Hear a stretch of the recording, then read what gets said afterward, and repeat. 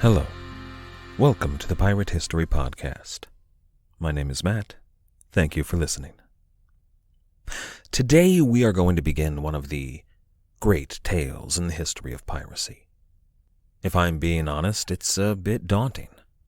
Happily, there are some sources that were either recently released or that I just recently acquired that will help us out here, but there's still a formidable task before us. I struggled even with where to begin this story. There are so many possibilities. We could begin at the Royal Academy in London, among such illustrious names as Sir Isaac Newton. Or we could peer through the bars at the Jamestown prison circa 1688. We could visit the court of King William III, or we could visit the governor's mansion in New York City. Perhaps the best place to begin would be the trading house of one of the most prominent names in American commercial history. Or maybe the island of Madagascar. They're all viable options. They're all places that we will be seeing in this story. But not today. That story is too big for today. I suppose we should start, then, at the beginning. One of those newly released sources I mentioned takes this story all the way back to the Nile Delta, circa 1179 BCE, the invasion of the Sea Peoples. Now, we're not going to go that far back, but instead we're going to look at the West Country of England circa 1650, where we will discuss a family named Avery. This is episode 178, Bred to the Sea. Before we depart, though, I do want to take a moment to talk about sources. They're significant to this story and the search for historic fact. There isn't a lot of that to be found here. If I were to relate the facts as we know them to be true, this story could end in mere minutes. Now, I'm going to distinguish between the facts and the superstitions and the legend here as best as I can, but the legend is important. Our main character today will become one of the most famous pirates of all time. Today, in modern cultural imagination, he may be overshadowed by Sam Bellamy or Blackbeard, but for centuries this pirate reigned supreme. In fact, right as Sam Bellamy and Ed Teach were beginning to become aware of the world around them, this pirate suddenly became the most talked about name in perhaps the whole world. And this pirate was born in a little hamlet just down the road from the birthplaces of both Blackbeard and Black Sam Bellamy. His wife still lived just down the road. It's possible that as young boys they could have met her. It's also possible, although very unlikely, that as teenagers they may have seen a play about this pirate. His name loomed over the world for their entire lives. It's not overstating it to say that at the time, and for many, many years after, he was seen as the most infamous pirate in the world. Until relatively recently, the only pirates who could come close to matching that amount of notoriety were maybe Mary Read and Anne Bonny. So we need to discuss the sources. Sources that played a role in creating this legendary scourge of the seven seas. For example, we don't know when this pirate died. Some of the earliest sources about him might have been published when he was still roaming the earth. At least one, the Life and Adventures of Captain John Avery, was likely published in his lifetime. 1709 was the first pressing. 3 years later, that play I mentioned, called The Successful Pirate by Charles Johnson, played for 4 nights in London. It was a farce, and it was a flop, but some of the theatrical invention found therein did make its way into later accounts. Now that playwright, Charles Johnson, should not be confused with Captain Charles Johnson, author of A General History of the Robberies and Murders of the Most Notorious Pirates, published originally in 1724. However, A General History does begin with the life of Captain Avery. As we've mentioned here before, we don't know who Captain Johnson was. It was probably a pseudonym, but it was assumed for many years to have been Daniel Defoe. Modern literary analysis tells us this probably wasn't the case, but Defoe was much more likely behind the next and most infamous source that we have. This was published as an autobiography. It was a pair of letters from the pirate himself, intended to discredit any other works that were out there and to set the record straight. This was, however, entirely a falsehood. Today, this work is called The King of the Pirates, published in 1711. Usually attributed to Daniel Defoe, it's a novella. I mean, this pirate that we're discussing could read and write, but I'd like you to imagine a West Country seafarer from the late 17th century using this kind of language. The King of the Pirates reads, quote, "In the present account I have taken no notice of my birth, infancy, youth, or any of that part which, as it was the most useless part of years to myself, so it is the most useless to any one that shall read this work to know, being altogether barren of anything remarkable." End quote. But imagine that in the voice of, Hagrid or Long John Silver. "Yar, shiver me timbers! In the present account I have taken no notice of my birth. You're a wizard, Harry!" It just doesn't add up. So while we will reference the King of the Pirates and discuss some of what it has to say here today, it's not to be trusted. Sadly, a source that is usually trustworthy, one of our greatest sources on this entire era in piracy, is completely silent on this pirate. Even though the author personally knew this most famous of all pirates, William Dampier never once mentions him in any account. If he had, it would clear up a lot of the myth. Now, this pirate is talked about in all of those accounts that follow the publication of Treasure Island in the late 19th and early 20th centuries. Most of those, though, are just a rehash of what had already been written. But then we get to the modern histories, books by authors that have done their due diligence. They compare the early sources to the historical records from church and state organizations to find something resembling what may have actually happened. A ton of my favorite books about the topic of piracy go into the story of Henry Avery. The Pirates' Pact by Douglas Burgess, for example. All of my books about the Pirates of the Round or William Kidd or just the golden age of piracy in general. But two works specifically about this pirate stand out. The King of Pirates by E.T. Fox is amazing. Fox is a stellar historian on the entire topic of Atlantic piracy and does a great job cutting the fat from the story of this pirate and the attempt to find fact. Then there's that new book I mentioned, published here in 2020, and it was a book I couldn't put down. Enemy of All Mankind by Stephen Johnson is a wonderful book. It's wide-ranging and large in scope and goes into more than just the biography of this pirate. I couldn't recommend it highly enough. All of these sources are going to help us attempt to tell, maybe not the tale, but a tale about the pirate in question. Now, you may have noticed that I avoided naming this pirate, except in titles that named him. See, we don't exactly know what his name was. Was it John Avery? Maybe it was Benjamin Bridgeman or Long Ben. In contemporary sources, reports from naval officers and the like, they name him as Every or Ivory or a host of other variations. He's most famously known, probably because of a general history, as Henry Avery. And originally I intended to use that name. The family from which he is most often believed to have come goes by Avery. But this pirate signed his name to two documents that have survived to come down to us. One was a letter to his wife, and the other one was his signature upon joining a particular ship's crew. In both cases, he uses the name Henry Avery, and with that in mind, I'm going to default to that spelling, unless it's pressing it to use one of his aliases. With all that out of the way, let's travel to the west country of England, in the County Devon.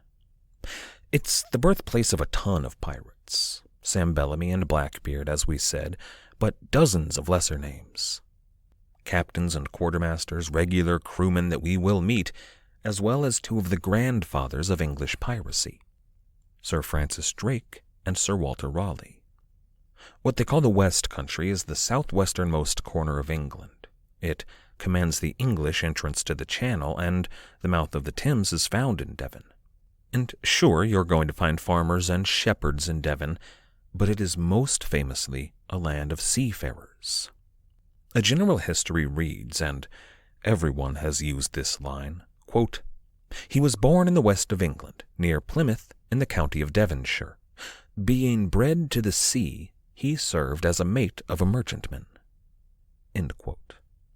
Now we'll dig into that in a moment, but that line, "bred to the sea," is found in almost every account of Avery's life.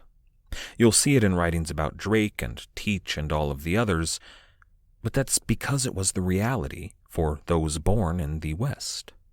More than likely, for those growing up in Devonshire, you had a choice of 3 occupations: fisherman, merchant sailor, or the Navy. Your father and his father probably shared those exact same options. You were, very much, bred to the sea. Now, we don't know when Avery was born exactly. The testimony of one of his crewmen, much later in this story, will say that he was about 40 in 1695. It was difficult to tell just how old Avery was because he wore a wig so often, but that tidbit places his birth somewhere in Devon around 1655. Using that as a guiding light, historians have tracked down what may have been his birth. The parish records from a little hamlet called Newton Ferrers, just southeast of Plymouth, record the birth of a baby boy to John and Anne Avery on 20th August, 1659. From that, we can extrapolate quite a bit about Avery's early life. The Civil War was over by 1659. Cromwell was in charge in England, but Newton Ferrers had been hit particularly hard by the war. The west of England was mostly royalist, but big cities like Plymouth and Exeter were parliamentarian strongholds. And you can see the obvious tactical value of the most important naval region in England. The west of England saw a lot of fighting, Devon in particular. Fully 1/3 of the population of the county were casualties of the Civil War. There was the conscription and a number of battles, of course, but more than anything else were those pressed into naval service who just never returned. Newton Ferrers was a small town. Around the time of Avery's birth, it was home to 125 adult men, with an estimated 100 family units. We could estimate a population of, 500 or 600 people? I mean, imagine that 200 of your neighbors, in whatever size city you live in, were lost in less than a decade of fighting. You would feel the effect of that. And in a place like Newton Ferrers, where it was such a high percentage of the population, well, that was still hanging over their head long after the war was over. However, much more pressing in Avery's youth was the threat of pirates. Not the omnipresent threat of regional rovers from Ireland or Wales or France, they were always a problem, but for a few years when Avery was probably about 7 or 8 years old, Barbary pirates were a clear and present danger. They were something of a national crisis right about the time that Charles II was restored. Ships from Algiers and Tripoli and Salé were spotted off the coast of Devon 2 or 3 times a week. They were searching for any unwary ships they could capture and any people they might be able to carry off to sell into slavery. This was the kind of thing that absolutely would not have been lost on a boy living in Devon. It's likely that the pirates were something of a bedtime story boogeyman for boys his age living in Devon, but one that was real, one that was right out there at sea right now. What really makes the Barbary pirates notable in Henry Avery's life would be his later opinions on topics like slavery and, of course, piracy. Now, what we know about his family is limited. We could trace the Avery clan back a few generations, but there's not much to glean off that. Instead, though, we do know a bit about John Avery. He served on board a ship in the war. but we don't exactly know which war. It could have been the Civil War or the 30 Years' War, which is more likely, or even the First Anglo-Dutch War. Some have suggested, though, that the elder Avery served as a privateer in whichever war it happens to be. Which isn't unlikely. Securing a commission wasn't difficult, and privateering was a much better option if you owned a ship. We can say with much more confidence, though, that John Avery spent the years following the war in a lucrative business in the liquor trade. Now, we don't know exactly what his role was in that trade. For example, we don't know if, during the Anglo-Dutch War, as a West Indian privateer, he made contacts with whom he traded in the new and very rich trade in rum. But I like to imagine that that's how Avery's father made his money. They didn't get rich exactly, but the Avery family did all right. Henry was educated, in at least enough to keep accounts and to read and write. Which is all we can say for certain, but then there's the legend. The life and adventures of Captain John Avery, which is not trustworthy, tells us about his school years. It tells us his widowed aunt was the local school mistress. The author of that work, Adrian von Broek, tells us that his aunt, quote, had the satisfaction of not only seeing him outstrip those of his own years, but those that had been some years before him.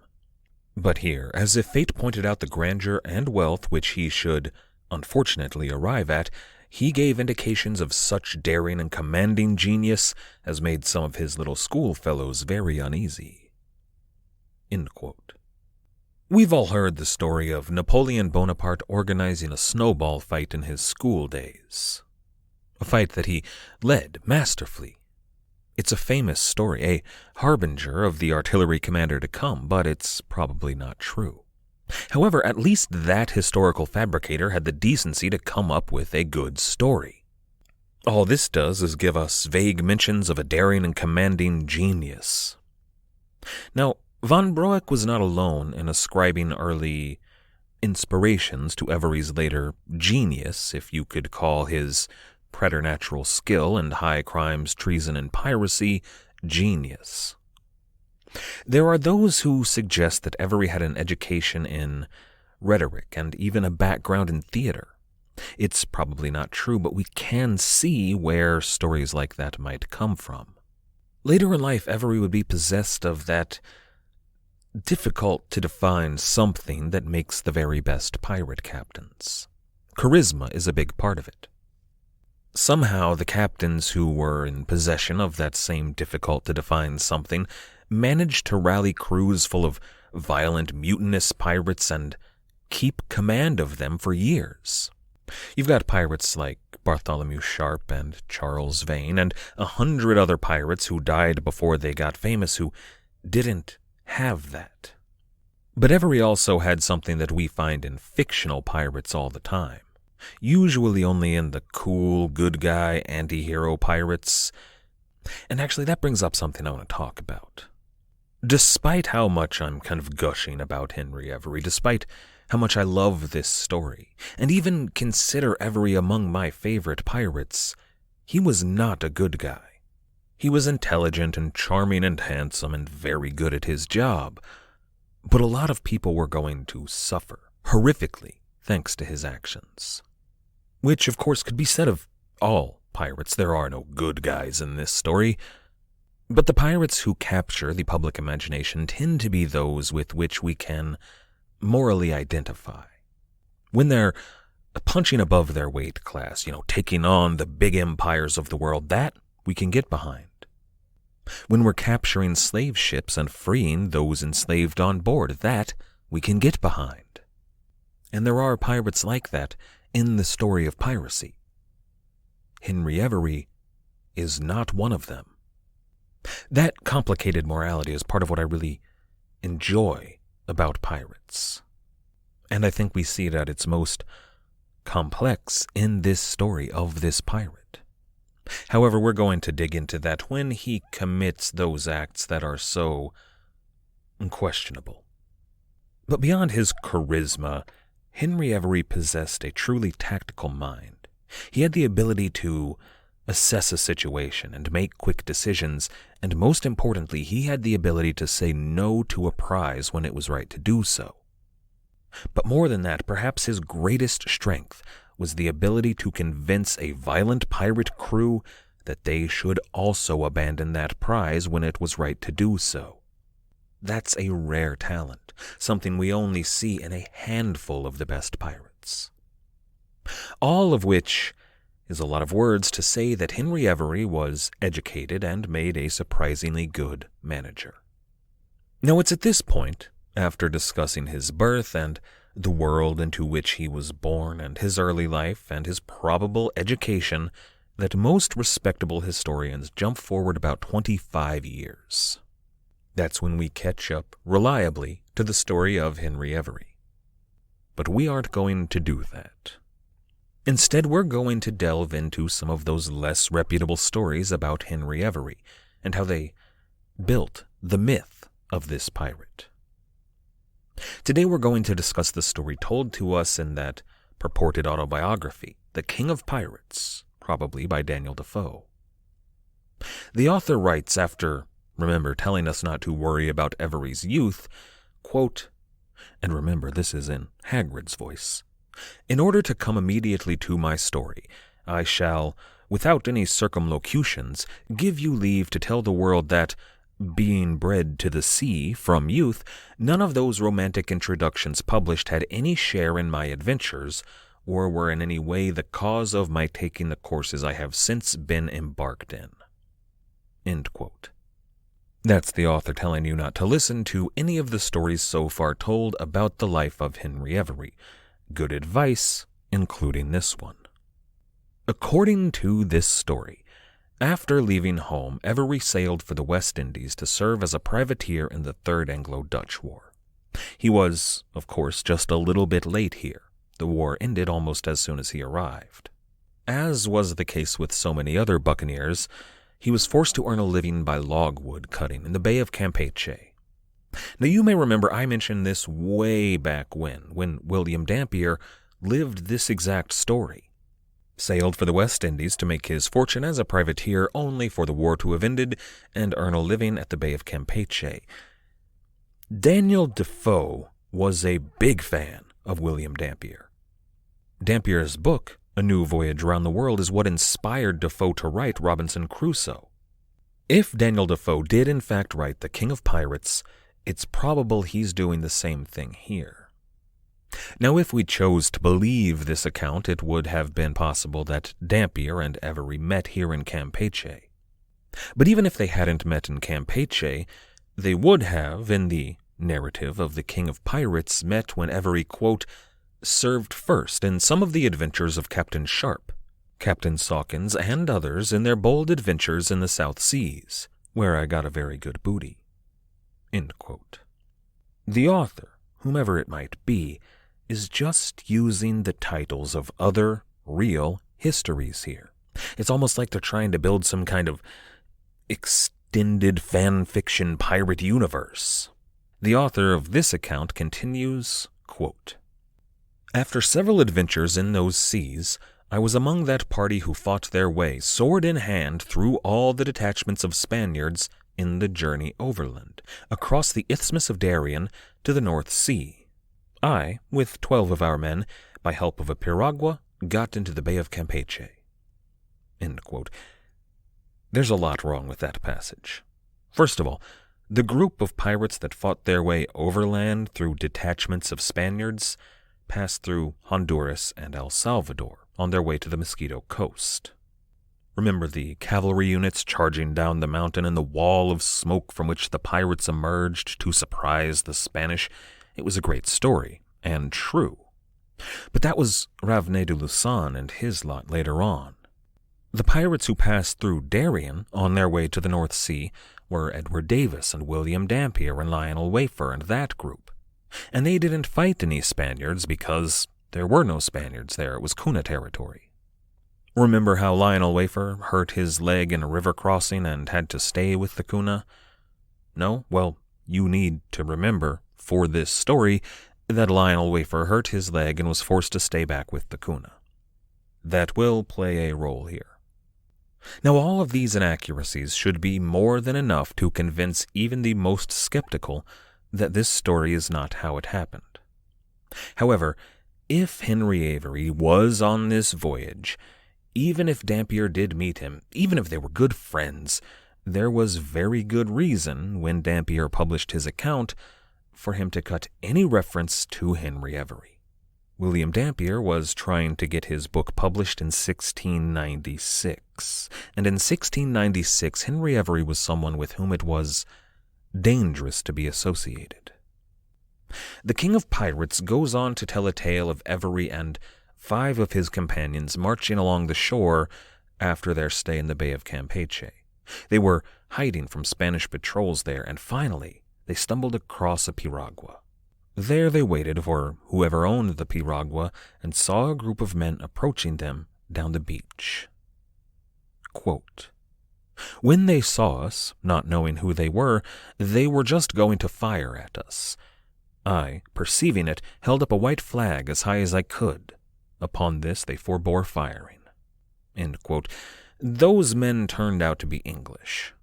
Avery, according to this narrative, told them about all of their troubles, and that he and his friends were prepared to give up. They were even prepared to surrender to the Spanish. They assumed that this piragua belonged to the Spanish. The Spanish, even if they were arrested, as they certainly would be, would have provided them with at the very least food and a way back to civilization. The Englishmen, though, took Henry Avery and his companions on board their ship, but Avery found out that they were nefarious characters. Quote, "They took us into their boat, and afterwards carried us on board their ship. When we came there, we found they were a worse sort of wanderers than ourselves. For though we had been a kind of pirate, known and declared enemies to the Spaniards, yet it was to them only, and no other. But now we were listed in the service of the devil indeed, and like him, were at war with all mankind. However, we not only were obliged to sort with them while with them, but in a little time the novelty of the crime wore off, and we grew hardened to it, like the rest. And in this service I spent 4 years more. Our captain in this pirate ship was named Nichols, but we called him Captain Red Hand. A Scots sailor gave him that name when he was not the head of the crew, because he was so bloody a wretch that he scarce ever was at the taking any prize, but he had a hand in some butchery or other." End quote. Now that's pure fiction, but that's the kind of fiction I can get behind. Then it gets even more ridiculous, though. After a few weeks serving with these pirates, Red Hand takes Henry Avery into his cabin and into his personal council. He declared that Avery was at heart a captain, just without a ship to call his own. A state of affairs that Captain Red Hand intended to rectify. Off the coast of Cuba, Captain Red Hand and Avery met with a 40-gun Spanish galleon. Even though their little pirate ship was small, the pirates engaged her and fought a stout fight. The Spanish captain, after trading volleys for the better part of a day, cried for quarter. They took this galleon, but upon inspection she just wouldn't do. She rode too deeply in the water. She was too fat, too slow, not a good pirate ship. Instead, they took all of her guns and indigo and muskets and chests of silver and barrels of rum. None of this happened. The Spanish, when things like this actually did occur, were always up in arms about it. We have their accounts of all the piracy going on here in the 1680s, and there's no account of this ship being taken by any pirate, especially one named Red Hand. It was a fiction, as were the next few prizes they claim in this narrative, and that includes the crowning jewel of Avery's early career. The King of Pirates gives us a full-throttle, dashing account of how Henry Avery acquired his own ship, the Fancy. It's a fine story. It's a fun story. But I'm not going to share it with you because that's all it is. A story. And we know how Henry Avery came into possession of the Fancy. And the reality makes a much better tale. But that story is going to have to wait. We're going to leave it there today. Next time, we are not going to continue on with the arch-pirate Henry Avery. After all, Henry Avery is only one in a group of pirates who will form this nucleus of captains, who will become the driving force behind what is known as the Pirates of the Round.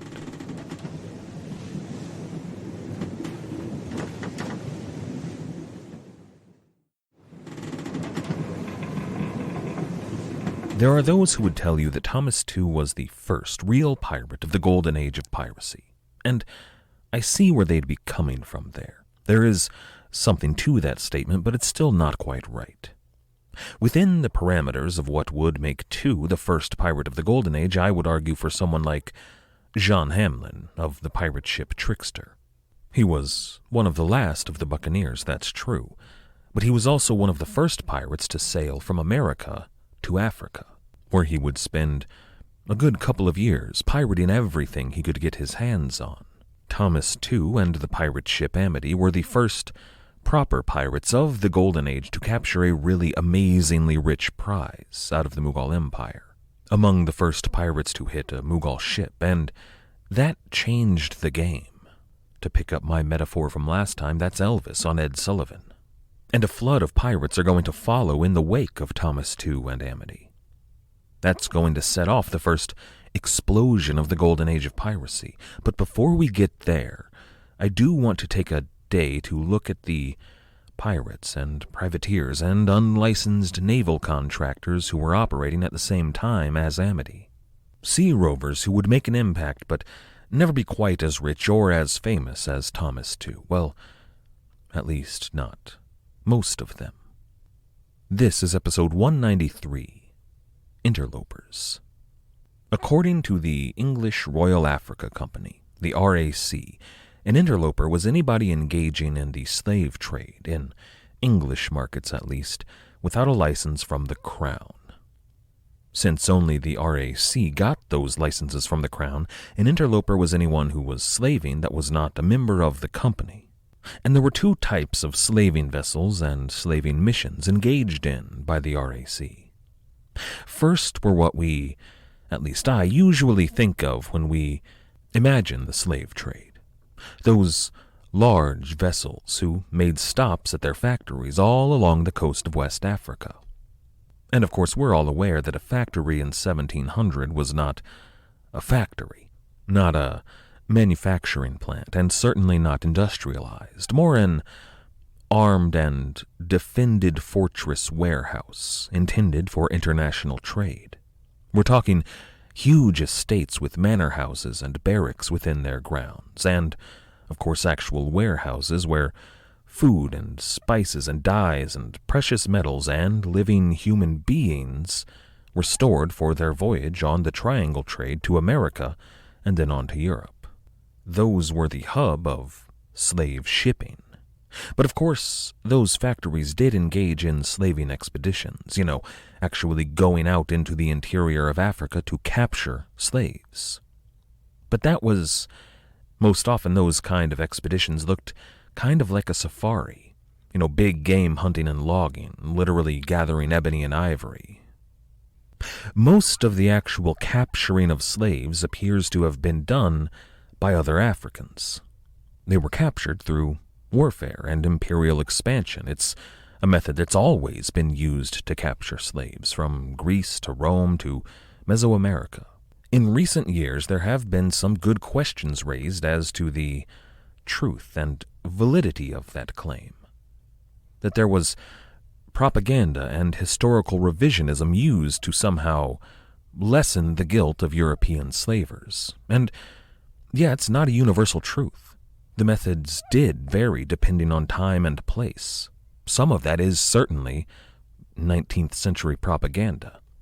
And while those questions have raised a lot of good points about the accepted history of the era, the pendulum has begun to swing back toward the middle. This kind of thing did happen, kind of a lot. But that doesn't lessen anybody's guilt in this whole affair. You don't get to say, but officer, I only bought the drugs and then, sold them at a higher price. That doesn't make you any more innocent. It makes you a drug dealer. That's the first kind of mission engaged in by the Royal Africa Company. The second was perhaps even more common but smaller in scale. The company would issue what amounted to almost privateering commissions, private contractors who were to scout out potential new markets for the Royal Africa Company. Now, all of this was highly regulated by the company. Those privateers, for the lack of a better word, those ships were to make contact with people on the coast, to initiate trade, and then, once a good trade relationship had been established, they could begin to talk about maybe procuring a few slaves, if you happen to know where to find any, of course. This was the basis for how new factories were to be established. And it took time. You didn't always want to build a factory everywhere you landed, necessarily. It took years of careful diplomacy to make that decision. Small ships building trust with the locals, procuring guides and translators. You don't just jump right into capturing slaves with people you just met. It takes a bit of finesse. One such agent of the RAC, captain of the ship Hannibal, Thomas Phillips, made these kind of careful expeditions to the African coast on a regular basis. He spent years of his life and career doing just that, which makes it noteworthy when Phillips wrote in his ship's log in 1693, quote, "I have nowhere upon the coast met Negroes so shy as here, which makes me fancy they have had tricks played on them by such blades as Long Ben, alias Avery, who have seized them and carried them away." End quote. Henry Avery, Long Ben, was active on the coast of Africa in 1692 and into 1693.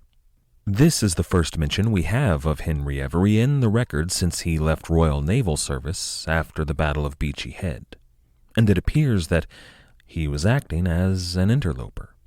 Now, this particular passage doesn't give us any real details on Avery's actual activity on the coast of Africa. Captain Phillips tells us that tricks were played by such blades as Long Ben.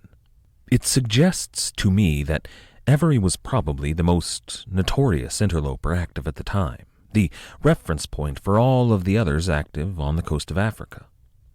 And as an interloper, Avery and the others were breaking more rules than just trading in human lives outside the law.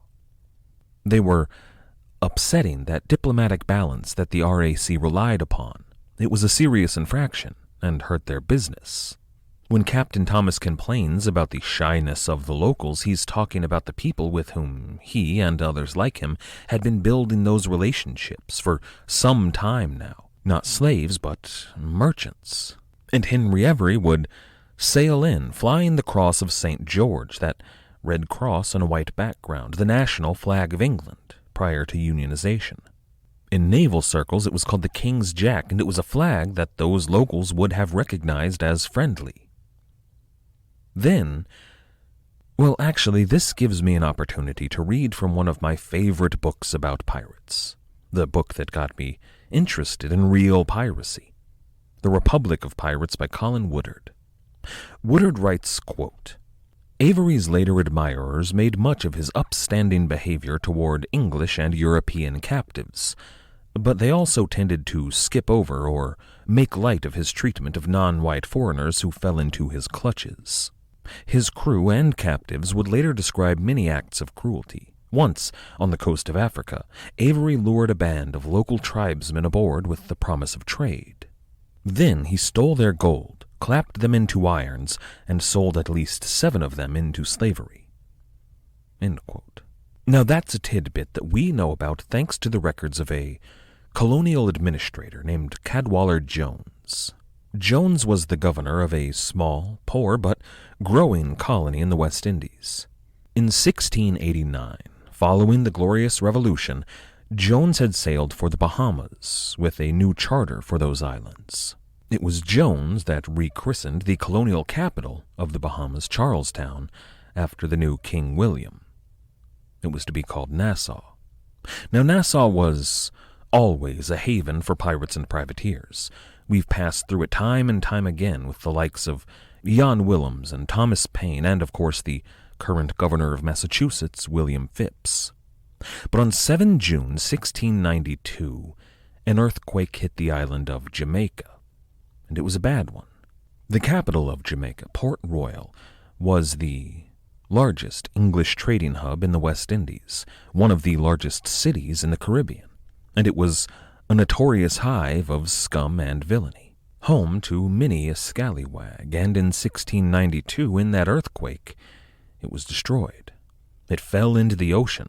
They'd still today pull up finds from the sea floor from time to time. The earthquake itself and the subsequent tsunami and then the homelessness and lack of food and proper medical care all in all left more than 5,000 people dead. But all of those pirates and privateers who called Port Royal a base were suddenly out of a home. In years past, they would have likely sailed for Tortuga, but England and France were currently at war in 1692. In days past, they probably would have sailed for Tortuga, but in 1692, England and France were at war. La Roue de Graaf would have killed them. So instead, they sailed for what had been, prior to this time, something of a quiet hideout, a place to relax, to drink rum, to maybe hunt some ambergris, but more than anything else to let the heat die down. Nassau you could describe as kind of a vacation home for the buccaneers. But within a few weeks of the destruction of Port Royal, the port at Nassau, in the heart of the Bahamas, was filled with pirate ships.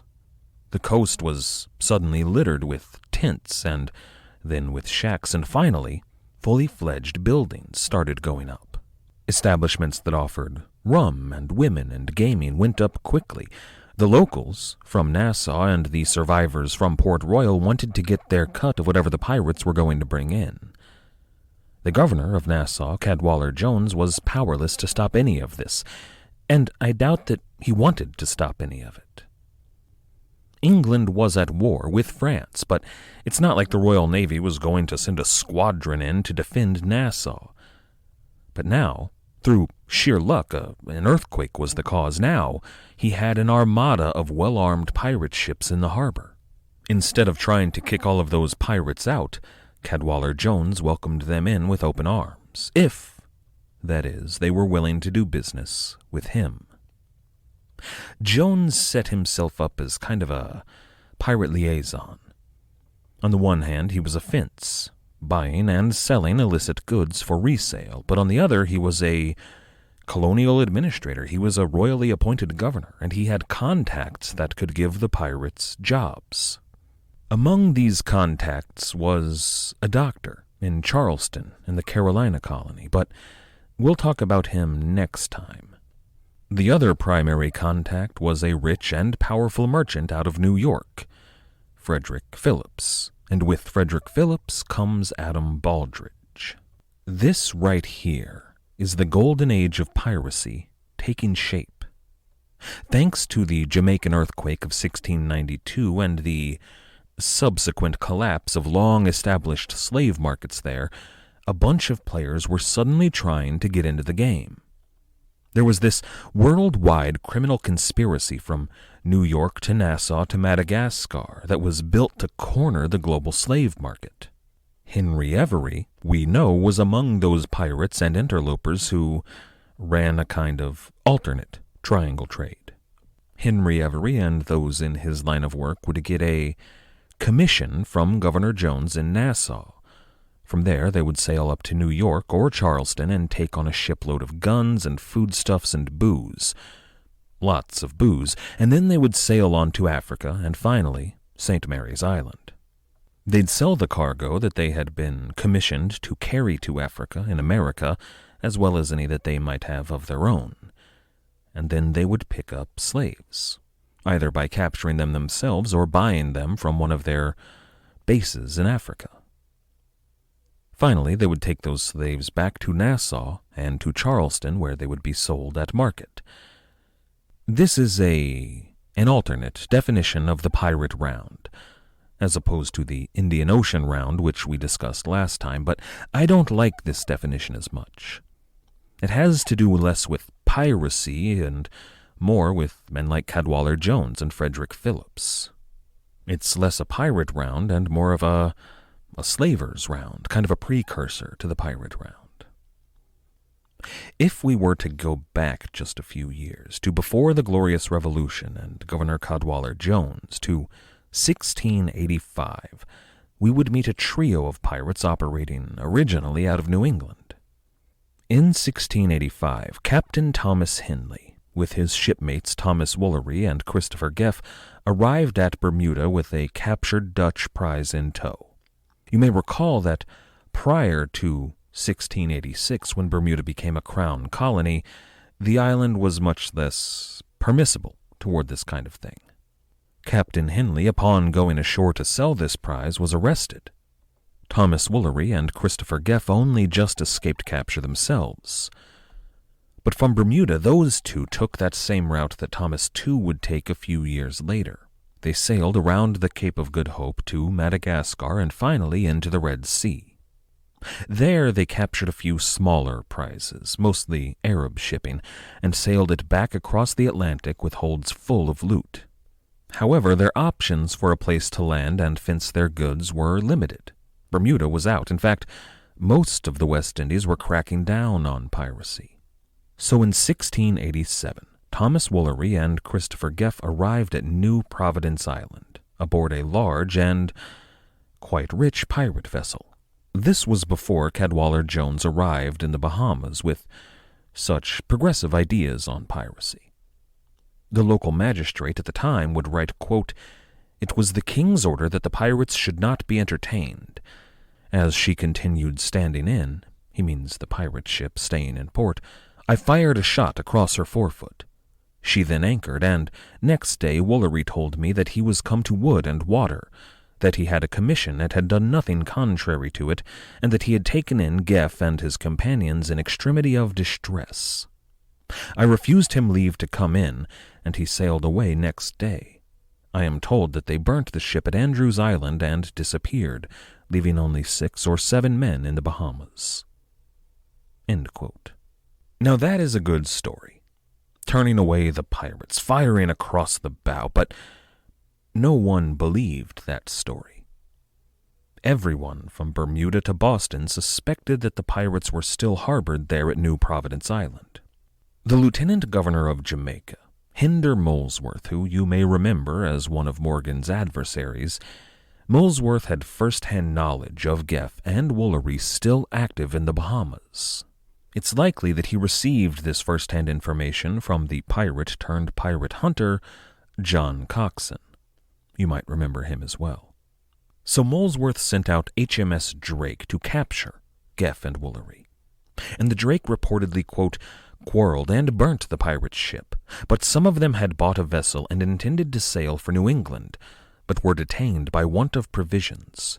Some of these pirates have so much money they pay half a crown for a pound of flour. End quote. But that is yet another good story. That the pirates were detained, or perhaps even that this battle took place. We know that Thomas Woolery and Christopher Geff were going to get away with most of their men and cargo intact, and they were going to make it to Boston, where they would sell that cargo. Geff and Woolery aren't the point here. They're merely an illustration that piracy was alive and well at New Providence before Cadwallader Jones and Henry Avery.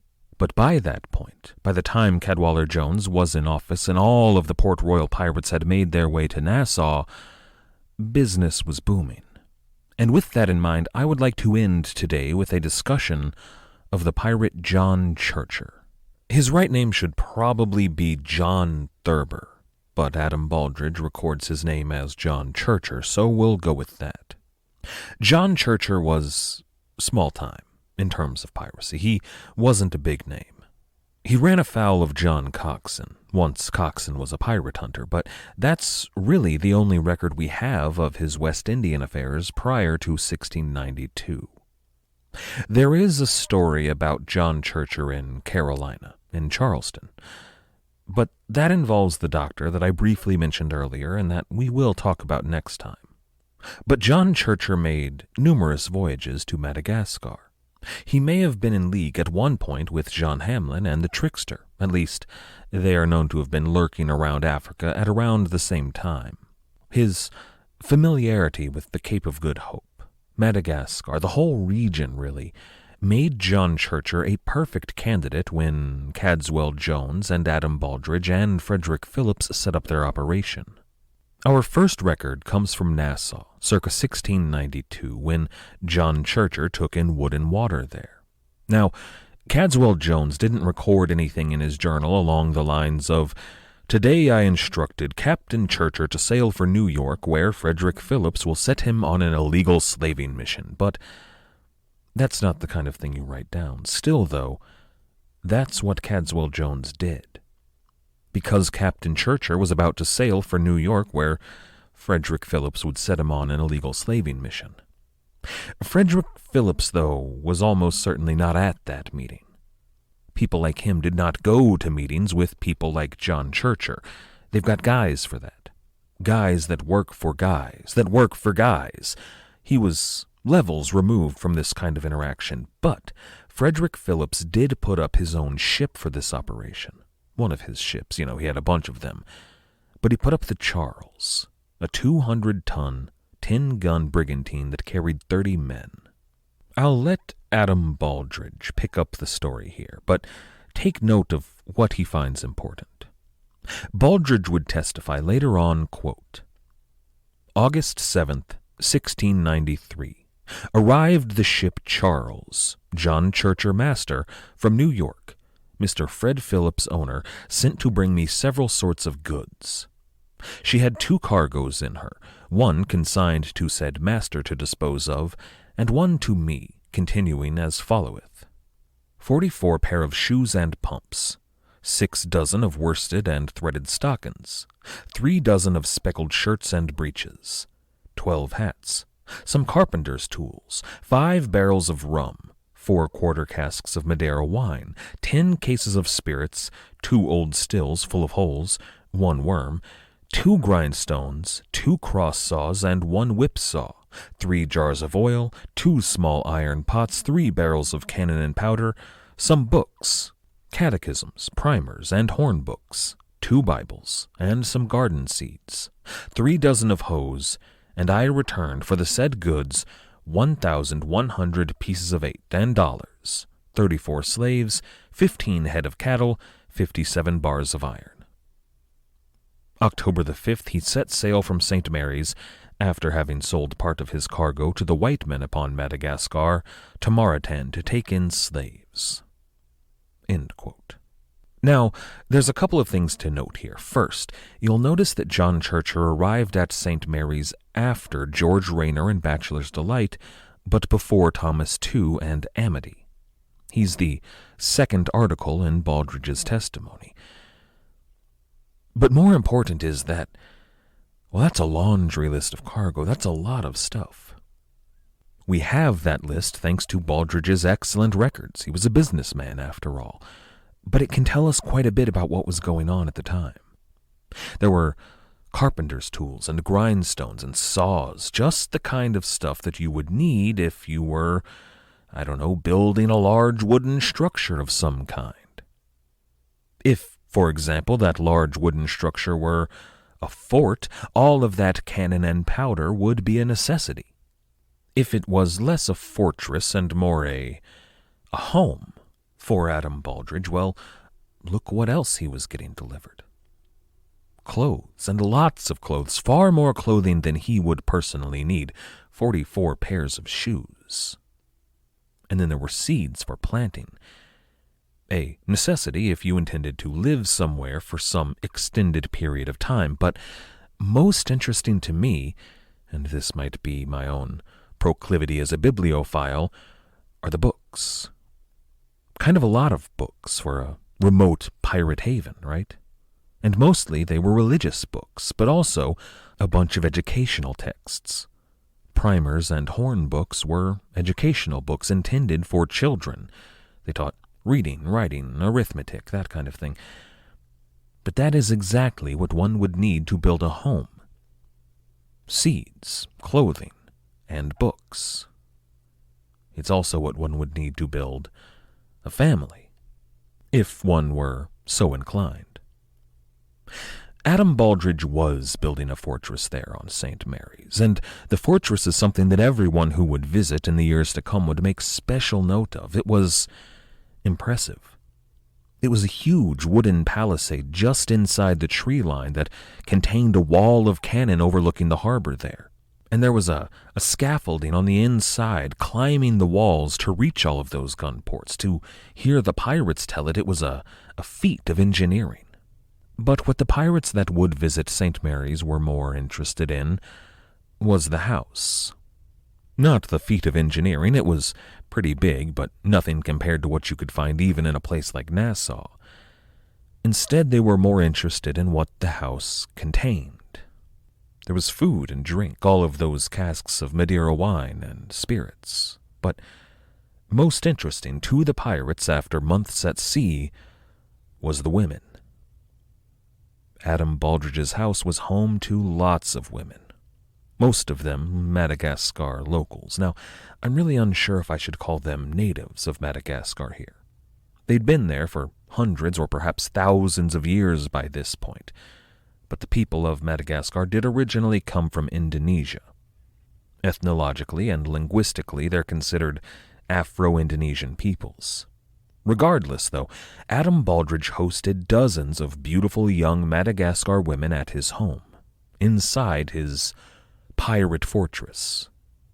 In 1693, it was not yet the case, but before long, Adam Baldridge was going to have a whole mess of kids running around his fortress. I can't help but think that all of those Bibles and catechisms and educational primers must have been for those children. And there's eventually going to be so many kids running around Madagascar, both here at St. Mary's and at St. Augustine Bay later on, that the genetic footprint of the pirates is still present on Madagascar today. Because this wasn't all Adam Baldridge. I mean, he was certainly doing his part here, but he's not Genghis Khan. He had a lot of help in fathering all of these children. The pirates that would come to St. Mary's to sell their cargo also enjoyed the island for a taste of home. A comfortable bed to sleep in, a hot, fresh meal, and the companionship offered there. This is what St. Mary's was not yet, but what it was about to become. And all of that would start to take shape with the arrival of John Churcher and the Charles. All of those supplies would help him to begin building his fortress home, to turn it into what is arguably the greatest pirate haven in the history of the world. But from that point, John Churcher would sail onto St. Augustine Bay. Goods that the Signet pirates could use to set themselves up, stuff they really needed.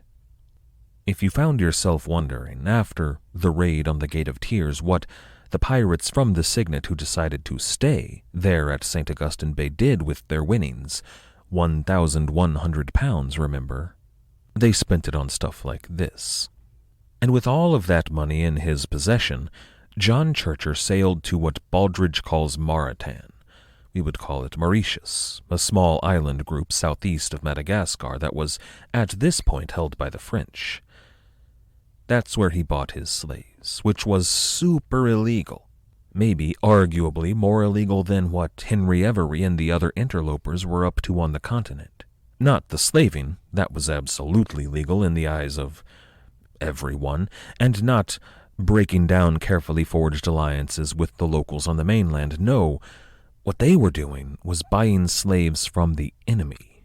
They were aiding their French rivals, and the RAC really hated it when people did that. But of course they didn't know about this particular exchange. John Churcher did not sail for any major port in the Atlantic world. Instead, he sailed discreetly to Nassau.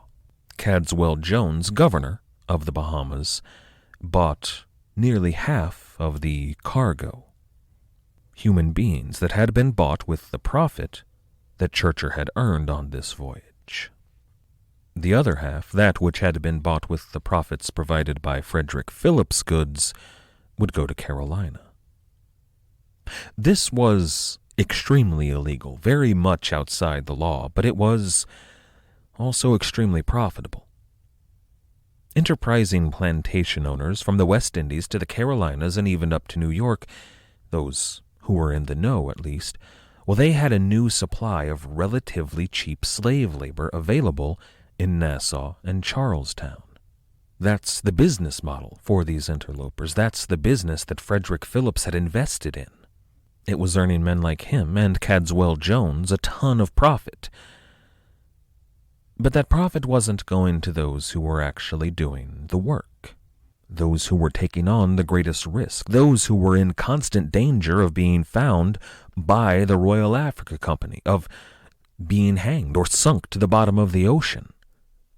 Men like John Churcher, the interlopers, were making pennies on the dollar. And that included blades like Long Ben Avery. It wasn't a great deal. So in the weeks to come, we're going to discuss how these interlopers turned from the slavers' round and this international slavers conspiracy into the pirate round. After, naturally, Thomas II showed them how it was done. But not next time. Next time we're going to talk about that doctor in Carolina, Charleston specifically. We're going to talk about his role in founding the Carolina colony and his association with pirates like John Churcher and Robert Searle.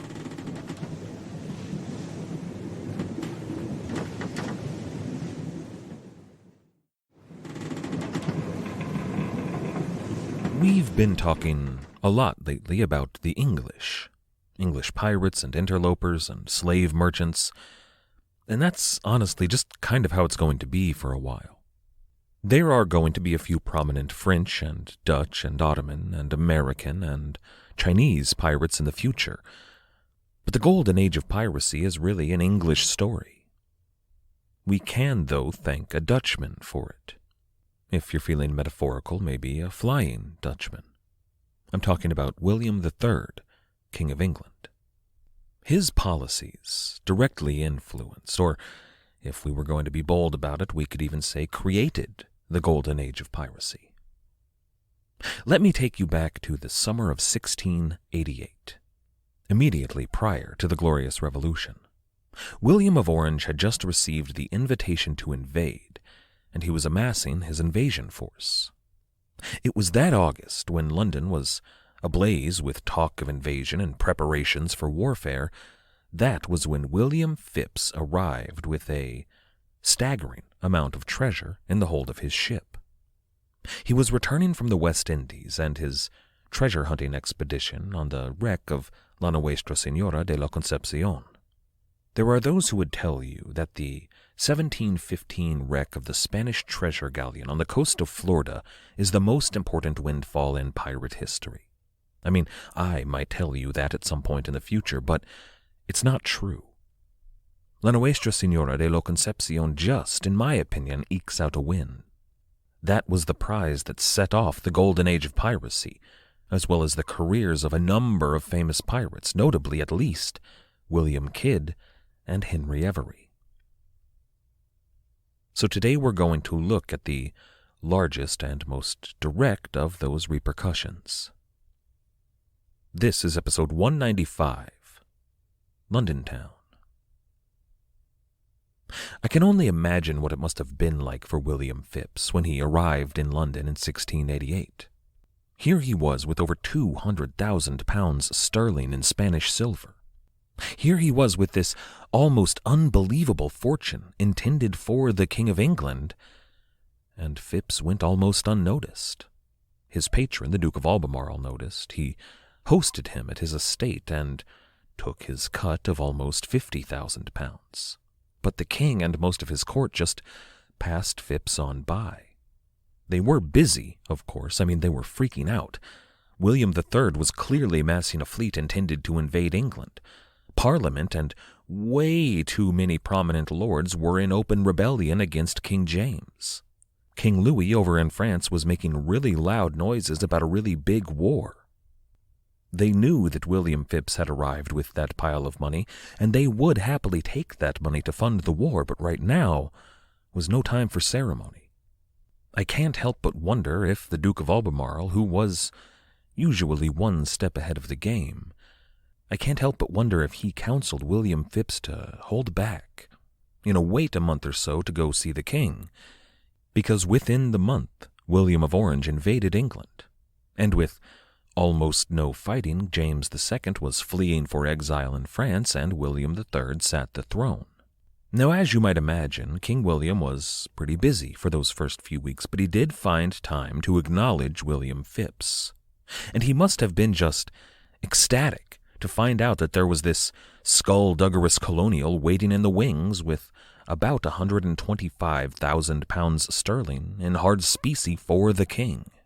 Any of us would be happy, I imagine, to get 125 large, but William especially must have been gleeful here, because when he came to the throne, he learned that England was broke. Like, really broke. If there's one thing that every Stuart monarch of England had in common, it was their inability to manage money. However, even though that 125,000 pounds was worth a lot more in 1688 than it is today, it still wasn't enough to just solve England's financial woes. But if they invested it, and invested it well, it could turn their fortunes around. But that wasn't a job for the king. To see that job done, William turned to one of the richest and most powerful families in London, the Houblon family. The Houblon were of French extraction originally. They were Huguenots that fled France in the 1660s. Notably, they married into an even more wealthy and more powerful Huguenot family who fled Flanders back when Queen Elizabeth sat the throne. Here in 1688, there were 3 Houblon brothers that ran the family's affairs. The eldest was James Houblon, followed by Abraham and John. All 3 men served in Parliament at different times and ran large business interests. But they were exiles there in London, despite all of their wealth and influence.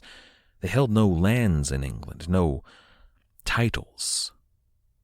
Presumably, they could get a posting at court if they really wanted one, but it wouldn't be on any of the important councils, just some kind of bureaucratic job, which would not do.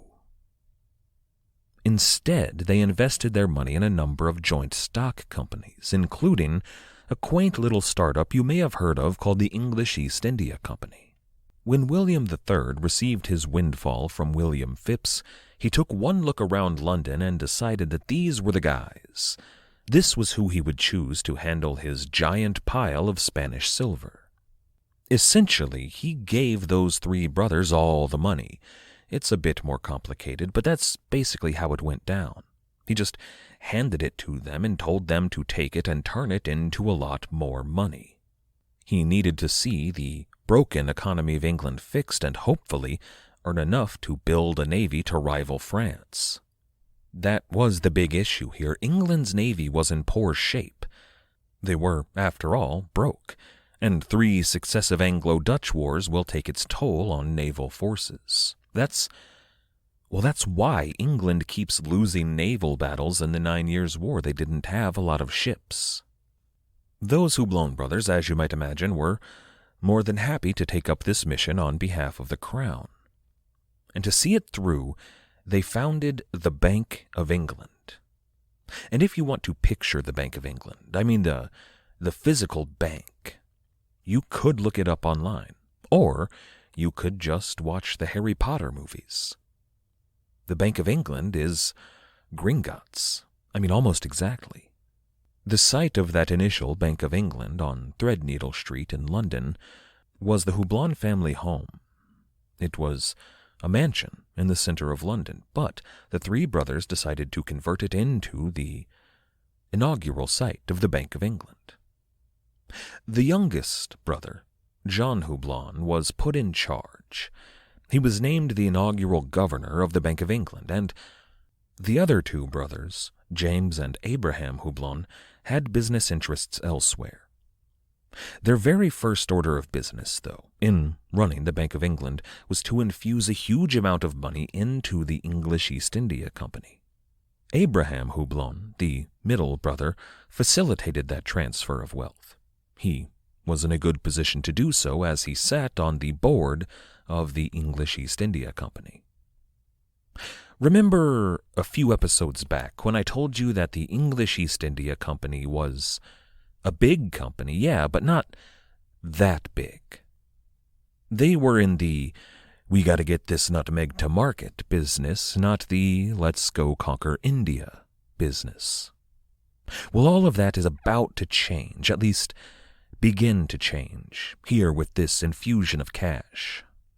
That's not going to have any immediate effects that we will feel, but keep it in mind. I mean, the East India Company and the Indian Ocean are pretty important to the pirates of the Round. But as for those immediate effects, for today, I want to focus on the eldest brother, James Houblon. James was, well, I can't begin to imagine what his life must have been like. He was an intellectual, or rather, he saw himself as an intellectual. He was patron to a bunch of actual intellectuals. And we're talking big names here. Diarists like Samuel Pepys and John Evelyn. Scientists like, well, the whole of the Royal Society of London. Robert Boyle, who kind of invented modern chemistry. Or, oh, Mr. Haley. I see you named a comet after yourself. Good show, old chap. What about Isaac Newton? He knew all of them, and they all knew him. Of course, James Houblon was not their equal. Intellectually, he was too busy being the mayor of London and an MP and director of the newly founded Bank of England, which was a distinct position from governor, as his brother was. But James Houblon was the kind of man who would have all of those famous names over for dinner. I cannot imagine a more impressive and fascinating and stimulating dinner. Isaac, why don't you tell us about this new discovery of yours? What did you call it again? Physics? And yeah, if I'm being honest here, given the chance, I'd rather sit on the beach somewhere drinking rum, with the sound of a Spanish guitar playing in the background and a big hunk of roast cow over the bonfire. To spend my time with scurrilous pirates and women of low moral character, that sounds like a lot more fun to me, but of course, that's just me. I'm a Philistine. But there is an exception to that rule. There is one time when I would choose John Houblon's fancy dinner party with scientists and women of high moral character over a beachside barbecue. And that was when Houblon hosted a young man, courtesy of the Royal Society of London, who had only recently returned from a voyage round the world. Upon his return to England, William Dampier was a guest of everybody. Dampier, of course, had quite the story to tell. He had years of sailing with pirates and buccaneers, a voyage into the South Seas, and their crossing to Asia, which to England was still kind of a mystery at the time. He had tales of the Philippines and Indonesia. There was that landmass that William Dampier was still tentatively calling Australius Incognita. There was Vietnam and India and Madagascar. But William Dampier, despite all of these fantastic stories, well, he had nothing to show for it. His sea chest, what was supposed to be the seed money, his fortune upon his return to England, was gone. The only object of any monetary value that he'd brought back with him was his slave, Jolie, from Mindanao, covered in tattoos. But upon his return to England, after only a few weeks, William Dampier had been forced to sell Jolie just to make ends meet. When Dampier got back to England, he had a life to get back to, and a wife to get back to. He was married to a woman named Judith that he had not seen in 12 years. They were in their early 20s when they got married, and now they were closing in on 40. I mean, what does that even look like, that kind of reunion? Hello, you're Judith, right? I think we're married. Judith was working as a servant, while Dampier was out of the country. And Dampier made enough with the sale of Geoli to a local theater company, as it happened, a company that would stage fantastical and not at all accurate stories with this tattooed native as a centerpiece. But Dampier made enough to buy he and his wife a humble little home there in London. But that was all he had money for. Judith had to keep working to feed them. The house itself, it wasn't great. It lay on the bank of the Thames, which, well, Diana and Michael Preston will give a better description of that than I could. They write in A Pirate of Exquisite Mind, quote, "The Thames was full of rubbish and waste from industries like tanneries along the banks, which discharged into it their acrid vats of dog turds and urine used to soften leather. The river smelled horrible, particularly when the ooze and its decaying contents were exposed at low tide. John Evelyn wrote, and here they quote John Evelyn, quote, "Dirty and nasty it is at every ebb, so as next to the hellish smoke of the town, there is nothing, doubtless, which does more to impair the health of its inhabitants." End quote. We could spend, if we really wanted to, an entire episode devoted to Londontown and how unbelievably disgusting it was. They go on to tell us in A Pirate of Exquisite Mind that the birth rate in London was not enough to replenish the death rate. The only way that London managed to keep their population steady and growing was with immigrants to the city, who came there for good and better-paying jobs. But I can't imagine that Judith, who, even though she was a servant and not at all wealthy, had been living in a fairly nice house, the house of her mistress, I can't imagine she was at all pleased with her newfound circumstances. I'm not even going to try to imagine what went through her head when her husband, I guess, when Dampier was so heartbroken at being forced to sell his tall and muscular, long-haired, tanned and tattooed slave boy, who had at the time been so worth the expense. All Dampier had to show for his 12 years of sailing off to earn his fortune was a pile of papers. Now, I have trouble characterizing Judith in my head. We just don't know enough about her. I mean, it's not like she and Dampier ever had any kind of correspondence to refer to. It would be easy to portray her as, kind of a shrew, right? Oh, you didn't make any money, but you managed to save a chest full of papers. And all you do day in and day out is pore over those old notes and cry over Jolie. What about me? I have needs too, but we don't know anything about the kind of relationship that she and Dampier had. And, we don't know, but it's possible that Judith was involved in her husband's work, that she was fascinated by all of those papers. Considering the trends of literacy and the publishing market in English society, as well as William Dampier's pretty abysmal handwriting, it's even possible that Judith, copied and compiled and edited his notes into a cohesive and readable work. At least, that's what William Dampier was getting up to.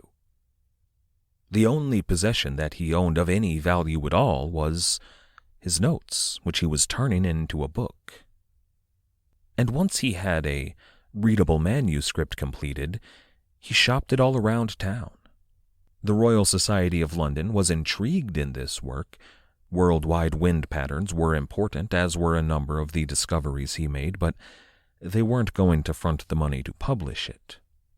When Dampier went to that dinner party hosted by James Houblon, he was telling stories at the dinner table, but it was all in an attempt to sell his book. And it was at that dinner that he finally, after about a year of trying, when he succeeded. He finally had a patron, someone who was interested in putting up the money to see that work published.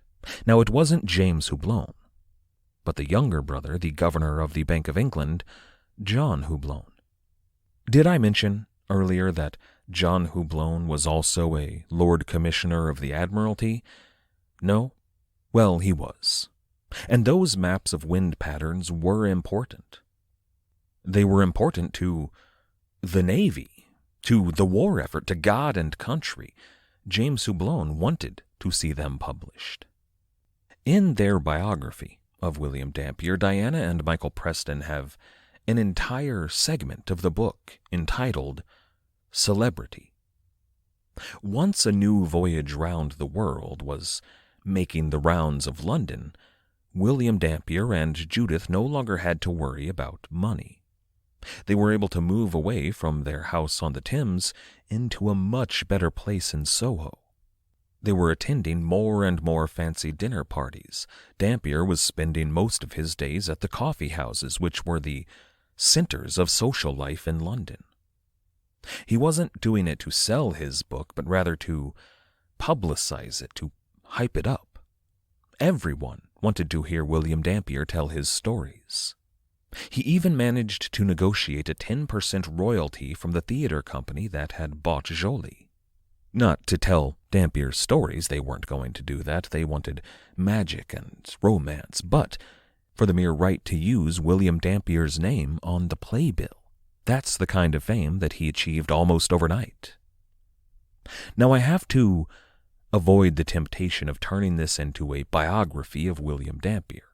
There is a bigger story here today, but I do want to mention one little tangent. You'll recall that back in May 1688, the pirate ship Bachelor's Delight put in at Philadelphia after 5 years of roving.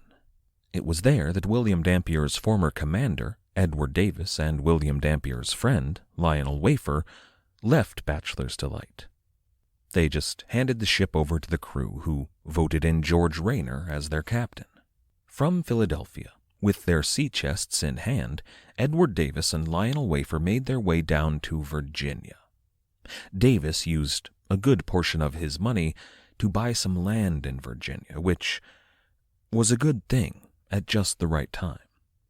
About a month later, on 22nd June 1688, Lionel Wafer, Edward Davis, and their 2 companions, one of them a slave, were arrested for piracy. They were subsequently tried and imprisoned.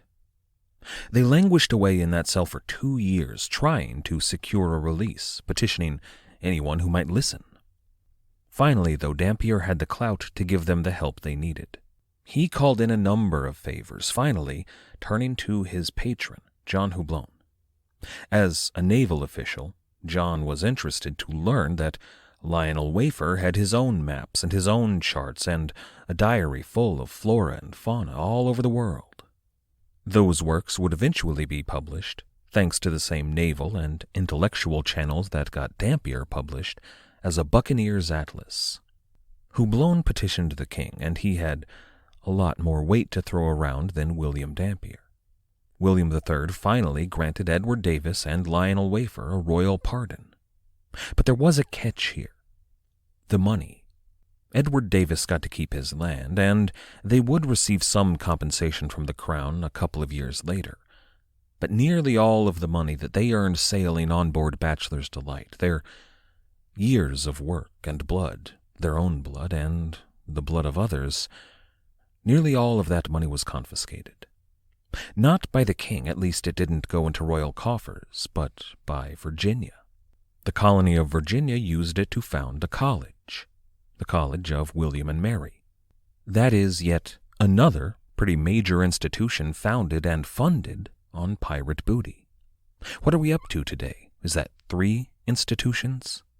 Why not kick it up to 4?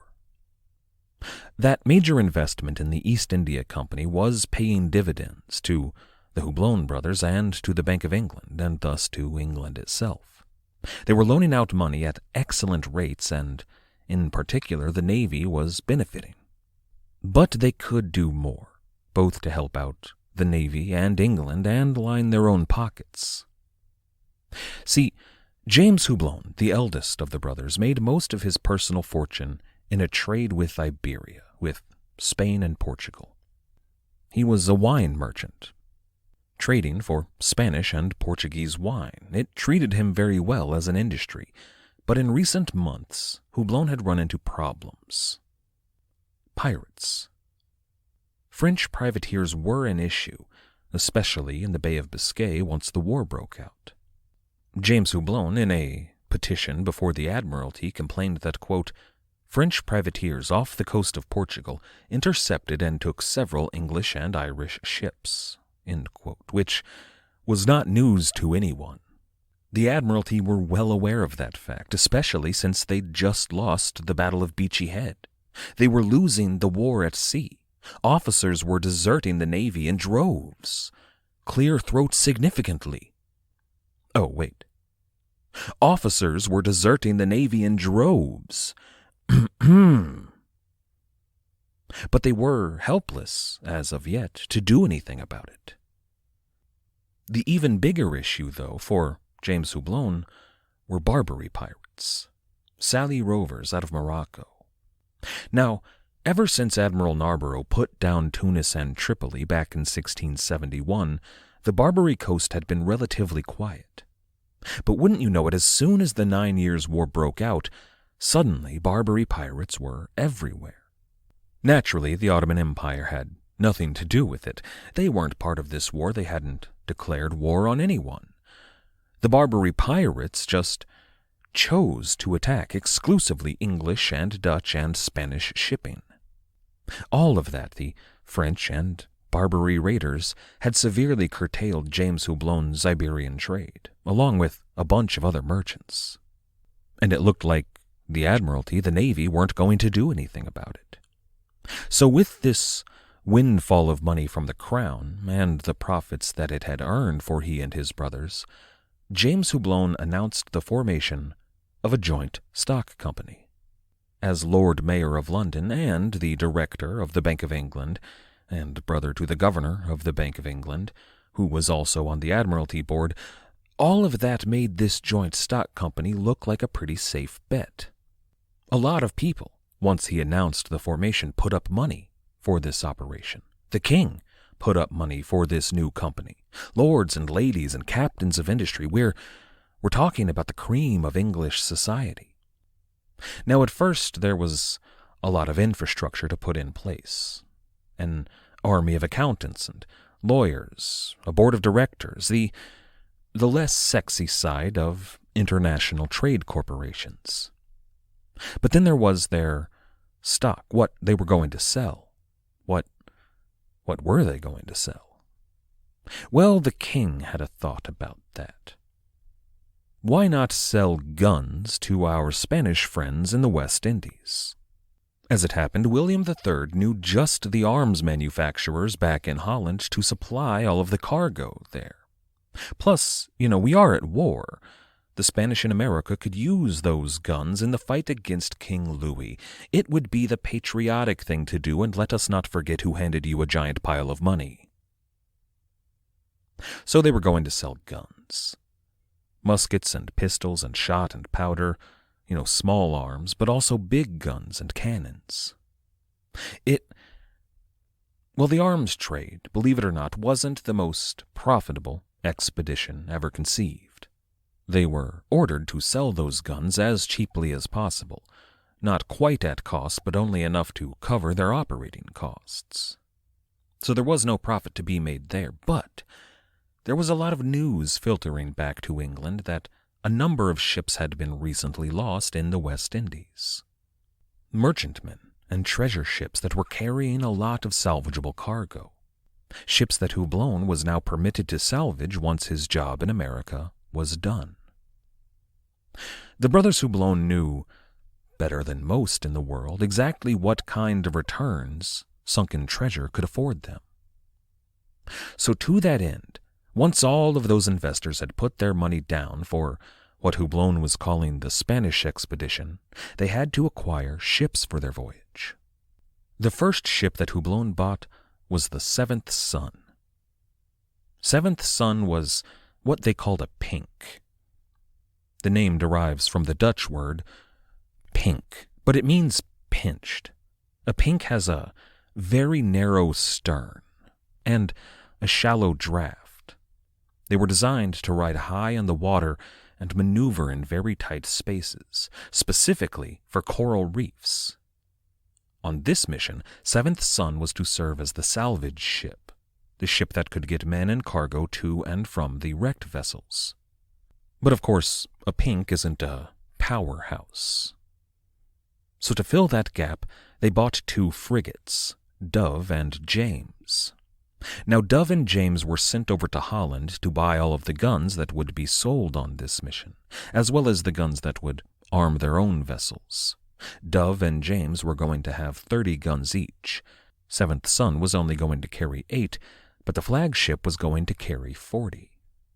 Now, I don't think that William Dampier was on board yet.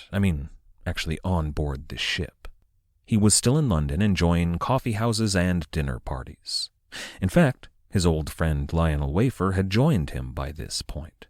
Wafer's book had not yet been published, but Dampier's was flying off the shelves. They would tell tales of the Guna and Darien and the Mosquito Coast, tales that were enjoyed by all.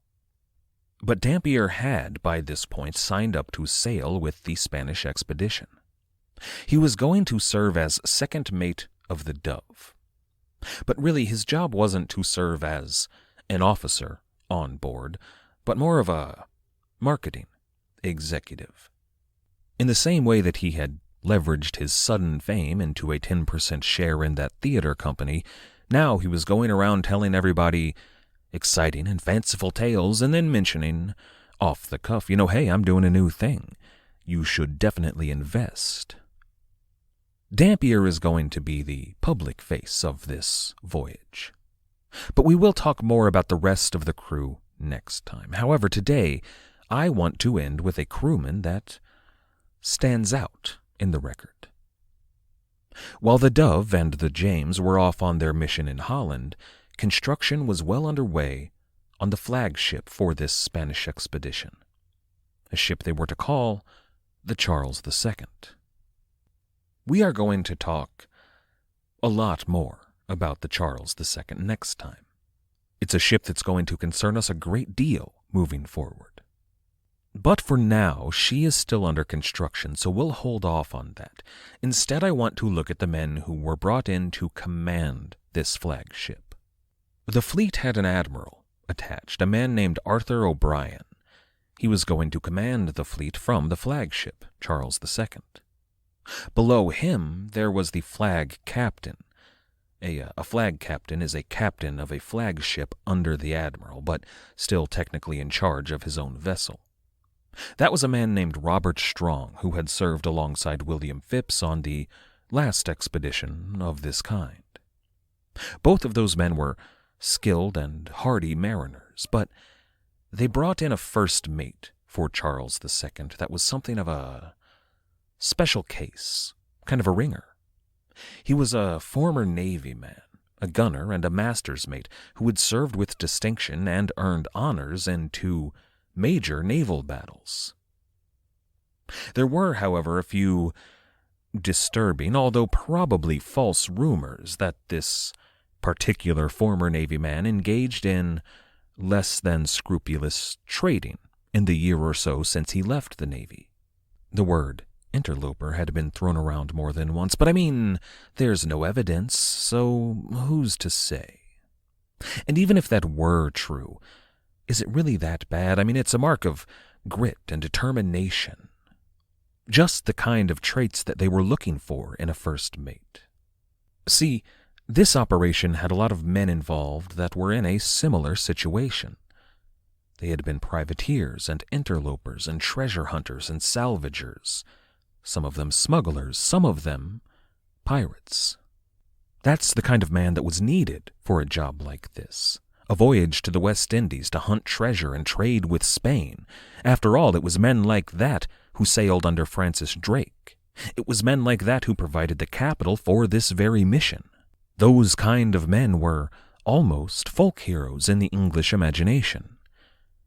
But they were an unpredictable lot. You are going to need somebody in a position of command who knows how to deal with that sort. Now, on a traditional English vessel, there wasn't a position that equated to a pirate quartermaster. A representative of the crew who had equal power to the captain. That position didn't exist. But as first mate, that is essentially the job that Henry Avery was hired to do on the Spanish expedition. However, to the horror of every single man and woman who had put their money up for this expedition, that's exactly what Henry Avery was going to do.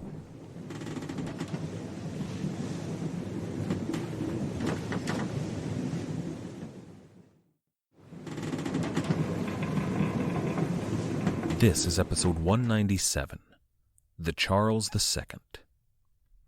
The opening passage of A General History of the Robberies and Murders of the Most Notorious Pirates by Captain Charles Johnson, after the introduction, reads as follows. Quote, "None of these bold adventurers were ever so much talked of, for a while, as Henry Avery. He was looked upon to be a person of great consequence. He was represented in Europe as one that had raised himself to the dignity of a king, and was likely to be the founder of a new monarchy, having, as it was said, taken immense riches and married the great Mughal's daughter, who was taken in an Indian ship which fell into his hands, and that he had by her many children, living in great royalty and state, that he had built forts, erected magazines, and was master of a stout squadron of ships, manned with able and desperate fellows of all nations. That he gave commissions out in his own name to the captains of his ships and the commanders of his forts, and was acknowledged by them as their prince." End quote. That is all 100% true. Not the body of it, none of that about a fortress or a battalion of ships or issuing commissions even. That's all nonsense. Certainly, Avery was not a king. What makes it 100% true is how that passage begins. Captain Johnson tells us that Avery, as he calls him, was represented in Europe as all of those things. And that is true. Henry Avery's story, not what really happened, but the myth of Henry Avery, that story was grabbed with both hands by all of the pamphleteers and publishers and playwrights in London. They took it and they ran with it, and they embellished it. You might notice that many of the things ascribed to Henry Avery were in fact done, more or less, by Adam Baldridge. But that story was important to the English-speaking world, in part because Henry Avery was going to become, due to the magnitude of his crimes, he was going to become one of the few people, recognizable in name at least, to everyone in the English world. Everyone from Boston to Bermuda to the Bahamas, all the way to the East Indies, to India, and later on Australia. That's the kind of name recognition that, in most times, was only granted to the monarch, the king or queen, maybe some of the top members of their council, but virtually no one else. When Henry Avery made the splash that he did, despite the reality of what he may or may not have done, he became something of a folk hero, almost a modern-day maritime Robin Hood. But while the story of Robin Hood was indicative of some of the tensions in the world at the time, Henry Avery was going to become a showpiece for everything that was on the minds of everyone in the world at that time. In a very real way, the story, the mythology of Henry Avery, shows us something about the birth of the modern world. Remember, we're just a couple of years past the Glorious Revolution here, the transition into a constitutional monarchy. England was busy reforging their economy into a capitalist powerhouse. It was going to change the world in only a few short years. Things like literacy and education and social mobility, well, those were the order of the day. In the popular imagination, Henry Avery became something of a personification of all of those ideas, all of those transitions. And I know that's a big claim, and Henry Avery was not the personification of all of those ideas and transitions. To be fair to Captain Johnson here, he does follow his passage with an acknowledgement that, quote, "These are all false rumors, improved by the credulity of some and the humor of others who love to tell strange things."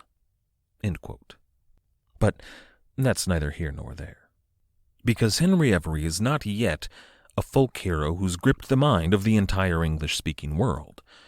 As of yet, he is a mostly anonymous former Navyman. When we left off, the joint stock company known as Spanish Expedition Shipping was preparing a fleet of 4 ships for their Spanish expedition. That was a mission to sell guns to the Spanish West Indies. It was all for the war effort, though, and almost no profit. The profit on the voyage was going to come from treasure hunting. John and James Houblon, 2 of the Houblon brothers, the 2 who ran Spanish Expedition Shipping and founded the Bank of England, really needed their new company to turn a profit. Their shareholders included most of London's most illustrious rich and famous. That includes William and Mary, King and Queen of England, lords of the Admiralty, members of the board of directors of the East India Company. We're talking about men and women who were in every way the social betters of the Houblon brothers, but not the financial betters of the Houblon brothers. Despite their ancient names and illustrious titles, the aristocracy found themselves more and more forced to rely on this. Well, I was going to say middle class, but that's not accurate. They were a financial elite, but they were not noble. And in much of the world, the political leadership, the landed nobility, the aristocracy, they resisted this kind of thing with every ounce of repression available to them. I mean, look at France. They had an absolute monarchy and pushed to make it even more absolute. This naturally led to a financial devastation. And even when they were finally forced to allow in some of that financial elite, what was called the sword nobility ensured that many of their ancient prerogatives would be protected from these nouveaux riches. It was a deeply flawed system, a system that eventually led to the French Revolution, and the Terror, and the guillotine. England, on the other hand, had a bloodless revolution. They invited political and social and financial progress into their kingdom, and their monarchs did not get their heads cut off, still a distinction that is relatively unique in the European experience. Now, Spanish Expedition Shipping had 4 ships in the fleet. There was Seventh Son, that small pink intended for traversing coral reefs and hunting treasure. Then there was a pair of frigates, Dove and James. And finally, there was the Charles II, under construction as we speak. It would be difficult to overstate just what an amazingly perfect ship Charles II would make if, hypothetically speaking, she were ever to be captured by pirates. James Houblon, the man who commissioned the construction of Charles II, was immensely proud of his ship. He called her, quote, a great merchantman, a stout frigate of 40 guns, and an extraordinary sailor. End quote. And the 40 guns were important. That's why Houblon built her in the first place. He was particularly worried about the French. However, as we discussed last time, the English fought a series of battles that did a pretty good job cleaning out the French presence in the North Atlantic. However, I do want to clear something up. I told you last time that the immediate aftermath of that series of battles would provide a perfect opportunity for the Spanish expedition to set out. And that's true, it would, but that's not when they set out. Charles II was still under construction, and they would not leave port for another several months. But more important than even the guns on the Charles II was her speed. Houblon called her an extraordinary sailor, and she was amazingly fast. For a ship that carried 40 guns and could carry more than 100 men and a good amount of cargo, the Charles was faster than almost any other ship of her class. And in this story, she's going to prove that time and time again. But while Charles II was still under construction, at the East London dockyards, James Houblon began the job of recruiting for his expedition. And this was nothing like a pirate operation would recruit. There was no setting up shop in a local tavern or nailing their code to the door. And it was nothing like naval recruiting. There was no question of impressment on this voyage. The Spanish expedition did not have to search out sailors to man their ships. They were offering the best job out there for any seafaring person in the English-speaking world. The pay alone was going to be better than any other wage a regular sailor could expect on any other voyage, naval or private. Stephen Johnson tells us in Enemy of All Mankind, quote, "One high-ranking sailor on the Dove was offered £4, 10 shillings per month, with a total package of £82, roughly the equivalent of $20,000 in today's currency for the entire voyage." End quote. But of course this was an officer's salary. William Dampier, the second mate on board the Dove, was not the high-ranking officer in question, but it's entirely possible that his wage was commensurate to that £82. The regular crewman would have been offered less, naturally, but still better pay than any other merchant voyage, and way better pay than the Navy. And there was even talk of a bonus here. When they finally salvaged whatever treasure they happened to stumble upon, they would receive a portion of it. Not equal shares or anything, nothing so egalitarian. The plunder was to serve as operating capital for Spanish expedition shipping, but they would receive a bonus. More important, perhaps, were their benefits. First of all, every sailor's family was going to be paid a stipend every week that their family member was away on the voyage. Not a lot of money, but enough to live on while their husbands or fathers or sons were out of the country. And then there was the food. I mean, we've talked before about how terrible rations could be on a Navy vessel. Hardtack, salted beef, rancid butter, old, stale water, sometimes undrinkable. And that was on a Navy ship. Merchant ships oftentimes were worse. This voyage, though, was going to offer much better fare. Fresh vegetables and bread for the first 2 weeks. Decent wine was to be brought. They would have to dilute it, but, still not bad. And they would have live animals for the slaughter there. And then there's the workload. All of the ships on the Spanish expedition were recruiting very large crews for their ships. You might remember from William Phipps's expedition that they just didn't have enough men to properly dive the wreck of La Nuestra Señora. It was a common problem on salvaging missions, and this cruise aimed to satisfy that issue. They had much larger crews than were needed simply to sail across the ocean. This was very exciting news for anyone that managed to secure a position on the Spanish expedition. Light work, excellent pay, good food, a stipend for the family. It was a cush job. But of course that's all the point. This voyage intended to recruit only the very best men that England had to offer here. They weren't scouring the docks for the dregs of London, they were skimming the cream off the top.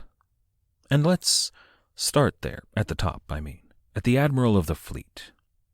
Now, I don't know what the Admiral's name was. I do know that he was Scottish, but that he sailed under Spanish colors for a number of years. The Spanish called him Don Arturo O'Byrne. There are other sources that call him Sir Arthur O'Bourne. I'm going to call him Admiral O'Brien, Arthur O'Brien. The Admiral was a Jacobite. He was a Scotsman who had sailed under Spanish colors before England and Spain were allied in the 9 Years' War.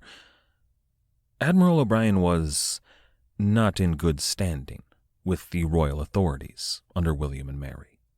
It's unclear exactly how he got hired for the job in the first place, but this was the Spanish expedition.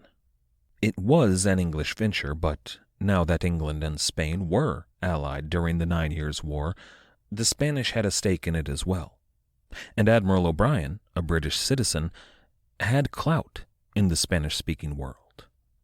There was very likely some pressure from the Spanish government to put him in a position of command. This operation was important to them and the war effort. They needed those guns and, well, they may have needed a whole lot more than just guns, which may be why they wanted to put a Scottish Jacobite who had sailed under Spanish colors, in command. We'll get to that later on, though. The point is, O'Brien might have been Spain's doing. But the flag captain of the flagship Charles II, was a much better fit. His name was John Strong. Now, Strong was a former privateer, and here that's not some kind of secret code for pirate. John Strong had a real and valid commission during the Third Anglo-Dutch War. He sailed with distinction to the war's end, at which point he went back to a civilian life. That's what privateers are supposed to do. But he did serve as a privateer in the West Indies, and he did, in his time there, meet and do business with a lot of other privateers with fewer scruples. He knew their haunts and their havens. He knew Tortuga and Port Royal and Nassau. And he knew the Spanish. That's why, back in 1687, William Phipps chose John Strong to serve as first mate on his ship when they went to go seek La Nuestra Señora. John Strong was one of the men who ferried all of that Spanish silver back to London so that the Hublon brothers could establish the Bank of England. Now, Strong was arrested upon his return to London under suspicion of embezzling some of that Spanish silver, but he was released without ever going to trial. More recently, John Strong, on another voyage, had rediscovered and named, and claimed for England, the Falkland Islands. For all intents and purposes, John Strong was the perfect candidate to lead the Spanish expedition. And in a way he did. Admiral Arthur O'Brien was an uninspiring alcoholic Jacobite. He was not popular with the men. But John Strong was. Those were the first two men that James Hublon signed up for the Spanish expedition, and it wasn't a happy partnership. The details here are relatively scant, but they did argue about nearly everything, especially early on during the hiring process. When it came to the captains of the voyage, the brothers Hublon had a lot of say in the matter. For example, John Knight, the captain of the Dove, the captain under whom William Dampier would serve. Knight was a, quote, sober, diligent, and knowing man, end quote, which is representative of all of the captains chosen by the Hublon brothers. They were an excellent lot, except for Admiral O'Brien. If you'd like to go ahead and picture Admiral O'Brien with a scar on his cheek and an eye patch and a mustache that he's very fond of twirling mischievously, you'd have the picture that most of the sources paint him as.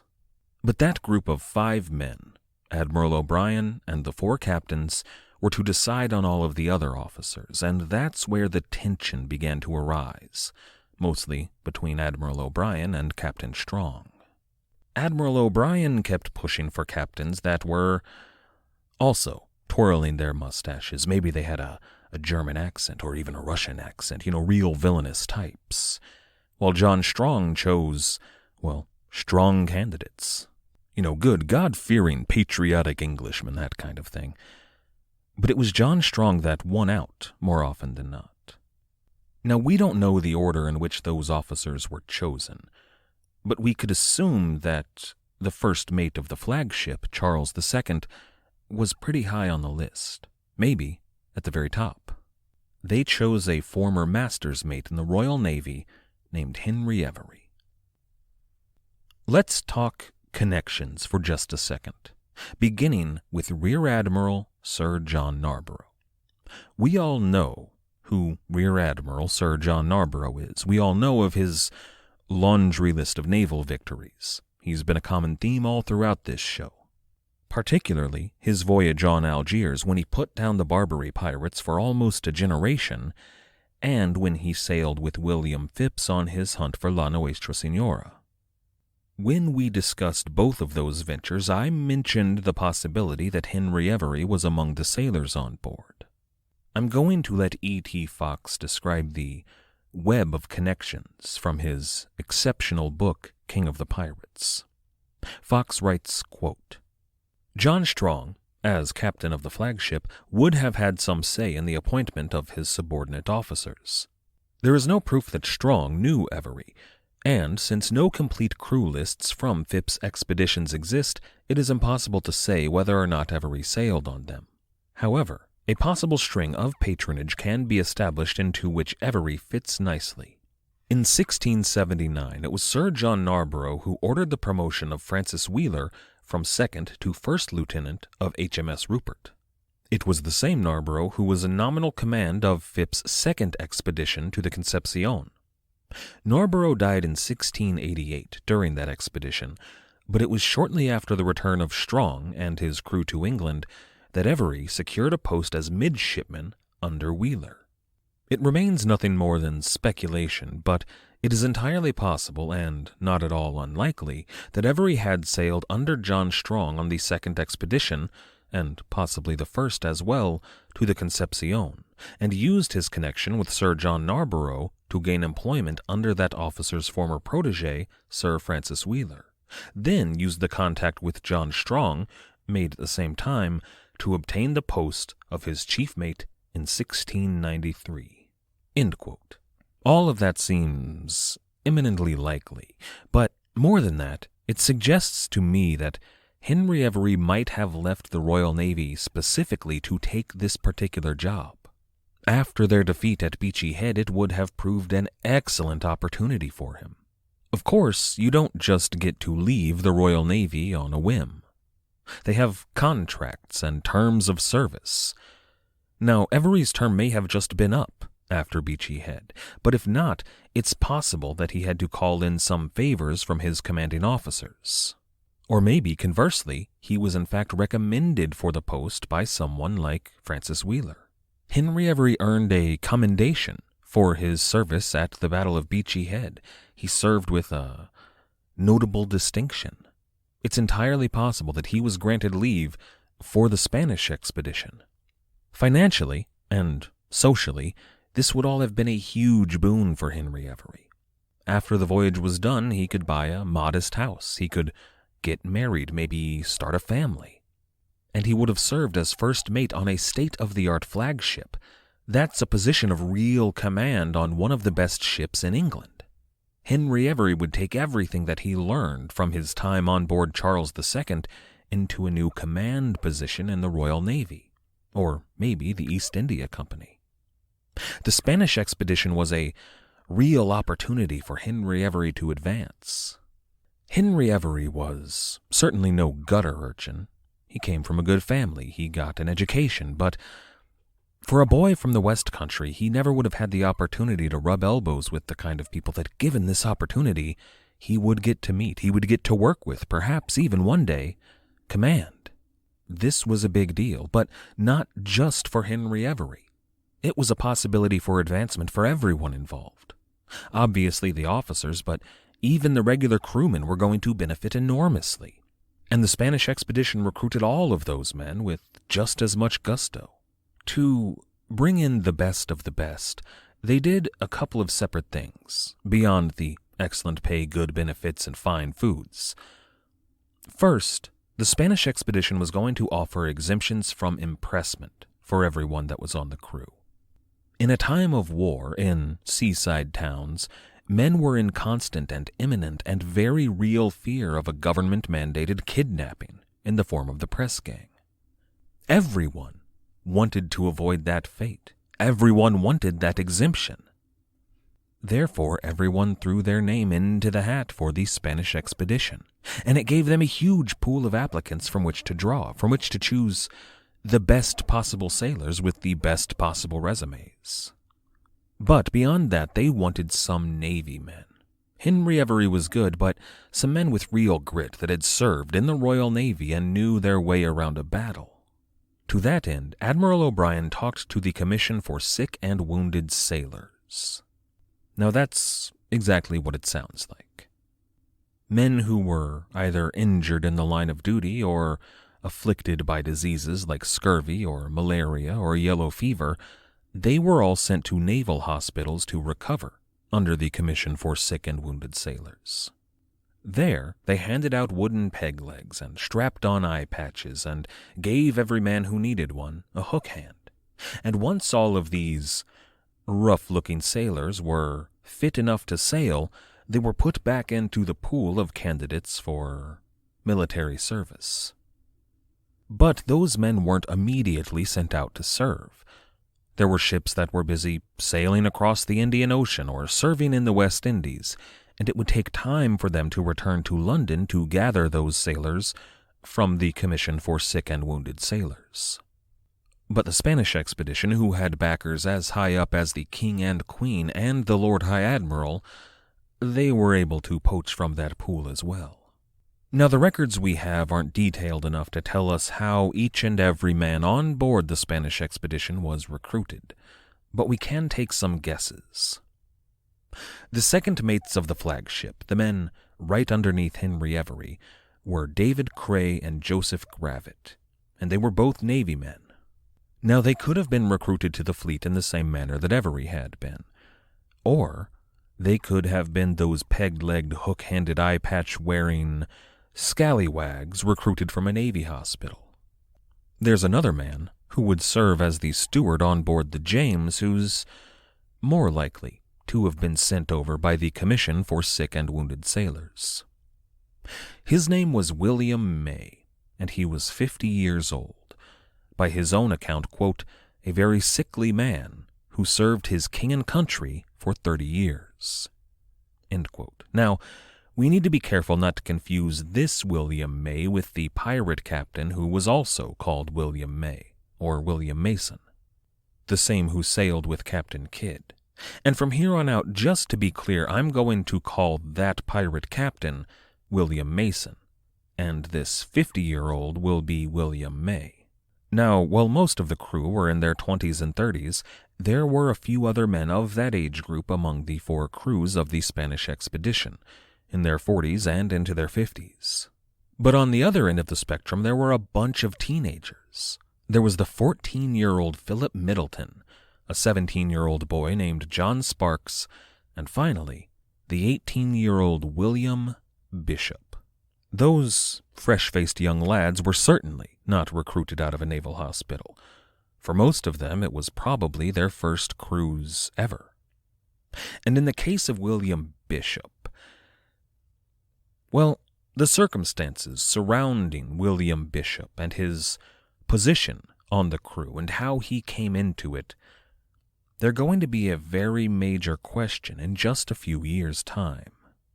That question is going to grip the English-speaking world in a very real way. William Bishop was a fresh-faced young man, handsome and charming, with an easy smile and a friendly laugh. He was not a hardened killer of men, at least in the eyes of the people of England, and yet it's exactly that he will be accused of.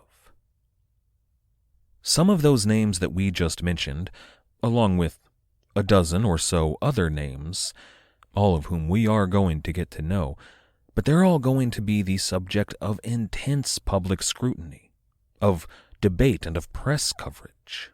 And that debate is going to divide public opinion deeply. William Bishop in particular is going to capture the public mind because, while Avery was, depending on your politics, either the most dastardly villain that has ever sailed the 7 seas or a folk hero who is pushing for you to have greater rights and economic freedom, William Bishop is right there. Good-looking young man. Seems like he's got a bright future ahead of him. But despite all that, the authorities are going to hang him. And I think that's a good place to leave it today. Next time we're going to travel across the Atlantic Ocean, not with Henry Avery, but instead we're going to visit New York and Newport, Rhode Island, with Captain Thomas Tew.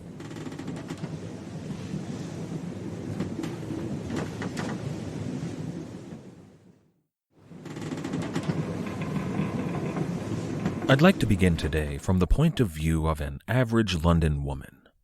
Not any particular woman, just kind of an amalgamation of lower to middle-class womanhood from London.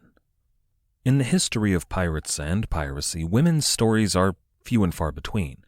There are a few exceptional women that push their way onto the front page of pirate history, but they're exceptions. Even in our era of printing houses and the birth of periodical journalism and expanded literacy rates, particularly among women, women's stories can be hard to come by. Not upper-class women, of course. Their diaries and correspondences are a major source for the period. But for lower-class women, working-class women, there isn't a lot to go on, and pirates fall into the working class. So most of the women that are active in the story of pirates and piracy don't appear on stage. They were there, to be sure, in Port Royal and Tortuga, later on in Nassau and Charlestown, and of course, London. But their stories weren't usually written down. So when the women in this story today elbow their way on stage and arguably change the course of pirate history forever, we're going to jump at the opportunity to shine the spotlight on them. This is episode 202, A Coruña. Let's explore who this amalgam of a London woman might be. The first thing to recognize about this imaginary Londoner is that she probably wasn't originally from London. The majority of the city was made up of people from elsewhere in England. There are two main reasons for this. First of all, more and more London was where jobs were to be found, especially for women, especially for young women who may be looking for an independent income. I looked at a map of the West Country and picked out a relatively small town at random and landed on Brixham. Brixham is a fishing town on the southern coast of England and also the permanent home of the replica of the Golden Hind, Francis Drake's vessel, so, that's cool. But if you were a woman from Brixham, you might be able to find a job there, but probably not. The local gentry only had so many positions for maids or kitchen staff available, and most of those jobs were at this point almost all virtually hereditary. As a woman from Brixham, in Brixham, your income was probably going to rely on a fishing boat. And that means a man. Your father until you got married, and then your husband, but more likely a family of men, your family. Brothers and sons and nephews and uncles all working the same boat or the same small fleet of boats. Now you would have been a part of that business, making and mending nets and clothing, processing fish for sale, preparing meals, raising kids, doing all of the jobs that the men were not doing while they were out fishing. And of course this holds for those not in fishing villages as well. Farmers and those raising sheep. This was just what small-town life was like. And it was generally accepted to be the status quo by most, but for those who might be looking for an option B, there was London. In London, there were a ton of households that needed maids and cooks and all manner of domestic duties. Take William Dampier's wife, Judith. She had been a maid prior to Dampier's return, but once he got back and once his book started selling, Judith went from a maid to employing several maids. London was where nearly all economic mobility was to be found in England, so there were domestic jobs for women. But there were also jobs for women in the wool trades, spinning or sewing or dyeing, manufacturing jobs. The work was harder in these jobs than a maid, but there were also benefits to working a labor gig rather than a domestic job. The likelihood of assault, both physical and sexual, was smaller in these industrial trades. That's a real problem for this group of young women living in the homes of rich and powerful men. At times it was almost an accepted part of that world.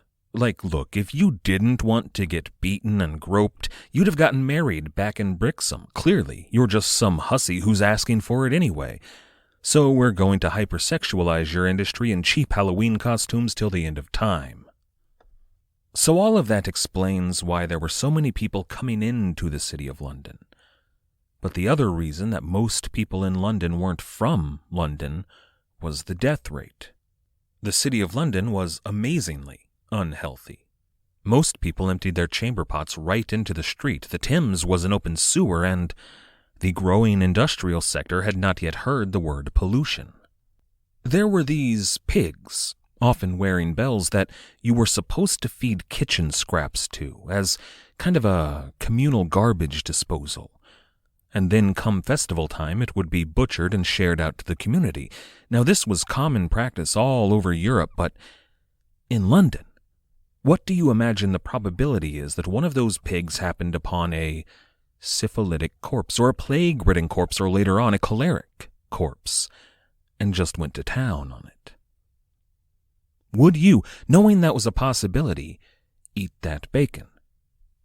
London was disgusting. So many people were dying in London that even though there was this wave of people coming into the city from all over England, it was difficult to keep the city's population from declining. More children died in London than reached adulthood. And most of these women that were in London for jobs were fully aware that if they got pregnant and wanted to keep the child, they had to leave the city if that kid were to have any hope of survival. So most of the women in London, and, a lot of this is applicable to men as well, but most of the people in London were either temporary residents or recent transplants. And most of those were looking for a way out. Often that was the purpose of going to London. If you were dissatisfied at your life wherever it is you came from, go to London, earn enough money, and then buy a little cottage somewhere out in the country. Of course, that rarely really worked out. So for a very few women in London, it must have seemed like a godsend when one of the men in their lives, be it a husband or a father or a son or a brother, when he fell into an amazing job opportunity. When he was hired to sail for Spanish expedition shipping. Recall the terms under which these sailors were hired. It was offering the best wage of any voyage in England. They got hazard pay, and they got a stake in whatever prize money they might stumble across. Now this was supposed to come from treasure hunting. This whole voyage was funded by and based on the salvage from La Nuestra Señora. But let's not beat around the bush here. This fleet was very well armed, and this was a time of war. If they were to happen upon any fat, rich French prizes out on the blue, well, who's to say they might just earn a bit more money. Now this wasn't a privateer voyage, but the terms looked almost like those found on a privateer vessel. Not exactly, but there's an interesting alternate history that I can't get out of my head. If this expedition had gone according to plan, it could have precipitated a change in English maritime culture based on the codes of the buccaneers. Those buccaneer codes led to so many successes for England in the West that, had this voyage succeeded, we might have just seen a more fair and equitable pay for all of the sailors in the British Empire. Hell, that might have ended the golden age of piracy before it even began. But of course, the Spanish expedition was not going to go as planned. Now, all of those excellent wages were usually paid not to the sailors on board, but back home. While the men were away, their pay was not paid to those on board, but sent back home. This was typical on most naval voyages. Now, that was supposed to be happening from moment one for the Spanish expedition. As soon as a sailor signed his name to his contract, he was on the job. And at first everything went according to plan.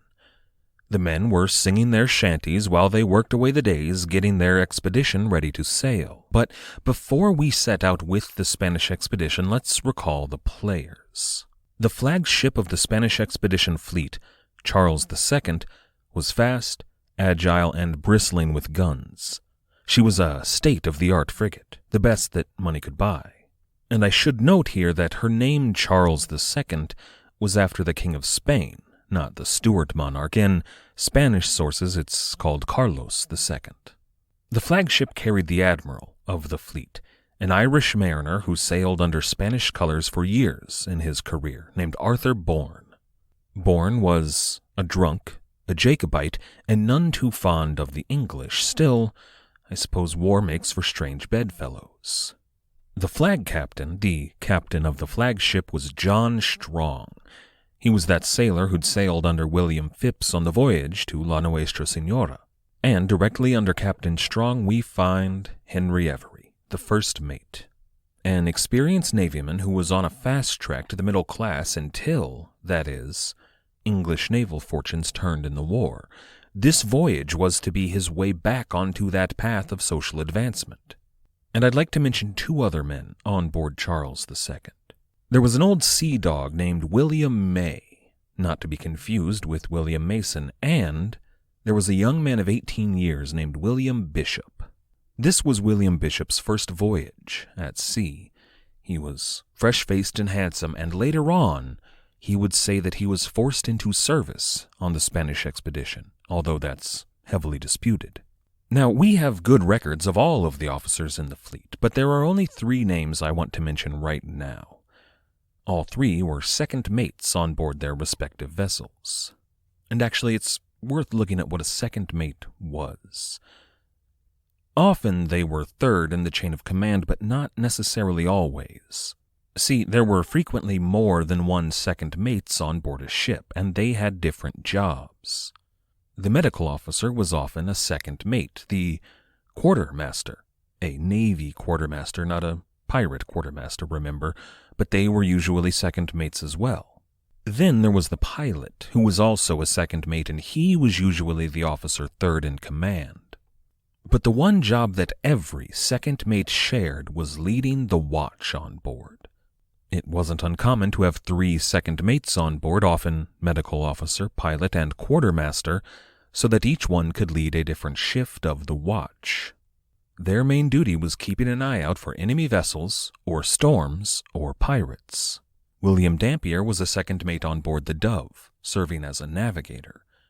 Aboard the James, you have a man named Thomas Druitt, although Druitt will be raised to a first mate before long. But then, aboard the Charles II, you have a David Cray. And it's Cray that you should make a mental note of here. He served in that quartermaster role.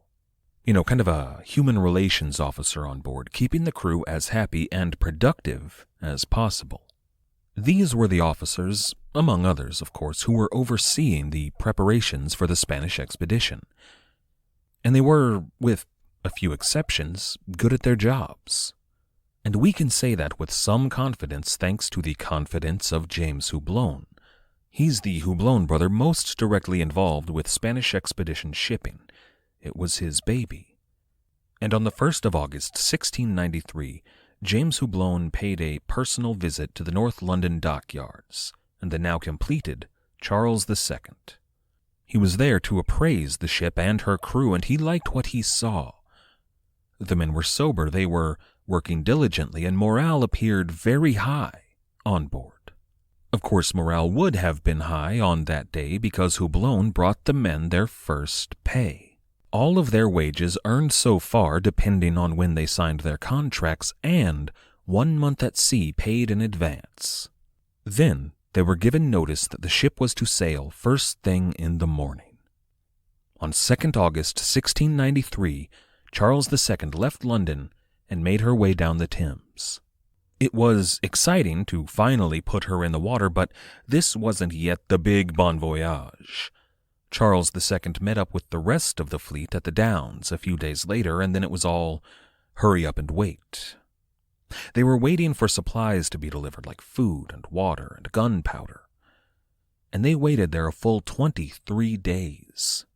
This was a pleasant time for the crew.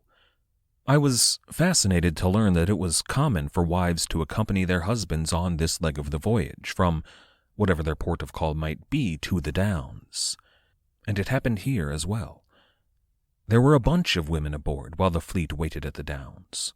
There was even a host of bumboats making their way from ship to ship carrying, tobacco and wine and some decent food, maybe something a little stronger. And the people on board took advantage of these supplies. Of course, the single men had ample opportunities for companionship as well. Those bumboats carried prostitutes, a lot of them. I mean, think about it. You've got a ship full of young men who had just been paid that were stuck in one place for weeks at a time. Where would you ply your trade? Now, Historian E.T. Fox points out the official ban on bringing working women aboard any naval vessel. But there were ways around this prohibition. One tactic the men used was yelling their names overboard to passing women on board those bumboats. Women who would subsequently come aboard claiming to be the wife of gunner's mate so-and-so. Those ladies would spend a few days or even weeks on deck, draining the men's pocketbooks. This wasn't, fooling anybody, but the officers didn't usually care.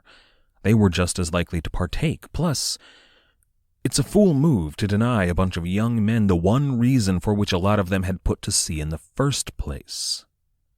And now that I think about it, that might explain the presence of so many wives on board the Charles II.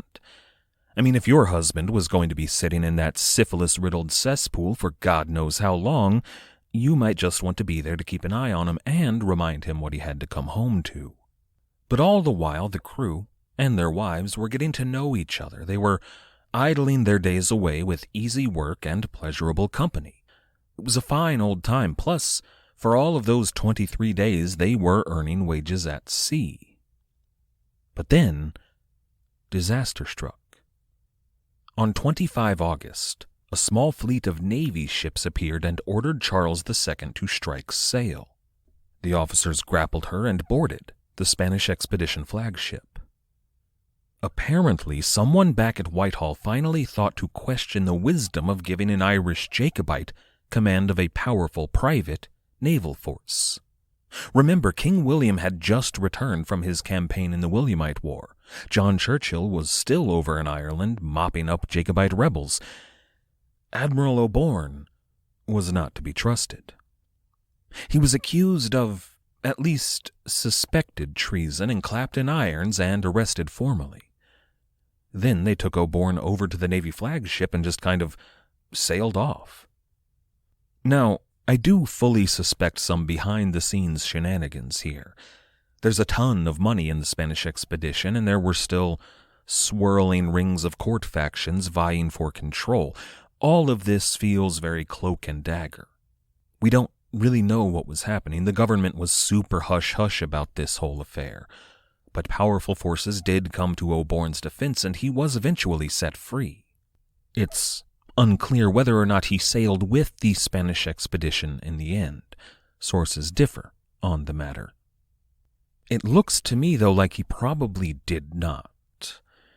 And that caused problems for the Spanish expedition. After all, Admiral Arthur O'Borne, or Don Arturo O'Byrne, was the Spanish expedition's Spanish connection. He was supposed to facilitate all of their dealings with Spain, and now it looks like most probably he was not there. John Strong was given command of the fleet, but still, they waited. A few days passed, and word arrived that the fleet could set sail. So the women were finally sent home, and the fleet finally left England on the 8th of September, 1693.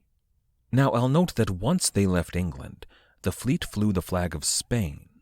It wasn't completely out of the ordinary. They were on the Spanish expedition at all. This was a mission for the King of Spain. They were to bring guns to the West Indies aboard a ship named after Charles II of Spain. Still, it sat wrong with some of the men. Still, they were getting paid, and they had a leisurely 2-week cruise to the port of Coruña in Spain. The Channel, though, can be a tricky bit of business in September. And rather than the 2 weeks it should have taken them, it took the fleet almost 5 months to reach the coast of Spain. Now, I found this difficult to believe the first time I heard it, even with adverse winds. But all of the sources do bear this out, and a number of reputable historians back up this claim, including E.T. Fox and Angus Constam and Stephen Johnson. Everyone agrees with this assessment. Whatever trials and tribulations they may have faced in those 5 months, we know that the fleet did finally reach A Coruña in Spain in early January 1694. Now, A Coruña is a port city in northwest Spain, and it's one of the busiest port cities in the region even today. So much of the Atlantic coast of the Iberian Peninsula is Portuguese that this port in A Coruña is the best and last stop for a lot of ships coming from northern Europe to reach Spain. English sailors at the time called A Coruña the Groin. Partly this was a play on words, given that the two words sounded similar in pronunciation at the time, but partly it was a description about how they felt about A Coruña. They did not care for the place, and the Spanish expedition was going to be there for a long, long time. Since this was to be an international voyage, an English fleet, English sailors on a mission for the King of Spain, they had to get special permissions in writing from the Spanish Admiralty. And these permissions were not forthcoming. Now, this may have had to do with Admiral O'Born and his Spanish connections. He was probably no longer there. At the very least, he was recently arrested on suspicion of treason. There were a bunch of conspiracy theories that this whole voyage was somehow intended to be a Spanish move against England. That despite their reliance in the war, the Spanish were preparing to betray the English in favor of King James. Now, this is almost certainly not true, but it does beg the question why the Spanish were so reluctant to send those written permissions to the Spanish expedition. Perhaps it was just incompetence. The Spanish government was not at their best during this era. We have discussed the network of Austrian royalty and corrupt officials who were running the Spanish government into the ground. Perhaps they just couldn't get their act enough together to deal with the Spanish expedition. Regardless, this fleet was left to rot in the Spanish sun. And nobody even to this day has unearthed any real evidence on what was happening here. The fleet was just stuck there. So they waited. And they waited. And they waited for a whole month. They waited with no sign of the papers showing up. And this was not the pleasant idleness they had enjoyed at the Downs. This was boring. It was dull. It was irritating. And around the 1st of February, 1694, the men on board the Spanish expedition really began to grumble about it. See, on long voyages, wages were typically paid every 6 months. The last time that the men on board the Spanish expedition had been paid was the 1st of August, 1693, and February marks 6 months since their last payday. They'd only made it about 600 nautical miles, a voyage that should have taken them 2 weeks, but still, they had been at sea for 6 long months, and there was no pay. So the men were grumbling. They were stuck there in port within sight of at least half a dozen Spanish brothels, but they had not been paid. It had been a full 5 months since any of them had seen a woman, be it their wives or those ladies at the Downs, so they were getting antsy, and none of them were getting paid. The officers, on the other hand, had full pockets. They could enjoy all of the pleasures that A Coruña had to offer. The captain of the James, a Captain Gibson, was an alcoholic and a patron of all of those brothels. He spent his days in a haze of drink and women, and his men, meanwhile, were eating scant rations with little drink and no women. Eventually, a cadre of sailors from the Spanish expedition disobeyed orders and went ashore to confront someone. Reports differ on what actually happened here. One account tells of a dozen or so men going to the office of a John Fishy. He's the man who was supposed to see to their pay, their agent in A Coruña. And that report has those dozen or so men asking him politely for their wages. The other report has a gang of sailors barging in on Captain Gibson's favorite establishment, only to see how the captain had been living, plush pillows, incense burning, and beautiful, nude Spanish women feeding him dates. That report tells of a riot of theft and rape and violence. Now, it's hard to tell which story is true. Perhaps both stories are true. Regardless, though, all of the men who went ashore in Coruña were arrested and thrown in a Spanish cell without trial. It was an outrage, and the men who were still on board the Spanish expedition were furious at their treatment. Back in England, though, all of those women we introduced earlier begin to finally come into play. The wives and mothers of the Spanish expedition were also upset at the lack of pay. They had contracts in their hands that they could read that stated all of them could expect payment every 6 months, and that pay, 6 months in, was not forthcoming. Some of them had learned that their men had been thrown into Spanish jail cells with no hope of release, and they were angry.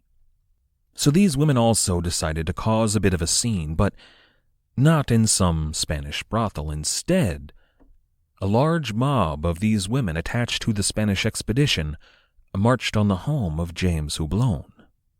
I wonder if William Dampier's wife, Judith, was among them. Either way, William Dampier is silent on the issue. But this demonstration at James Houblon's home did get noticed. That mob of women gathered outside his house and were apparently in the process of beating down his door when James Houblon finally came out to meet with them. Now remember, this is not Downton Abbey. This was 1694. These were West Country sailors' wives. They were not refined women. They had rough hands and rough tongues. A delicate little merchant like James Houblon was not ready for the torrent of vitriol that came his way. They were screaming obscenities and threats at him. Finally, when James Houblon was able to figure out what they want, when the women demanded the pay that their husbands and fathers and sons were owed, James Houblon responded in the stupidest possible way. James Houblon told this mob of angry West Country women in London that their men were in the service of the King of Spain now, that they should look to Carlos II for their money. And then he said, and this is a quote, James Houblon told these women that, quote, Carlos II could pay them or hang them as he pleased, end quote. And then he went inside. So there you are, one of these women in a mob that had just had a door slammed in your face by this soft little merchant, that son of a bitch who had the nerve to say your men belonged to the King of Spain. So what do you do in that situation? I mean, there's a real possibility that all of you march down to the local pitchfork and torch emporium and string this guy up. But then on the way, that's when you see it. Maybe you're passing a newsstand, and out of the corner of your eye, there it is. There is your answer.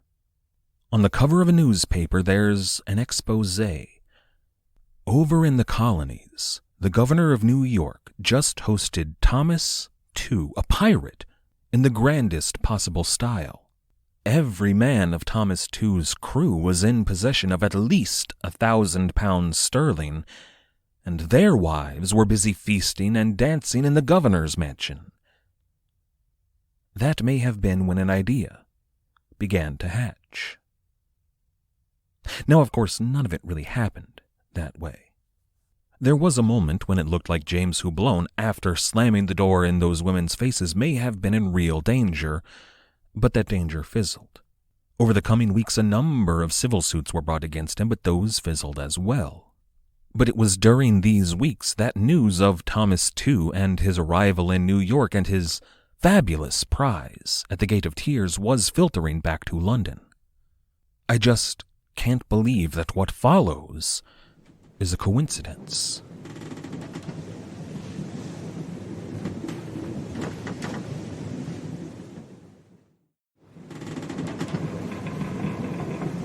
Allow me to ask you a question. Can you swim for 10 miles? There are people who can swim much farther than that, but for most of us, the answer is probably a no. That question informs this next one. Imagine you are stranded 10 miles out to sea. There is a rowboat ready to take you to land, but it's filling up with water. On the other hand, you are currently on a very fine ship that could take you anywhere in the world, but it's going to take you on a path that leads to murder. You murdering people, as well as theft and the outcome of becoming an outlaw, or on the other hand, getting hanged. What would you do in that situation? And I mean, honestly, put away the fantasy of freedom on the high seas and think about your life as it stands today. A family, friends, a life to get back to. It's not an easy decision when you really have to think about it. But would it make that decision easier if I told you that you would end up rich? An outlaw, certainly, but there is a whole world of places to hide that probably wouldn't care about your banditry. So on the one hand, you've got a probable death, and on the other, riches, infamy, and possible death. It's not a decision I envy when I take it seriously, because I know what I would choose, and I don't think that I like it. And at the end of today's episode, there's going to be well over 100 people who have to make that decision, and it might not sit well with them either. This is episode 203, The Drunken Boatswain. When we last left the crew of the Spanish expedition, they were stuck in the Spanish port at Coruña. They were unable to legally begin their mission or even to leave Coruña. They were left to rot in the Spanish sun. So a group of men went ashore to demand pay, or maybe just better conditions, or maybe just to cause trouble. And they were arrested. They were thrown in a Spanish jail, without hope of release, probably. Only a few days after those men were arrested, yet another hardship fell on the Spanish expedition. Their flag captain and their acting admiral, John Strong, died. Suddenly he died. It looks like sickness, but don't rule out the possibility of poison here. As we discussed last time, there was a lot of money and powerful interests involved in the Spanish expedition, and for some reason, things had become stalled. Now that Captain Strong was dead, though, another captain from the fleet was brought over to take up his command. Now, normally that would be the first mate's job. It would have been Henry Avery's job. But not in this case. The captain of the flagship was going to serve as admiral of the fleet, and they needed an experienced captain. So instead of promoting the first mate, they brought over Captain Charles Gibson to take command. Gibson was the captain of the James, and you remember Captain Gibson. He was that same man we found last time in that Spanish brothel. Pillows and incense and dates and maybe a riot. Captain Gibson was a bad captain. He was a bad man. Above all, his worst vice was a severe alcoholism. So on the James, things experienced a bit of a shake-up. Their first mate, a man named Humphreys, was raised to Captain Humphreys, and one of their second mates, a man named Thomas Druitt, was raised to first mate. This was the kind of thing that any fleet might expect when they were well out to sea, embarked on their voyage, but this voyage had not even begun yet. The Spanish expedition was still stuck in port, a mere 600 miles from home, and things were not going well. Now, when we left off last time, we left off with a group of women who were associated with the sailors of the Spanish expedition. We left them after they marched on the home of James Houblon, demanding the pay that was owed to them, and for a few, demanding the release of some of their family who were currently arrested and imprisoned in Spain. But James Houblon ignored their complaints. He brushed them aside. When a series of lawsuits failed to bring them justice, a small group of those women sailed for Spain in April of 1694. Now, we don't know if any of those women were related to Henry Avery. We don't even know if Henry Avery was married. There are sources that suggest he was married, some from among his own crew. But no one was ever able to find any wife, even when they were looking for her intently, nor could any historians ever find any marriage records for Henry Avery. Later romanticized accounts will have him getting married later on, but we don't know. A man in his position probably was expected to marry, but I think it's possible that there may have been a special someone that Avery did intend to marry, maybe, once this successful Spanish expedition was over. But that's sometime in the future. Regardless, we know that those women who went to Spain visited the fleet of the Spanish expedition, and they brought them news from England. They told them all about their confrontation with James Houblon and about his assertion that they belonged to the King of Spain. That's the kind of language that appears over and over again in the record. Not that these men were on a mission for the King of Spain, not that they were even in the service of the King of Spain, but that they belonged to the King of Spain. And these women told their men on the Spanish expedition what James Houblon had told them, that Carlos II could, quote, pay them or hang them as he pleased. Now, this may have been, and probably was, a misunderstanding. Just confusion about exactly where their pay was to come from. All of that intertwined with the diplomatic situation that was arising thanks to the Spanish expedition. There were politics at play. Politics with the people of the Spanish expedition caught in the middle. People who were currently unable to feed their families or to pay rent to survive. And the people who had the ability to change that were either unwilling or unable to do anything about it. However, when this news reached the men of the Spanish expedition that they apparently belonged to the King of Spain who could pay them or hang them, a notion began to spread among the crew that they were going to be sold as slaves to or by the King of Spain. Irritated discontent turned into true fear and anger among the crew. Beyond all of that, though, the topic of Thomas II would have come up. Even were it not prescient to their current circumstances, Thomas II was big news. The Amity captured a Ganj-i-Sawai, one of the richest prizes in history, and his men were all living lives of luxury in New York. The governor, though, was not arresting them. He was feasting them, he was feting them, and word had it, Thomas II was planning to do all of it again.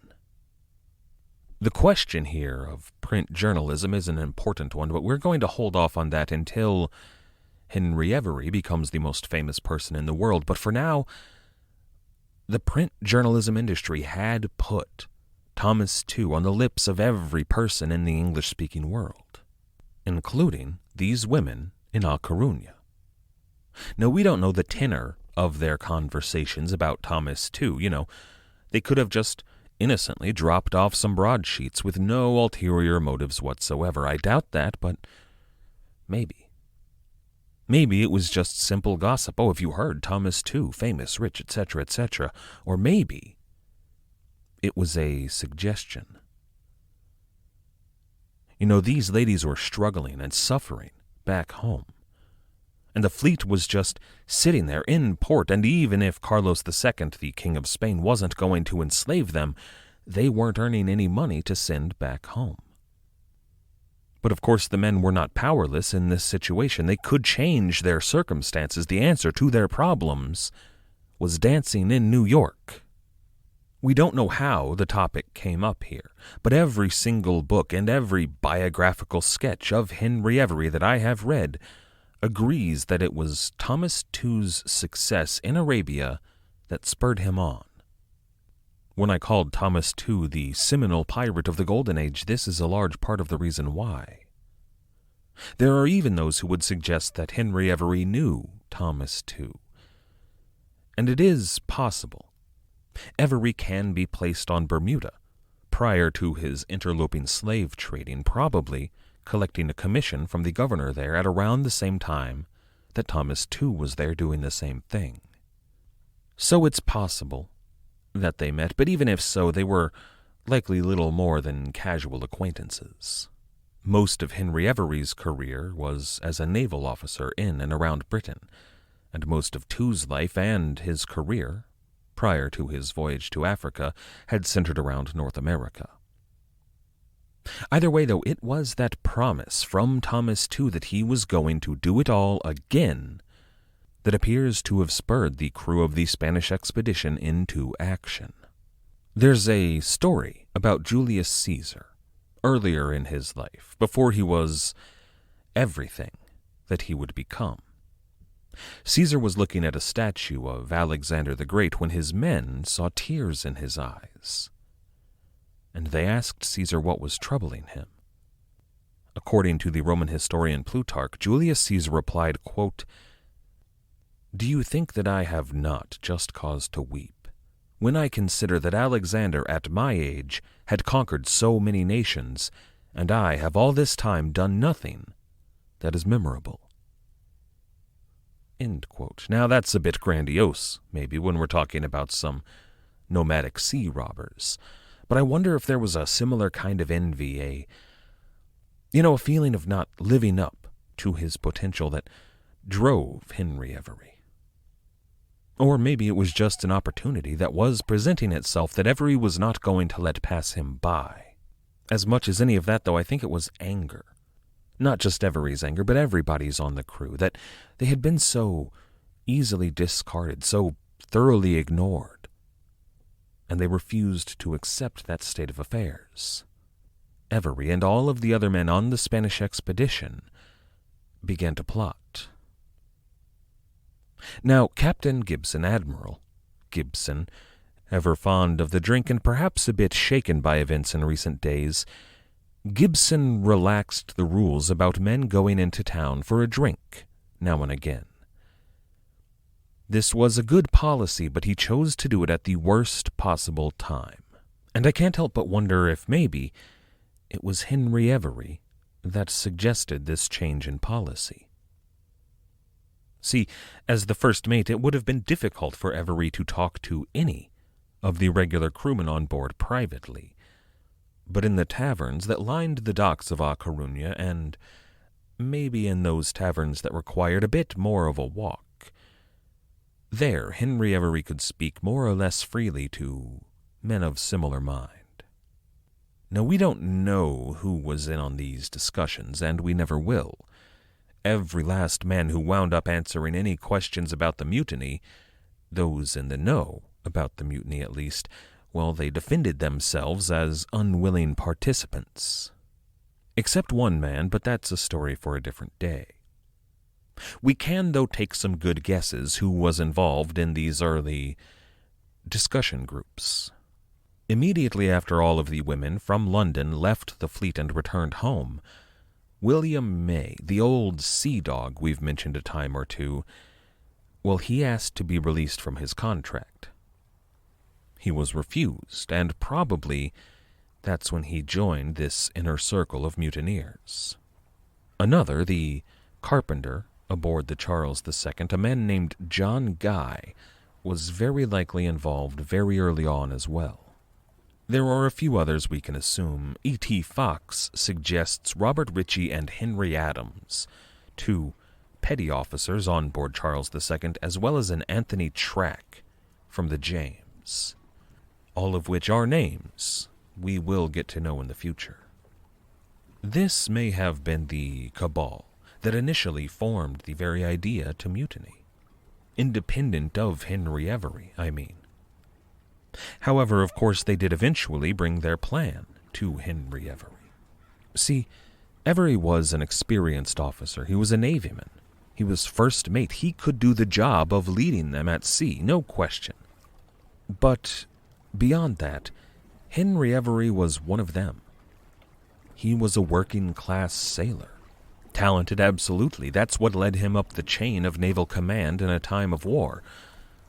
But he was a low-born West Country man, not some effete noble like most of the officers on board. He knew their struggles. He was one of them, which made him really the only man for the job. But whether he was in on it from the start or recruited into their numbers, once Avery was in, he was in all the way. But he did have a few stipulations for the mutineers. It was about violence toward the crew, toward any Englishman, apparently.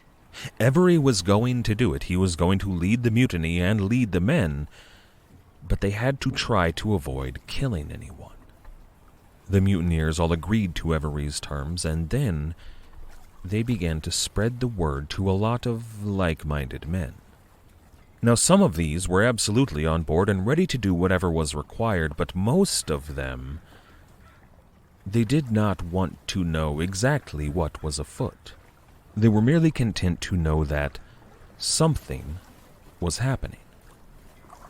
Those men were given a signal, a password, to tell them that now is the time to get aboard the flagship immediately. It's all going down. Those men listened, they nodded, and they finished their drinks. They all agreed that they would sail with the mutineers for, whatever it is they had planned. But they were not going to stick their necks out too early, nor did they want to know what was planned in case the entire plot was foiled before it could even get off the ground. But with Henry Avery in place, and that inner circle of mutineers, and a large number of men who were ready for something, everything was in place. The evening of May 7th, 1694. The sun is setting behind the fortress at Coruña, draping her towers in silhouette and the harbor in shadow. Ashore, the cooper for Charles II, Thomas Joy, is sent word that he is required aboard the flagship. In Captain Charles Gibson's cabin, the officers all gather for dinner. First Mate Henry Avery is there, as is John Guy, the carpenter. Henry Adams, the quartermaster, and William May, the steward, would have been welcome too. Second Mate David Cray was certainly there. But Second Mate John Gavitt was not. He was leading the watch. The James lay at anchor several yards away, close enough to hear raised voices from the Charles, but more than a stone's throw. Captain Humphreys of the James is dining in his cabin, while James' current first mate, Thomas Druitt, is patrolling the deck and leading the watch. A bit further on in the harbor lay the Pink, seventh son, and finally the Dove, carrying Captain John Knight and William Dampier. In Captain Gibson's cabin on the Charles, some of the officers bring in a particularly strong punch. Wine, rum, and fresh fruit juice. Just the kind of refreshment that Captain Gibson appreciated after a hot day on the water. And appreciate it he did, with gusto. After dinner, once night falls and the quarter moon is lighting up the harbor, a longboat pulls away from the Charles and rows over to the James. Thomas Druitt, on watch, leans over the rail to get a look. From the boat, a voice calls out, "Is the drunken boatswain on board?" Druitt doesn't understand. He asks the boatman to clarify, and that boatman replies quietly, "The Charles is going to be run away with," and then rows away. Second Mate David Cray is wandering the deck of the Charles after dinner. He pokes his head in to check on Captain Gibson. Captain Gibson, though, drank well more than his fill of punch, and he's out cold. Not a surprise with Gibson. So Cray continues his wandering. And he happens upon a little gathering there on deck. First Mate Henry Avery, William May, and John Guy are all sitting down and enjoying yet another taste of their very strong punch. They invite Cray over to share a drink. William May proposes a toast to the four men. A drink to the health of the captain and the prosperity of our voyage. To Cray, this seems a bit odd. It was a surprisingly cheerful toast, coming from a man who only just requested to be relieved, from a man who had been terrified only a few days prior they would be sold into slavery. Perhaps, though, all he needed was a few stiff drinks to lift his spirits. So Cray raises his own mug, and a rousing "Hear, hear," and drinks down his punch with the rest. At just that moment, the captain of the Dove, John Knight, hails Thomas Druitt aboard the James. Some of his crew, he says, had taken a pinnace without permission. Now they were nowhere to be seen. So Druitt rushes to Captain Humphrey's cabin and alerts him that something is amiss here. Humphreys orders Druitt to man their own pinnace and make their way to the Charles to warn them that a mutiny may be afoot. Druitt rushes outside and orders anybody nearby, and there are quite a few, into their own boat immediately, including a fresh-faced young man named William Bishop. Shortly after their boat pushes off, all 25 men, except Druitt, draw their sabers and throw the second mate into the water. So Thomas Druitt swims back to the James, climbs aboard, grabs a nearby pistol from one of the mariners, and fires a shot at the pinnace. He doesn't hit anybody, but he does put a hole in the boat. Aboard the Charles, there are plenty of men on watch. However, they have all been hand-picked for this particular shift. Everyone except for John Gravitt leading the shift. When Gravitt sees a pinnace approaching, he prepares to raise the alarm with the bell, but in the nick of time, John Guy wraps one of his hands around Gravitt's throat, pulls him from the bell, pushes him against the mast, and claps a pistol to his chest. Gravitt is stunned, and they take him below decks where he is put under guard. Captain Humphreys, aware that his man has been thrown from their pinnace, hails the Charles. He warns them that a pinnace is headed their way with mutiny in mind. The helmsman, a voice that Captain Humphreys recognizes, Henry Avery. Avery replies, "I know that well enough." This is proof to Humphreys' mind that a mutiny is underway and that Henry Avery may be involved. He orders the James to open up their sail. Meanwhile, the pinnace from the Dove has arrived at the Charles, and with it, enough men to set their own sail. The mutineers climb the rigging and get to work. Henry Avery is at the helm, and John Guy sprints down the deck with his axe, cutting anchor cables as he goes. Thomas Joy, who was asleep in his cabin, rouses at all the commotion. He's confused as to what's going on, so he walks on deck and confronts John Guy, who is rushing around. Guy turns to Joy, brandishes his axe, and threatens to cut off Joy's leg if he interferes. Thomas Joy retreats back to his cabin. Finally, the pinnace from the James pulls up alongside the Charles, ties her up, and all of the men clamber aboard the flagship. Now, with a full complement of mutinous sailors aboard the Charles, they were ready to depart. But just as John Guy cuts the last anchor cable, the James pulls up alongside the Charles and fires 2 shots across her bow.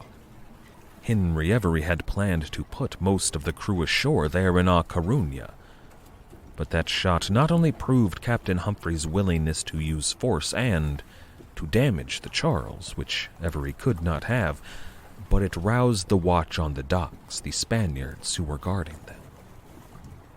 Avery's opportunity to let his men off there at Coruña had passed. He had no choice but to run. So the mutineers open up full sail, they catch the wind, and finally, they get to see just what this frigate is capable of. Her speed is incredible. She cuts through the water, flying past ships at anchor and leaving the James in her wake. Within moments, she is out of the harbor and headed into the open Atlantic Ocean. The mutiny aboard Charles II is unique for a lot of reasons. For our purposes, in the greater story of pirates and piracy, it's unique because we have so much information on it, mostly testimony from all of the sailors who survived, thanks to Henry Avery's orders.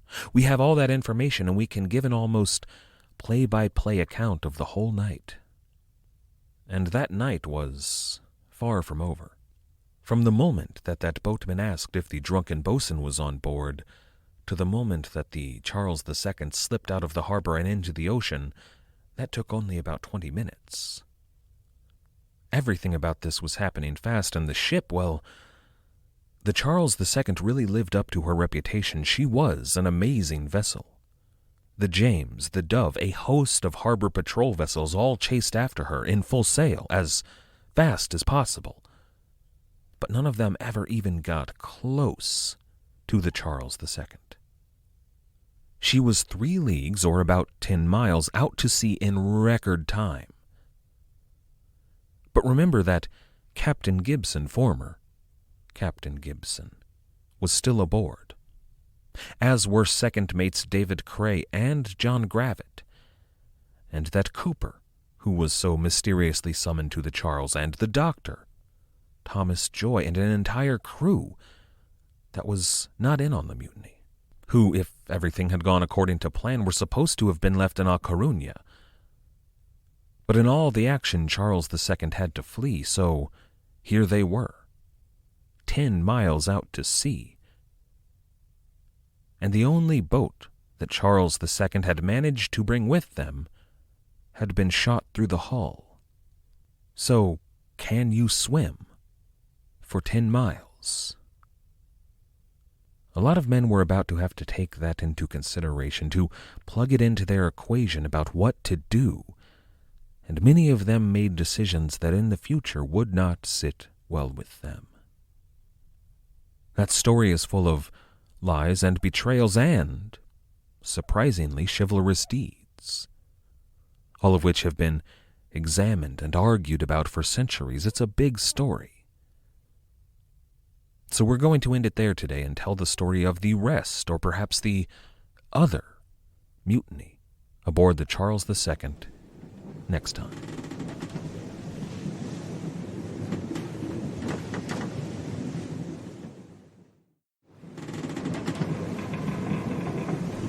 Last time we discussed the mutiny aboard the frigate Charles II.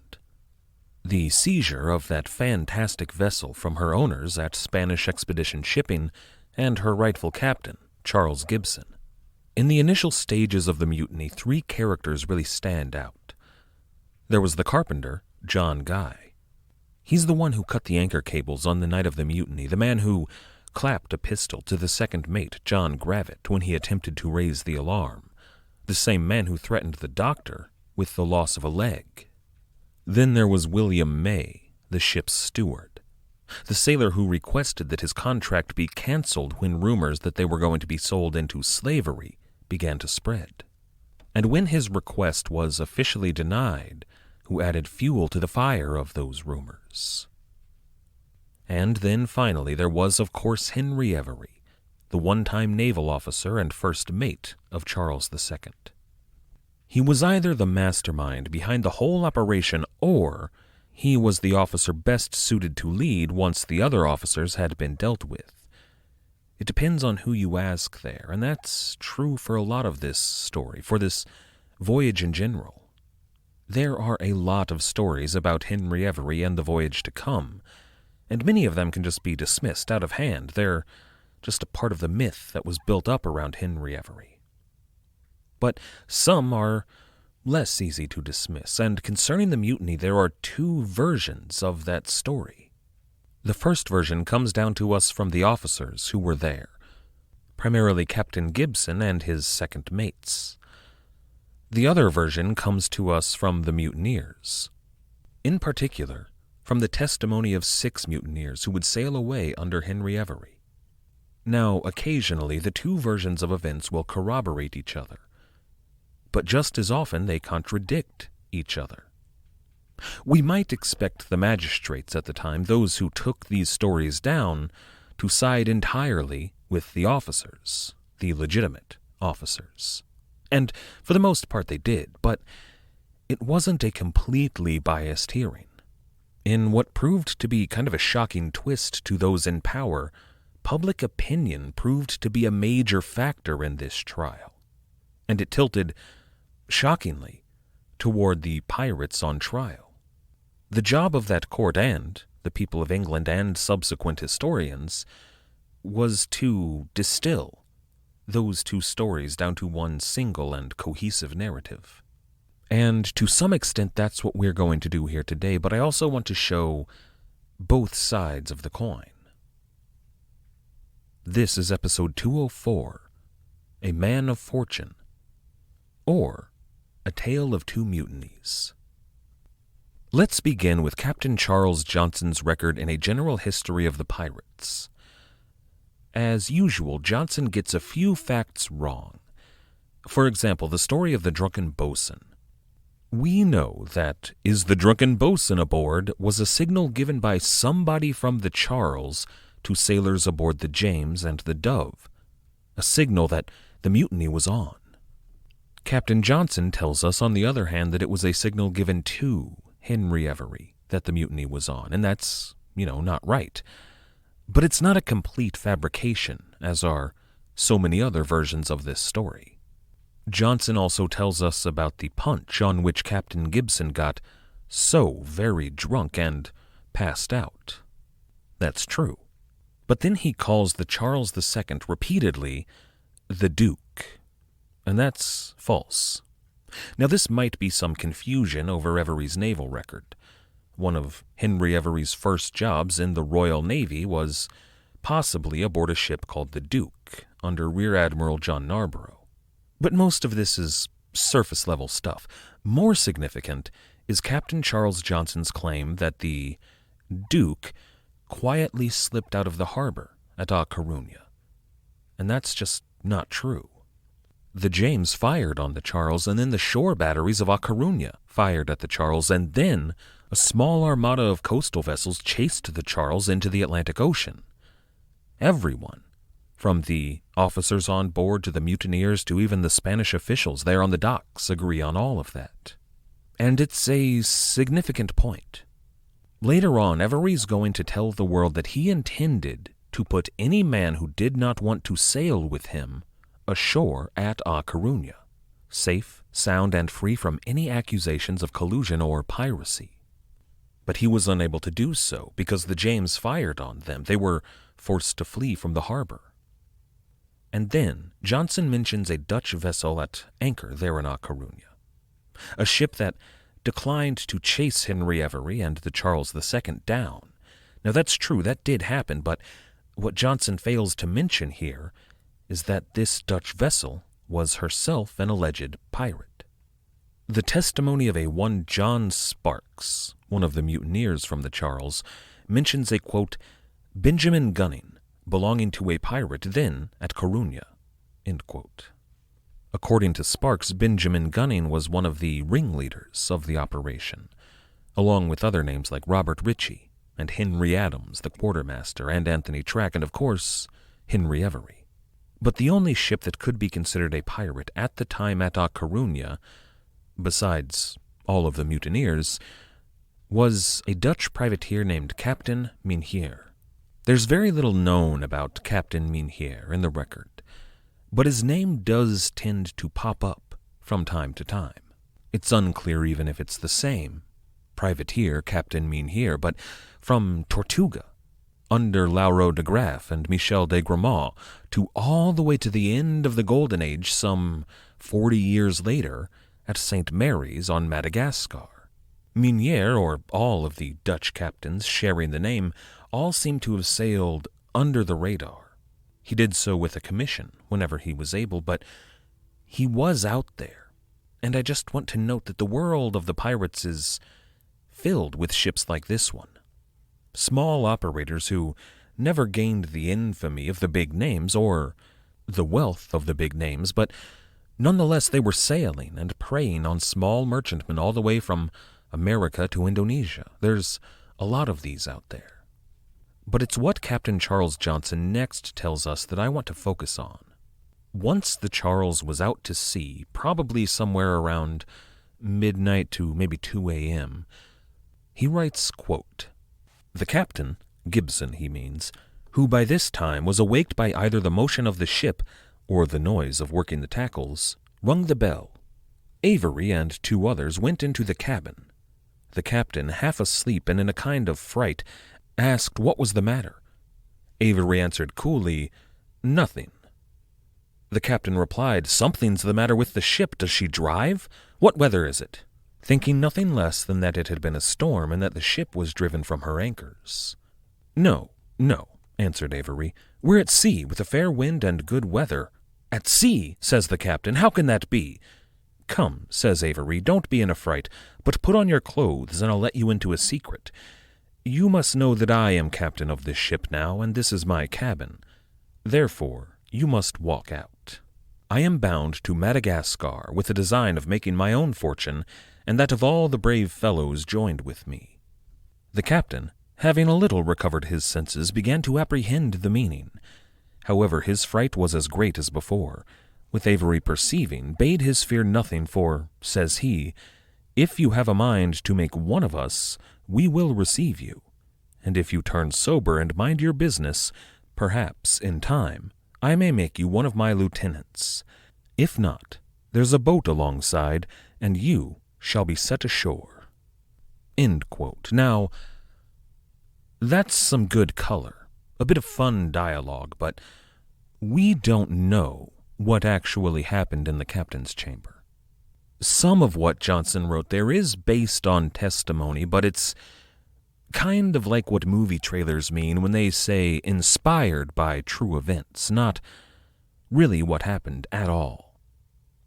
The best we can say here is that once the Charles was about 2 leagues out to sea, that's 7 miles or 11 kilometers. At that point, Henry Avery went to Captain Gibson's cabin and informed him of the mutiny. E.T. Fox suggests that Avery was probably polite to the captain. He had, after all, been his boss only a couple of hours earlier, and Avery treated English officers with a degree of respect all throughout his career. Captain Gibson himself would later tell a tribunal that Henry Avery offered him command of the voyage, if, that is, he agreed to turn pirate.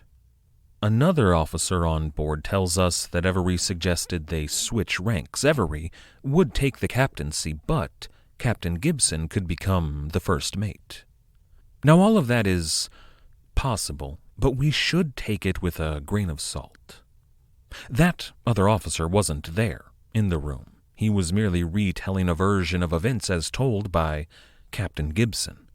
And Gibson himself was an alcoholic, and he was going to be fired and briefly imprisoned for his role in this disaster. That tribunal I mentioned, well, they found his testimony suspect, and we should treat it similarly.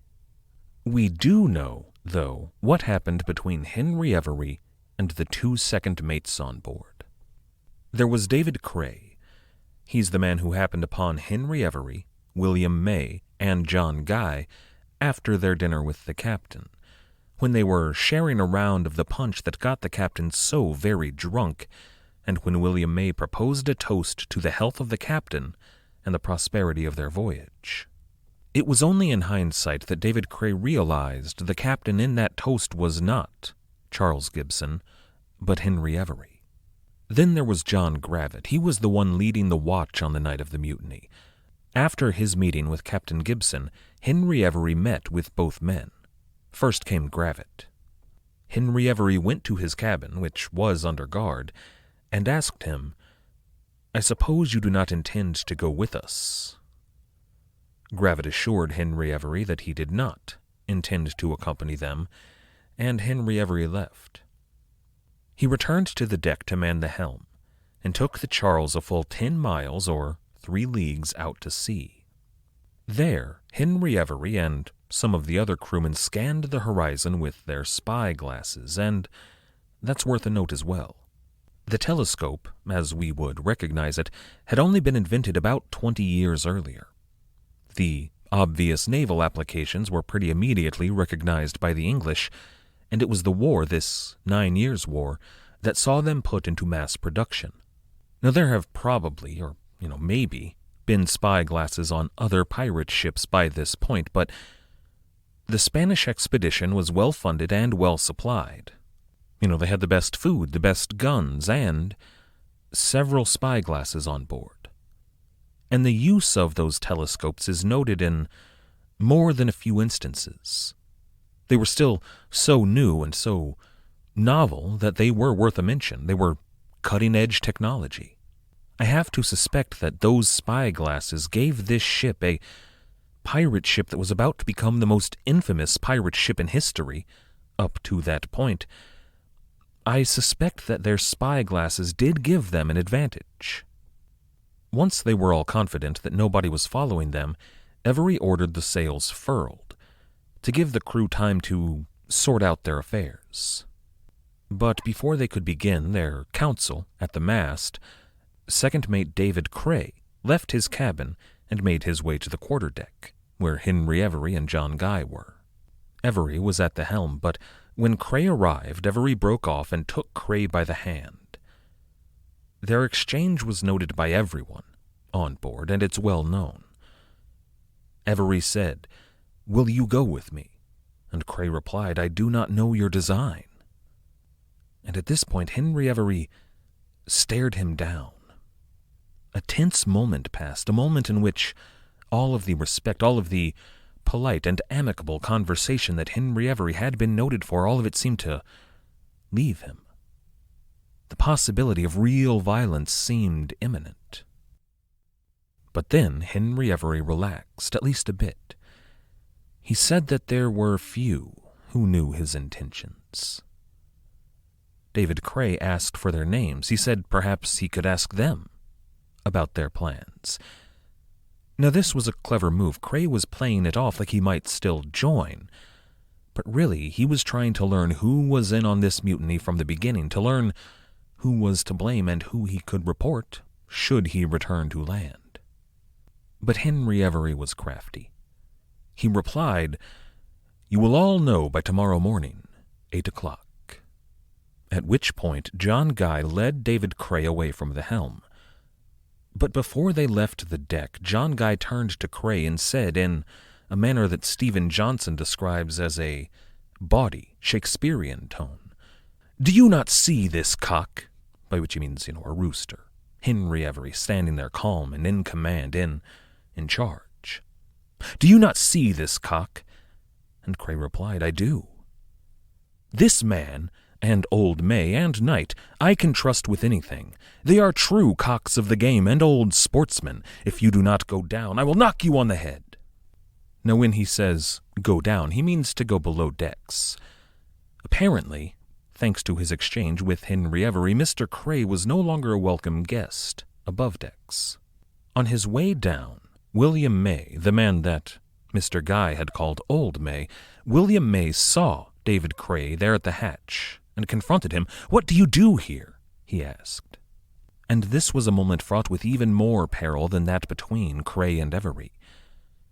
Apparently, David Cray said nothing and just continued below, maybe acting like he didn't know that May was addressing him.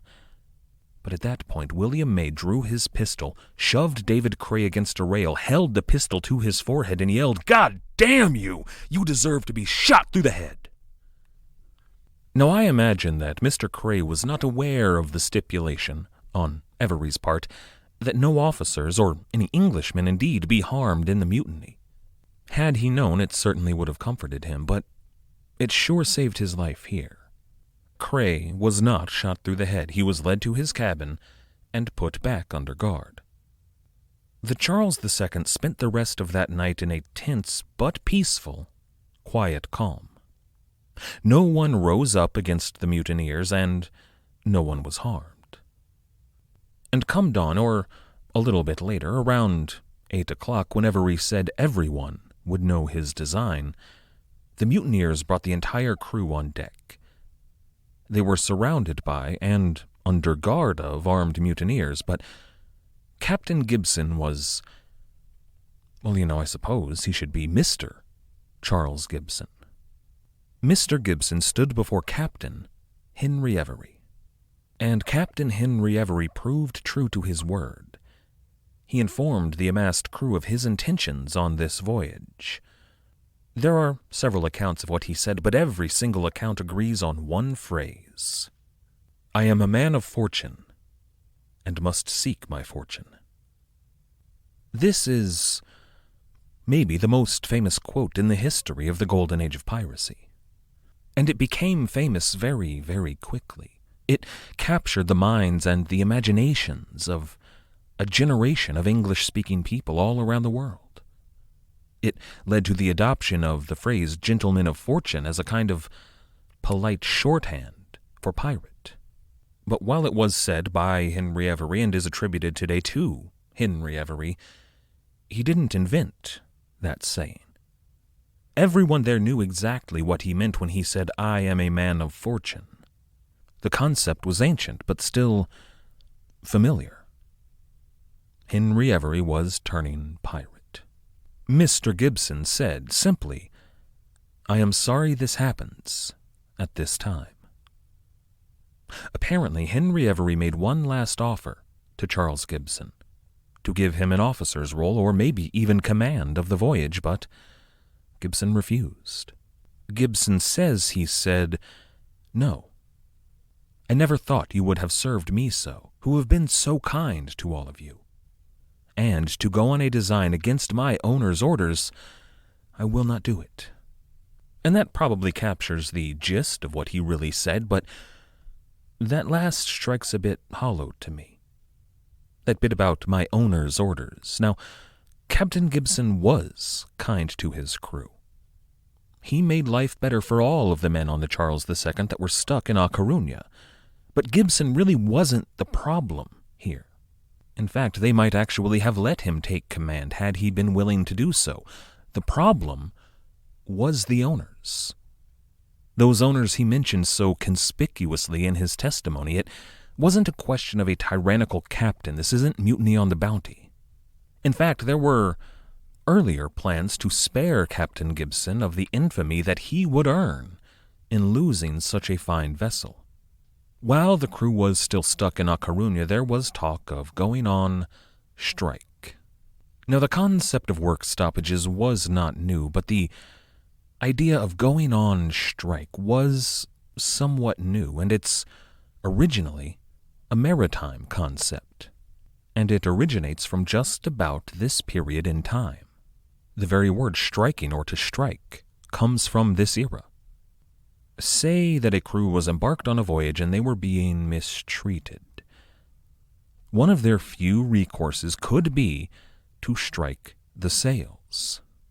If every man refused to set the sail or to let anyone else do so, their voyage would grind to a halt. And this kind of thing had happened before, but here in the 9 Years' War, when the royal navies of England and the Netherlands and France and Spain, when everyone around the world was relying on crews that were largely impressed into service, work stoppages, or what they called colloquially strikes, became a real problem. But a strike wouldn't have worked in Coruña. They were already at anchor in a harbor. They didn't need to set sails. The sails were already struck. Hence, mutiny. Mr. Gibson was not alone in his choice to leave the Charles II. His 2 second mates, Gravitt and Cray, well, they were there with him.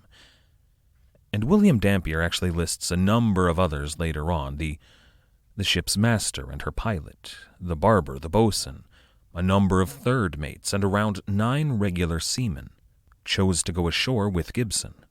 The Charles II held over 150 crewmen at 8 a.m., and only 17 chose to go with Gibson. Their ship's boat, a pinnace, could have held far more than that, maybe as many as 50 sailors. But they ran into a serious problem. The Charles II was 10 miles out to sea, and that pinnace was the very same that had a hole shot through her hull the night before. Now, no one really seems to agree whether or not the crew was aware of it at this point. At least, some seem to have been aware and some weren't. William May would later claim that he only chose to sail on with Avery because of the leaky pinnace. Now, his word is questionable, but there were others who were in the same boat. William Bishop, the 18-year-old sailor on his first voyage, would make similar claims. He also said he was forced on to the Spanish expedition against his will, well before ideas of piracy ever even sprouted. And imagine you were in that courtroom or reading the papers, and you've got a young lad forced from his home to sail for villains like James Houblon or Charles Gibson, then forced to choose between risking death on a leaky boat or a life of piracy. Hearts all around England dutifully would melt, but more on that later. For now, every man had a decision to make: leaky boat or piracy, riches or death, a drunk captain on a tiny pinnace, or a true cock with the finest ship on the sea. What their reasons were behind the choices they make for most of the crew we really can't know. For a very few who will tell the court, well, we know what they say, but their testimony is questionable. But there were a few die-hard pirates, and we definitely know what they thought. In the end, whatever their reasons may have been, almost 150 men chose to sail on with Henry Avery. They chose a life of liberty, fortune, and ease. Whether they really wanted to be there or not, they did choose to take part in everything that is to come, and in that they share at least some part of the guilt and the fame. But there are two notable exceptions to this. First, there was the ship's doctor. When Henry Avery announced that anybody who wished to leave was welcome to do so, the doctor wanted to leave, but he wasn't allowed to. There was a pretty hot debate over this point. Avery appears to have pushed to allow the doctor to go, but in the end, the doctor stayed. And then there was another man. Last time, immediately before the mutiny was to take place, while Avery and William May dined with Captain Gibson, I mentioned a mysterious summons reaching a man on shore, the ship's cooper. That is, a barrel maker. The cooper was called to come aboard immediately, and he did so. And reportedly here, he was not given a choice either. He was forced to sail with the pirates. Now, the reason for forcing a doctor to stay may be obvious. You need a surgeon, but the cooper was even arguably more important. Barrels aren't easy to make. They take a fair amount of training and experience. And barrels were really necessary on board a ship. They held food and other goods, but more important than all of it, they held fresh water. And this voyage was unlikely to lay anchor in a friendly port city for maybe years. It would be nothing but lonely islands and abandoned coastline, or enemy territory, or open ocean. If their barrels began to fail, or they began to rot, or they were lost to sea, or any of 100 problems happened, the crew would absolutely need someone who knew what they were doing to reliably replace them. Their lives very much depended on it. So the cooper was made to stay. Before the men that had elected to leave climbed down into their pinnace, John Gravitt requested his sea chest. He was refused his chest, but Henry Avery did relent at least a bit. He sent men below decks to collect his officer's coat and his commission. It was a show of maybe empathy. But more than anything, especially to the people who heard about this move, it showed honor in the new captain. But while Gravitt waited for his coat and his commission, he was pulled aside by William May. May asked him, and I'm going to say this as deadpan as possible, May asked John Gravitt to tell my wife I love her. And this interaction, maybe more than any other, represents the two mutinies we mentioned. Two versions of the same moment. In one telling, in Gravitt's recollection, William May was jovial and jocular. Tell my wife I love her. It was a man who was about to enjoy the murder and theft he was about to embark upon. But in the other, in William May's own version, he was dismayed at his circumstances. He genuinely wanted John Gravitt to tell his wife he loved her because he might not ever get to see his wife again. This was going to be a question of some import for William May in just a few years' time, but for now, we'll leave that question open. With that last interaction and with his coat and commission, those 17 men were prepared to set off in their pinnace. But there was one last drama to play out. As their boat pulled away from the Charles, the men on board noticed a leak. Their boat was filling with water. It suggests that at least those who chose to go weren't aware of that fact. It was sure to sink in a matter of minutes if they weren't able to bail it out, and they did not have a bucket. Mr. Gibson called out to the Charles. He asked the pirates to toss them a bucket or a ladle or anything that they could use to bail out their boat. And the pirates at the rail, including John Guy and William May, well, they laughed at those in the pinnace. They taunted them. They, wished them a pleasant voyage. But then, from the helm, Henry Avery intervened. He marched down from the quarterdeck and clapped the carpenter on the ear. He admonished the men and instilled in them a sense of shame and even, if we are to believe some of the sources, a sense of patriotism. The men at the rail, chagrined, threw a bucket to Gibson and the pinnace. They were therefore able to make it to land in Spain and eventually on to England. And once there, and we will talk more about their return to England, but once they got there, they told their stories to the Admiralty Court. And then every newspaper and every broadsheet and every gossip rag told those stories to all of England and beyond. And those moments of honor and kindness in Avery's conduct endeared him to many in the English-speaking world. Now, as we will see, according to at least our modern morality, Henry Avery probably did not deserve that praise. But at the time it built a myth around him, and it was a myth that Henry Avery purposefully played upon. The Navyman turned mutineer turned pirate began to transform into something more. Into a folk hero, a working-class hero. Kind of a maritime Robin Hood for the age of the English Empire. In every publication that mentioned him, and every publication mentioned him, but they all called him by his chosen title, not just a mere pirate, but a gentleman of fortune.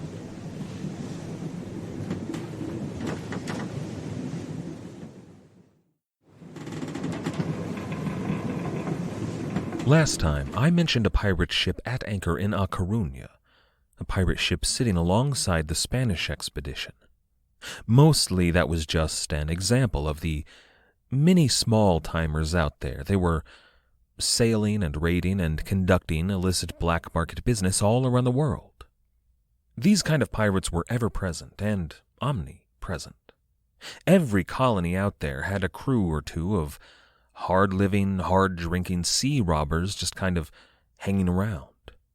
And the colonies very much wanted it that way. It was good business. We're not talking about the fleets of privateers that colonies would sometimes employ in times of war. Those fleets were to defend against enemy invasion. But these small-timers, they weren't equipped to fight off a man-of-war or a frigate, much less a ship of the line. We're talking about ships that had maybe 4 or 6 guns tops. And these were not privateers. They didn't have commissions. They were pirates. But while these ships may not have been on the payroll exactly, they were an acceptable necessity. Say that you owned a fishing boat in the colonies, but then a few rival boats from the next colony over started fishing your waters. Now, it's not like there are ironclad territorial boundaries here. You can't take this issue up with the governor. But maybe your brother-in-law knows a guy that hangs around down at the local tavern. Maybe your brother-in-law will just saunter on down there this evening, buy that character a drink, and mention casually a hot lead on some fishing boats in the region. Within a few days, almost miraculously, your competition is gone. Now, you might take a small hit when the local fishmongers are selling suspiciously cheap fish for the next couple of days, but the problem is solved. No muss, no fuss, no magistrates had to ever poke their noses in. The pirates scored a prize, and you can continue on with your business. This kind of thing was commonplace. And it worked out for the authorities as well. As long as the harbor masters were willing to turn a blind eye for, naturally, a little taste of the plunder, then the authorities wouldn't have to worry about these kind of small matters. Plus, pirates like this, they were territorial. They'd keep rival gangs of unfriendly pirates out of their waters, and thus out of your waters. If the pirates were smart enough not to attack your people or anyone who you were doing business with, then, well, what's the issue here? And should you need to commission that fleet of privateers in a time of war, these pirates could get the word out, and then you'd already have at least one ready-made crew for your privateer armada. Now, we don't talk much about these kind of pirates. They don't raid Panama or seize treasure galleons. They don't cause international incidents. These kind of pirates don't make the papers, so there isn't a lot of story to tell here. Mostly they stayed close to home. They spent their evenings drinking cheap wine with cheap women around fires on the beach, right? And sure, they might talk big and dream about the really rich game out there. I mean, who wouldn't? But for most of them, it was just a dream. Idle talk to pass idle nights. What do you imagine would happen, though, when a real pirate shows up on that lonely beach? Someone who'd been around the world and back, with treasures that they could hardly imagine. But what happens when that pirate shows up and offers you the chance of a lifetime? This is episode 205. The Sword Shall Maintain Me. Let's take a look back to the summer of 1690 and the Battle of Port Royal. We haven't talked too much about that battle because I wasn't that interested in it. There's not a lot to glean from Port Royal that we haven't heard before. It looked basically like a buccaneer raid. A large squadron of English vessels arrived at Port Royal, and we're talking about Canada here, and they fired on the town. They bombarded it while the Marines went ashore, at which point the city surrendered to the English. But then something happened. Something that upset the English. No one is sure exactly what it was, but when the English were upset, they did pirate things. Murder, rape, fire, defiling Catholic churches. They drank all the booze and they ate all the meat. It was all pretty horrible. And I'm not making light of the booze and the meat here. Alcohol was an important water purification tool. And that meat came from live animals that were currently providing milk and cheese and eggs. They weren't supposed to be slaughtered on that summer day, but now all of the booze and all of the meat was in English bellies, and the residents of places like Port Royal had some hard months of privation in their future. And really, the Battle of Port Royal looks not unlike a raid by Henry Morgan. Even the involvement of William Phipps looks like Morgan. They were both future governors engaging in raids. And much like Henry Morgan at Campeche or Portobello, this raid was the origin story for a bunch of future pirates. We've mentioned the possibility that Thomas II or Henry Avery could have been there. But right now I want to focus on the smaller names that also could have been there. We don't know, since most of these pirates only show up on the historical radar when they start hunting bigger fish, but the time and the place suggest it's at least a possibility, if not a probability. For example, take the pirates Joseph Banks, Joseph Farrow, and Dirk Chivers. Now, there's a decent chance that, unless you've read up on Henry Avery and Thomas II, you've never heard of these pirates. All three were members of a small-time crew operating out of Rhode Island. As far as we know, they were never part of any West Indian buccaneer crews that did anything substantial.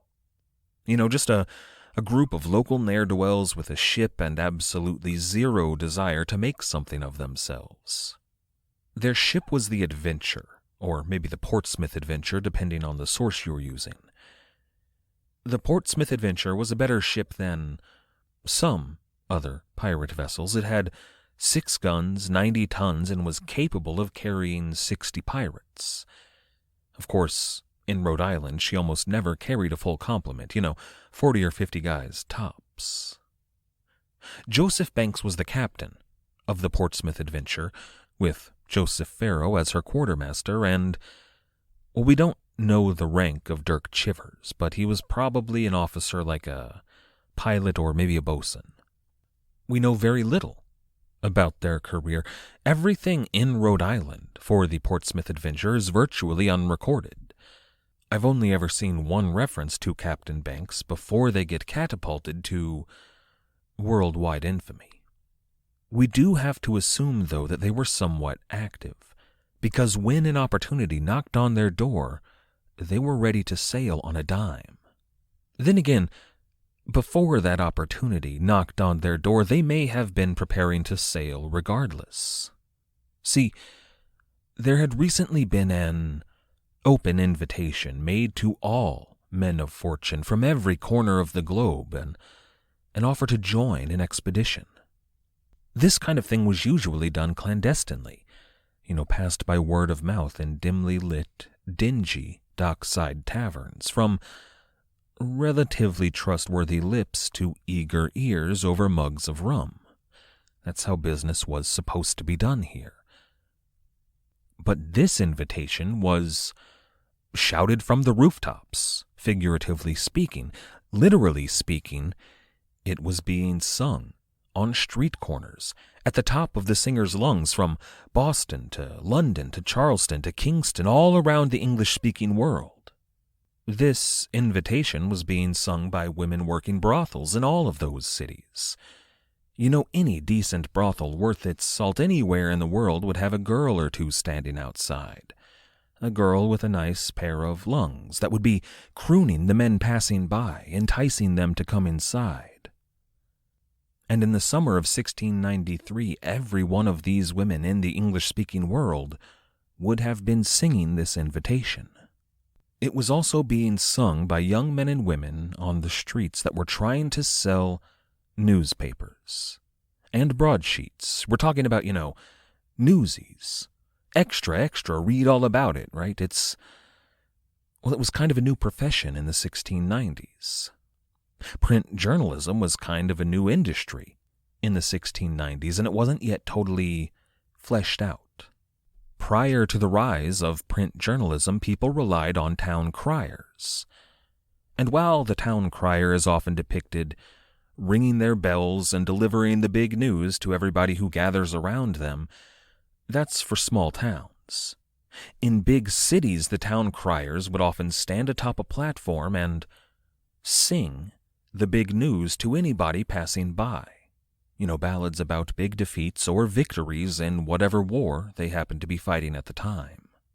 But as more and more printing houses opened their doors, and with the general rise in literacy, the practice of singing the news was slowly dying out. It would take at least a century more in rural places, but in this weird estuary of the 1690s, both those practices collided. You would often find that handsome young man or pretty young woman singing the news on their platforms, but right next to them you'd find a stand that was selling broadsheet versions of those songs, and maybe, they'd also offer some tea or coffee or maybe a meat pie. Or, if you were in a seedier neighborhood, maybe a tot of rum or gin. And in the summer of 1693, those town criers and those siren singers outside the brothels and the singers at every tavern in the English-speaking world, they were all singing this song. Come all you brave boys whose courage is bold. Will you venture with me? I'll glut you with gold. Make haste unto Coruña, a ship you will find. That's called the Fancy, will pleasure your mind. Captain Avery is in her and calls her his own. He will box her about, boys, before he has done. French, Spaniard, and Portuguese, the heathen, likewise, he has made a war with them until that he dies. Her model's like wax, and she sails like the wind. She is rigged and fitted and curiously trimmed. And all things convenient as for his design. God bless his poor fancy, she's bound for the mine. Then away from this climate and temperate zone, to one that's more torrid, you'll hear I am gone. With 150 brave sparks of this age who are fully resolved their foes to engage. age. These northern parts are not thrifty for me. I'll rise the anterheist that some men shall see. I am not afraid to let the world know that to the South Seas and Persia I'll go. Our names shall be blazed and spread in the sky, and many brave places I hope to descry, where never a Frenchman ere yet has been, nor any proud Dutchman can say he has seen. My commission is large, and I made it myself, and the capstan shall stretch it full larger by half. It was dated in Coruña, believe it, my friend, from the year 93 unto the world's end. That's not the end of the song. There is a bunch of nonsense for a few verses about how Henry Avery was the black sheep of a noble family from Plymouth, but was disowned and turned rogue. None of that's true at all, but it's good copy. What's weird, though, is that it's all written in the first person. The name of the song is verses composed by Henry Avery, lately gone to sea to seek his fortune. Most modern scholars dismiss the possibility that Henry Avery wrote this song. They dismiss it completely, just out of hand, and they should. They're right to do so. Stephen Johnson writes in Enemy of All Mankind, quote, "As enticing as it is to imagine the newly appointed Captain Avery tinkering with his rhyme schemes as he sails past the Strait of Gibraltar, the verses were almost certainly written by someone other than Avery himself." End quote.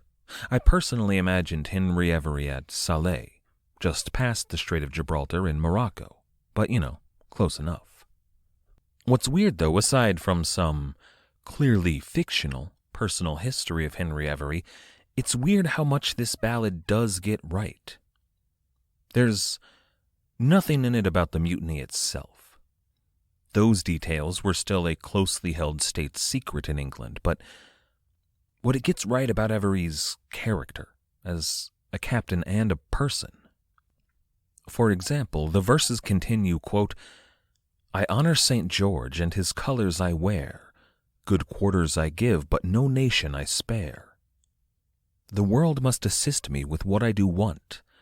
I'll give them my bill when my money is scant.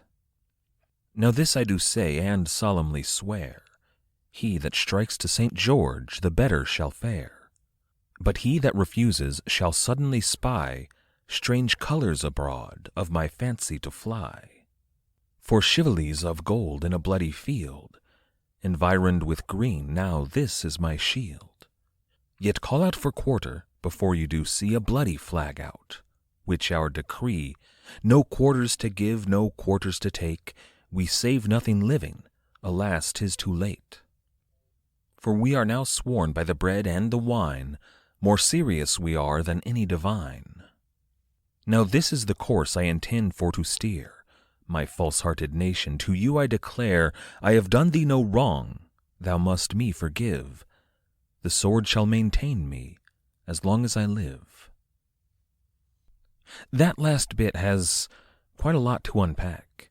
This whole ballad has a lot to unpack.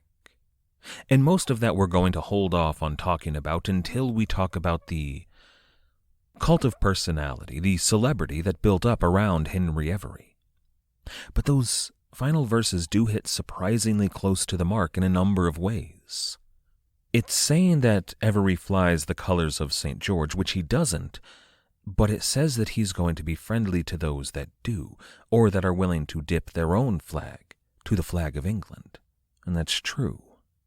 But then it says that refusal to do so will see Henry Avery fly the red flag, which of course Henry Avery is going to do. Now that's not surprising. The blood-red flag, the Sali Rouge, well, that was the symbol attached to men of fortune. The black flag wasn't in common use yet, and the symbols that were going to define the Jolly Roger, well, they could maybe be traced back to Henry Avery himself. It's all pretty clear that whoever wrote this was not Henry Avery, but whoever it was had some intimate knowledge of Avery and what happened at Coruña and after. There's one thing above all that I really want to know. How does the author, whoever he or she may have been, how did they know that Henry Avery and the crew of the Charles II renamed their ship the Fancy? That happened at sea, after the mutiny was over and done, once those officers had been sent ashore in that rickety boat. We haven't even talked about the name Fancy yet, and I can't find one mention of the name Fancy in any of the depositions of those officers who were aboard the ship when she was taken. It doesn't appear in the record until several months later, and it's not confirmed by some of the pirates that were aboard until years later. And yet this song, allegedly written by Henry Avery, which appeared mere weeks after the mutiny itself, this song somehow knows the name Fancy. It's a name that only a few dozen men currently coasting along the shores of Western Africa should rightly know. I don't know how, and I don't know why, but someone in England was privy to some inside information here. There is a lot to unpack in the verses, so much so that many academic papers have been written about them. Joel Bayer does some extensive analysis in British piracy in the Golden Age. For example, he points out that England had a long history of verse-based crime reporting, songs about murderers or brigands or thieves, that kind of thing. And those songs were often presented in the first person, much like the verses of Henry Avery. They call them songs of the self. But those first-person songs about crime were almost always remorseful. It was from the point of view of the criminal, but after the fact of the crime, repenting for their crimes from usually a jail cell or sometimes from the gallows. According to Joel Bayer and to Stephen Johnson in Enemy of All Mankind, the only other example of verse-based crime reporting that takes place while the crime is still ongoing, as it is in Henry Avery's verses, and the only other verse-based crime reporting that does not have repentance as the central theme, the only other example of that are the ballads of Robin Hood. And the verses, the Henry Avery verses, they definitely do have a touch of the Robin Hood about them. You know, they paint Avery as a nobleman. He's a good Englishman. But his family and his nation turned their backs on him, so now he's going to fight back. It's all very Robin Hood indeed. It turns him, much like Robin Hood, into almost a folk hero. But what there isn't in the Avery verses is any hint that he's going to rob from the rich and then give to the poor. The verses say that the world must assist me with what I do want, and I'll present them a bill when money is scant. If one were so inclined, one could read that as a Robin Hood for the age of the birth of capitalism. As I said, there's a lot of potential analysis and a lot to go into about the verses. And we will talk about that eventually, really dissect the Henry Avery verses, but we'll do so later on. For now, I want to focus on what effect the spread of a ballad like this might have on some of those smaller crews, like that of the Portsmouth Adventure. Maybe their crew was sitting around their fires on the beach with their cheap wine and hired women, dreaming about their big score. And then one of those ladies maybe shared this song. These women would have been far more up-to-date on current events than any of these scruffy sea robbers. It was part of their job. I mean, really, news and conversation were as much a part of the job as anything else. They may have been the people to tell Joseph Banks and Joseph Farrow about Henry Avery's mutiny. The ballad begins, "Come all you boys whose courage is bold, come venture with me and I'll glut you with gold." It's a call to action. It's almost a dare. Were I a member of a crew like that, I'd enjoy the rest of my night, but come morning, I might bring it up. I mean, what if we did it? What if we sailed out there, met up with Avery, and were glutted with gold? I imagine these kind of scenes were playing out all along the coast of the English colonies all around the world. But even if the crew went so far as to vote on it, I imagine that most would vote in the negative. Persia? Who wants to sail around the whole world? We're making decent money right here, close to home. And sure, we might get rich, but we might just as easily die in the attempt. Here we've got steady money, good wine, good women, and a far smaller chance of a horrible, horrible death. But imagine that you're sitting around with your crew debating the possibility, at least discussing your options. But then down the beach you spot a figure walking toward you. High boots, a fine coat, long hair pulled back, and as he gets closer you can spot some telltale signs. The way he walks, maybe an earring, maybe tattoos. He's clearly one of you, a man of fortune. But then he arrives and introduces himself. His name is Thomas Wake. He's the quartermaster of the bark Amity, lieutenant to Captain Thomas II. And Thomas Wake has a proposition for you.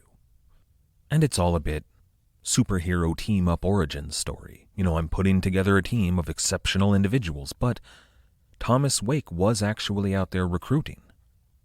Thomas II had made clear his decision to sail for Arabia, and he was going to answer Henry Avery's call to adventure and join forces. Thomas II knew those seas better than most, and he'd won the richest prize in a generation, maybe, for pirates at least, maybe ever. And Thomas II wants you to join his fleet and sail for Madagascar. You've got a decent ship and a ready-made crew and a few guns, which, of course, they can bolster once you're underway. In Madagascar, you'll find women and drink and riches beyond your wildest dreams. It's far better than this chilly corner of Rhode Island.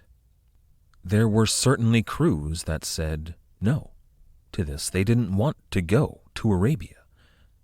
But the crew of the Portsmouth Adventure took a vote. They voted in the affirmative.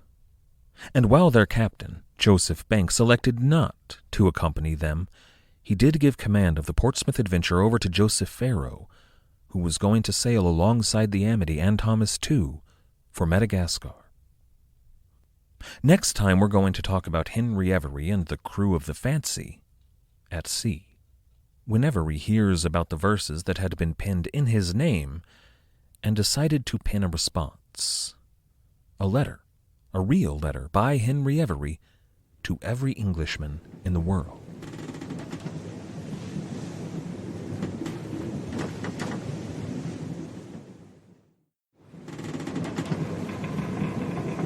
Let's begin today by addressing a question that I've been asked by a number of you over the past couple of weeks.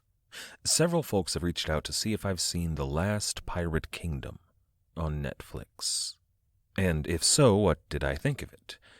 But the answer is mostly no, I haven't seen it. First of all, I'd like to say that anything that talks about real pirate stories and real pirate history is, great. It's a net positive. The story of the Pirates of Nassau is what got me, and I assume a lot of other people, interested in pirates and piracy in the first place. And then there are the historians that they interview. Colin Woodard, the author of The Republic of Pirates, the first book that got me interested in piracy, well, he's one of those historians. Then there's Laura Sooke Duncan, who wrote Pirate Women, and Ed Fox, who I'm pretty sure is E.T. Fox, who's authored some of the best pirate books I've ever read. These days, I'm relying on his King of the Pirates a lot. Those interviews alone make the show worth it. But beyond that, the costumes and the performances all look, great. And then there's that little notice at the corner of the screen at the beginning of the show that says there's sex, nudity, and violence, which, wonderful. But I haven't watched it. I tried to give it a watch, and I had to turn it off in the first few minutes. At the top of the very first episode, they tell us that in 1715, the English and the Spanish had just concluded a great war, and I was annoyed. The War of Spanish Succession, which they are referring to, was not a war between England and Spain, not really. It's kind of technically correct, but also not at all. The War of Spanish Succession was a war between France and everybody else in Europe. It was King Louis XIV trying to put a Bourbon on the throne of Spain, an act that was in direct violation of a treaty and a marriage alliance, an act that he had promised explicitly not to do. Spain and England were allies in the war, not enemies, allied against France. It's almost a repeat of the 9 Years' War, where we are now. The houses of Habsburg and Orange allied against the House of Bourbon. But, I get it. It's a TV show. Why bog down the narrative with a bunch of stodgy old history when what they really need to do is to set up Spain as the main antagonistic force against England in the West Indies, because the pirate republic at Nassau will be concerned with Spain. But then they set up the privateers, which you should. The War of the Spanish Succession was fought in the West Indies largely by privateers, many of whom went on to be pirates. But they start talking about Port Royal, Jamaica. They have some white-wigged governor signing letters of marque, and, admittedly, some of those excellent historians who do know what they are talking about tell us about the thousands of commissions handed down by the English. All of that's true, valid, and important. But then they show us an image, a lovely image, admittedly, but an image of Port Royal at sunset. They have a bustling harbor filled with ships, all of them, sails furled. And I'm on board, but then, in big, bold numbers, up pops the year. 1713. And that's it. I just couldn't anymore. I mean, Port Royal was at the bottom of the ocean in 1713. There was this pretty massive earthquake in, well, let me check my notes. Oh, wait, I don't have to because I did the reading 1692. An earthquake that devastated Port Royal. 2,000 people died in the first few hours. That earthquake liquefied the soil on which Port Royal stood. Most of the city wound up submerged. Everyone that was left alive after the earthquake had to leave Port Royal proper. They set up a tent town down the coast, and in the aftermath of the earthquake, another 3 or 4 or even 5,000 people died. Now that shanty town did turn into an actual settlement, and by 1713, there was a city there built on better soil. It shared the same harbor waters, more or less, as Port Royal, and it was similarly protected by Fort Charles. But it wasn't Port Royal, it was Kingston.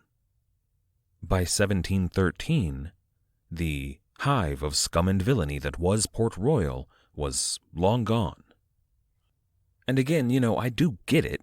They're setting up the privateers and Jamaica. I spent, over 100 hours doing just that. It's important stuff to the story of the pirates. But if that's how sloppy the show is going to be with the history in the interest of, narrative clarity, I just can't do it. But you should, if you're interested. I'm sure it's a good story. I know it's a good story. It looks like once they dive into the meat of it with Henry Jennings and Ben Hornigold and Blackbeard, Vane, Calico Jack, Mary Read, and Bonnie, it's all going to be great stuff, but maybe not for me. Also, though, while we're here, I would like to address another question I've received a few times. No, I've never seen One Piece, and I'm not exactly 100% sure what it is. This is episode 206, Hungry, Stout, and Resolute. We last left the crew of the Charles II immediately after they set their old captain, Captain Gibson, and 16 of his comrades adrift in a leaky pinnace. The Charles was about 10 miles out to sea off the coast of Spain at the time, and as soon as that pinnace was away from the Charles, that inner circle of mutineers started giving orders. Henry Avery and William May and John Guy, kind of a triumvirate on board in those first hours. And for the moment, that was just fine by the crew. They all knew that they had just stolen a ship out from under a bunch of rich and powerful men. They had to get away and to do so quickly, and those men were doing the job. So everyone jumped into action. But immediately they noticed that something was off. The morning sun, still on the rise, was put to port as they got underway. The Charles II was heading south. That's away from England. You might remember that a bunch of these mutineers, before the mutiny took place, while Avery and Joy were still recruiting, a bunch of them didn't want to know exactly what the plan was here. They knew that something was afoot, and they were fine with that, and they agreed to sail with the mutineers, but now that they were underway, they needed some answers. Many of the men on board, maybe most of the men on board, assumed that they would be sailing back to England. It would be dangerous, sure, and they might be outlaws, but they wanted to go home. But here they were sailing the wrong way. Now, if we were to believe former Captain Charles Gibson, Henry Avery declared his intentions before everyone. He did so earlier that very morning. He's going to sail for Madagascar and seek his fortune. But that might not be totally accurate. Gibson is something of a shaky witness, and several different testimonies seem to agree that the crew wasn't exactly sure what was going on. Then again, those were testimonies from men on trial for piracy, so they might not be 100% reliable either. Still, at least according to those accounts, some of the men began to grumble. So, with the ship well underway, Henry Avery called the whole crew before the mast to hold their first council. We don't know too much about that first council on board the Charles II. Those same testimonies would have you believe that all of the men being questioned, including William May, were there against their will, that they didn't take part in any of the pirate stuff, so, sure. But it was here at the mast that Henry Avery announced his plan to sail for Madagascar, for the Indian Ocean and the Red Sea, to plunder Mughal shipping just like Thomas II had done. It was a plan that, if it worked, would make them all very rich men. But here's the thing. That might have been Henry Avery's plan, but was Avery the guy that made the plans? Was Henry Avery the captain? Shouldn't they have a say in all of that? The election of a captain was one of the cornerstones of pirate culture, but it wasn't 100% set in stone yet. See, some of the buccaneers did elect their captains, like latter-day pirates, but many of those buccaneer codes often referred to a ship's owner. The owner was almost always the captain of the vessel. Sometimes they would have a separate ship's master who actually did all the work of a captain, but the owner usually, almost always, held the letter of marque, so in the end he was in charge. Henry Avery, though, had no letter of marque. He had no commission. They were well outside the law at this point. And as a captain, Henry Avery came in a package deal with this big plan.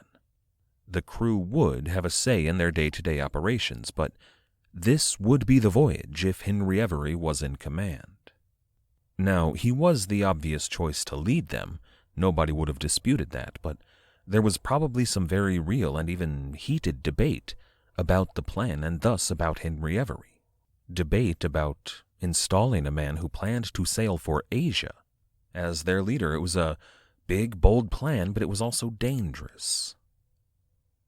So Henry Avery sweetened the pot a bit. Buccaneer captains would often take 5 or 6 shares of any plunder that was taken, sometimes more than that. But Avery declared that he was only going to take 2. That's almost a big deal. It would certainly be a bump in pay for everyone aboard, as the shares themselves would be larger. Think about it this way.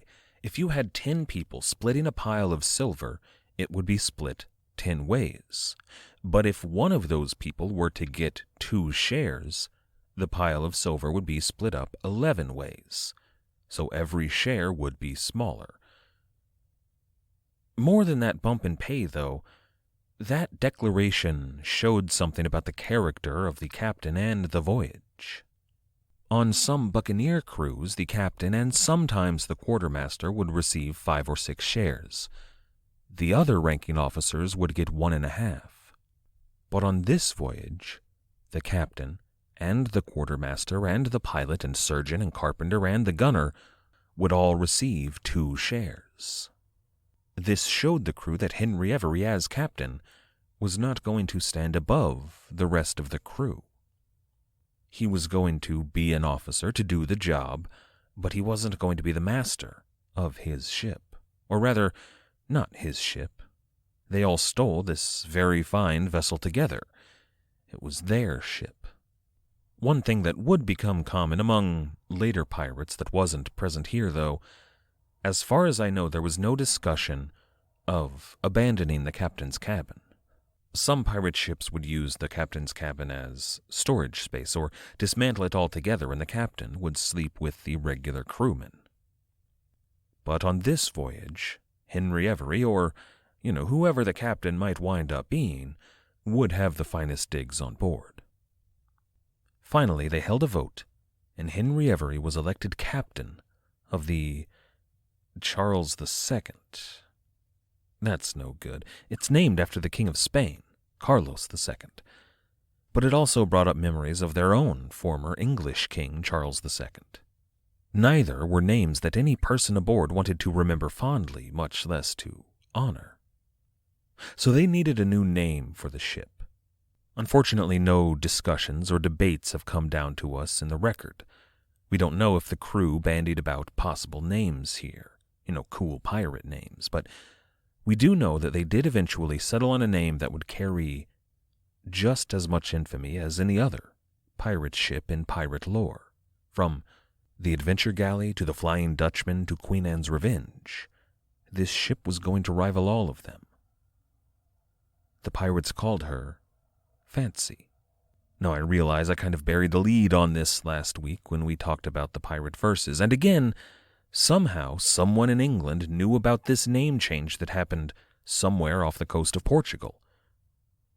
But still, it's a big moment for everyone aboard. I occasionally go down these historical rabbit holes in my personal reading, my private time history. Ancient Rome is a big one for me. I'm also fond of the French Revolution and Napoleon. They're big stories with big characters, and those are always fun. I think that's what drew me to pirates. But there's a common theme in both ancient Rome and the Napoleonic Wars. Certain military units would take an immense amount of pride in their unit and especially in their unit's name. Even if they personally or anyone in their generation had never done anything particularly noteworthy, they still felt that pride, maybe inordinately. They call it esprit de corps. In the Gallic Wars, Julius Caesar's legions were numbered like Roman legions traditionally were, 1 through however many legions you needed to divide your whole army. And once the war was over, those legions would traditionally be disbanded. But Caesar never disbanded his legions. They had to fight in the Civil War. Then, a few years later, Augustus needed them to fight in another civil war. And in that second civil war, the association with Julius Caesar was important. So those legions kept their numerical distinctions. Even years later, after Augustus and every soldier who fought in Gaul was long dead, the 13th, for example, was still the 13th. And you see the same thing in France. Units that were forged in the Revolutionary Wars, and especially under Napoleon, would be granted some great honors, sometimes by Bonaparte himself. Those units would treasure those honors, some of them until way after Napoleon was dead. There were units that fought honorably and bravely for the restored Bourbon dynasty, but they refused to give up their Napoleonic distinctions. Sometimes a hotshot young officer would arrive on the scene and decide to do something about it, but that officer would often wake up with a blade in his belly, and no one in the unit would ever have seen anything. They guarded those honors jealously. All of this is to say that sometimes A rose by any other name just doesn't smell as sweet. People take a lot of pride in those kind of things. And now, the crew of the former Charles II would be able to take a lot of pride in their new pirate ship, Fancy. And it was a pirate ship. Henry Every's plan was to sail for Africa, then on to Asia, and all along the way, commit some piracy. But there is a small caveat here. They would turn pirate and do all the pirate things, but they would be selective in their targets. First off, no English vessels. We'll get to that. Second, they were going to try to avoid any English allies, or even those that were at peace with England. So for now, the Dutch and the Spanish, they were out. Third, they were going to focus on heathens. Specifically here, I mean Muslims, but Catholics, especially French Catholics, were also fair game. Anyone that the English people as a whole probably wouldn't mind seeing robbed and killed. This was all a bit of pretty brilliant propaganda. Henry Every and the crew of the Fancy were ensuring that, while what they were doing might be illegal, it wouldn't be seen as immoral, at least in the court of public opinion. And there's also the question of the benefits that England might enjoy from the piracy of the Fancy, as long as they stuck to those caveats. Now, it's, foolish to suggest that Henry Every was planning to further the interests of the future British Empire. But historians can draw a pretty clear line between these pirates and the empire of Queen Victoria, and some of that has to do with these restrictions. I want to note, though, that while this caveat was certainly a plan engineered to win over English hearts and minds, there was absolutely personal bias and prejudice at play as well. Henry Every and probably all of his crew saw non-white, non-Christian peoples as the other, as lesser than, as heathen barbarians. And there was kind of a tiered system at play. Jews were slightly better than Muslims in their eyes, and Catholics were slightly better than the Jews. Other Protestants, of course, were far better than Catholics, but really, only Anglicans knew God's true plan, so they sat at the top. And I don't think that anyone aboard the Fancy, including Every, were what you would call devout practitioners of the Anglican faith. That's true for most pirates. But they were cultural touchstones as English people. And of course, when it comes to racial questions, well, things weren't going to get any better on that front. I do have a mind to talk about pirate morality in some depth relatively soon. We're going to see some deeply immoral behavior in the very near future, both in our modern value structure and in the values of the time. For now, Fancy sailed on south, past Portugal and the Pillars of Hercules.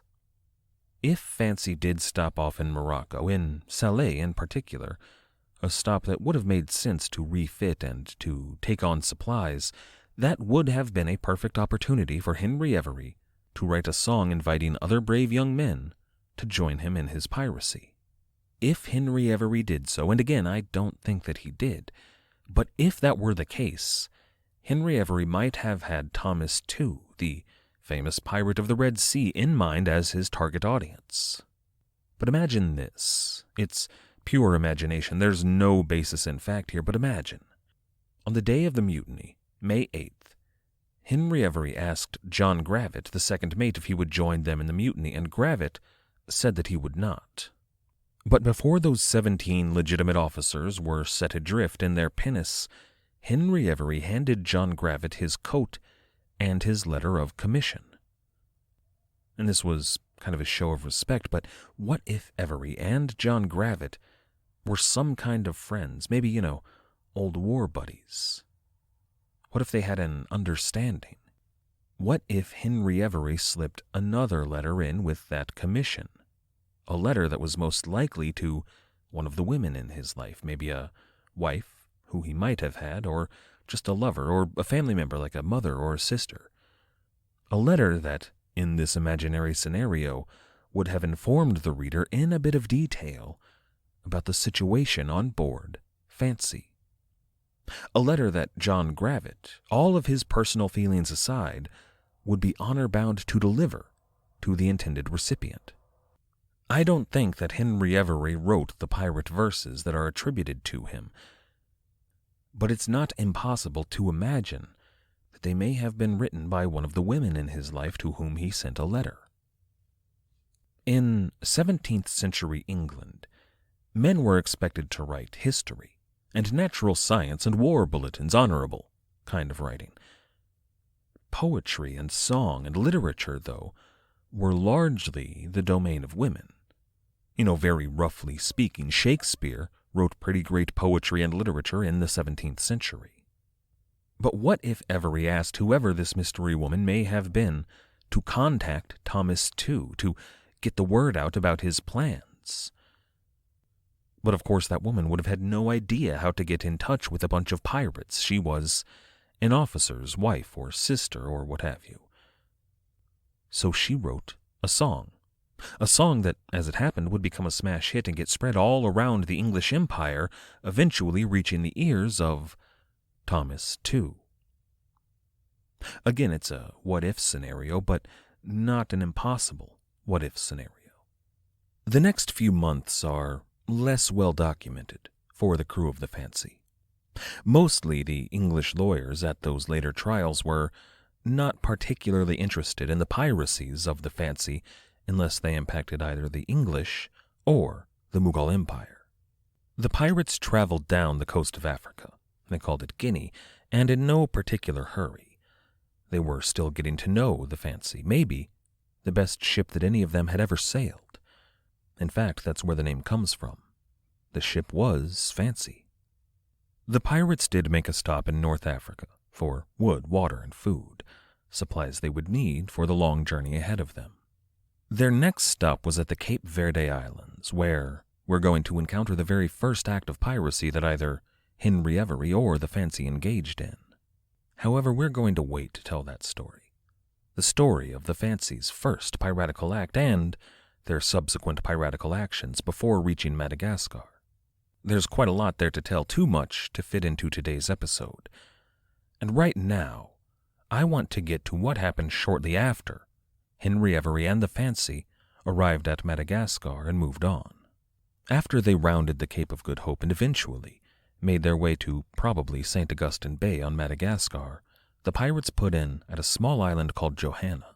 It was Dutch territory, as was most of South Africa.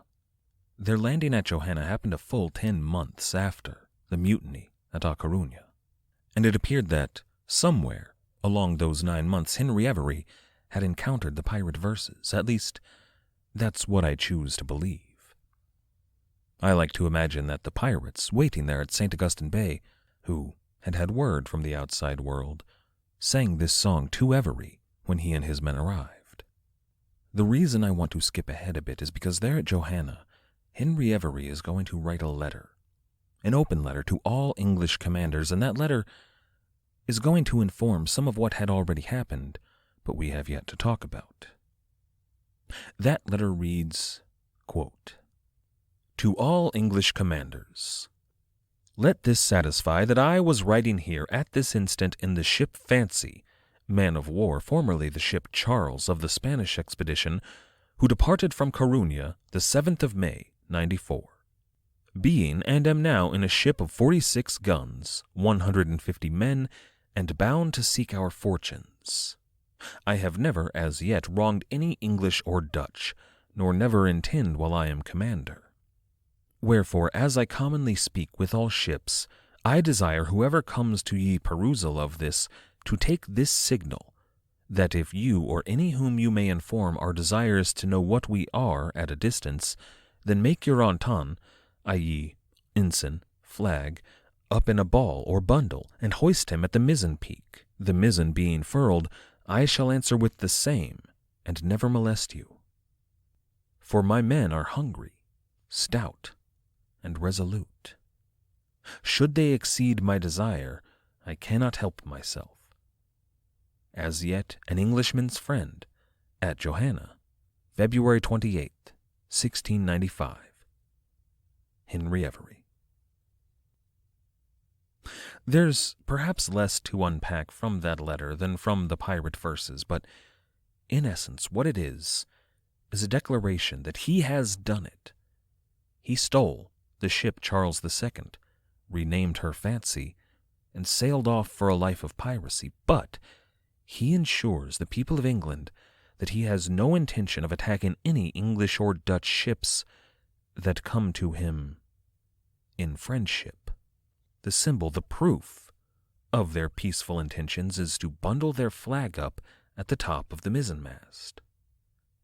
Any ship that fails to do so, Henry Avery is telling us, he has no intention of attacking, but his men are hungry, stout, and resolute, and he might not be able to control them. Next time, we're going to talk about their pit stop at the Cape Verde Islands. We're going to talk about the pirate verses in London, and we're going to talk about the arrival of this letter on every desk in England.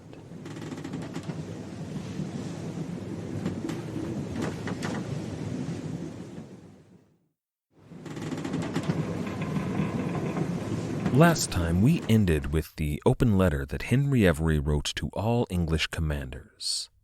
It was a letter that proclaimed his unwillingness to attack or rob or even harm any English subjects or even non-English subjects that were not active enemies of the English people. If we break it down, in essence, what that argument was all about was Henry Avery saying, "Look, everybody, I'm a man of fortune, and I aim to seek my fortune. I am a pirate. I'll own up to it, sure, but it's not my fault. I may be a bad guy, but I'm not a bad guy. We were all forced into this position by greedy, vile bankers and business owners like James Houblon, men of power and influence who made big promises and then just threw us out like the garbage. They were planning to sell us to the King of Spain, so we turned pirate. But we're not going to attack any of our own here. We're going to attack the enemy."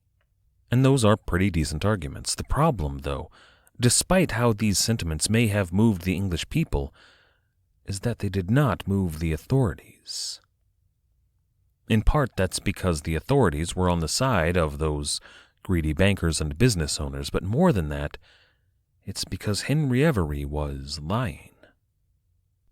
This is episode 207, A Piratical Account.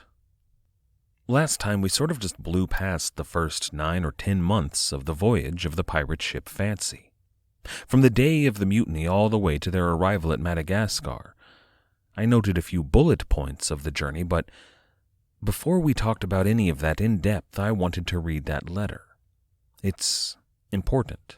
It colors what's going to happen on that voyage. It's kind of a sign of what Henry Avery wanted the world to see in him and maybe who he was actually trying to be. But if that's the case, Henry Avery failed. Let's begin at the very first stop of consequence on their voyage, the Cape Verde Islands. You know, we've talked about the Cape Verde quite a bit around here. They were one of the more important stops for global maritime trade. But despite that importance, they were kind of neutral territory. Technically, they were Portuguese territory. They'd been claimed way back in the 1450s. We actually talked about that on our very first episode. And the Portuguese still had a settlement there, Santiago, but it's not like they garrisoned a navy flotilla 600 kilometers off the coast of Africa. Ships from any nation could more or less come and go as they pleased. Naturally, this attracted pirates. In the 1580s, during the Anglo-Spanish War, and when the Crown of Portugal was under control of the Crown of Spain, Francis Drake attacked Santiago twice. And pirates and privateers just kept coming to either attack Santiago or to capture ships that were stopped at the Cape Verde. Most recently, there was James Allison, who captured the ship Good Hope. It was such an important archipelago because of two things. First, they had sources of fresh water, which everyone needed, but second, and maybe more importantly, they had an abundance of salt. For a while, the Portuguese settlers tried to commercialize that salt. They put up trading ports and imported slaves from Africa to work the salt mines, but no one was buying their salt. Instead, they just stopped at one of the other islands in the Cape Verde and collect their own. So the port at St. Iago turned into a place to buy and sell other supplies that ships stopping there might need. They sort of just let people collect their own salt. It was technically against the rules, but they didn't have the ability to stop them. And if you did decide to stop at the docks, you would have to pay a fee for any salt you may have collected, but pirates didn't stop at the docks. The Fancy arrived at the Cape Verde on 6 June 1694. Their first stop was at the island of Bonavista, where they collected plenty of salt for all of their needs moving forward, mostly curing meat and fish. And I would note here that the people there prefer the use of Portuguese for their names. Properly, it shouldn't be the Cape Verde, it should be the Cabo Verde, and instead of Bonavista, it would be the Boa Vista. And the next stop that the pirates were going to make would be the Ilha de Mayo. I've been using the anglicized versions of the Spanish versions of those names, because that's how they're most well known in the English-speaking world, but from here on out I am going to switch over. After they collected their salt at Boa Vista, the Fancy headed on to the Ilha de Mayo. And it was there that they encountered 3 merchant ships collecting their own salt. All 3 were English vessels. One was from London, but the other 2 were from Plymouth, the Rebecca and the James and Thomas. Now, they weren't a fleet exactly, but they were here together at the Cabo Verde for safety. It could be a dangerous place, after all. The captain of the James and Thomas was a man named Paul Bickford, and he gives a testimony that paints a pretty clear picture of what happened there. Bickford tells us that a large vessel, larger than any of the other 3, pulled into the road, and initially he thought it was a French privateer. Now this brings up the question of the flag. Henry Avery is famous for his red Jolly Roger with a skull and crossbones. The skull is facing to the right with a bandana and an earring. That's my favorite Jolly Roger design. It's the logo for this show. But Henry Avery probably never flew that flag. E.T. Fox writes in King of the Pirates, quote, "The strong association between the pirates and the famous skull and crossed bones postdates Avery's career by nearly 2 decades. Furthermore, the imagery of the bandana and earring would not become associated particularly with pirates until the later 19th century. That's a consequence of Howard Pyle's artwork," he tells us, and then Fox continues, quote, "The only flag which reliable records state as having been flown aboard the Fancy was the St. George's Cross of England." End quote. I'm letting Fox break the news here because I feel a bit guilty about it. And E.T. Fox is an expert. I tend to agree with him on pretty much anything he says, but there are some arguments and a bit of evidence that might contradict that. For example, the Avery verses do mention a red flag at one point, although they also mention Avery flying a flag from the Avery Baronet, which the pirate had nothing to do with. But there is also a Mughal source later on that's going to mention a bloody flag, which is usually taken to mean a red flag. And that was such a common pirate symbol that I would not be surprised if Henry Avery did fly a Sally Rouge, although not the Jolly Roger.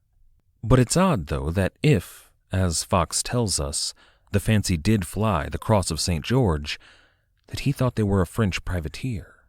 However, of course, Avery might not have had the Cross of St. George on the mast. He was, when he arrived on the scene, trying to appear as something that he was not. As a less imposing, maybe even unimposing, vessel. When the Fancy pulled up in the road, she had only the guns on her upper deck displayed. That is to say, the guns that were on the open top deck. They're difficult to hide, and any ship of her size would have some guns on that top deck. So when the Fancy arrived, she was only showing 20 guns, 10 on either side. It made her look like maybe a merchantman or a poorly armed privateer. It's not the kind of ship that Bickford could ignore here. He did order his men to prepare for battle when Fancy arrived, but 20 guns isn't a major threat, especially since Bickford had 2 ships on his side. Together, the 3 English vessels could take her. But the ship that Bickford assumed to be a French privateer put down anchor and hailed him. She requested, in good King's English, mind you, that each of the 3 ships send over a boat. They were to meet formally, and that's not at all out of the ordinary. It's the kind of thing that strange vessels but friendly ships did all the time when they met. They'd send over a few men to share a drink and share the news and maybe engage in a little bit of trade, whatever you might need. But Bikram declined the offer. Now, in that testimony, he's not clear as to why he declined exactly. It would, under normal circumstances, be seen as rude to do so. But when he refused to send those boats, the Fancy responded. Someone aboard the Fancy barked in order, and in almost perfect unison, the second deck's gun ports opened up. 20 additional big guns poked their noses out of the hull, and dozens of well-armed men appeared at the rail. It was an impressive show of force, but more than that, it was impressively done. It was an almost theatrical pulling back of the curtain, and it had the intended effect. All told, the 3 English ships still outgunned the Fancy. They probably carried more men, and certainly, there being 3 of them, they could have outmaneuvered her. But they were not warships, they were merchants. The men on board her weren't fighters, they weren't killers, they were here to collect salt. And the pirates were well-armed, organized, and ready for violence. Captain Bickford made the calculation and lowered his flag, followed by the other 2. This is the pirate model. For the vast majority of ships that will be taken at sea, it was something like this. Earlier, the buccaneers, they often shot first and asked questions never. Plus, buccaneers were so often attacking targets on land that their naval tactics were rarely discussed and not tremendously important. But pirates, those who attacked primarily targets on sea, well, they used psychology and theatricality. They used fear to make their prey submit. Of course, if their prey refused to comply, they did have the firepower and the manpower and the know-how to do real violence at sea, but they preferred not to waste the ammo or the human lives. In this case, though, all 3 of those English vessels sent over boats with representatives. They were to discuss terms of their surrender. They might not even have known at this point that these were pirates rather than an enemy vessel. It was a time of war, after all. But once they were aboard, it was clear. These were Englishmen and men of fortune. Henry Avery ordered them to ferry over every man from each of their 3 vessels to the Fancy. That's how big the ship was. She could hold all 3 crews.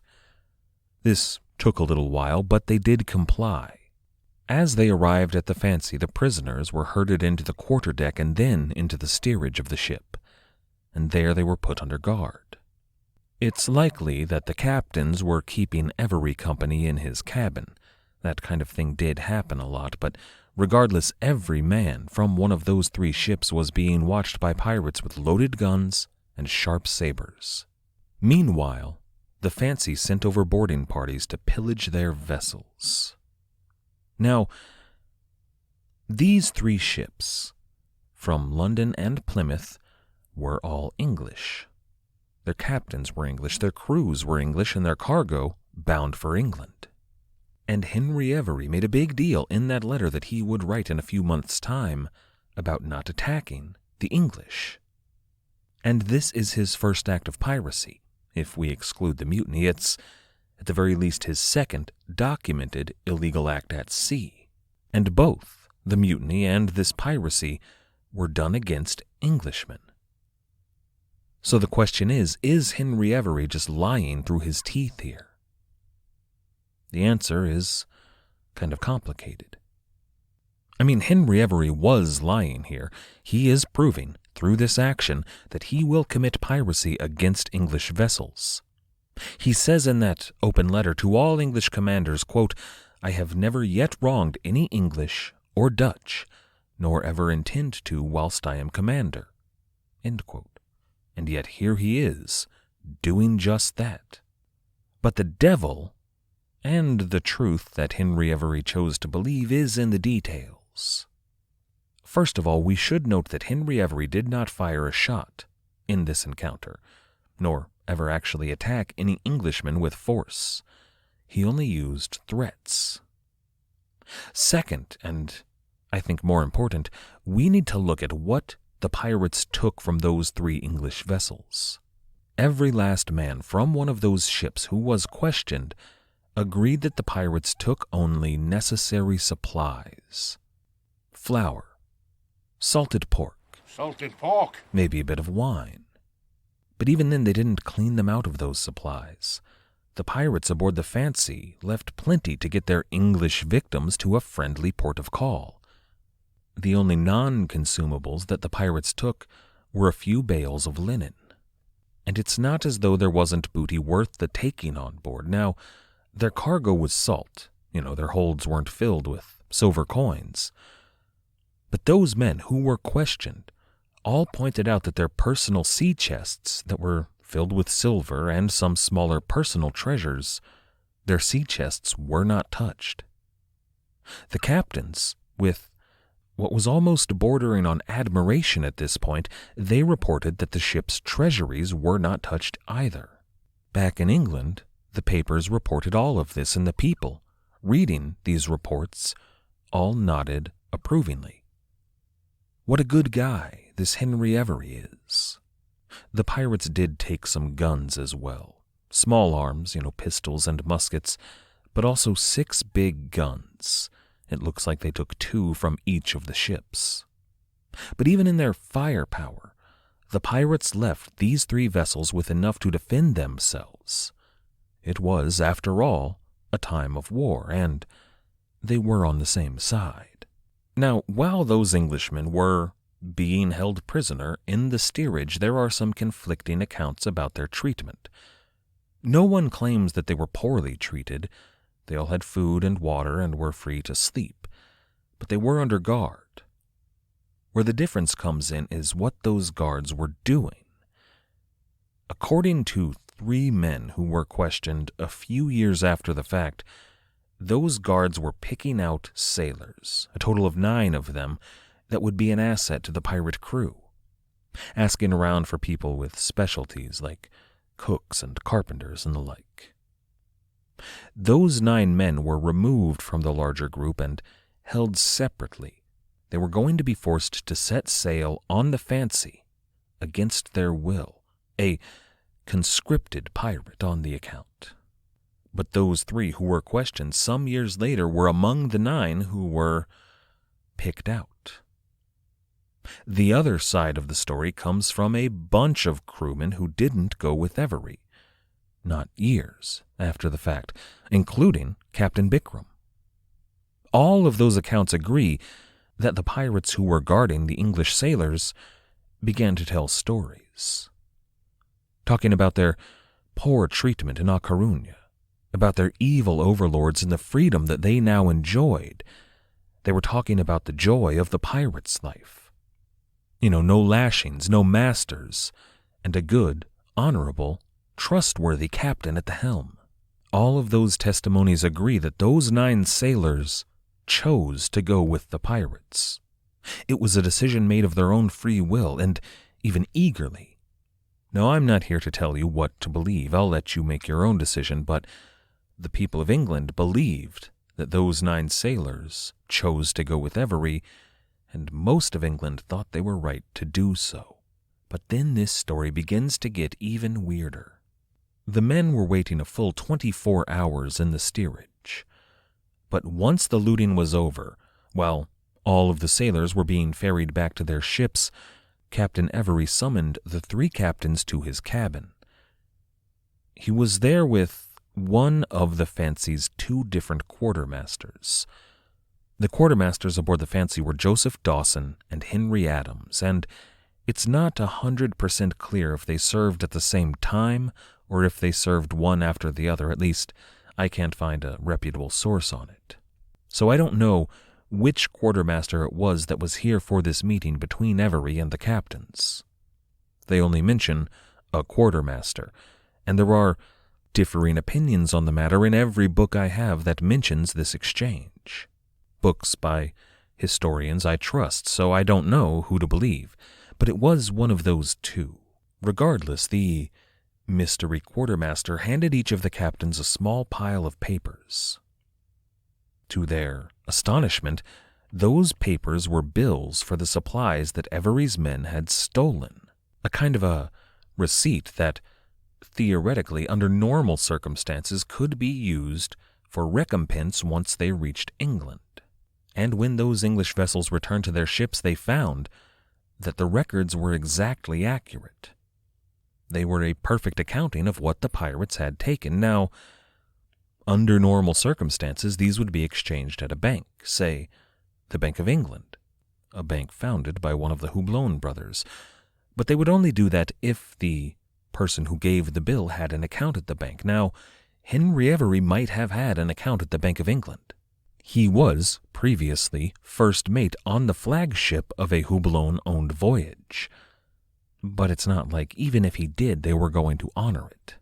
E.T. Fox suggests that these bills may have been written on Spanish expedition letterhead, which infers that it would have been James Hublon who owed them for their lost cargo. But of course, Hublon wasn't going to pay up either. Apparently, when those men inquired about the bills, Henry Avery told them that they could be redeemed, quote, on the account. He did so with a bit of a wink and maybe a sneer. Henry Avery and every man on board the Fancy were on the account. After all, what Avery himself would later call the Piratical Account. What those bills really were, above all, was proof that Henry Avery, soon to be an infamous pirate, took their supplies. The captains could show those bills to the owners of the ship. Those owners would then be unable to charge them for any of the lost cargo. Henry Avery knew that they would be unable to redeem those bills, but he gave them a doctor's note, a get-out-of-jail-free card. It's an honorable thing to do, the right thing to do in that situation. I mean, what a good guy this Henry Avery is, am I right? But it's about to get even weirder still. Once all of those men were back aboard their vessels, Henry Avery set sail in the Fancy. Not a single soul had been injured in this piratical action. The 3 ships stayed at the Isla de Mayo for a while to collect themselves and to verify that those bills were an accurate accounting of what had been taken. That's when they found that their sea chests and the treasuries on board had not been touched. It was amazing. Maybe this Henry Avery was a horse of a different color, but then, just a couple of hours later, Henry Avery and the Fancy came back. This time there was no hiding what they were. Their full complement of guns was bristling from the hull. And once again, Avery put down anchor. So, this is it, right? They've come to finish the job. Maybe the men wanted blood and Henry Avery was unable to stop them. So those 3 ships prepared for a fight. Henry Avery himself approached the rail and hailed those 3 ships again, ordering them to send over boats with representatives. And they complied. Dutifully, they complied. Those representatives rowed over and climbed aboard the Fancy, where they chatted with the captain for a few minutes, and then climbed back down into their boats and returned to their mothership. Once they were aboard, their captains rushed over to see what all of that had been about. Why had Captain Avery called them over to his ship? And those representatives handed each of their captains a small pouch filled with silver, courtesy of Henry Avery and the pirates of the Fancy. Apparently, when the Fancy sailed away, she sailed directly to Santiago, the capital of Cabo Verde. Boldly, and flying the flag of St. George, they docked at the harbor there. And I know I said that pirates don't dock at port cities, and for most pirates that's true, but Henry Avery is not most pirates. See, England and Portugal were allies in the 9 Years' War. They'd been allies for a couple of 100 years by this point. And this was a very fine English frigate. You might even call it fancy. She wasn't a haggard or bedraggled pirate ship. Her sails were in fine fettle, her hull looked clean, and the men were all sober and well-fed. Beyond that, the captain had the manners and the cadence of a proper English officer. They had no reason to suspect this ship, so nobody stopped them from docking. The harbor master there at Santiago arrived to see what business they were here about, and the quartermaster, whoever he may have been, informed the harbor master that they wanted to sell a bit of linen that they'd come across. Which is what they did. There was no raping and pillaging, no bombarding the town, just selling a bit of linen. That same linen that they had just stolen a few hours earlier. And then the Fancy went back to their victims and gave each of them a share of the profits. It wasn't enough to cover their losses, and it wasn't even the full amount that they'd gotten for the linen in Santiago. Fancy definitely kept a share here. But it was a little something to recoup some of the losses and maybe to heal the wound of having been ransacked. The captains were flabbergasted. This was an honorable thing to do, the right thing to do, as right as it can be, having just stolen from them.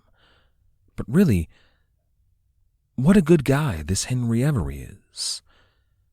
And at this point, after all of these little interactions, I imagine you're probably tempted to agree. Not such a nasty character, old Avery.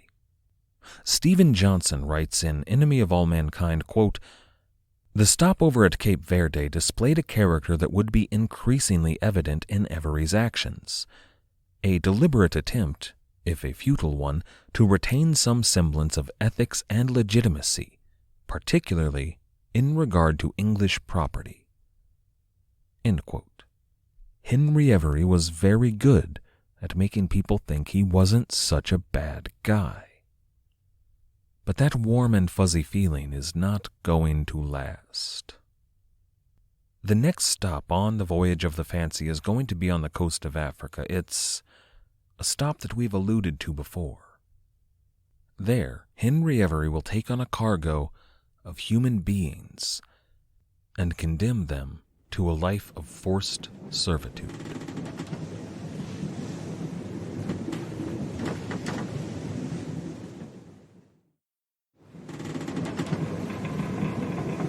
Sometimes, here on the Pirate History Podcast, we can get into some pretty heavy topics. Real life isn't a Disney movie, and pirates lived in a brutal world. However, I do like to lighten the mood sometimes, whenever the opportunity arises. So today I want to begin with something on the light side. 9/11.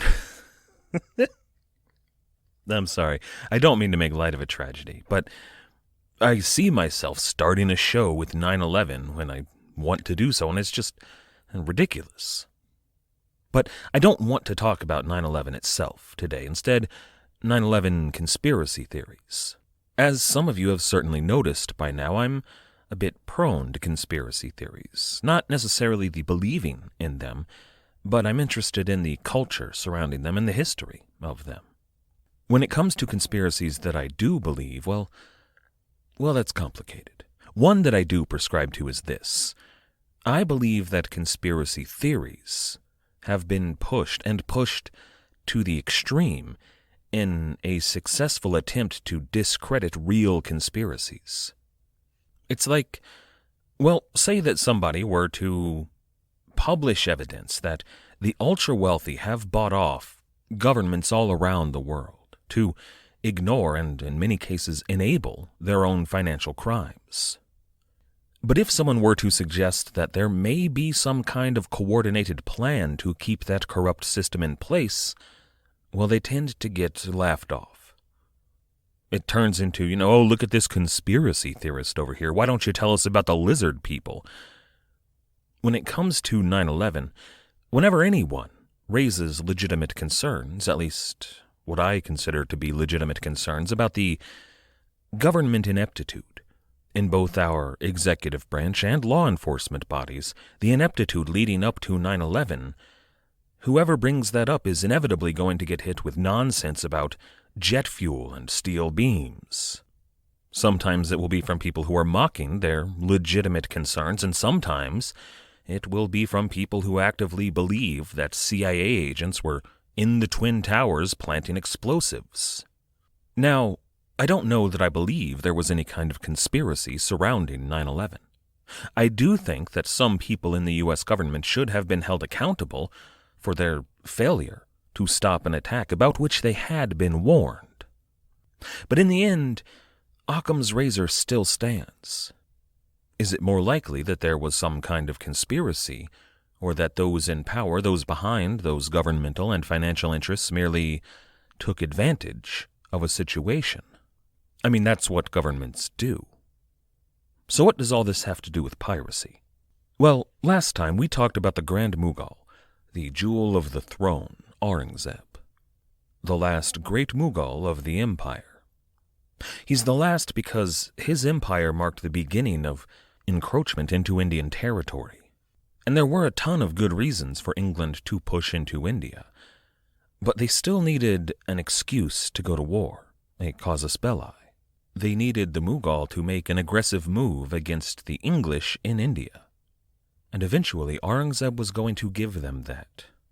He was going to do so in response to the greatest act of piracy that the world had ever seen. This is episode 214, Contradictions. Now, we're not going to get into that act of piracy today. We're not going to discuss the potential conspiracies behind it either, but I do want you to keep that in mind, that at the very least, the actions of the Fancy were going to impact the world stage in a very, very big way. But we are going to talk about Henry Avery and his crew and his ship, the Fancy. I think part of what makes Avery such a fascinating character and such a long-lasting figure in the mythology of piracy is the contradiction in him. There are just so many different versions of Henry Avery, and some of those versions are pure invention. They're literary characters or the leading man in a stage play, but even when we get down to the truth of Henry Avery as close as we can, when we look at what the men who actually knew him said about him, he's still fascinating and entirely changeable character. Douglas R. Burgess Jr. writes in The Pirates Pact, quote, Henry Avery, alias Long Ben Avery, alias Henry Bridgeman, was a study in contradictions. His piratical career would be more profitable than any before or since, his name second only to that of Blackbeard in the pantheon of sea-going rogues, yet he was neither a particularly good mariner nor an inspired leader of men. He could be witty and generous, or sullen and cruel, depending on his mood. He professed himself to be patriotic, yet was one of the relatively few pirates in the 17th century to sail without a privateering commission. Despite his fearsome reputation, he was less a great pirate than an exceptional confidence man. Nothing about him was ever as it seemed. The true man concealed, as many of his closest friends admitted, behind the basilisk, inscrutable smile. End quote. Now, I might take issue with a few of those assertions. For example, that Henry Avery wasn't a particularly good mariner. He was bred to the sea, remember. But the questions of his personal character are really worth asking. Was Henry Avery a great pirate? I mean, he was a successful pirate, there's no doubt about it. But was that really his influence? If we were to remove Henry Avery from the equation, would this story fundamentally change? I can't answer that yet, but keep that in mind as well.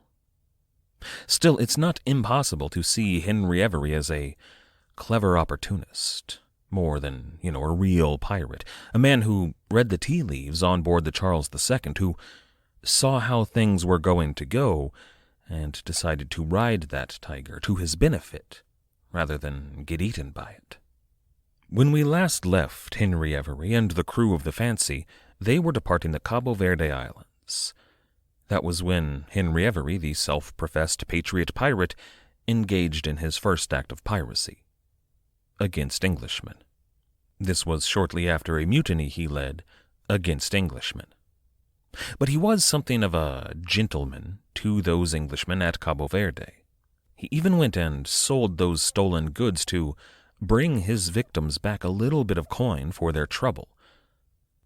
Now, we don't know why he did so. The story is going to be much more focused on what's going to come later. We don't have great records on this, but you could easily imagine a scene in which the crew of the Fancy unilaterally decided to attack those English ships because, pirates. But Henry Avery, seeing the potential political fallout, talked the men around. Not from engaging in the piracy, that was a given, they'd voted on it, but talked them out of committing any kind of violence against the English and talked them into returning at least a little bit of the profit that they made. These are moves that will save a little bit of face with the English people, and it might be just enough to prevent them from sending out a pirate hunter to chase the Fancy down. At the very least, even if they did manage to send that hunter out and they captured Fancy, that might be a bit of a boost to Henry Avery's personal reputation. With those men at Cabo Verde vouching for his actions, he could always say that his crew was out of control, but he did what he could to rein them in.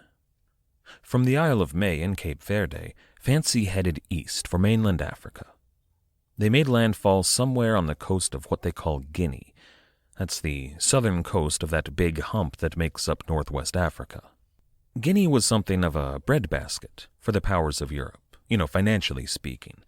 They had ivory and gold and slaves. You could go there with a ship full of relatively precious trade goods and return with ivory and gold dust and human beings for slave labor, much, much more valuable cargo. The European powers would trade with the coastal peoples there at Guinea in a mutually profitable relationship. It's a relationship that built a certain amount of trust, and Henry Avery was going to exploit that. Now, we've discussed Henry Avery's history as an interloper, an illegal slave trader, and he fell back into those habits here. Fancy arrived off the coast and raised the flag of St. George, the English flag. It was a sign to anyone ashore that this ship was friendly and here to trade. The locals loaded up somewhere between 5 and 12 pounds of gold dust, and maybe a dozen people, both men and women, rowed out to board the Fancy. Now, I can't quite put my head in their space. The image of pirates is one of those that's burned into the popular consciousness, the maritime tradition of early modern Europe, from sailors to ships, is equally present in the Atlantic world, so I'm trying to picture what climbing aboard that ship must have felt like for those men and women. But it's difficult to do. Remember, though, that many of the sailors on board Fancy were young men. Some of them were teenagers on their first voyage, but many more were conscripted men from a naval hospital. On Fancy in particular, among pirate ships of the day, there would have been a lot of men with peg legs and hook hands and eye patches. And their demeanor, their dress even, certainly was not regulation. These Africans were used to working with East India ships from the Netherlands and England and France. And those ships had certain rules in place, but the pirates didn't. I'm picturing a ship full of dirty, villainous-looking men, all staring at the newcomers with dangerously innocent smiles. They were greeting and cajoling and ever so welcoming, but at the helm, in a fine blue navyman's coat and a broad-brimmed hat, was the captain. I wonder if they felt any trepidation as they came aboard. Regardless, once they all were aboard, the guns and the swords came out. The pirates captured their gold dust and then captured the men and women as slaves. Now, in his book King of the Pirates, E.T. Fox takes us on an interesting side trip at this point. We won't go into that in any depth, but it was essentially about a trading fort and outpost at Accra in modern-day Ghana. A few years prior to Henry Avery's arrival in the region, the fort at Accra was captured by African rebels who flew a black flag with a man holding a scimitar. However, in 1693, Denmark dispatched 2 ships, Golden Lion's Arms and Christianus Berge, to retake the fort at Accra. Those ships entered into negotiations with the rebels at Accra and came to an agreement. The Danes would pay a ransom and allow the rebels to keep everything that had been in the fort when it was captured and allow them to go free. The rebels agreed and went on their way, and the Danes were able to resettle the fort at Accra. Then those 2 Danish vessels sailed for the nearby port of Wida, or Wida. It's, yes, the same name you're probably thinking of, but Wida was a major center for the slave trade, and the Danes bought hundreds of slaves there, plus a large amount of gold dust and other valuables. Now, they weren't heading back to Denmark. They were going to head for the East Indies for a colony out there, and their next stop was at a smallish island called Principe. Principe was a common watering post for ships heading south from the coast at Guinea on their way to the Cape of Good Hope. Now, before we move on, we need to talk about Denmark and their role in the 9 Years' War. When the war against France, and Louis especially, broke out, Sweden and Denmark signed up with the Allies, with England and Germany and the Netherlands. They had just as much interest in halting French advances as anyone else. But once the war got going, the Danes and Swedes realized that they could benefit far more if they advanced their own maritime interests, rather than fight a continental land war. So they both pulled out of the Grand Alliance and the 9 Years' War. And they did push their interests at sea and in their colonial holdings, but that being said, there was still a state of peace between the Allied nations and the northern kingdoms. They never entered into any kind of conflict with each other. Here in 1694, England and Denmark were still at peace. When Golden Lion's Arms and Christianus Berge were at Principe taking on water, it was there that the Fancy arrived on the scene. Again, records are sparse. We know that Henry Avery, from the helm, demanded that both of these ships surrender to him, and we know that the Danes resisted. They put up a fight. Now, they were going to lose that fight. Neither ship was a match for the Fancy. Remember that the Charles II was one of the best frigates in the world. But they were still fine Danish vessels, warships dispatched to take a fortress. They had enough firepower to break down the walls of the fort if need be. Still, though, this was Fancy's first action at sea. And it didn't last very long, just a little over an hour. Fancy only lost 1 pirate, while the Danes lost 5 men. Now, that's not exactly an epic sea battle, but think about what that says about the Fancy. You've got 2 warships with experienced naval captains that surrender in the face of a battle with this English frigate. When Henry Avery and his men climbed aboard the 2 Danish vessels, they found that a windfall awaited them. They captured some 40 pounds of gold dust and even more in ivory. Then the pirates questioned some of the crewmen. We can assume they did so at the point of a cutlass. In doing so, they found out that one of the merchants aboard Golden Lion's Arms smuggled a chest full of coined gold and precious stones ashore during the battle.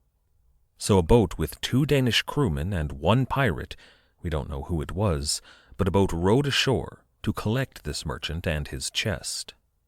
When they arrived, they'd found that he'd hidden the plunder and himself. Imagine that scene, though. There's a Danish merchant hiding in the bush on a tropical island with a chest full of unbelievable riches stashed away somewhere with a saber-wielding pirate standing on the shore demanding that he present himself. The merchant decided to come forward and to turn over his treasure to the pirates. We don't know how much was in there, but pearls and rubies and gold coins do tend to add up. Then the pirates took some people. Not slaves, believe it or not. In fact, they did the opposite. The Fancy handed over 7 of the Africans that they'd just kidnapped to the Danes. E.T. Fox suggests they may have done so in exchange for rum and some provisions. Or maybe it was just Henry Avery doing things his way. Maybe he traded a few slaves as a bit of a consolation prize for the amazing amount of treasure that they had just stolen. Instead, though, the Fancy took either 14 or 17 Danish sailors with them. Men who, when the Fancy departed, wanted to go with them. Probably. Pirates did take men against their will, especially when those men had skills that were needed aboard. Surgeons and carpenters, that kind of thing. But we know that the Fancy had a surgeon, and a cooper, and a carpenter. The cooper and surgeon were forced to sail with them, and the carpenter was one of the leaders of the mutiny. So it's possible that every man of those Danish sailors was conscripted against his will, but equally possible that they were volunteers. And these 14 or 17 men were on top of the Englishmen that they had taken with them at Cape Verde. They had a full crew, more than a full crew at this point. Now, much later on, Henry Avery's men would claim that this operation was legal in the eyes of England, and they claimed so because they said England was at war with Denmark, which we know they were not. But Avery's men seemed really certain of this, and they argued that it was Henry Avery that had told them it was legal due to the war. Now, that could just be Henry Avery's mistake. These were confusing times, and the alliance status between the Danes and the Allied powers was complex. But it could just be a touch of the con man in Avery. The captain telling his men this was a legitimate target of war for his own benefit. And there's the contradiction again. I mean, who is Henry Avery? What role did he really play in the crew of the Fancy? Was he talking his men into attacking these ships, or was it the other way around? In the end, the Fancy pirates marooned nearly all the Danes there on Principe. Now that's not a death sentence by any means, far from it. They had a source of fresh water, and ships stopped off at Principe all the time. Someone would, and eventually did, pick them all up. But the pirates burned one of the Danish vessels and took the other one with them. That's how many men they had at this point, enough to sail 2 relatively large ships. When the Fancy and her consort sailed away from Principe, they made for yet another island off the coast of Africa. Fernando Po, it was called at the time, or modern-day Bioko. They careened their ship. This was the first time Fancy had enjoyed a good scrape in her lifetime, but then the carpenters got to work on their ship. And this is one of my favorite things about pirates, and it's something that we haven't seen too much of before now. The Buccaneers did some of this, but it's going to become much more prevalent. The pirates aboard Fancy cut out all of the extraneous woodwork on the ship, including the bulkheads. A bulkhead is a protective wall within a ship's hold, and it served an important purpose. Mostly it was for fire protection on gun decks. If one of the big guns were to backfire or explode, or if the ship was just to take a hit, this series of bulkheads would protect men in other sections of the deck. Pirates, though, did not follow OSHA regulations and ripped all of those right out. Bulkheads, really any wood that wasn't entirely necessary, they slowed a ship down, and they slowed men down when they were running around the deck. Then the pirates got to work on the ship's cabins, the private sleeping quarters for the officers, normally. They tore all of those out.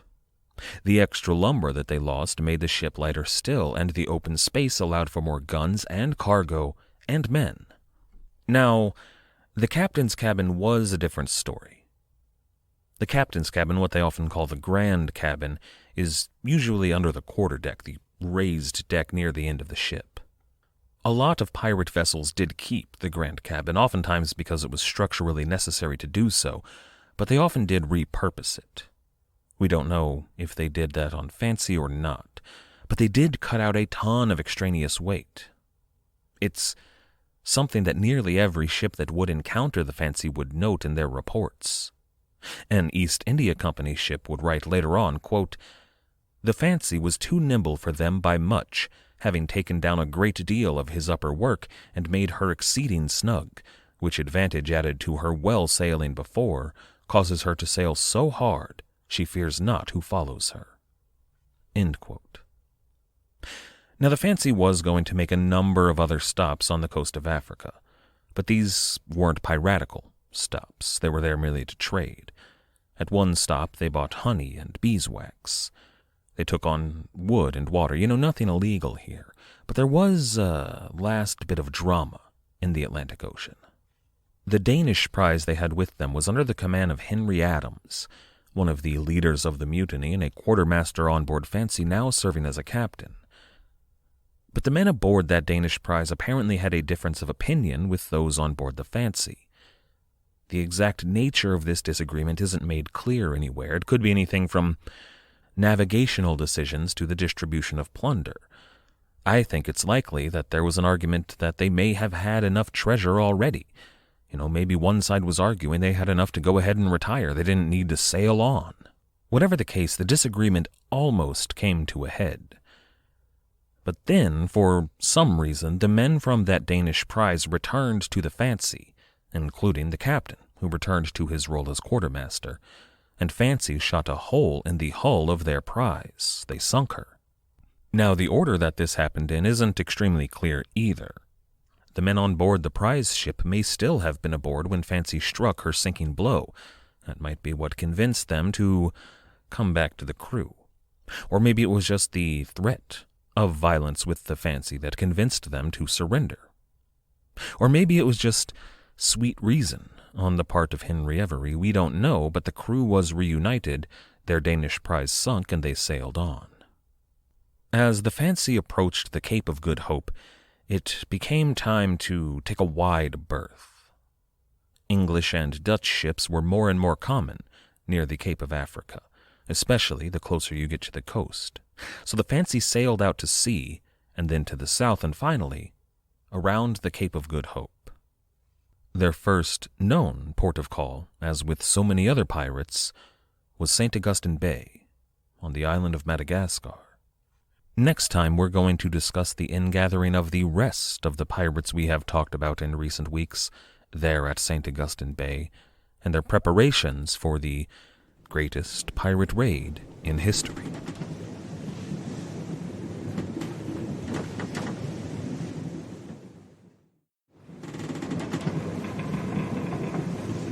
For all of his 12 years at sea, William Dampier worked hard to keep extensive notes, and his journals, on all of his travels around the world.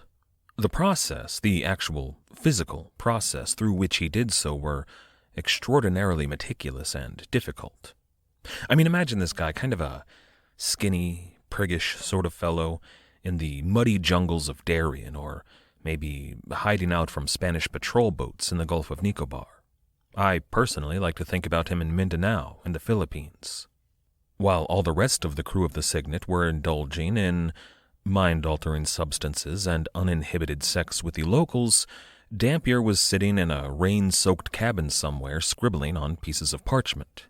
Or when he was on a tiny little rowboat, getting away from the Signet, or agonizing from his illness in Vietnam, or any of 100 other places that were inhospitable for paper and ink, there he was, always writing on his sheafs of parchment in handmade ink that was oftentimes made from ingredients that he'd scrounged from the local environment. And somehow all of these records made it back to England with him. Dampier kept them in these little bamboo tubes that he sealed with wax. And how he got the wax for all of that is beyond me, but those tubes survived.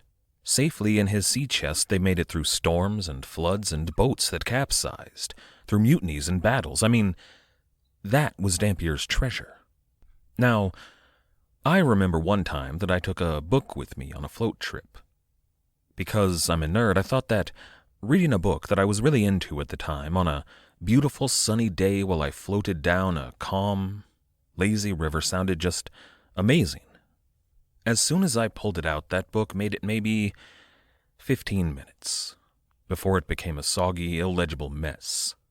I can't imagine keeping reams of parchment safe in far less friendly environments, but Dampier did it, and he brought them back to England to write his book. But even though there was a ton of interest in that book in academic circles, in 1694 it had not yet been published. Now Dampier did enjoy some investment, enough to buy himself and his wife Judith a house, but he still needed some form of income. That's why he took a job on the most prominent voyage of the day, the Spanish expedition funded by James Houblon. The question is often asked, why didn't Dampier go with the mutineers when Henry Avery took the Charles II? Diana and Michael Preston write in A Pirate of Exquisite Mind, quote, Dampier may well have known about the planned mutiny, but decided not to join it, remaining on the sidelines as he had so often before during shipboard disputes. Dampier knew that going with Avery would put him irrevocably outside the law, never able to return home to England and to Judith, and never able to indulge in legitimate trade.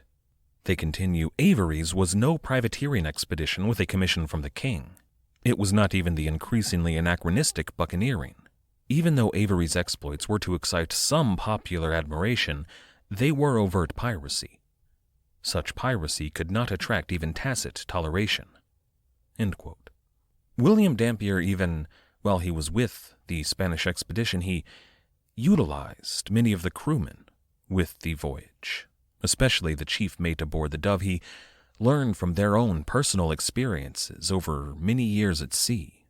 They made his book a more rich and vibrant text, but in hindsight, William Dampier absolutely should have signed up with the mutineers. This is episode 215, Evil Opinion. The mutiny on board the Charles II occurred on May the 7th, 1694, but the rest of the fleet didn't just go home afterward.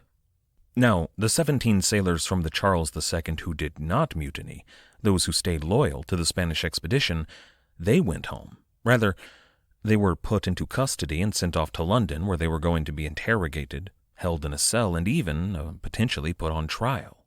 Not for the crimes that the mutineers alleged, but for losing their boss's property. The rest of the Spanish expedition, including William Dampier, stayed with the fleet in Coruña. As far as they knew, and as far as their officers knew at first, nothing had changed. But everything had changed.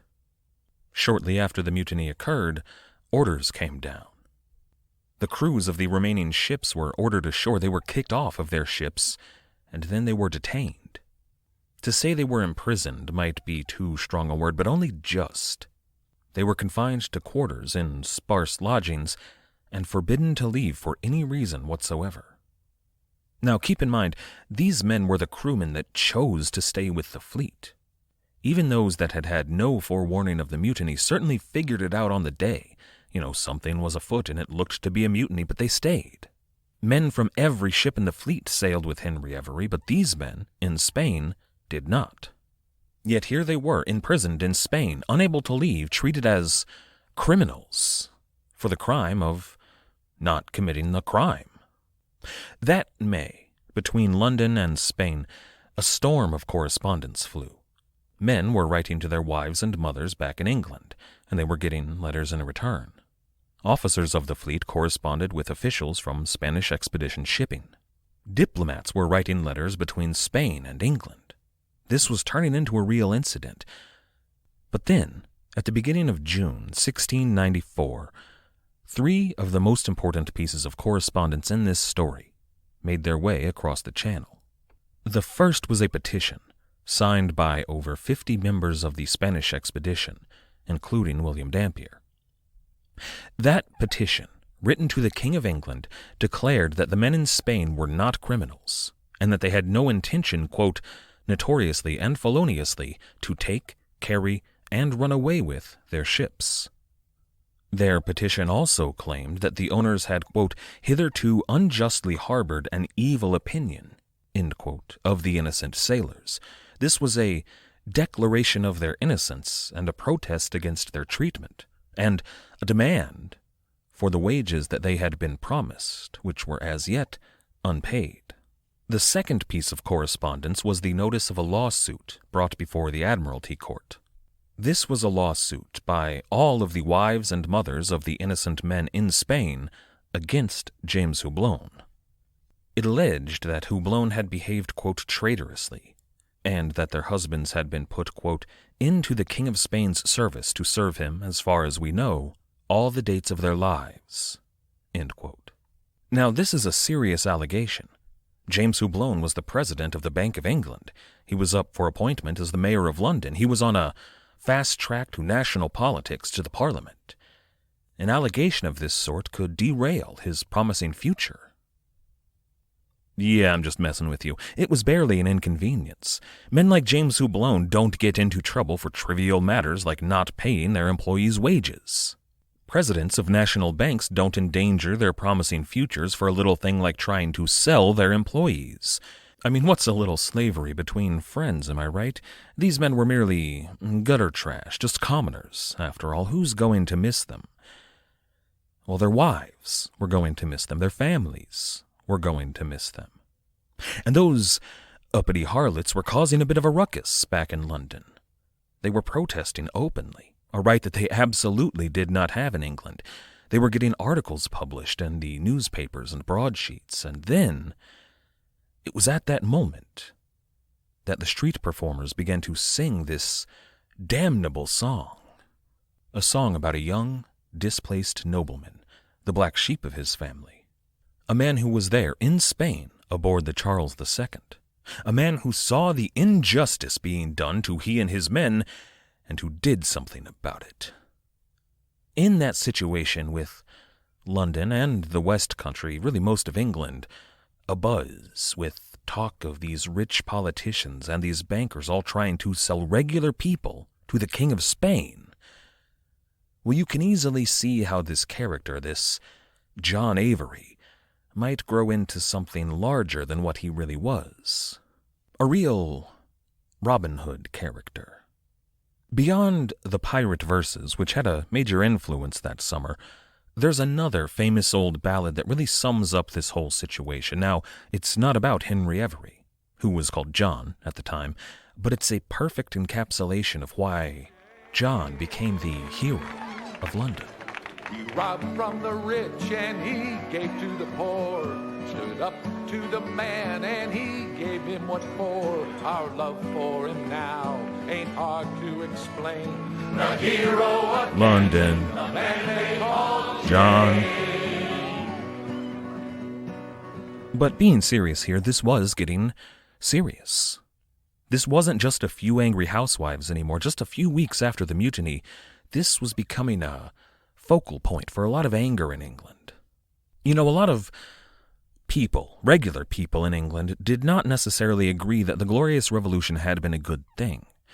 Now, many of those people did agree that King James had to go, and many of them liked King William and Queen Mary. But this whole new parliamentary monarchy seemed like a bad idea to some of them. I mean, it's not like all of these lords, these landlords, and all of these rich, influential business owners really cared a whit for the well-being of the people. They're all just like, well, look at this guy over here, this James Houblon fellow. There was a hero and villain narrative brewing, and James Houblon was definitely the villain, and Henry Avery was the hero. And that's dangerous when the people who have as many grievances as the people of England had at the time, when you give them a hero like Henry Avery, that's a recipe for revolution. And remember, Henry Avery was not a hero. Much like the hero of Canton, he was not out to rob from the rich and give to the poor. Only half of that equation was his goal. Now, we might agree with his motivations in doing so, and to be fair, he did pay the men on some of those ships he captured a bit of money to cover their losses. That's kind of Robin Hood, but he was out for himself in all of this. It's not like he was building orphanages. And the villain in this story, James Houblon, believe it or not, he was building orphanages. James Houblon was a prominent backer of what was called the Orphans' Bill in the summer of 1694. It was a bill that saw a number of improvements to the care of orphans in London. But perhaps most importantly, and certainly most controversially, there was an article in the bill that called for the reparation of damages and a repayment of debts to a large number of orphans and orphanages in London. But that article created yet another scandal in which James Houblon was implicated. The bill was controversial for a number of different reasons, and to see it passed, the Speaker of the House of Commons received £1,000 sterling in the form of these extra-legal campaign contributions. The Clerk of the House received £100 sterling, and several others probably did as well. Now, the origin of this bribe money isn't exactly clear. I'm fairly certain that it could be traced back to silver mines in Potosi, and then to a treasure galleon that sank off the southern Bahamas, finally to be claimed by William Phipps, given to King William III, and deposited in the brand-new Bank of England. We don't know that James Houblon was the origin of these bribes, but it seems very likely, because he personally went with the man who was implicated and arrested and convicted for these bribes when he went to give the bribes. James Houblon, though, walked away from the scandal, unscathed. As we said, presidents of national banks don't get in trouble for little things like bribing politicians. But still, the situation in England was serious. So we come to our third piece of correspondence. It was a notice from King William and Queen Mary that they were taking a personal interest in the matter of the Spanish expedition and James Houblon. Their Privy Council was going to personally oversee an investigation into the scandal building around the expedition. Now, the Privy Council did take an initial look at the charges against James Houblon and at Houblon's defense, but before long they kicked the case down to the Lords of Trade and Plantations. Now, all of this is just as corrupt as can be. See, the High Court of the Admiralty, the body to whom this lawsuit was brought and who normally should have heard the case, well, they weren't a royal ministry, or they were a royal ministry technically. They were the judicial body of the Navy, but they weren't directly overseen by the king.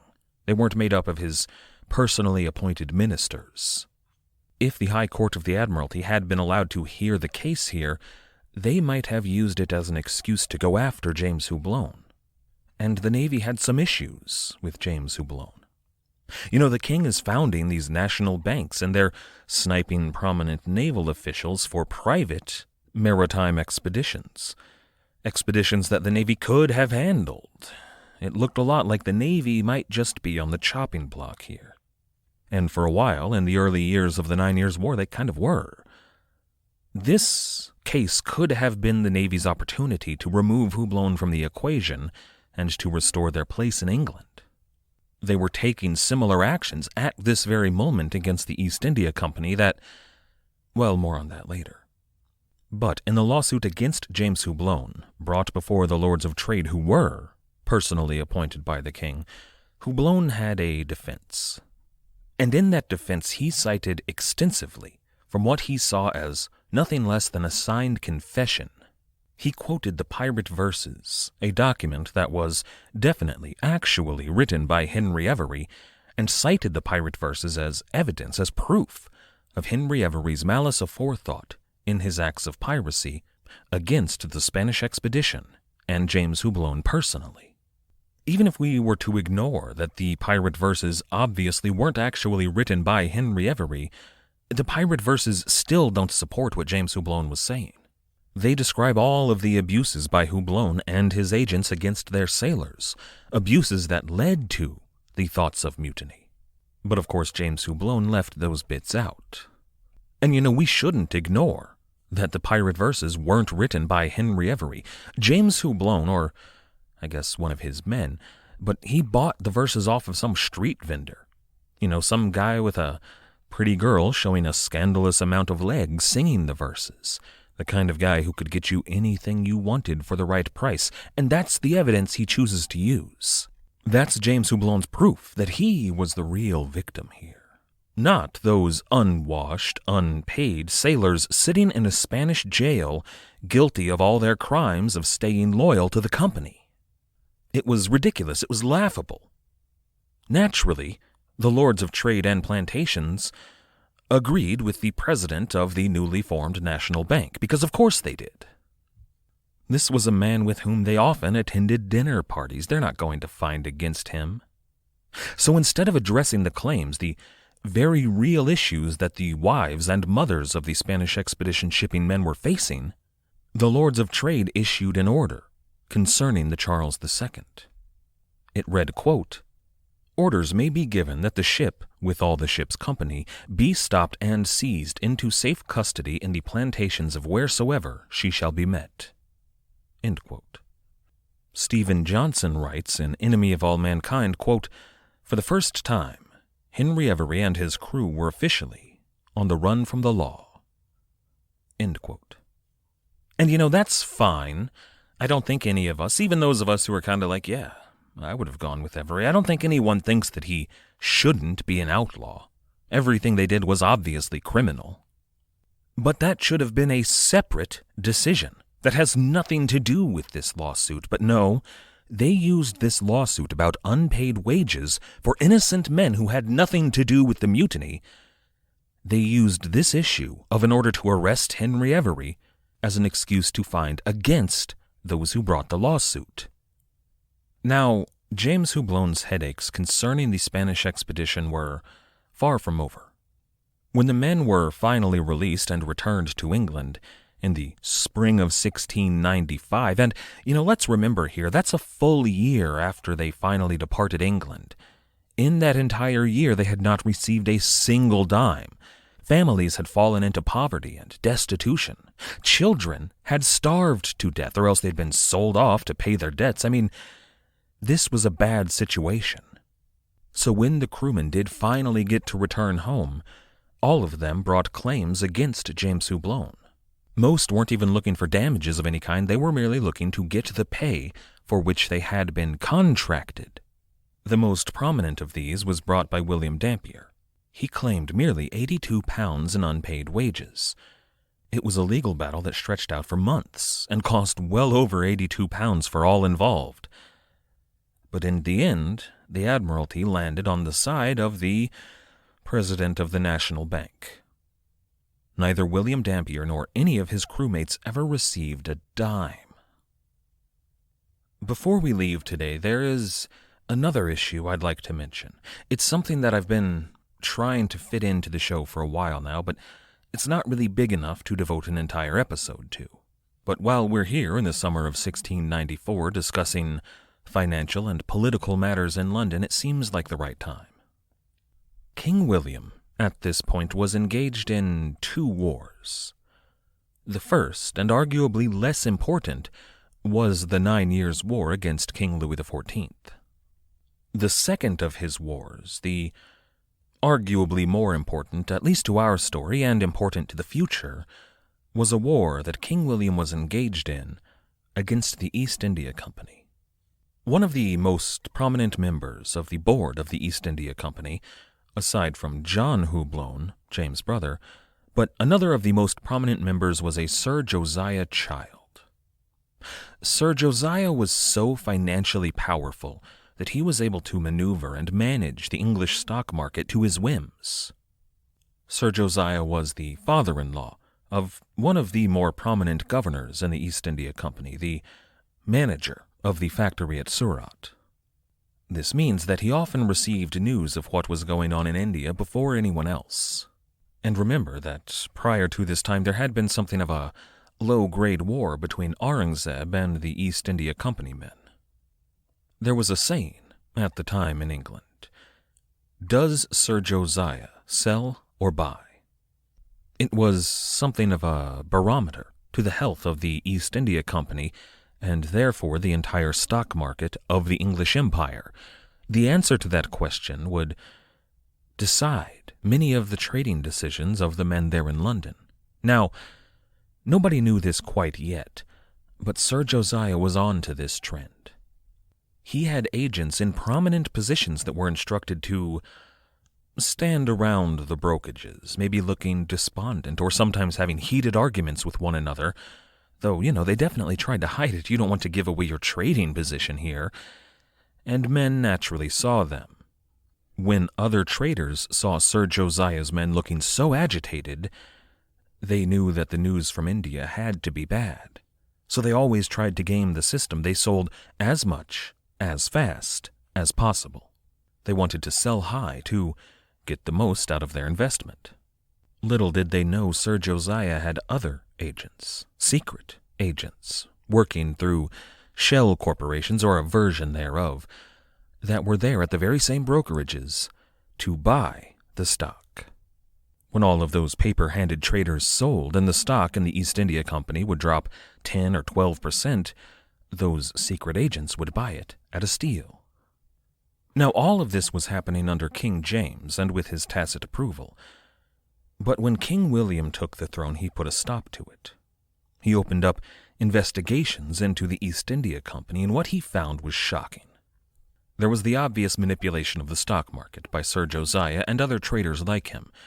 But in India there was even evidence that there had been collusion between Aurangzeb and the men of the East India Company to fabricate conflicts that would improve both of their financial and military situations. And that's just the tip of the iceberg. The East India Company, it very much looked like, they were building an empire of their own, the kind of thing that kings usually frown upon. There was talk in the halls of the royal court and the halls of Parliament of dismantling the East India Company, replacing them with, instead of a private corporation, a national interest in India. This would have been disastrous to the fortunes and influence of hundreds of the most powerful men in England, including the Hublon brothers. It would have simultaneously enriched and empowered the king and queen. So for all of these men in this new parliamentary monarchy, men who wanted to ensure that their base in power, which largely lay in India, stayed intact, they went to war. Quiet, cold war, but war nonetheless, with the King of England. Now, much of what has been alleged is difficult to prove, but some of those men in India, governors and factory managers, they had contacts in the world of the Red Sea pirates. That is easy to prove. What is difficult is to prove that at this point, at war with King William, they rekindled those contacts and instructed them to act in such a way that would reinforce the need for and power of the East India Company.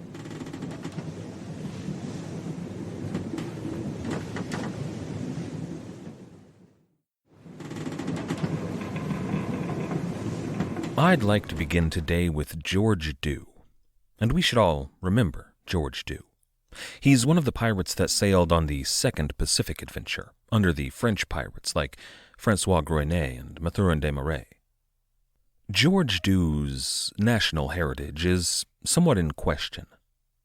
It's possible he was a Frenchman. See, most of what we know about his piratical career comes from Raveneau de Lussan, and Lussan records his name as George Dew. That's D''Hout. But I don't think that's accurate. I believe that George Dew was an English pirate that was operating out of, the West Indies in general. Tortuga, Campeche, the Mosquito Coast, and Port Royal.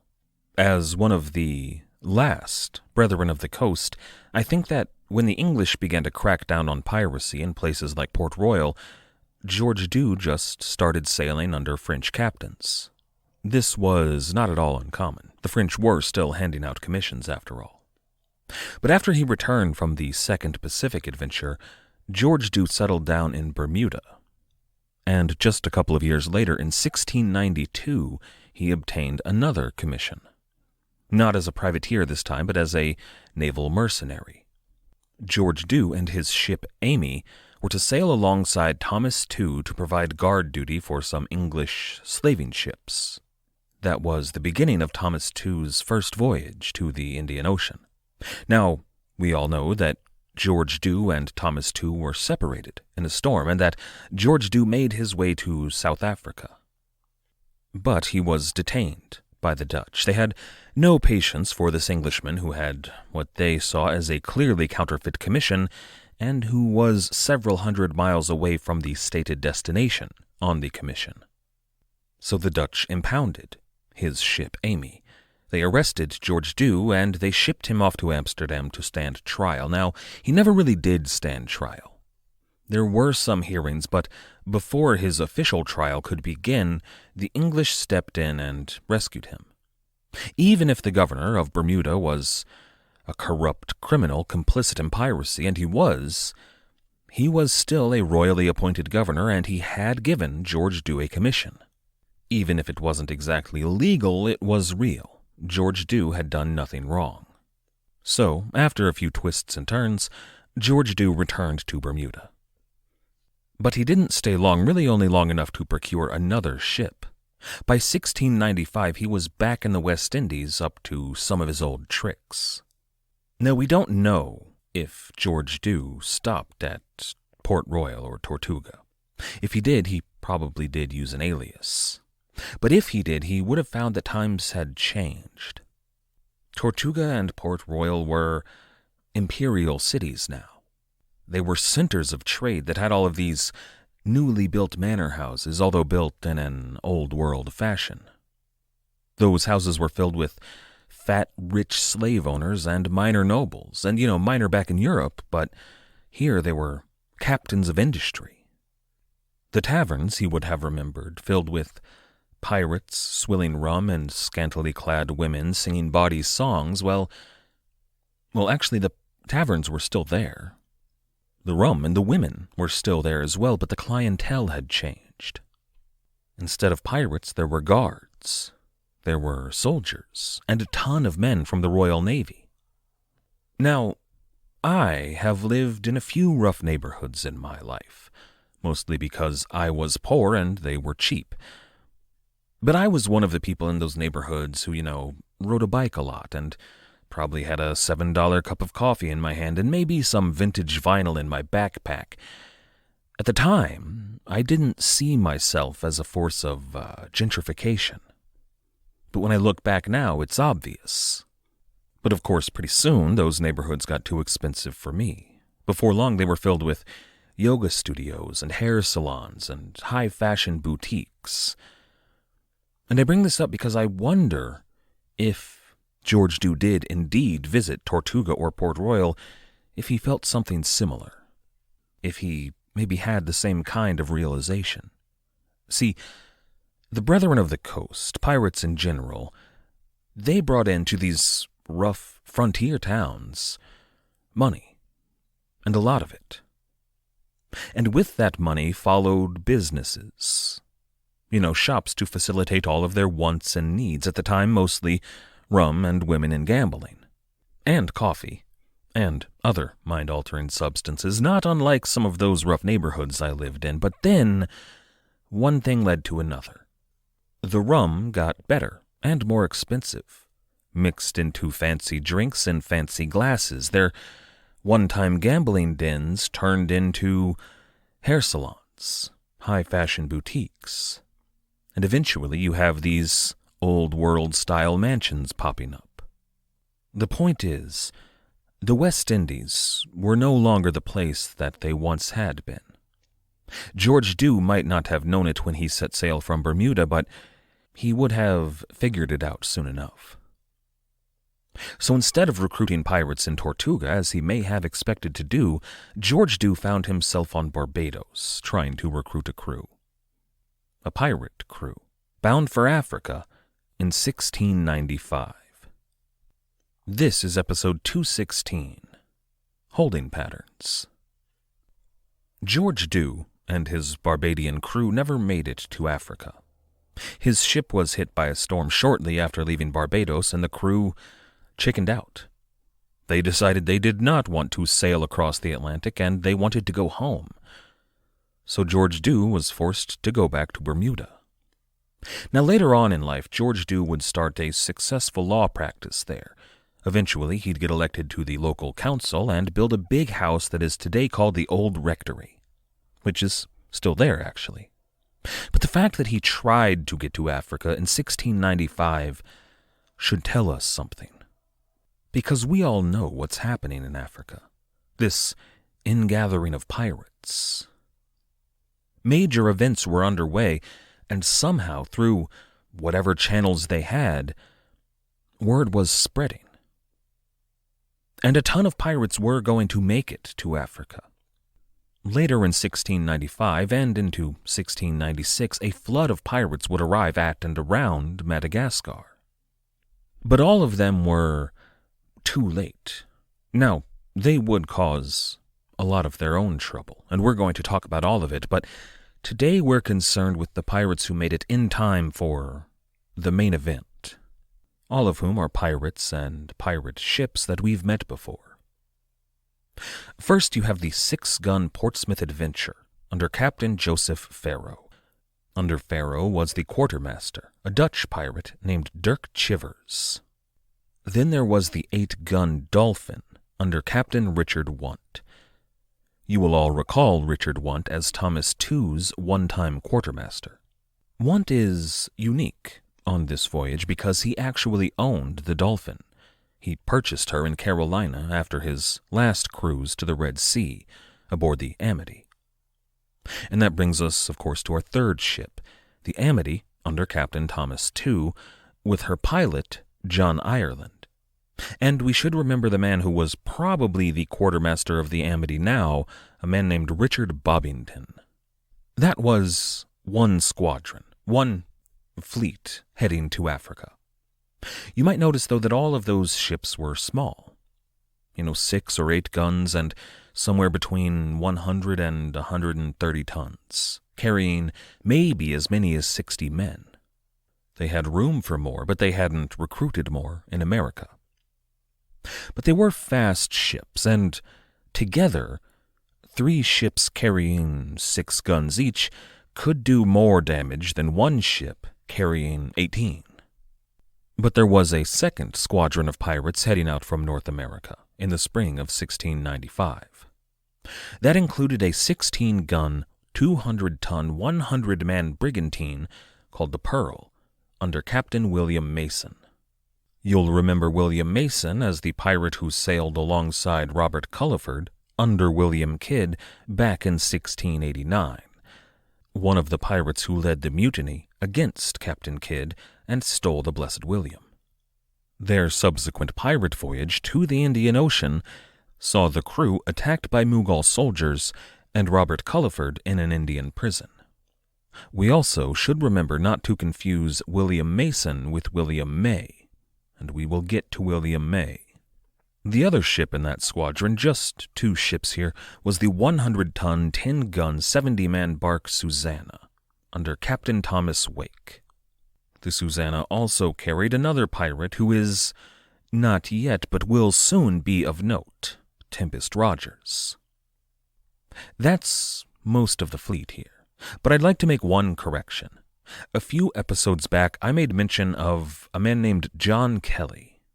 I told you that John Kelly was a pirate from Bachelor's Delight who made his way to St. Augustine Bay on Madagascar, and that's all true, but my timing was off.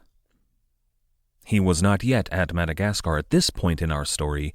He was rotting in that same Indian prison, in Bombay probably, that housed Robert Culliford. They weren't arrested at the same time or for the same offense, but there were a lot of pirates in that particular prison. Those 5 ships, the Susanna, the Pearl, the Dolphin, the Portsmouth Adventure, and Amity, well, they would have made a fearsome pirate fleet in any era. With an already famous captain like Thomas II to lead them, they would have made history regardless. But all of those ships were overshadowed. They were on their way to Africa to join the ship that overshadowed them, the Fancy under Captain Henry Avery. The Fancy was, well, we've discussed at length what a fine ship she was. I would say she was probably the best pirate ship in the world, especially since at this point Bachelor's Delight was out of commission. I would say that Fancy was probably one of the best pirate ships of all time, or at least of the Golden Age. I'd put her up against the Queen Anne's Revenge or really any of the Nassau pirates any day, and Avery would have a good chance of coming out on top. The Oxford, which you probably don't remember, was Henry Morgan's ship sent over from England, and she might have had fancy beat, but the Oxford was destroyed in a magazine explosion before even setting out, so fancy takes that one as well. We are going to catch up with Avery and the Fancy at St. Augustine Bay. I can't tell you what I would give to have an account from a pirate on any of these ships. William Dampier would be ideal, but even just a journal or just a ship's log would be great. We don't actually know that the Fancy stopped off at St. Augustine Bay. We do know that at some point on this leg of the journey, they bought a bunch of cattle and sold a bunch of slaves. It's possible they could have done so at Reunion Island, to the east, but unlikely, given the wind patterns. Some will tell you they stopped off at St. Mary's Island, in the northeast, where Adam Baldridge had his pirate harbor, but they didn't. At least, Adam Baldridge, a man who kept extensive records and never ever shied away from admitting other pirates had stopped there, doesn't record the Fancy at St. Mary's at this time. Most historians agree that St. Augustine Bay is the most likely place they would have stopped. It was the easiest place to reach given wind patterns in that region at this time of year, but it also had everything they needed. Water and food and supplies, a bunch of other pirates from both the Signet and Bachelor's Delight and other ships, and then, of course, the women. We can't ever know for sure, but it's almost certain they stopped at St. Augustine, and this is Henry Avery's arrival at Libertalia. Of course, the myth of Libertalia is exaggerated, and even the name was probably invented some 30 years later by an author, but this is it. A beachside tropical paradise on a relatively secluded cove. They had fresh fruit, rum punch, Spanish guitar in the background, and of an evening roaring fires with fresh beef on the spit, and, of course, the women. I should, though, say sexual freedom, not just the women. A lot of these guys were gay or otherwise not, straight. But a lot of them were there and stuck around for the women. And the first image that conjures might be an unpleasant one. Young women from nearby tribes kidnapped and forced into slavery, but that's probably not the case here at all. Maybe something like that was happening up at St. Mary's, but not at Libertalia. See, these pirates were in an alliance with and under the protection of a Malagasy queen. Her name was Antavaratra Rena. Now, this period in Madagascar was still prehistory, in that they didn't keep any written records.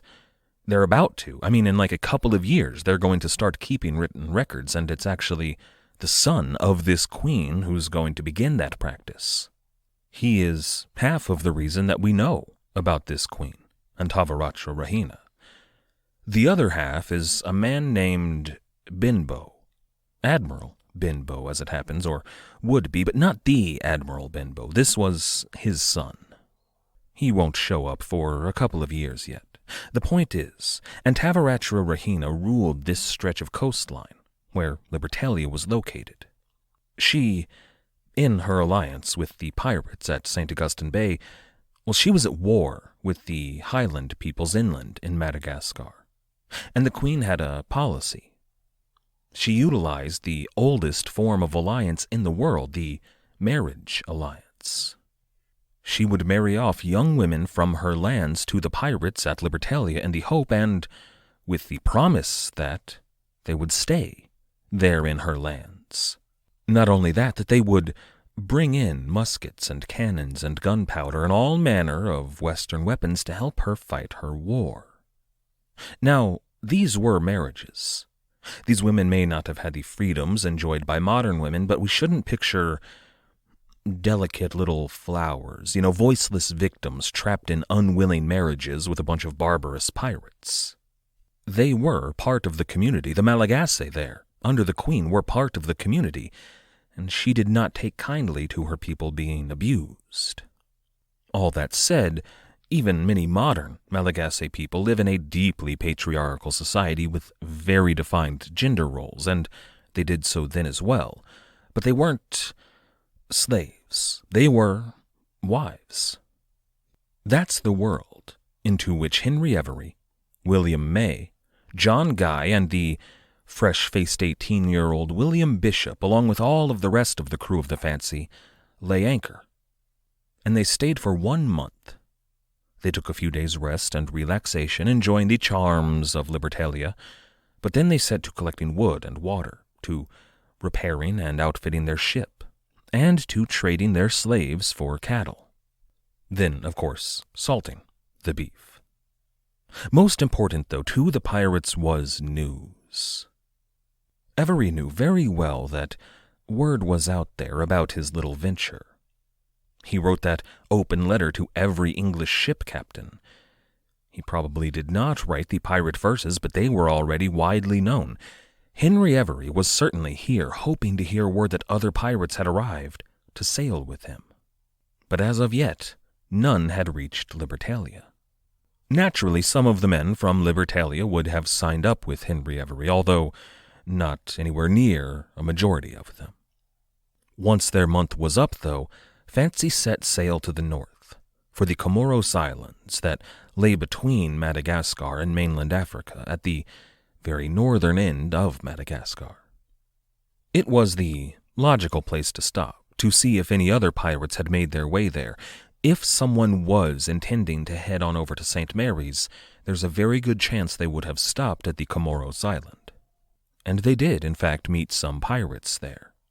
There was a French bark of maybe 4 guns, really a tiny, tiny ship that had been roving the region for some time, flying English colors as it happened.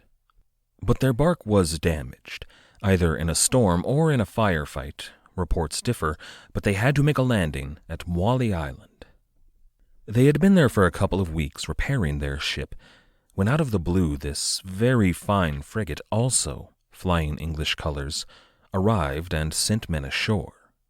I suspect that it was pretty immediately apparent that these were not Navy men or, East India men. This was a rough-looking crew to begin with. Remember all of those missing limbs and eyes from the naval hospital. But then, months at sea without a stop in a proper port, and they would have looked exactly like what they were. So the French approached the newcomers. About 40 Frenchmen signed up to sail with Henry Avery aboard the Fancy. And this point, here at the Comoros, is probably the strongest that the Fancy ever was in terms of men aboard. John Sparks, one of the pirates who would be tried a few years later, would claim in his deposition, quote, 170 in all, of whom 104 were English, 52 French, and 14 Danes. 170 men is quite the crew for any pirate ship in any era, but it still wasn't the fleet that Henry Avery was hoping for. If he had any hope of capturing ships of real value, he was going to need more vessels by his side. And this put the Fancy at an impasse. The Comoros Islands were about halfway between South Africa and the Gate of Tears.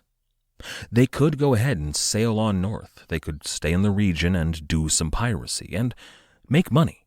But if they did, they would alert the authorities in the region that pirates were active and probably lose any chance they had at larger game, the really rich prizes.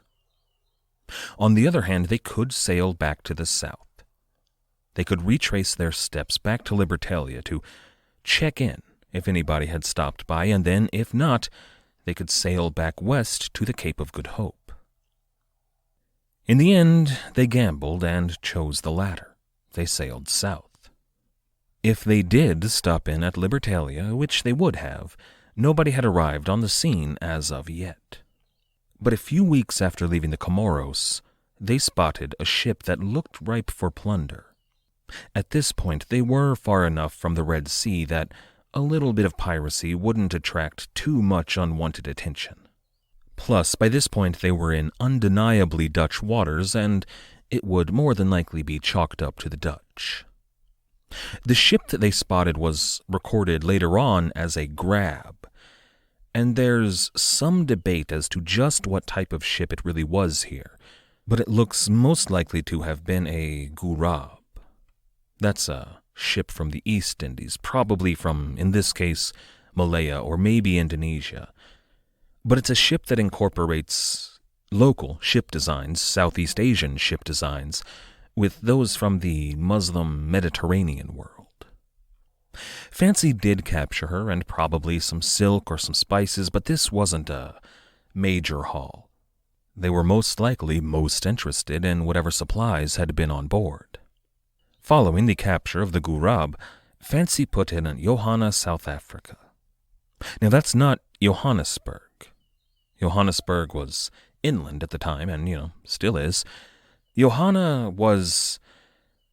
Well, at the time, it lay in what is today part of Cape Town, but at the time was not part of Cape Town.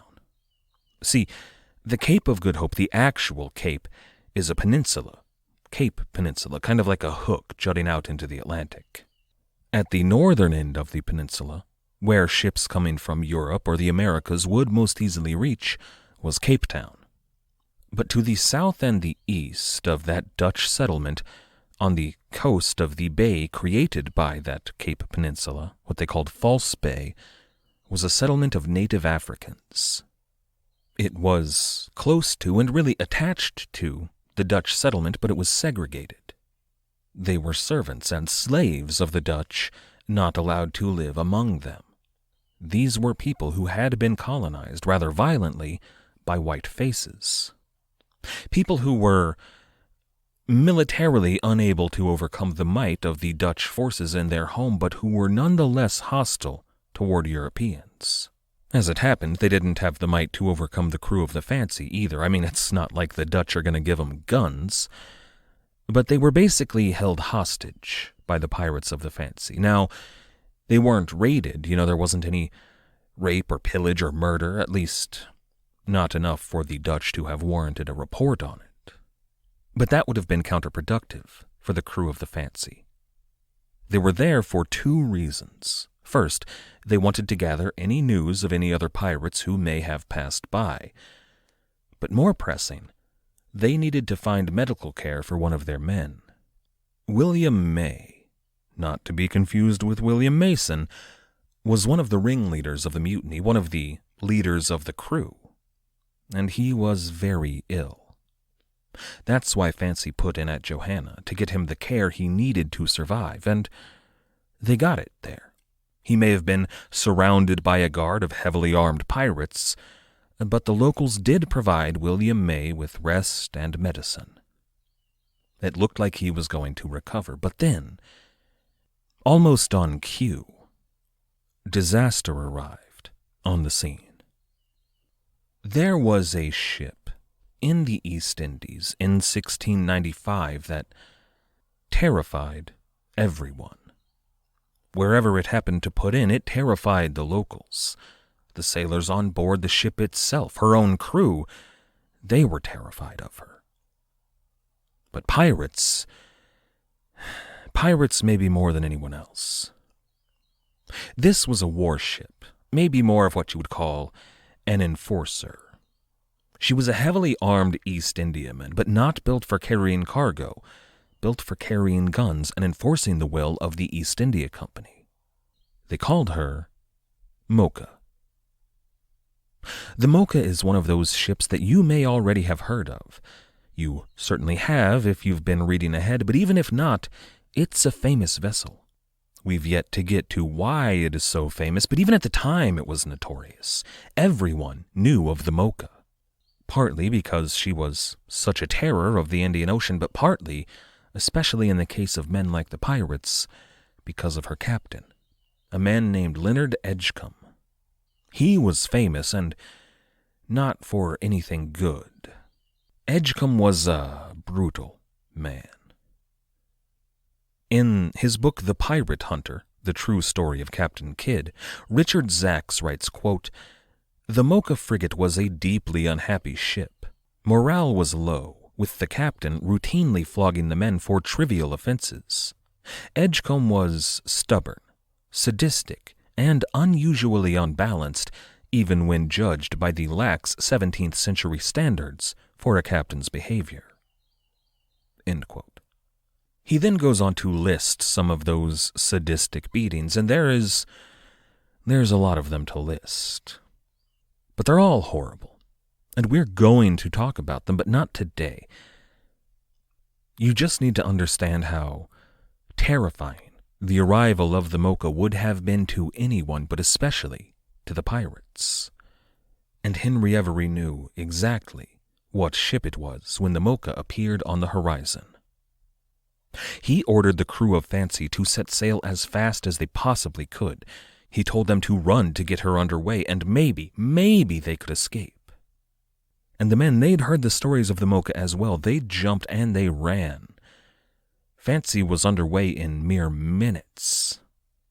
And remember, she was a fast ship. The Fancy was out of sight even before the Mocha reached False Bay.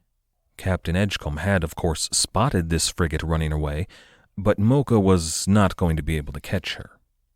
So instead, Captain Edgecombe put in at Johanna. Imagine his surprise when he found a white, sick Englishman ashore. William May was still abed. His companions had left him behind. They'd had to. They would not have been able to get him on board fast enough to get away, but that doesn't change his situation. Captain Edgecombe questioned William May, especially about that very fine, very fast frigate he'd seen on the way in. He must have suspected it was the Charles II. Of course, May told him that they were mere traders, merchants, certainly not pirates, but they just left him there. And it became clear to Leonard Edgecombe that William May was terrified. Not of him, but the pirates had left him, the merchants had left him in the care of these Africans.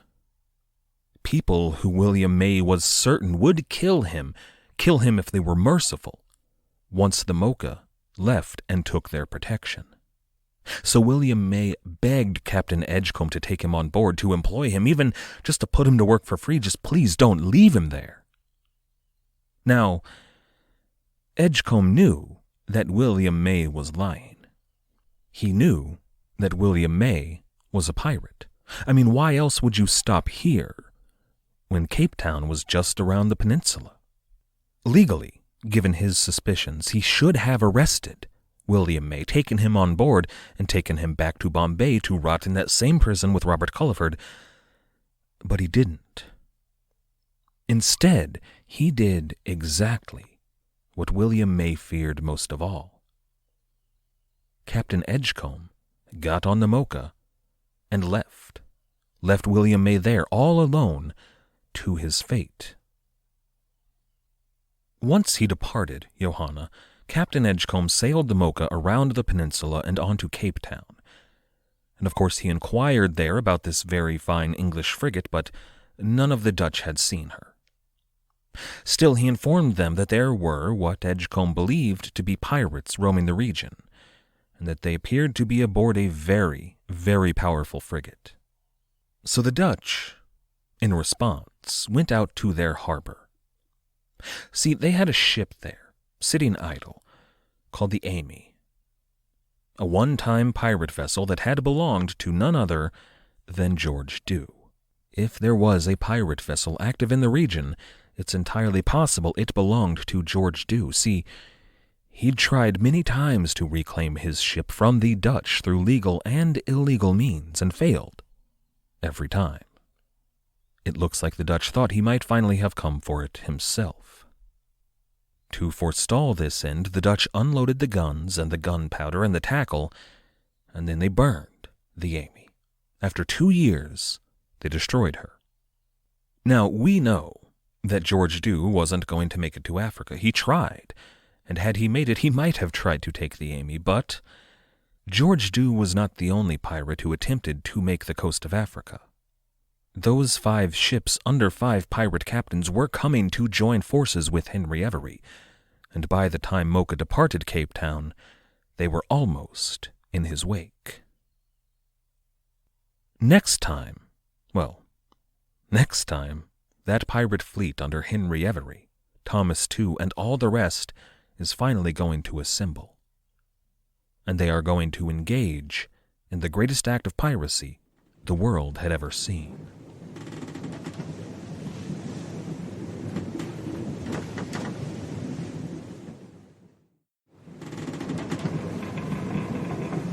Last time, we talked about Henry Avery and the Fancy meandering around the southeast coast of Africa. They sailed from the Cape of Good Hope to St. Augustine Bay, alias Libertalia, to the Comoros Islands, back to Libertalia, and then back to the Cape. It wasn't all aimless wandering, though. Captain Avery was actively searching for ships that might join him and aid in his plans. Now, Henry Avery didn't know that anybody was coming. He had sent that open letter out to English sea captains, a letter informing them of his intentions and promising not to attack them. But all he had was that letter and hope that someone might show up. Because, well, Henry Avery had a very fine ship and a large crew and a lot of guns, but they still weren't enough for what he had planned. He needed allies, and if anyone out there had put the pieces together, had calculated what he did have planned, they would come. But Henry Avery's best hope was the one pirate who had done this all before, Thomas II. Luckily for Avery and the crew of the Fancy, Thomas II and his friends were coming. This is episode 217, Bob's Key. After their very close call with the Mocha frigate off the coast of South Africa, the Fancy ran, and she ran hard. That's a tricky bit of sailing, too. To get away from a ship that's coming in from the east, the Fancy would have had to sail west and then south. That's not difficult. That's the way the wind would have been pushing them anyway. But then you have to catch the currents that will turn you around. This type of current is called a retroflexion. It's caused by wind patterns and the shape of the sea floor. And the retroflexion southwest of South Africa, well, it's a ship killer. A lot of storms are born there, a ton of hurricanes, and even just catching the waves could be deadly in the age of sail even today. But Fancy was up to the task, as were her sailors. Henry Avery and his men made it out safely, and they caught the winds heading back west. They probably stopped once again at St. Augustine Bay, and when no news of any other ships were found, finally they sailed on to the Gate of Tears. A few episodes back, we discussed the Hajj, the yearly pilgrimage to Mecca that Muslims are expected to undertake once in their lifetimes. This event takes place in, and please excuse my Arabic here, but it takes place in the month of Dhu al-Hijjah, the month of the Hajj, and it's the month that marks the end of the Islamic year. But here's the catch. The Islamic calendar is a lunar calendar. That means that, when compared to a solar calendar, like we use in the West, their years are going to be shorter by about 11 or 12 days. And it also means that their months don't line up with the seasons, like solar calendars do. Instead, their months kind of migrate through the seasons year to year. If Henry Avery did indeed spend his early naval career under Admiral John Narborough and John Benbow on the Barbary coast, he may have been familiar with the Islamic calendar. I suspect that he was at least passingly familiar with the Hajj because he was here, at the Gate of Tears, at this time of year, for a very specific reason. And his window of opportunity was limited. His aim was to capture a fleet of almost unbelievably richly laden ships. They would be traveling from Mughal India into the Gulf of Aden and then pass through the strait known as the Gate of Tears. That's where Henry Avery intended to intercept them. Then, assuming that the pirates did not intercept them, they would move up the Red Sea to Jeddah, where they would land and make their way overland to Mecca. Now, we're going to talk more about the ships who did make this voyage next time. For now, we should be aware that they were filled with mountains of coined silver and gold, filled with rubies and emeralds and silks and indigo and dyes and spices and anything that the pilgrims or those who were sailing along with the pilgrims might need to trade once they reached Arabia. They were the equivalent of the Spanish treasure fleets. Henry Avery missed his first window of opportunity. He'd arrived in time to the region to catch the ships as they sailed toward Mecca, but he was alone when he arrived. He might have caught a lone straggler if she was a weak ship, but he wouldn't have been able to capture the kind of prize he wanted. So Henry Avery took a calculated risk. Instead of continuing on, as we discussed last time, he spent those weeks sailing around looking for other pirates. But he failed to find any. And the window on his second opportunity was closing. Those ships, after their journey to Mecca, would be traveling back down the Red Sea. They would be filled with the proceeds of their trade, perhaps even more richly laden than they had been. And Fancy could make it to the Gulf of Aden and the Strait at the Gate of Tears in time.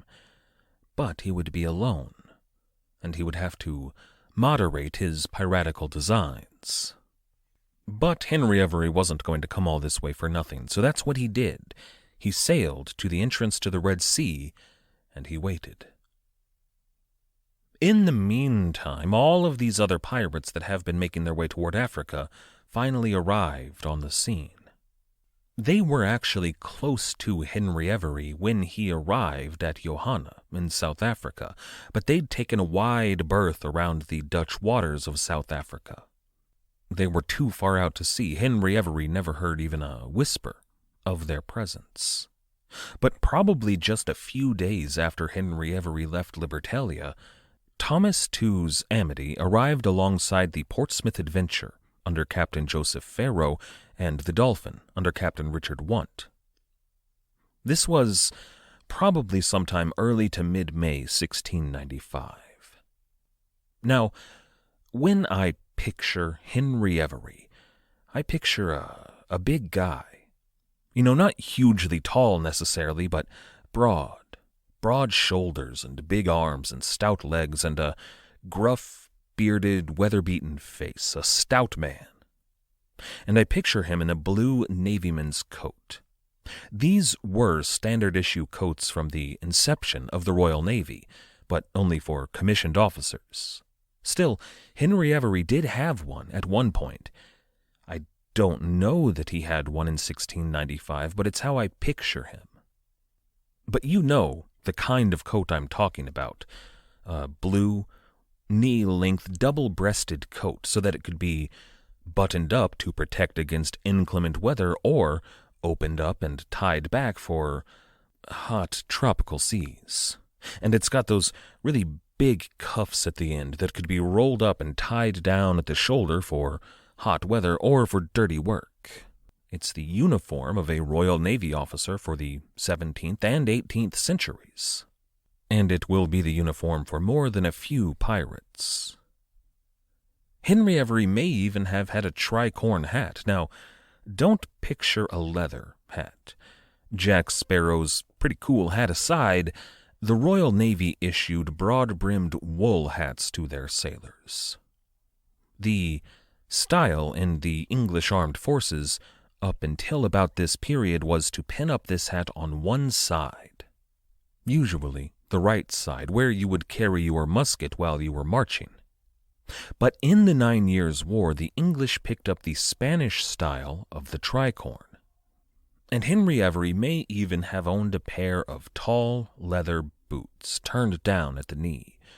Traditionally, these were cavalrymen's attire, but once the cavalry began to diminish in worth, they became fashionable for naval officers. But even if he did own a pair of boots like that, he wouldn't have worn them aboard. No one wore those boots on board unless he was an especially vain captain of a capital ship. James Stewart, for example, did occasionally wear those high boots while aboard, but never when they were in battle or in rough weather. They're poor footwear for real work on a ship. On the other hand, I picture Thomas Tew as less broad, kind of slender, maybe taller than Henry Avery, and certainly not dressed in Royal Navy attire. While Henry Avery certainly had a rough face, probably scarred from battle, Thomas Tew was, I picture him as handsome. My image of Thomas Tew is certainly informed by Howard Pyle's drawing of the pirate enjoying a pipe with Benjamin Fletcher in his mansion. And that image is a bit, mischievous. Not exactly Han Solo levels of dashing, but still a good-looking rogue. I picture him with long hair pulled back and maybe even an earring. So here we have this tall, slim, dashing rogue in his late 30s or early 40s, and I'd like you to remember here that Thomas Tew was married. He had a wife and a couple of kids back in New York in his estate there. Now, there isn't a whole lot of information about his wife, but she was a society hostess in New York. She rubbed elbows with the families of men like Captain Kidd and even Governor Fletcher. And I bring her and his family up because Thomas Tew is about to be unfaithful. But he's going to do so with no less a personage than a queen. When the Amity arrived at Libertalia, Thomas Tew caught the eye of none other than Queen Antavaratra Rahina, the queen of the Betsimi Soraka Confederation. And I should say allegedly. Here, we don't have Thomas Tew's account of his time at Libertalia. We don't even have the queen's. It might all be myth or later propaganda. But it's certainly possible that this handsome, dashing pirate captain with a fleet of ships and a couple hundred well-armed men, he might just catch the interest of the queen. See, Queen Rahina was young, and as yet unmarried and uncertain in her power. And a man like Thomas Tew might make a powerful ally for her reign. And who knows, maybe Thomas Tew was considering her offer. New York was cold and stuffy. Out here at Madagascar was warm. They had fresh air and fresh fruit and a beautiful young queen who wanted to make him her lover and concubine. Thomas Tew could have made himself a true pirate king of a real pirate kingdom. Maybe here he even decided to call it Libertalia. Regardless, Queen Rahina, according to the story, did take Thomas Tew to bed, probably for his whole stay at St. Augustine Bay. And I picture the queen traveling through town and down to the pirate camp on the shore, likely being carried on a palanquin, with her lover Thomas Tew at her side. And Thomas Tew did stay and enjoy her charms for some time, but he did have places to be. His men were growing restless while their captain spent his days entertaining the queen. Amity was already ready to sail. The other two ships in his fleet, Portsmouth Adventure and Dolphin, they left Thomas Tew there. They sailed north without him. So Thomas Tew did eventually untangle himself from the queen's embrace and prepared to depart.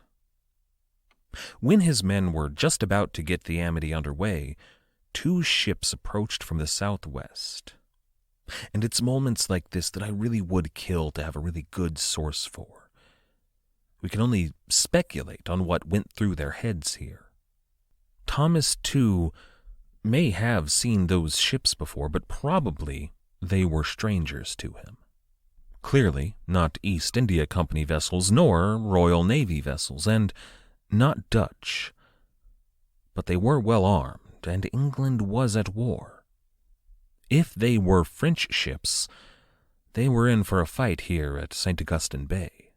And the French did have a presence in the region. Reunion Island, over to the east, was actually Réunion. So I imagine that Amity prepared herself. They could run. Maybe they could outpace the newcomers. But then that would let the ship get away, and here At anchor in St. Augustine Bay, they had men and guns and somewhere to run if they should be sunk. But they were in luck. As you may already have surmised, those two ships turned out to be Thomas Wake in the Susanna and William Mason in the Pearl.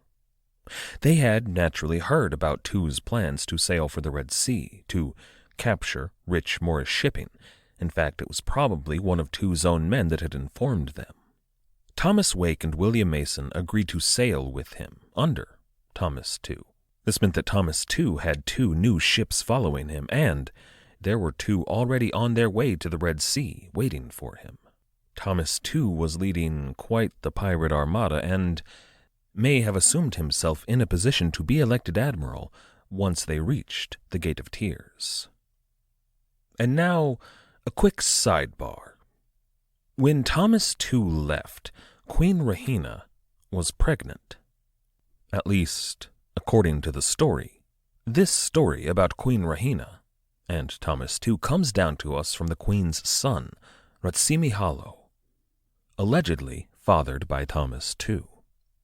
Ratsimi-Hallo would be king one day. In about 20 years he would be king, which will correspond quite nicely with the dissolution of the Pirate Republic at Nassau, a time when, much like the late 1680s and early 1690s, pirates were fleeing from the West Indies to Madagascar.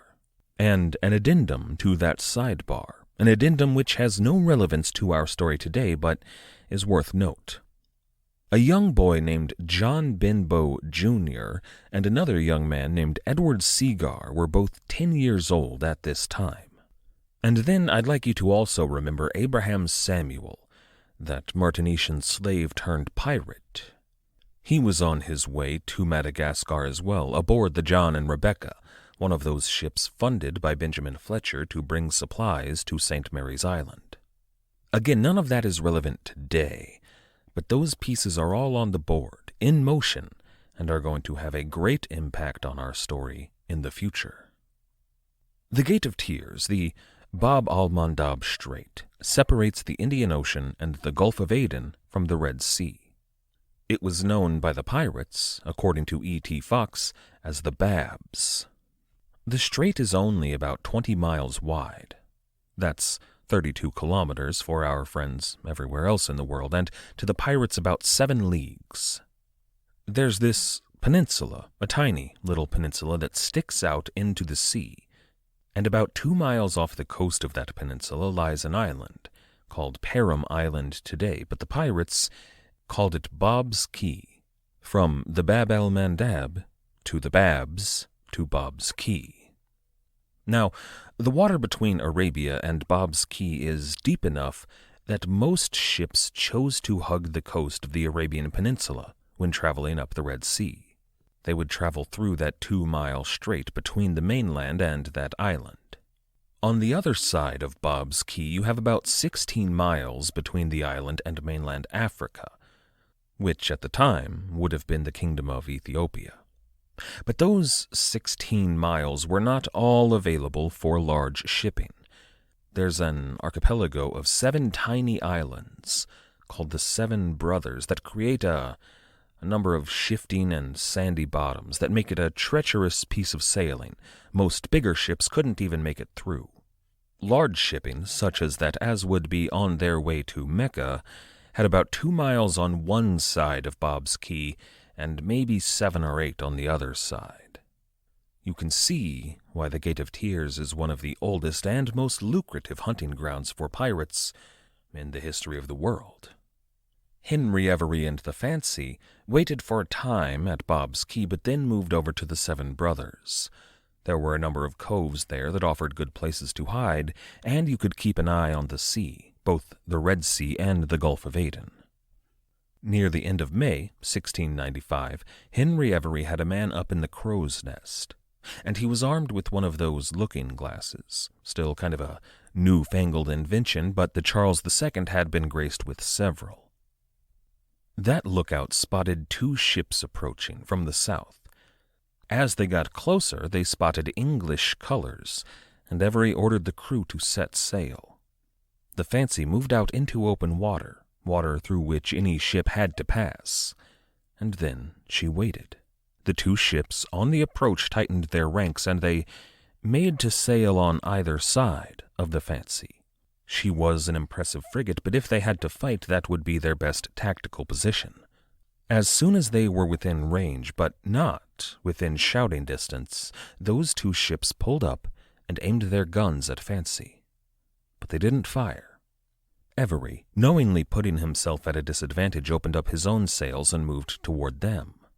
This was Avery staying true to his word. Even at a disadvantage, he probably would have won that fight in the Fancy, but he didn't open fire. He said in that open letter to every English ship captain that he would not attack those flying English colors. Now, of course, he'd broken that word before, but here he didn't. One of the smaller craft hailed the frigate. They said, "From whence are ye come?" Avery replied, "From the sea," and received the same answer back. Those two newcomers were, naturally, Richard Once Dolphin and Joseph Farrow's Portsmouth adventure. Now, Henry Avery didn't know these men or their ships. He had no way to, which is something kind of new to the world of the pirates. I mean, not entirely. Back in the West Indies, new pirate ships were arriving on the scene all the time, but during the buccaneering era, there was a community there. If you knew people in Tortuga or Port Royal, you had some connections, and ships would often meet that didn't know each other at all, complete strangers, but they had friends in common.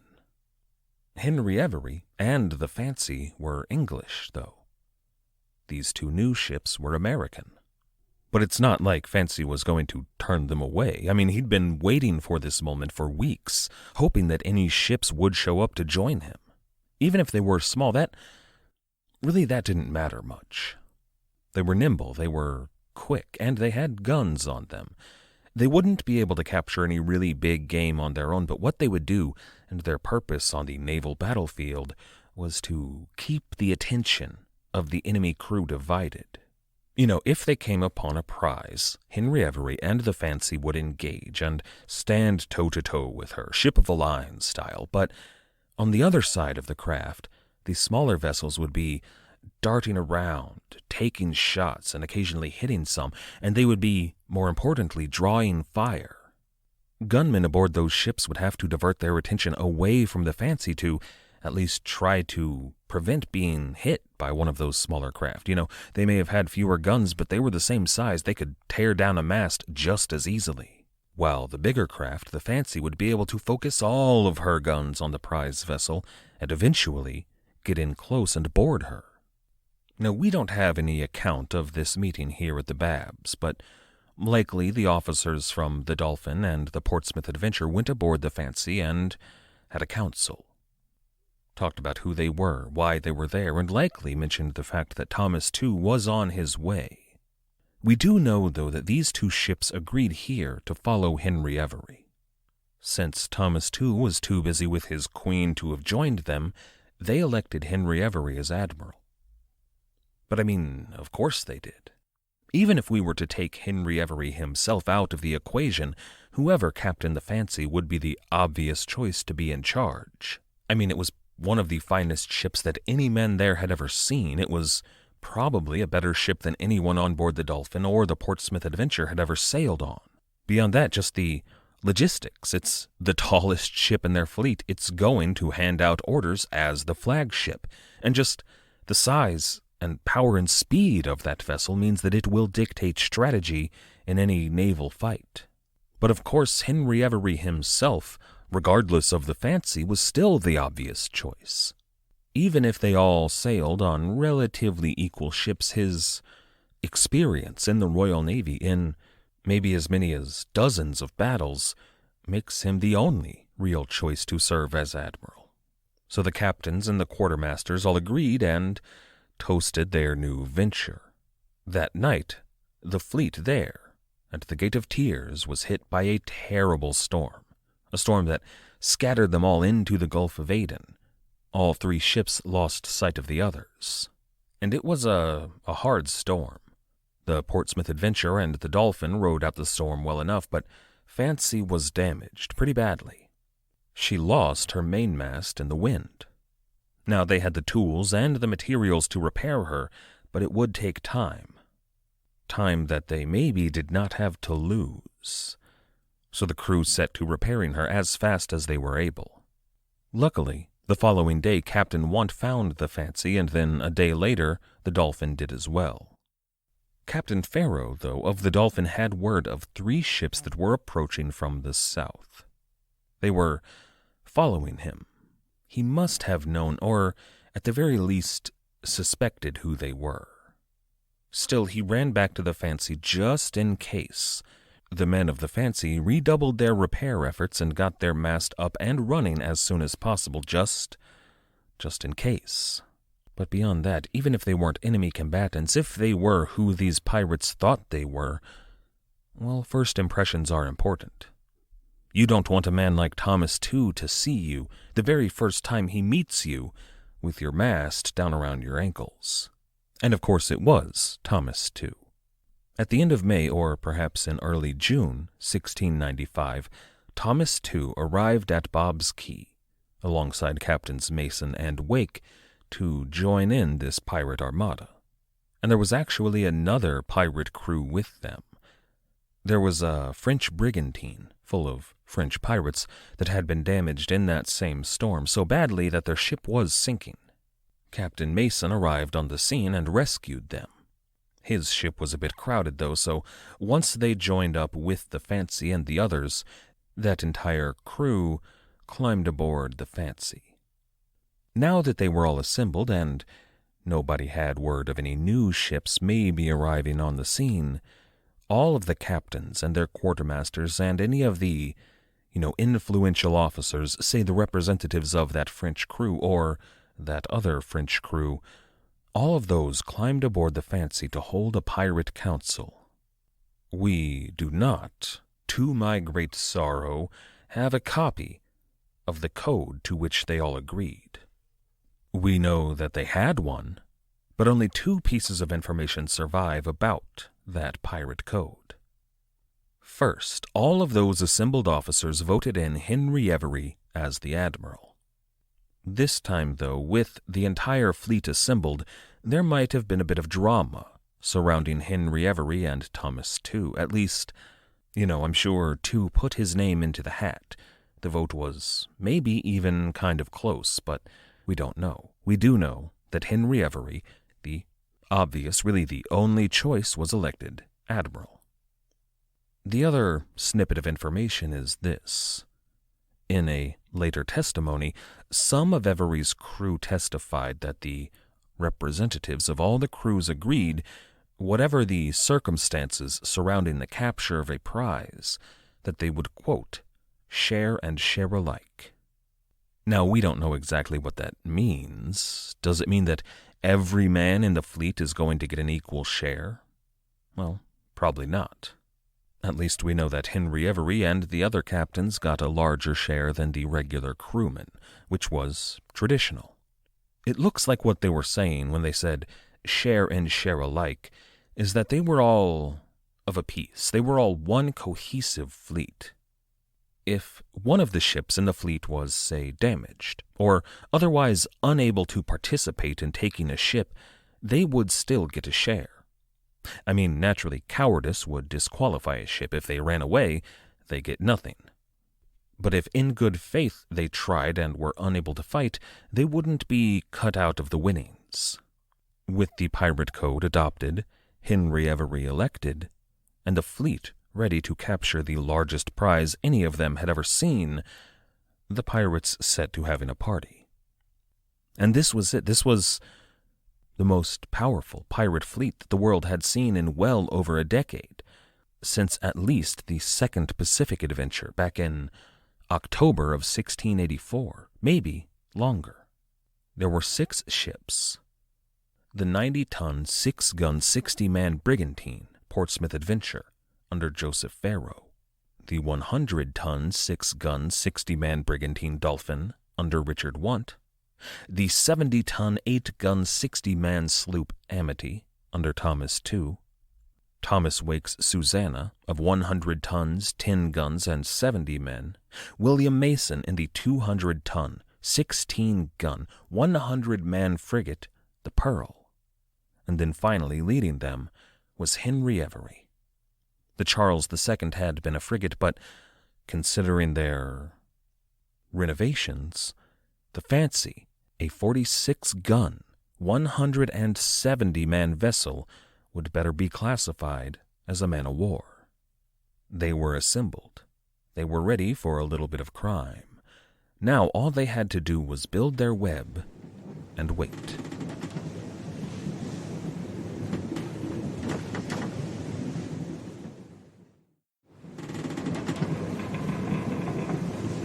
I'd like to begin today by talking about birds.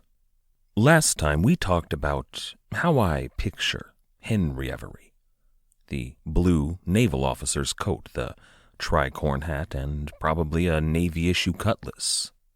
Add to that the flintlock pistol he wore and the spyglass he carried, and you have an almost perfect image of a pirate. All you're missing are the disabilities due to injury that were so common among the pirates, a hook hand and an eye patch and a peg leg. But then there's one other thing, one common accessory traditional to the pirates, a brightly plumed parrot perched on the pirate captain's shoulder.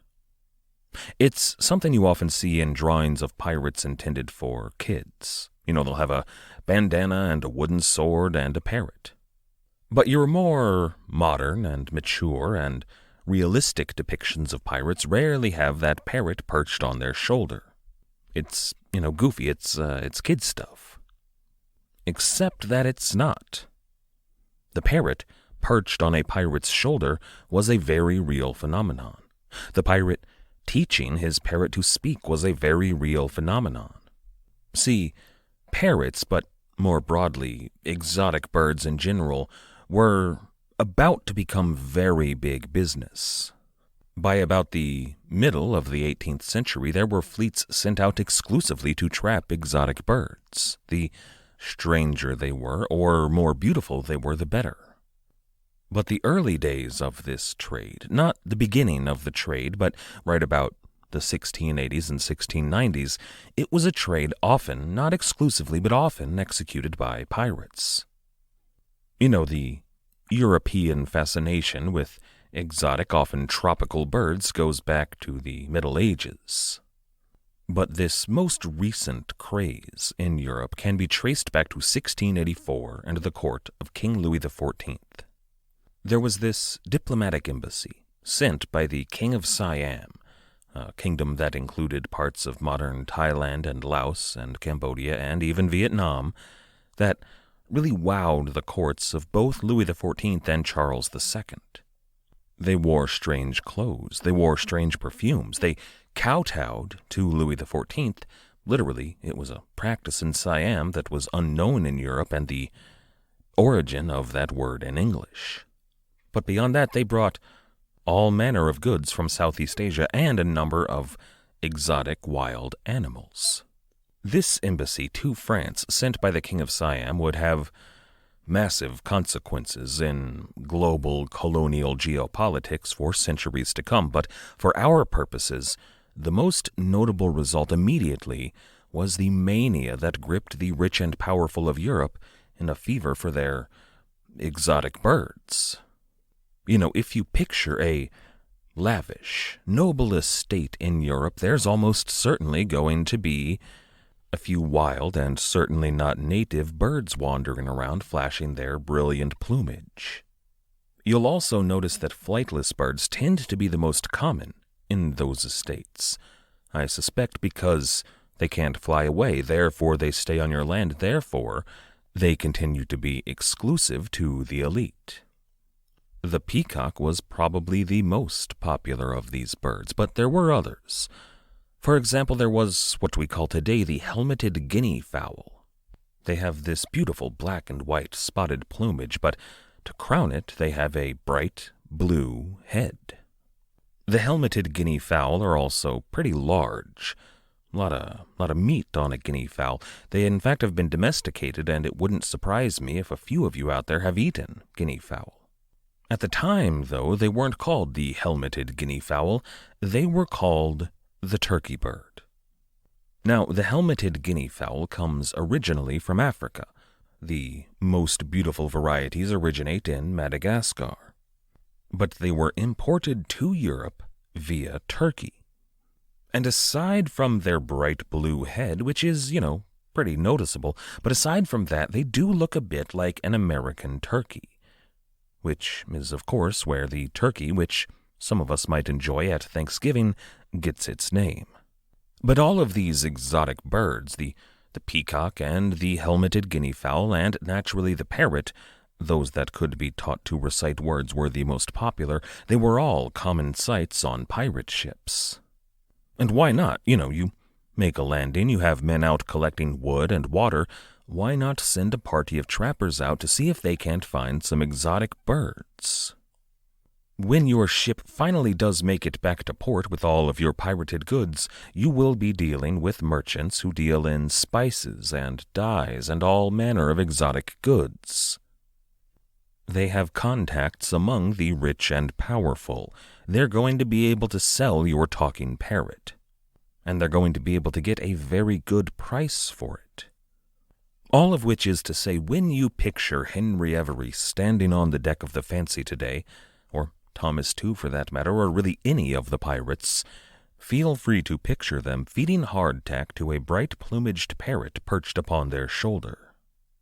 This is episode 218, Idleness. I should warn you that in today's episode, not a lot is going to happen. Don't worry, we have plenty to talk about, but as far as the narrative thrust of the episode goes, there's not much going on. Now, I could have skipped right to the exciting stuff, and I almost did, but I decided against it despite the storytelling sin that it might be. Because there is a lot to talk about, but for the pirates, for some time, they didn't have much going on. Now that they were gathered at the Bab al-Mandab Strait, the Gate of Tears, under Admiral Henry Avery, well, really all they had to do was to wait for their prey to come to them and to spring the trap shut. But they had a problem there. Last time we mentioned that the Islamic calendar was a lunar calendar, and that the Hajj, the pilgrimage to Mecca, moved a couple of weeks forward every year.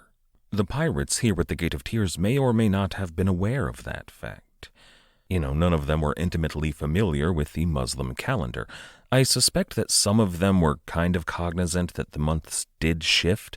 Maybe Thomas too, probably Henry Avery, and maybe they took it into consideration, but most of the pirates there at the Gate of Tears were kind of, befuddled by the whole thing. And none of them, even had they grown up in Mecca, would have known when the ships bound for Mocha on their way to Mecca would be passing through the Gate of Tears. That is to say that they didn't even know if those ships had passed by already or if they were still on their way to the Gate of Tears. Again, I think Henry Avery was pretty sure, but the rest of the fleet just kind of had to trust him on that. So they waited. They kept one eye turned south to the Gulf of Aden in case the Mughal fleet was still on its way to meet them, and they kept the other eye turned north up the Red Sea in case it was coming back to meet them. One way or another, here in an isolated cove on Param Island, they would be there to catch the Mughal fleet when it arrived. And they waited. Days passed, and then a couple of weeks, and still there was no sign of the Mughal fleet. The men on board the ships began to get a bit nervous. They had plenty of food and water, and probably some drinks, so that wasn't an issue, so they just kind of spent their days sharpening their swords and oiling their guns and waiting. While they do so, let's turn our eyes elsewhere for a bit. I did have kind of an ulterior motive in bringing up those birds earlier. It's the turkey bird. It came from Madagascar to Turkey, but it did so most often aboard Mughal ships. sometimes just regular trading ships, but mostly it was these Grand Mughal fleets owned by the royal family of the empire. Every year they would sail from India toward the Red Sea, and often they would stop on Madagascar, for the same reason the pirates did: wood and water, maybe some food, and, if they were lucky, some exotic birds to trade once they reached Arabia. But they hadn't done so in a couple of years, and they certainly weren't doing so in 1695. The threat of pirates in the region was just too high. Now, they may not have known about St. Mary's Island, or Adam Baldridge, or, down to the south, St. Augustine Bay, and they certainly did not know about the fleet of English pirates currently waiting for them at the Gate of Tears.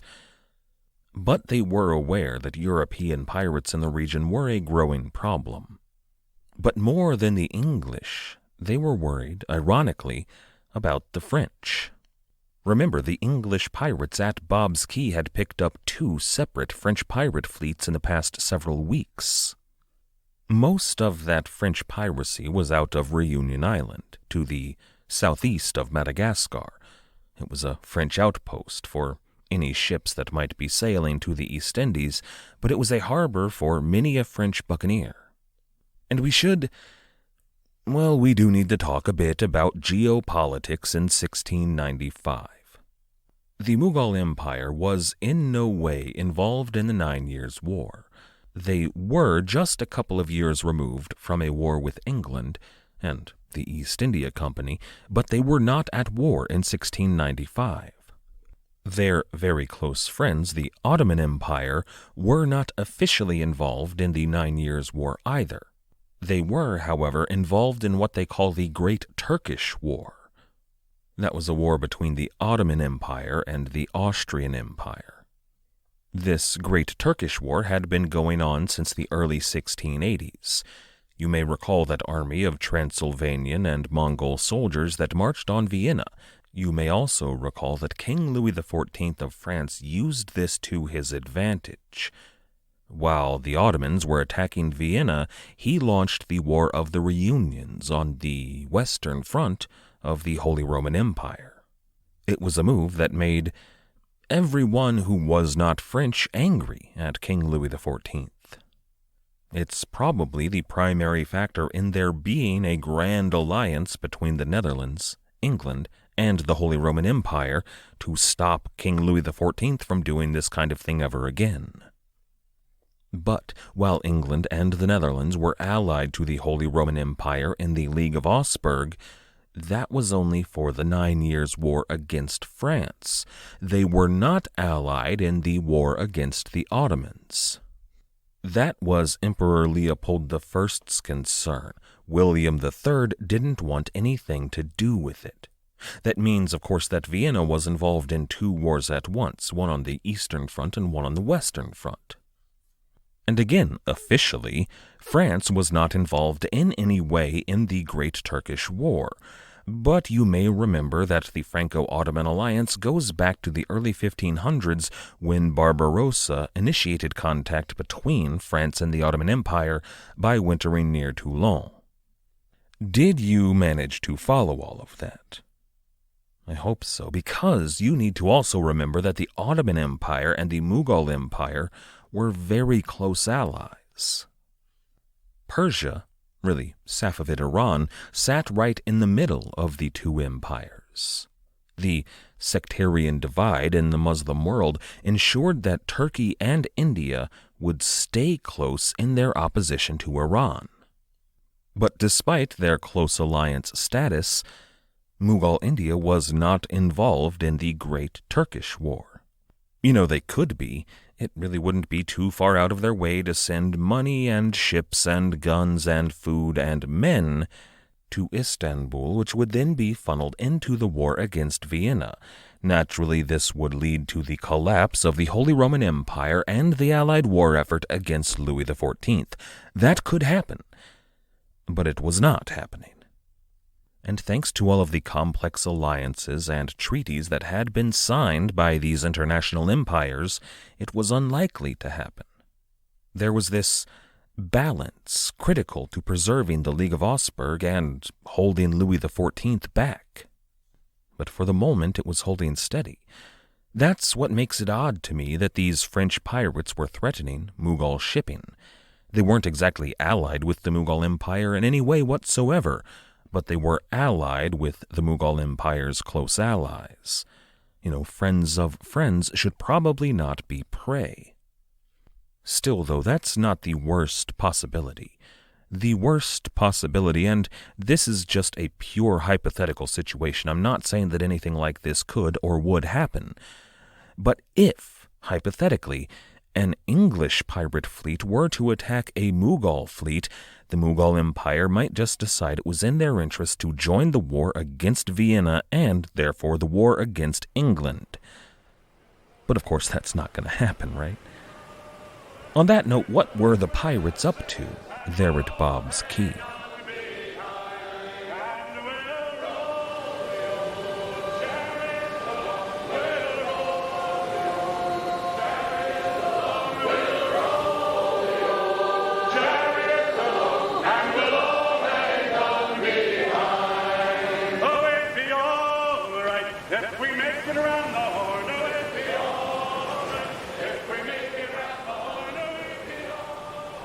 Well, isn't that just nice? But maybe it really wasn't going to happen. The pirates were still just kind of waiting there. And things on board the various ships in the fleet were starting to get pretty tense. After their first couple of weeks waiting, everybody correctly assumed that they had missed the Mughal fleet on their way to Mecca. But when those weeks dragged on into a month, some of the men began to worry that they'd in fact missed the fleet on their way from Mecca. That maybe the fleet of the Grand Mughal was already safe and sound back in India. And this was a legitimate concern, something that was kind of eating away at the men's confidence. But as more and more time began to pass, the pirates had another and perhaps more pressing concern on their minds. E.T. Fox writes in King of the Pirates, quote, "Minor repairs and maintenance were probably carried out to the rigging, sails, and decks of the pirate vessels, ensuring they were in the best of shape. But every day idling in the water meant more and more weed and barnacles accumulating on the hulls beneath the waterline. The pirates could not afford to careen their vessels. They must be ready for a chase when the Pilgrim fleet appeared. Every day the ships got a little slower, imperceptibly at first, but over 6 or 7 weeks probably quite significantly, as later events bear out. Each day the stock of food and drink got a little smaller as 400 men ate their rations." Now, I'm going to put some words in your mouth. I don't know what any of you are thinking, but I'm going to take a guess. I've been talking about this piracy, this big act of piracy for some time now, and you are here for it, waiting for the big act of piracy. And instead you've got barnacles. You've got some jerk talking to you about the alliance between the Ottoman Empire and France. What's that about? You've been waiting to hear about this piracy for probably about a month now. But listen, you've got to trust me here. This alliance between France and the Ottoman Empire is really important. I know it may not be the most exciting thing, but while we wait, it's something we need to consider here, right? And I doubt any of you are angry about it, but some of you are probably a little bit annoyed. And I get that, I do. But while you're sitting here listening to this at work or at home or in your car, imagine that you're sitting on the deck of a ship, baking in the hot Arabian sun, and you've been promised this big act of piracy, and yet instead what you've got are barnacles. You've got this jerk telling you that really right now what you need to focus on is the alliance between the Ottoman Empire and the French, because trust me guys, it's really important, right? And it is actually important, and Henry Avery knew that it was important. But the men on board the fleet of which he was admiral were starting to get not exactly angry, but a little bit annoyed. There wasn't a threat of, a mutiny, but there was a threat that the fleet was going to break up and sail away. All the captains, but especially Thomas Tew and Henry Avery, spent a good deal of their time going from ship to ship, telling everybody that everything was under control. They had nothing to worry about. The ships had absolutely not sailed back down from Mecca while they weren't looking, and usually this did the job, but as the weeks dragged on, their words became less and less convincing. And every once in a while, one of these ships in the fleet would go off to scout, either up the Red Sea or out to the Gulf of Aden, but there was always a worry that they might not come back, and if they didn't, who's to say that it wouldn't create a domino effect? Happily they did always come back, but less happily they never saw anything useful. And then another worry began to weigh on the minds of the men. Maybe they'd been spotted. Maybe word of their presence had spread. Maybe the Grand Mughal fleet up the Red Sea was waiting while yet another fleet sailed up the Gulf of Aden to trap them. Maybe they would be caught in the crossfire and every last man and ship in the fleet destroyed. And as the days continued to stretch, that slight possibility grew and grew in the minds of the crewmen. A sentiment began to spread among the pirates that it might be for the best if they got out of there before, doom befell every one of them. But when those sentiments began to reach a critical mass, Henry Avery or Thomas Tew would come over and reassure them, to placate them, and to tell them that for just a little while longer they had to sit and wait. And the men, to their credit, they did. They waited while June gave way to July, and then July gave way to August. They waited there at the Gate of Tears until mid-August with no sign of the Mughal fleet. Finally, though, nearing the point of real panic, the pirates decided to ready a pinnace. They loaded her up with a crack team of the very best men they had available, and that pinnace sailed off to the north. In a mere 2 days, though, it returned. One day out, they captured a boat from Mocha just off the coast, and they brought back with them 2 prisoners. Those 2 men told the pirates that the fleet of the Grand Mughal was indeed still at anchor up the Red Sea, but when their small boat set sail, all 25 ships of the Grand Mughal's fleet were preparing to make their way south. The pirates were elated. All of that panic dissipated. They got back to sharpening their sabers and oiling their big guns. They set a constant watch. Every set of eyes on board was facing north, waiting for any sign of sails on the horizon.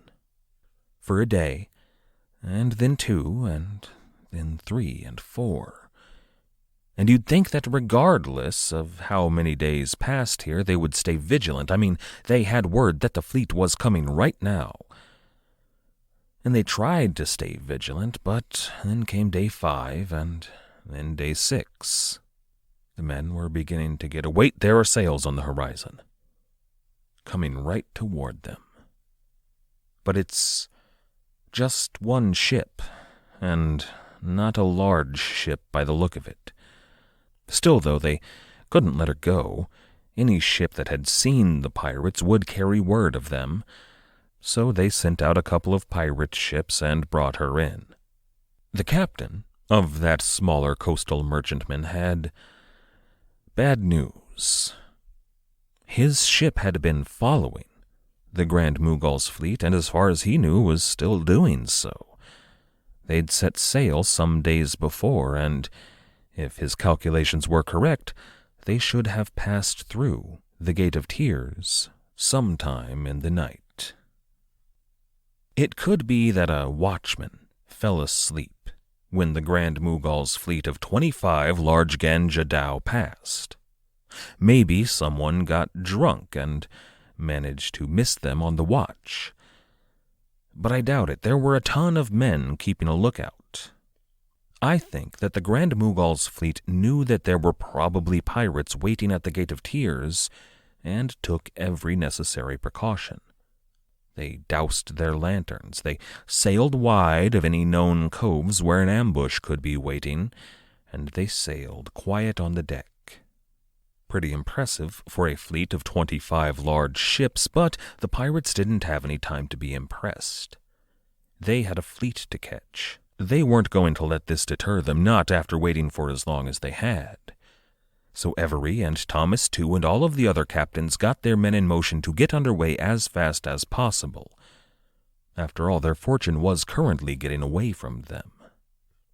On the 1st of September, 1695, the fleet of pirates under Henry Avery and Thomas II, Joseph Farrow, Richard Want, and all the rest made their way out into the Gulf of Aden, pursuing the Grand Mughal's fleet.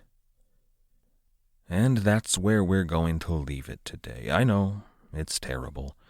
But what's coming is too big for the end of an episode. It's too big for one episode. Next time, the Gunsway.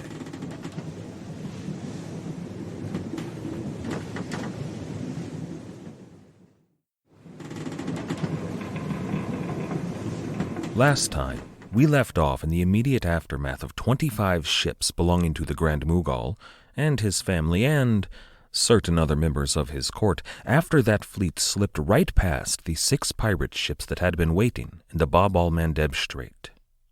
It was nearly the end of August, 1695, and that fleet was getting away.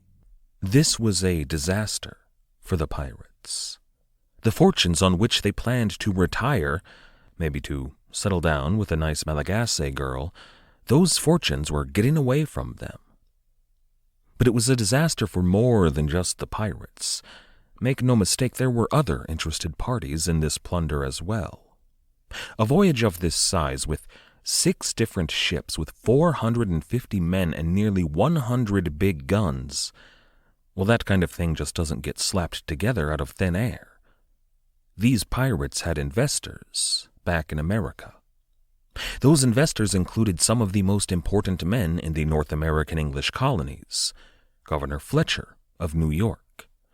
Then there were other governors and lieutenant governors and deputy governors from Massachusetts and Rhode Island, Connecticut, and Pennsylvania. Not to mention other rich and powerful men in places like New York City. William Kidd, for example, Frederick Phillips, and all of the men who ran in his social circles.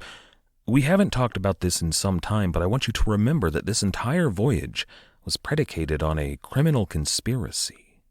The pirates themselves certainly had their own motivations, but the foundation of this voyage comes from a plot to circumvent the Royal Africa Company and establish a thriving slave market in New York independent of the company's monopoly. A plot that would require a ton of startup capital, and the pirates were supposed to be bringing that capital back to New York, and now all of that money that was expected was on its way to Surat, leagues ahead of the pirates. The Mughal fleet had the wind in their sails, and the pirates would be hard-pressed if they were to catch them. But they were going to try. This is episode 219, Fateh Muhammad. The very first thing the pirates realized when they set out to the chase was that their months of waiting at sea had taken their toll on their little armada. Once they were all under sail, it became clear that the Dolphin, a brigantine of 6 guns and 60 men under Captain Richard Want, was far too slow to keep up. The crew transferred their guns and then themselves over to Henry Avery's Fancy. Now, I told you a couple of weeks ago that Fancy was at their strongest after taking on a French pirate crew. That was wrong.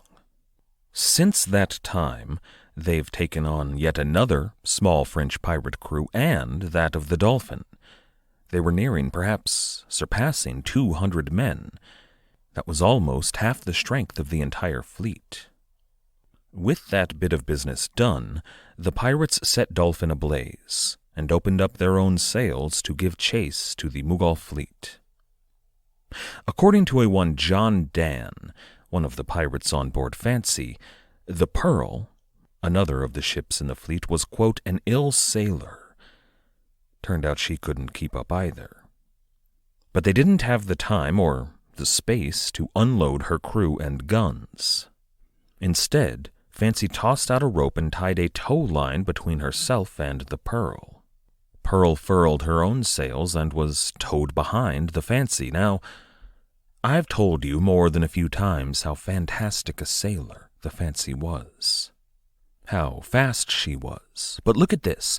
With 200 men, maybe more, on board, with a complement of at this point 52 guns, and now towing a 200-ton brigantine, when every ship in the fleet finally opened up their sails, Fancy still outpaced Amity under Thomas Tew and Susanna under Captain Thomas Wake. Both ships trailed behind the Amity and the Portsmouth Adventure under Captain Joseph Farrow, the only ship in the fleet left that could keep up with Fancy, which was not ideal. They would want Amity and the Susanna when they finally caught up with the Mughal fleet. But it could have been worse. Fancy and Portsmouth Adventure were the largest ships in the fleet, plus they had a brigantine, the Pearl, attached. When they did catch the Mughal fleet, they could keep any ship there busy while the other two stragglers caught up. Then, together, they could strike. As ready as they would be, the Fancy, the Portsmouth Adventure, and the Pearl leaned into the chase. And I'm sure that this was a nail-biting affair for the pirates, but sea chases tend to take a long time. You know, they have the same winds, after all. Even with a ship as fine as the Fancy, they aren't a fast-paced car chase. So while the pirates are at the work of chasing down the Mughal fleet, let's take a moment to talk about what they could expect when they did catch up. The world of Islamic ship design is huge.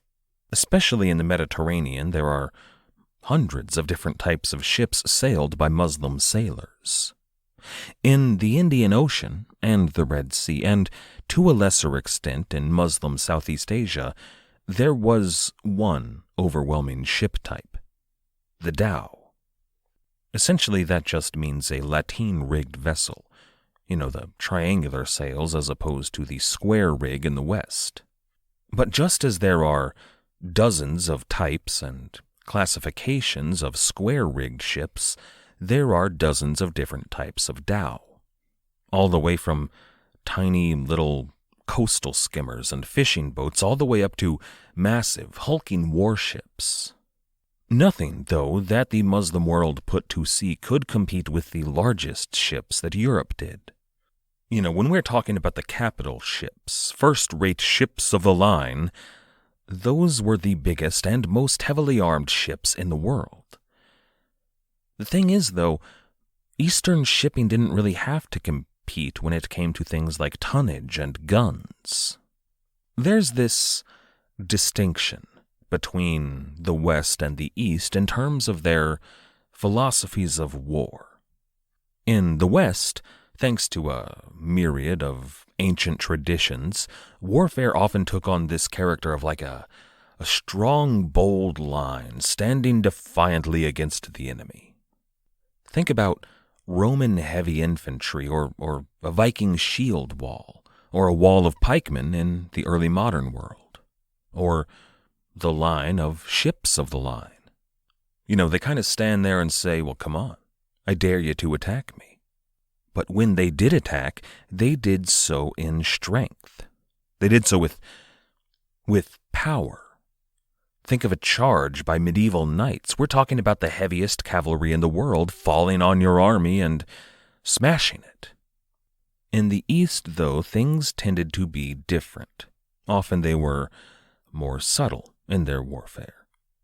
You've got these foot archers and hand cannoneers from places like China that were praying that you would line up your troops in a big wall of defiance.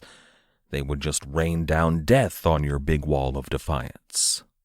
And then you've got the horse archers like the Huns and the Mongols.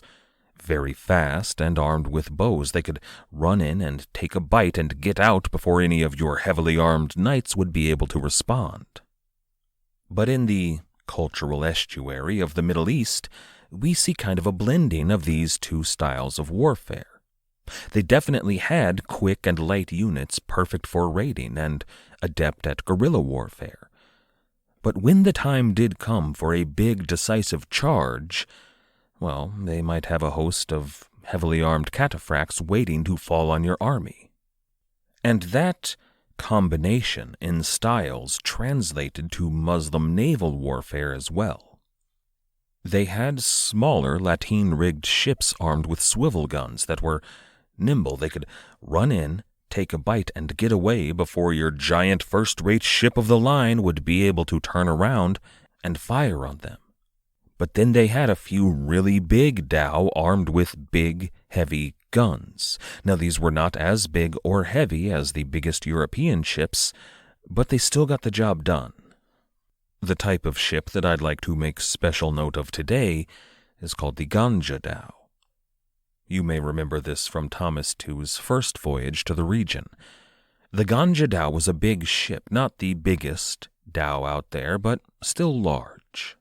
And it wasn't exactly a warship, not a cargo freighter either. It kind of reminds me of the East Indiamen employed by the East India Company. They were big enough to carry passengers and cargo and soldiers and guns. It was a kind of an all-purpose ship. But they were also traditionally beautiful. The ship's bow would have this ornate carved prow, decorated with spiral patterns and trefoil leaves.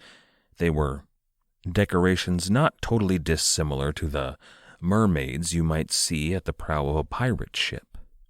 The rear of the ship, the stern, was almost always carved and decorated in even more ornate patterns. If you think of the rear end of a galleon, it was very similar. In fact, that design on the galleon probably came from this dhow. And the cannon on board these ships, well, they were superb. There are modern Muslim scholars that will argue, with fairly convincing evidence, that the cannon was actually developed in Syria rather than China.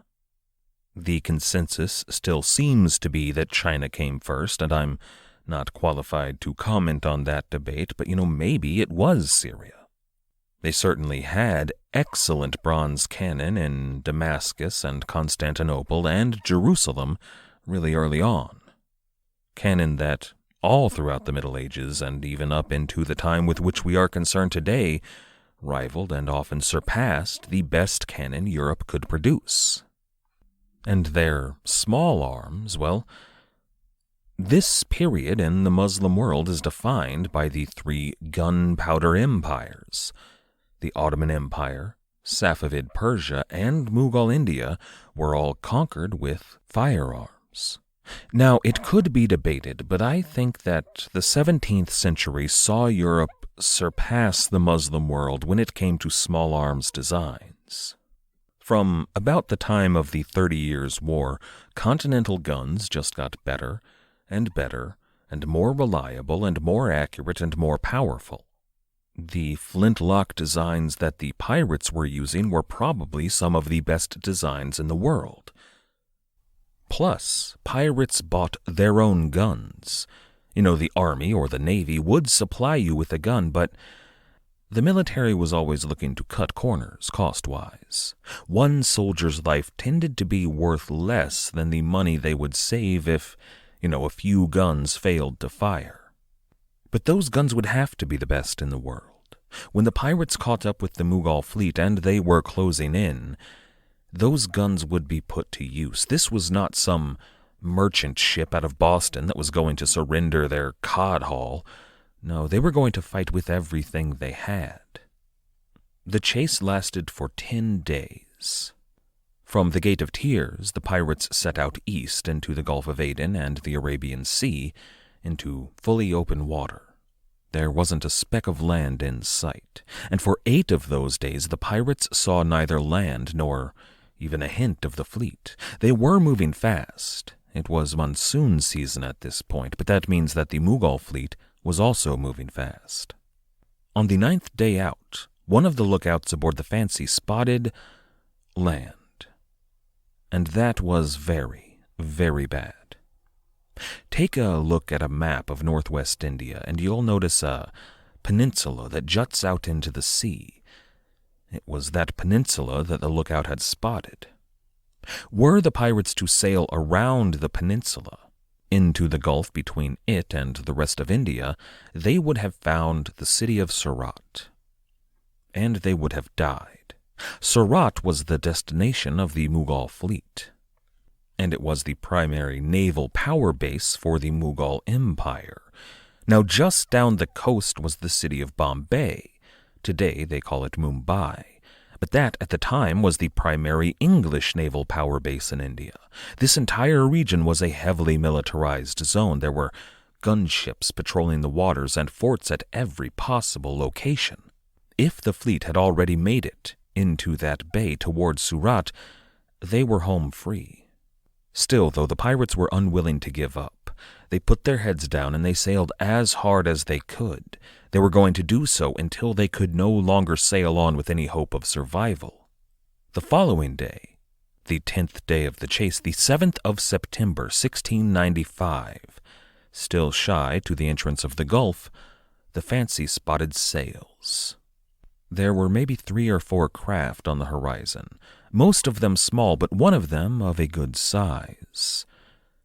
Now, the pirates did not know to whom this ship belonged, and really most of the pirates that took part in this raid would probably go the rest of their lives without knowing that information, but I do. His name was Abdul Jafar, and he was a singularly wealthy merchant in Mughal India. He's one of those men that, when you call him a merchant, you're getting the wrong idea here. Frederick Phillips, for example, or even some of the wealthy nobles in England, well, they would have drooled over this guy's wealth and power. In Enemy of All Mankind, Stephen Johnson quotes one of Jafar's contemporaries as having claimed that he, quote, drove a trade equal to that of the East India Company, for I have known him in a year to fit out above 20 sail of ships between 300 and 800 tons. Now that's a bold claim, but remember here that the East India Company was big, but not the behemoth it was about to become.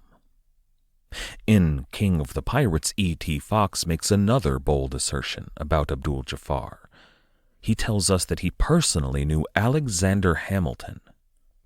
That Alexander Hamilton, the American founding father, the guy from the musical. And it's not impossible. Hamilton was, after all, the first Secretary of the Treasury. He was the founder of the Bank of the United States, and Jafar was really rich.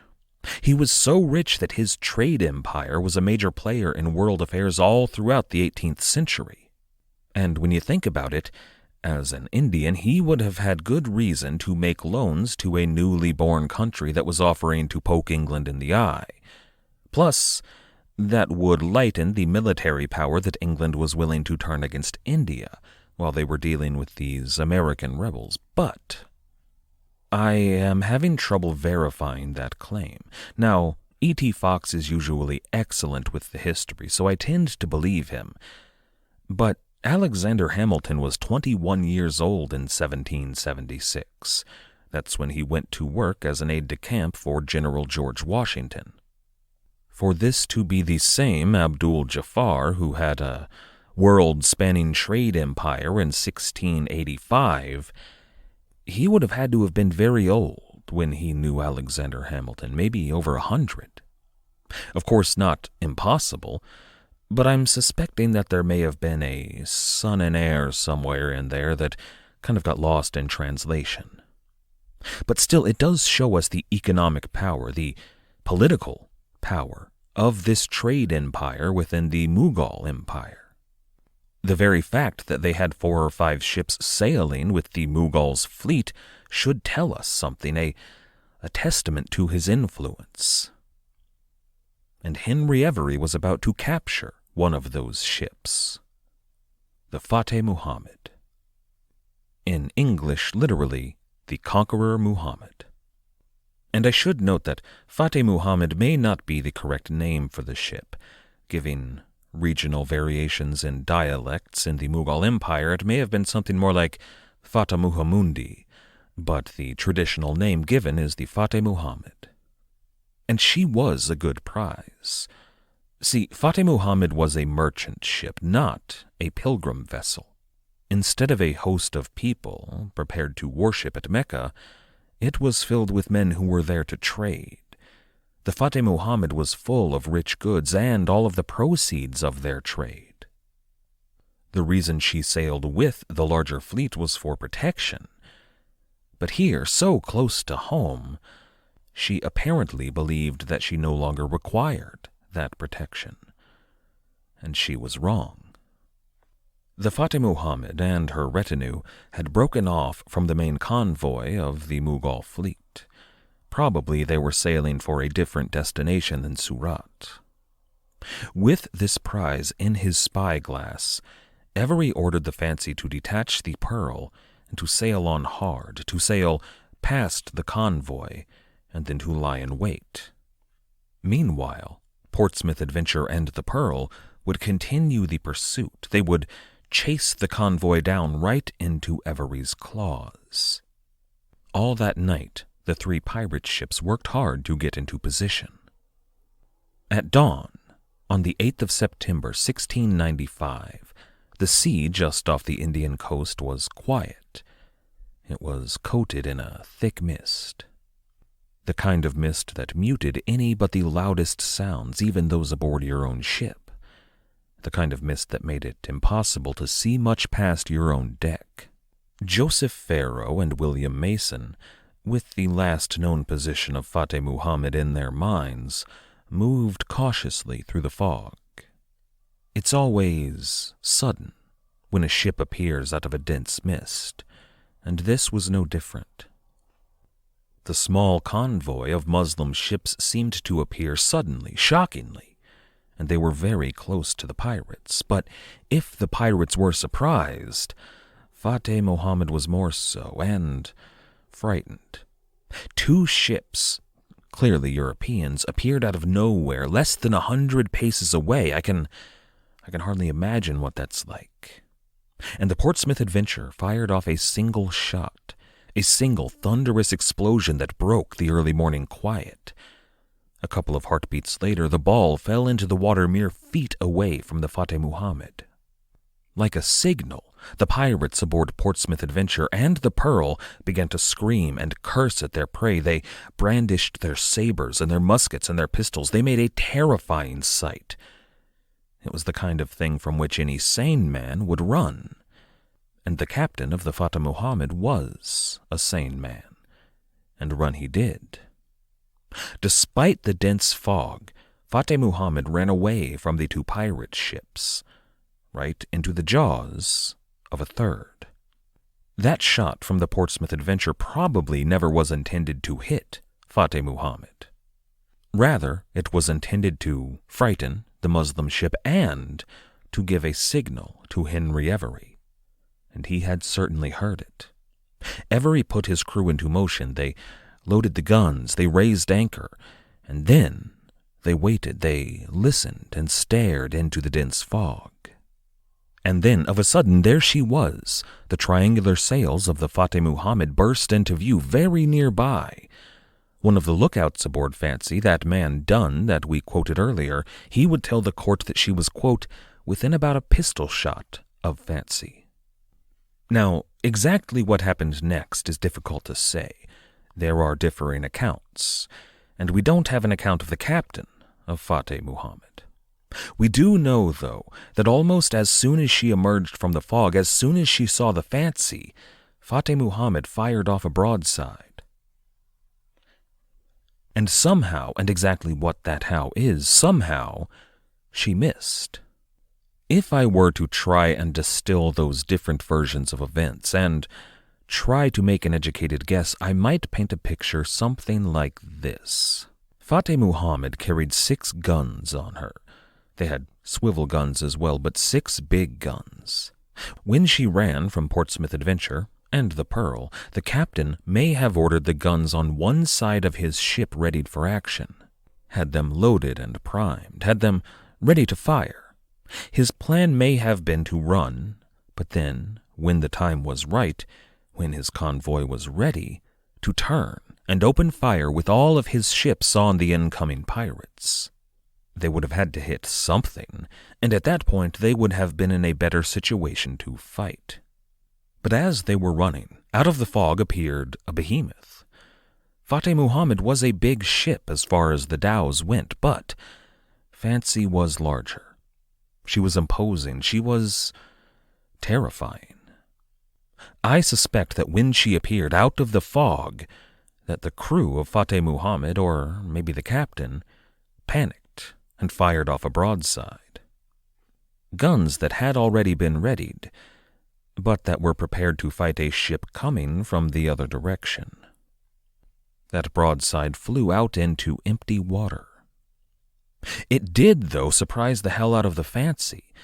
That a ship like this would fire back at all was a surprise, but that she did so almost immediately, like, boom, here's this ship, and now they're shooting.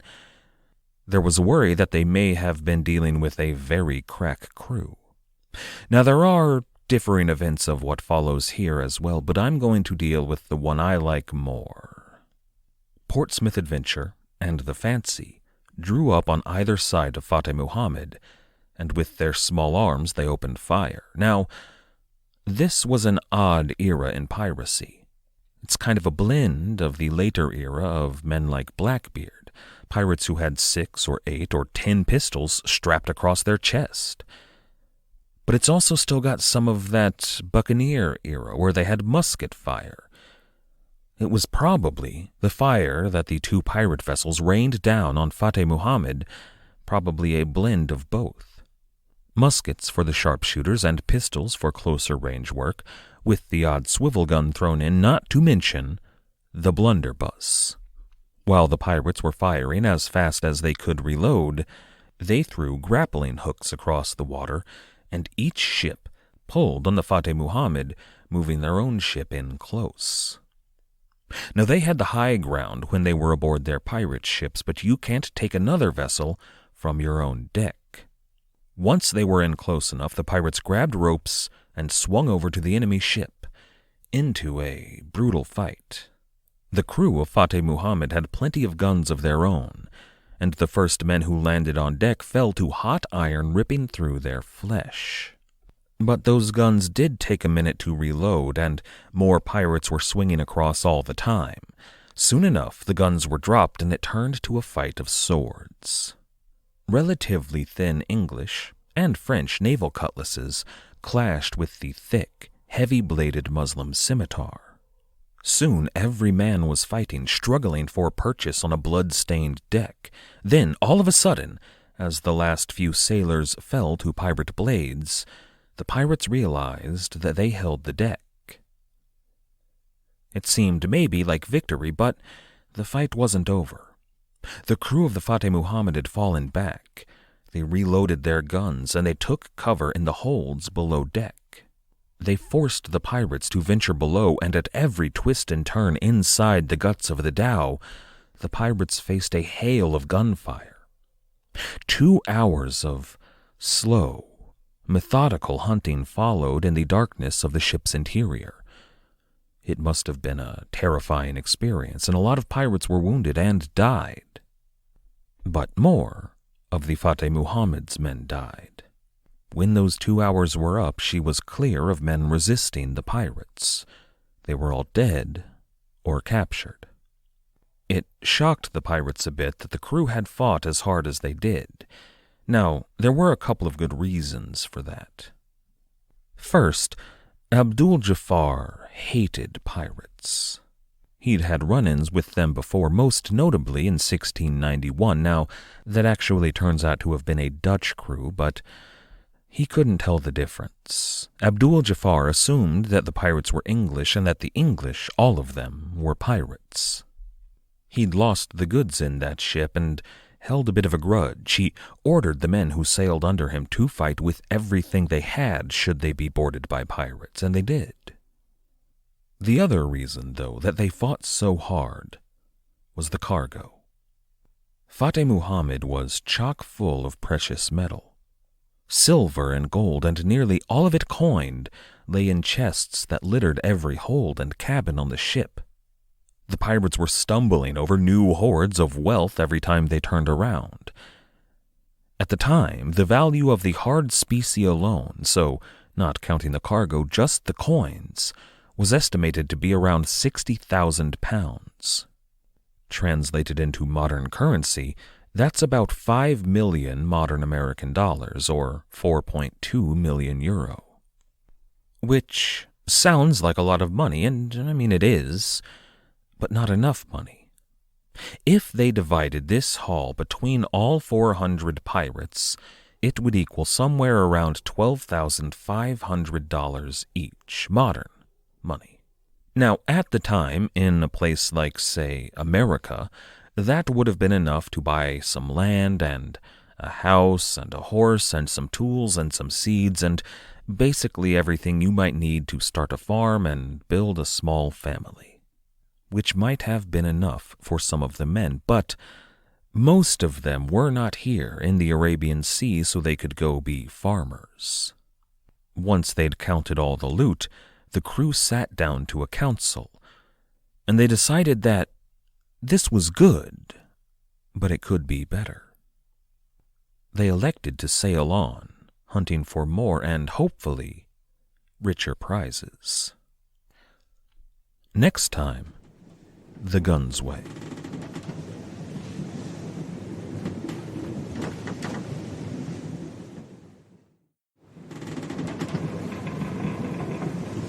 The character of Muslim conquest throughout the centuries doesn't have one single flavor.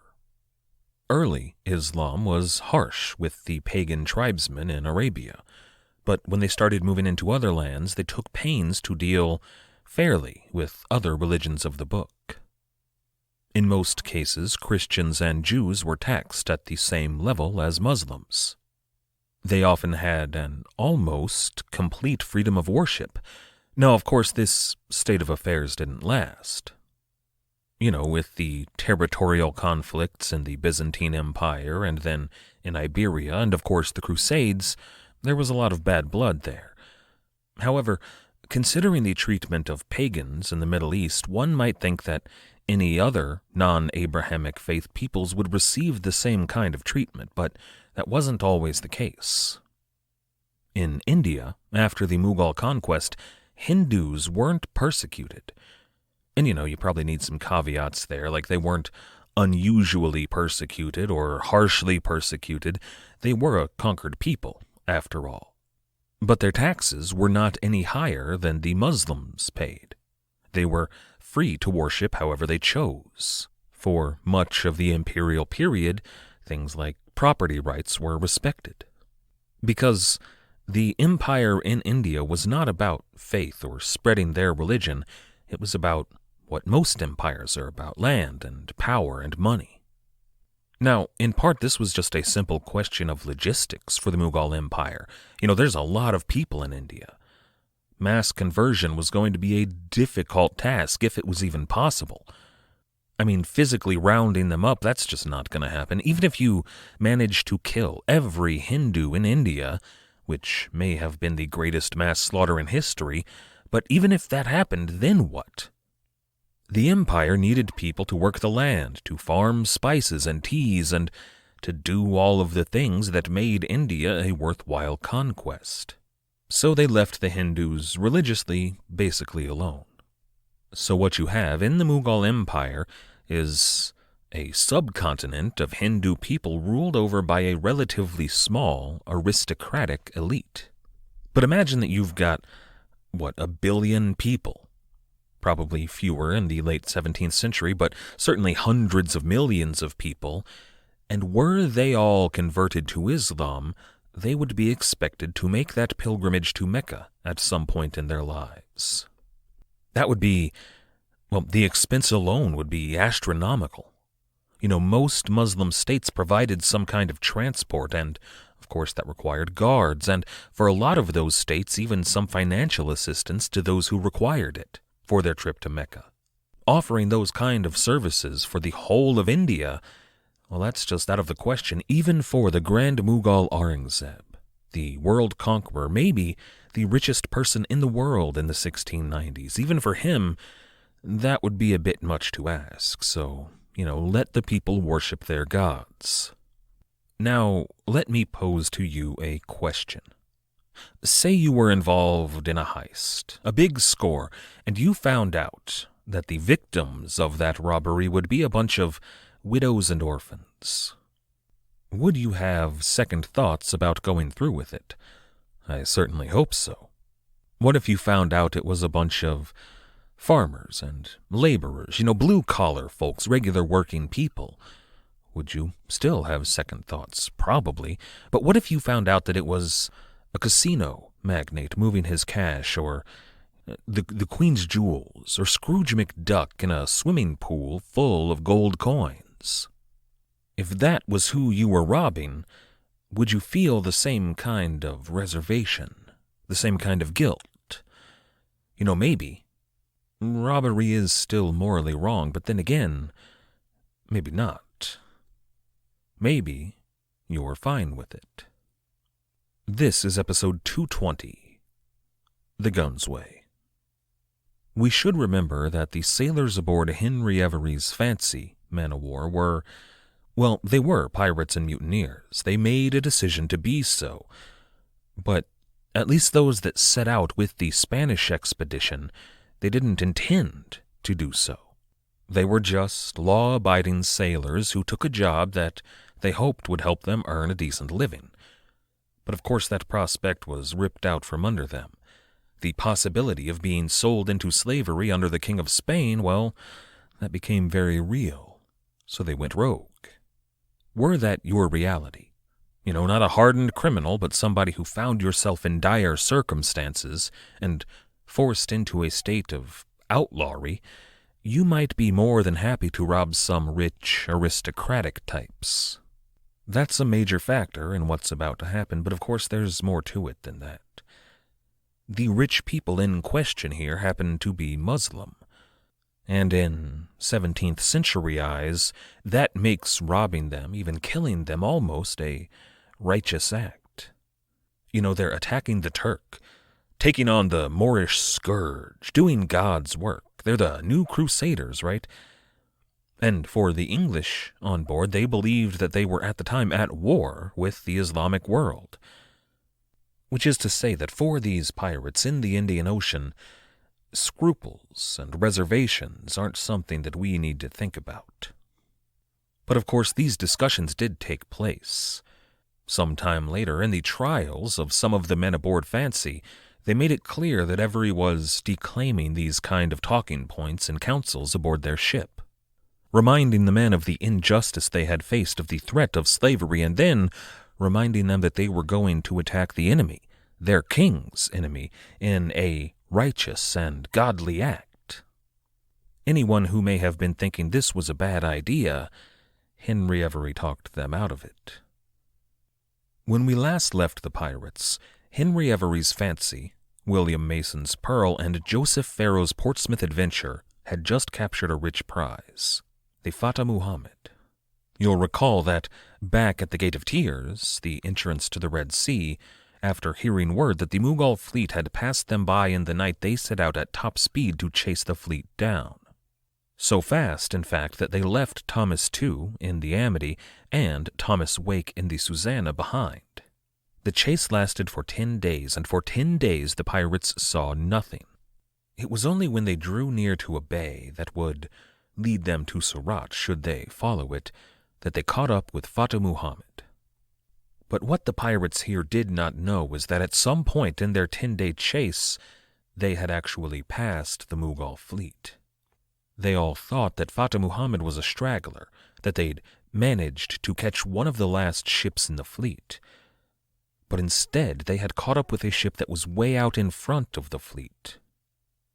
Remember, the Fateh Muhammad was owned by a private merchant, a merchant so rich he rivaled the East India Company, but someone who was not in any way officially attached to the Grand Mughal or his family.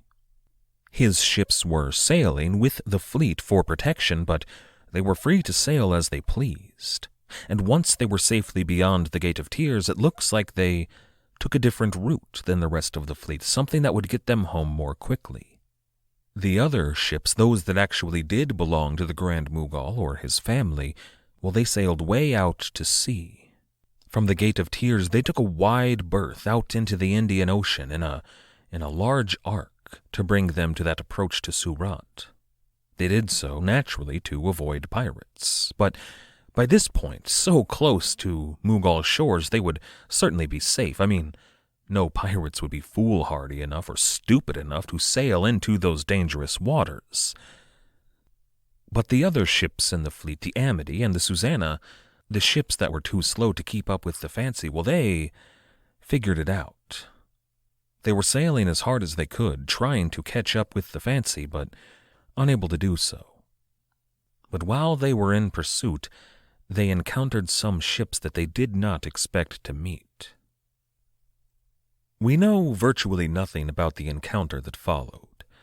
It's doubtful that Thomas II set a course to intercept the ships that he found. Amity and Susanna were brigantines. They were small, and these were Mughal ships. They were Ganj-i-Sawai, the largest that the fleet had to offer. They were massive, ship-of-the-line-sized craft. Any one of them would have towered over Thomas II's tiny little ship. They did carry fewer guns than a first- or second-rate ship of the line, but that hardly mattered here. When they fired a broadside, it was still a wall of cannonballs. Unless Thomas II was immensely foolish, and I don't think he was, he would have tried his best to avoid even one ship like that, and here were several. And it looks like he almost succeeded. Now, we don't know what ship it was that he met with. Some older histories will name the Fateh Muhammad, but that's incorrect. It would have been impossible. Henry Avery was way out front, and this was the same day that he captured Fateh Muhammad. It looks like some historical wires got crossed there. Others have suggested that it was the Ganj-i-Sawai. That's a ship that we are about to become quite familiar with, but that also seems unlikely, for reasons we will discuss shortly, but not impossible. I think it more likely that Thomas II and Thomas Wake happened upon the rest of the fleet. We don't know how many, but it's possible as many as 18 ships, some of them very large Ganj-i-Sawai. Probably after Henry Avery captured Fateh Muhammad, but that same morning. If so, it's likely that he encountered the same kind of dense mist through which Henry Avery fought. It's possible that Thomas II and Thomas Wake didn't even know the Mughal fleet was there until it was too late. I picture a fleet of large, lateen-rigged vessels coming up from the south in a relatively straight line, all of them beautifully painted and carved and ornamented. They spot a pair of small, square-rigged European ships and draw up a line, maybe more of a concave semicircle. And I wonder if the spyglass played any kind of role here. The Muslim world had been way ahead of the curve in lens-based looking-glass technology, but as far as I can tell, they did not yet have a telescopic spyglass. At least, they weren't manufacturing them. This fleet, even if they had to buy them, certainly would have been in possession of the spyglass. Thomas II and Thomas Wake probably were not. If that's the case, I wonder if the pirates even knew they were out there. But of course it's all speculation. We don't know what happened here. We do know that the Muslim fleet opened fire on the two pirate ships. I picture that same dense mist, quiet on deck, and then the thunder of a few hundred big guns, accompanied by a brilliant red glow through the mist, and then that wall of cannonballs raining down on the two small pirate vessels. One of those cannonballs hit Captain Thomas II in the stomach. It ripped through him, probably dragging him back as it tore through his torso, before finally breaking free and leaving Thomas Tew on the deck, dying but not dead. Well, not yet. Reportedly, it took some time, not long, but minutes, for him to breathe his last. Thomas Tew, in the Indian Ocean, died in battle on the 5th of September, 1695. He was not alone, of course. That volley of shot had torn through those two pirate ships, killing many and wounding many, many more. And at present they were reloading. The two brigantines were damaged. Amity badly so, it looks like she lost her mainmast, but the men who were still breathing and able to move got their ships underway and ran as hard as they possibly could. Now it must have been a difficult maneuver. They were still under fire, but they both pulled it off. Amity and Susanna, with what crew remained, would make it back to Madagascar. And we will catch up with them soon enough. But not today. Today, some leagues to the east, Captains Henry Avery, Joseph Farrow, and William Mason had dropped anchor just off the coast. They were all gathered on board the Fancy to count their loot, and they had a decent haul from Fateh Muhammad. A good score, but not great. They had a council there in which they all decided to continue the hunt. They all agreed that most of the Mughal fleet was probably on its way to Surat by now, but they might happen upon another straggler, and if not, there were still plenty of big fish out there. But as morning gave way to afternoon, as that mist dissipated, the biggest fish in the world appeared on the horizon. The pirates did not yet know it, but the ship that appeared was almost certainly at that moment carrying more wealth in her holds than any other vessel in the entire world. Now we're going to talk more about the ship itself, the Ganj-i-Sawai, of who was on board and what it carried next time. For now I want to talk about the Gunsway. It's the same ship, but the English called her Gunsway, the distinction being, in my mind and how I'm choosing to describe it, that the Gunsway is the ship before the pirates knew what they had in hand. Of course, as yet she was not in hand. All they knew at the moment was that she was big. A mammoth, leviathan of a ship, a titan that rivaled the greatest vessels in the Royal Navy or the Armada de Barlovento or the Spanish treasure fleet.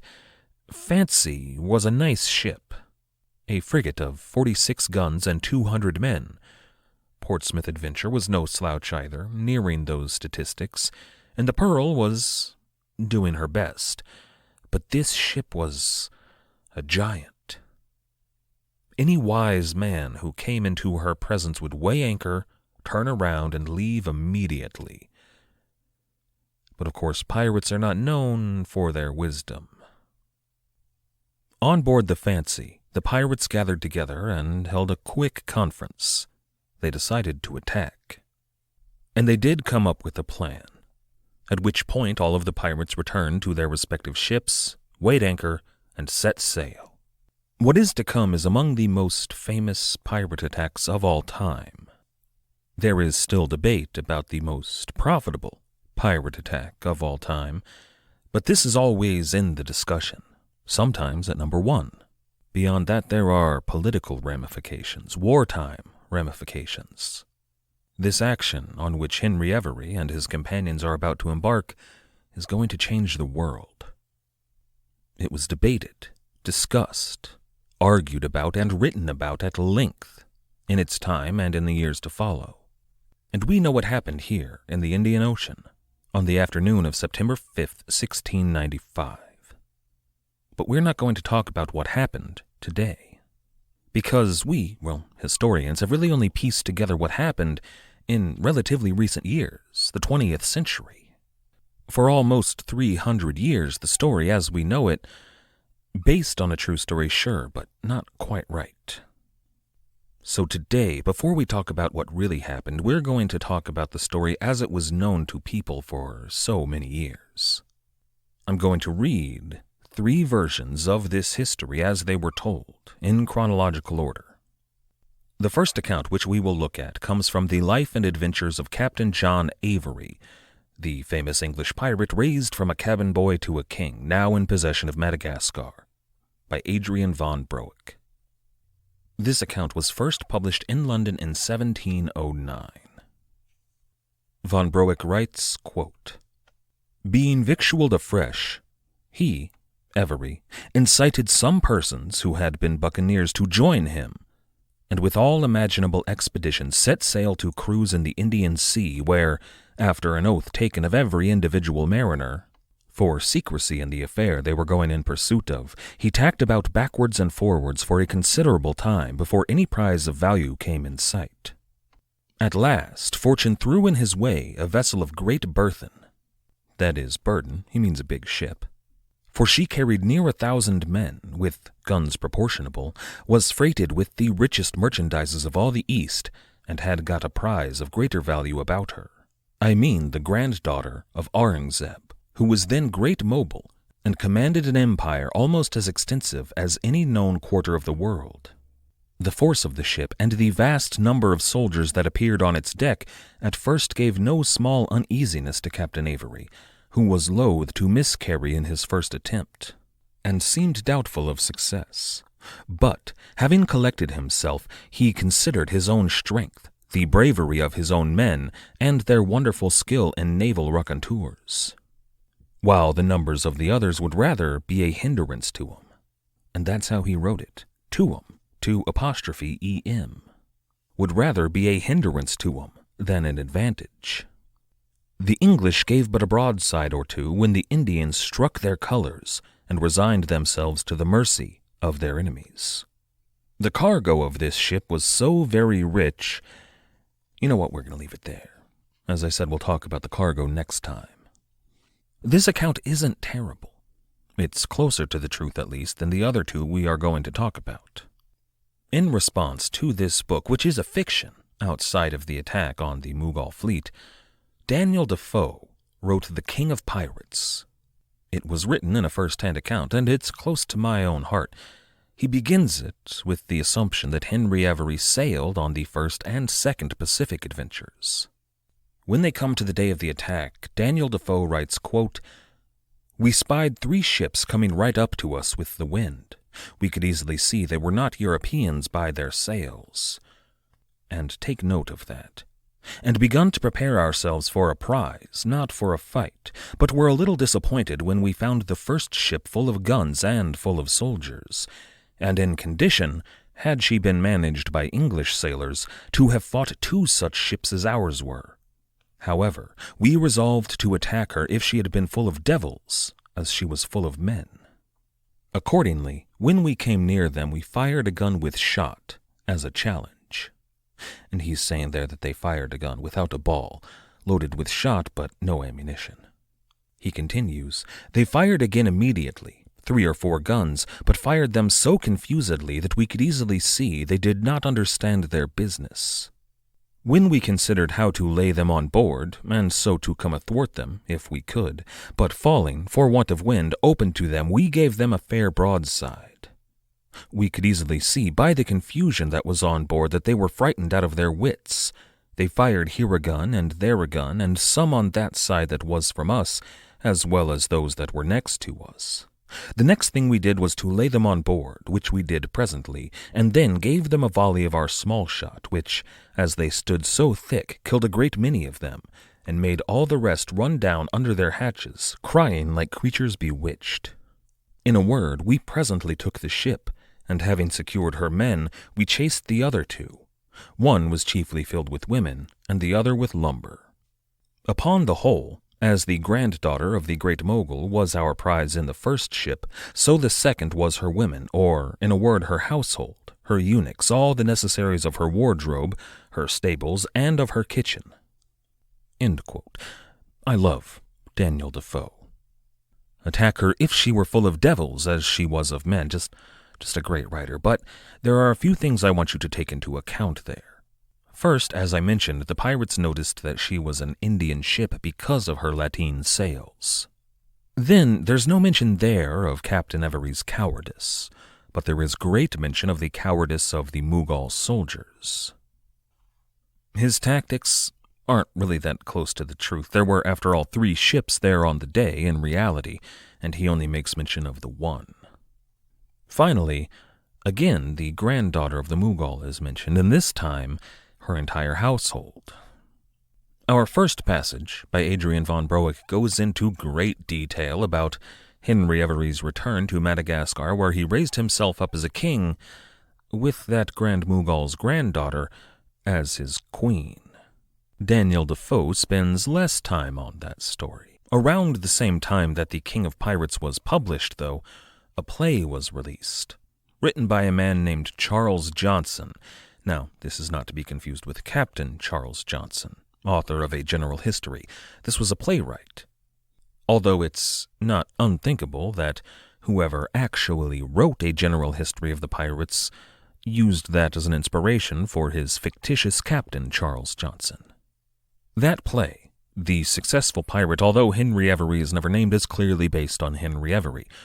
He's played for laughs in the play, he's a fool, but he does kidnap and then marry the Grand Mughal's granddaughter, who naturally runs circles around him, plays him for a fool every chance she gets.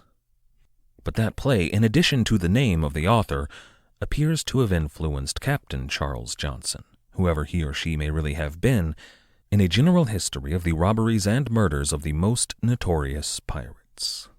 This account, from 1724, was, for almost 300 years, the most accepted version of events. I've got, as you might imagine, a lot of books on pirates, and many of the older books, from the middle 20th century and before, all have chapters on Henry Avery that ape, or that's not strong, plagiarize. They plagiarize Captain Charles Johnson completely, word for word in many cases. Captain Charles Johnson wrote, in The Life of Captain Avery, in A General History of the Pirates, quote, "Having consulted what was to be done, they resolved to sail out on a cruise. Near the river Indus, the man at the masthead spied a sail, upon which they gave it chase, and as they came nearer they perceived her to be a tall ship, and fancied she might be a Dutch East Indiaman, homeward bound. But she proved a better prize. When they fired at her to bring to, she hoisted Mogul's colors, and seemed to stand upon her defense.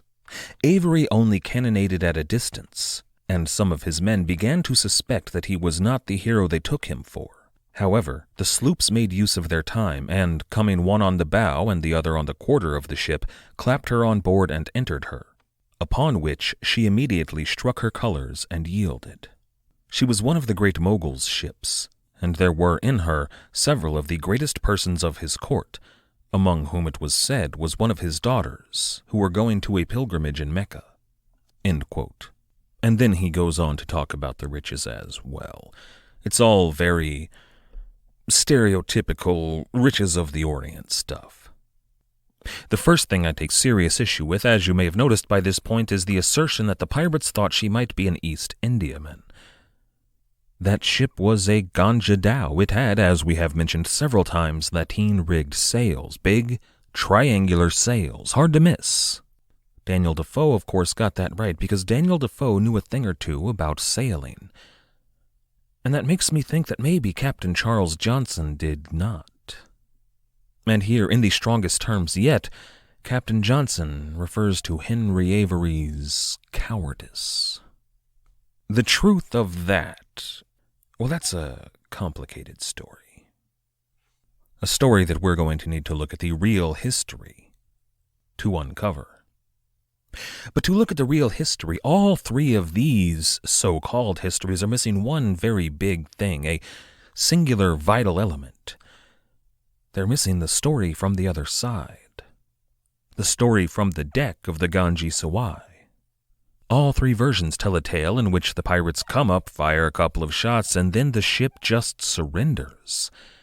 That's not what happened.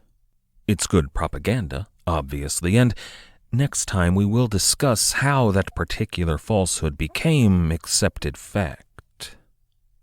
But we're going to do so through the lens of, as far as we can tell here in the early 21st century, accurate factual history.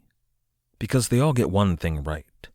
On September the 5th, 1695, Henry Every and his companions did capture the greatest prize in the entire world.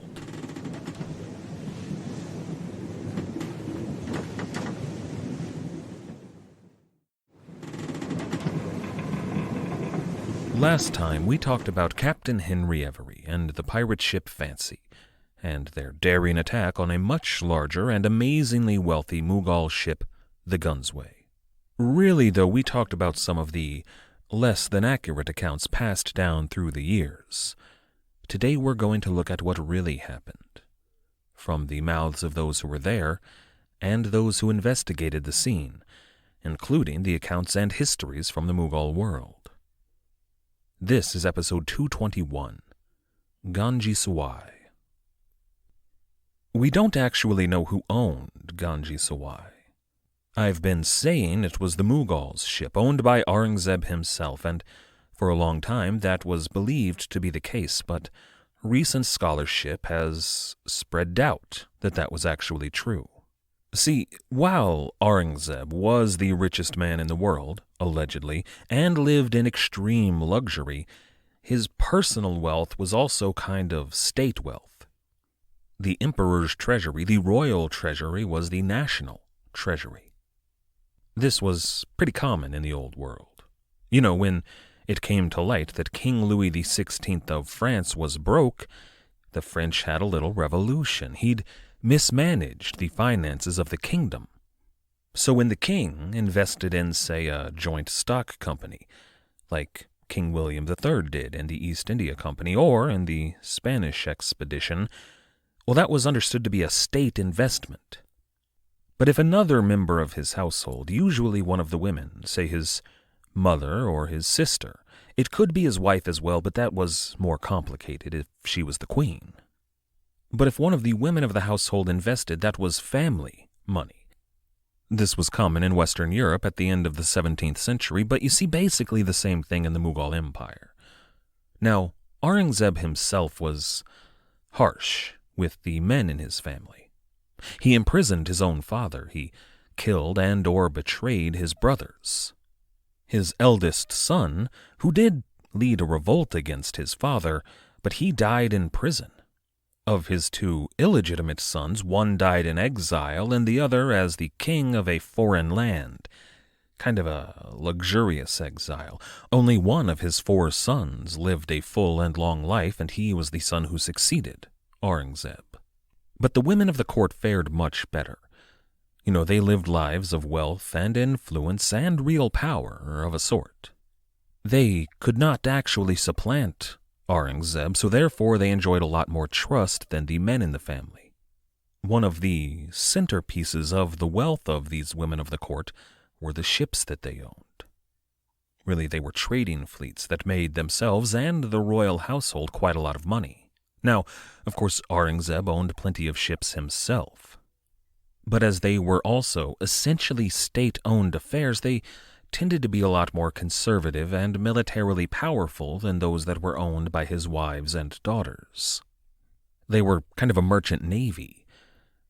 Most historians today seem to agree that Ganj-i-Sawai was owned by one of the women of the court, but we don't know who it was.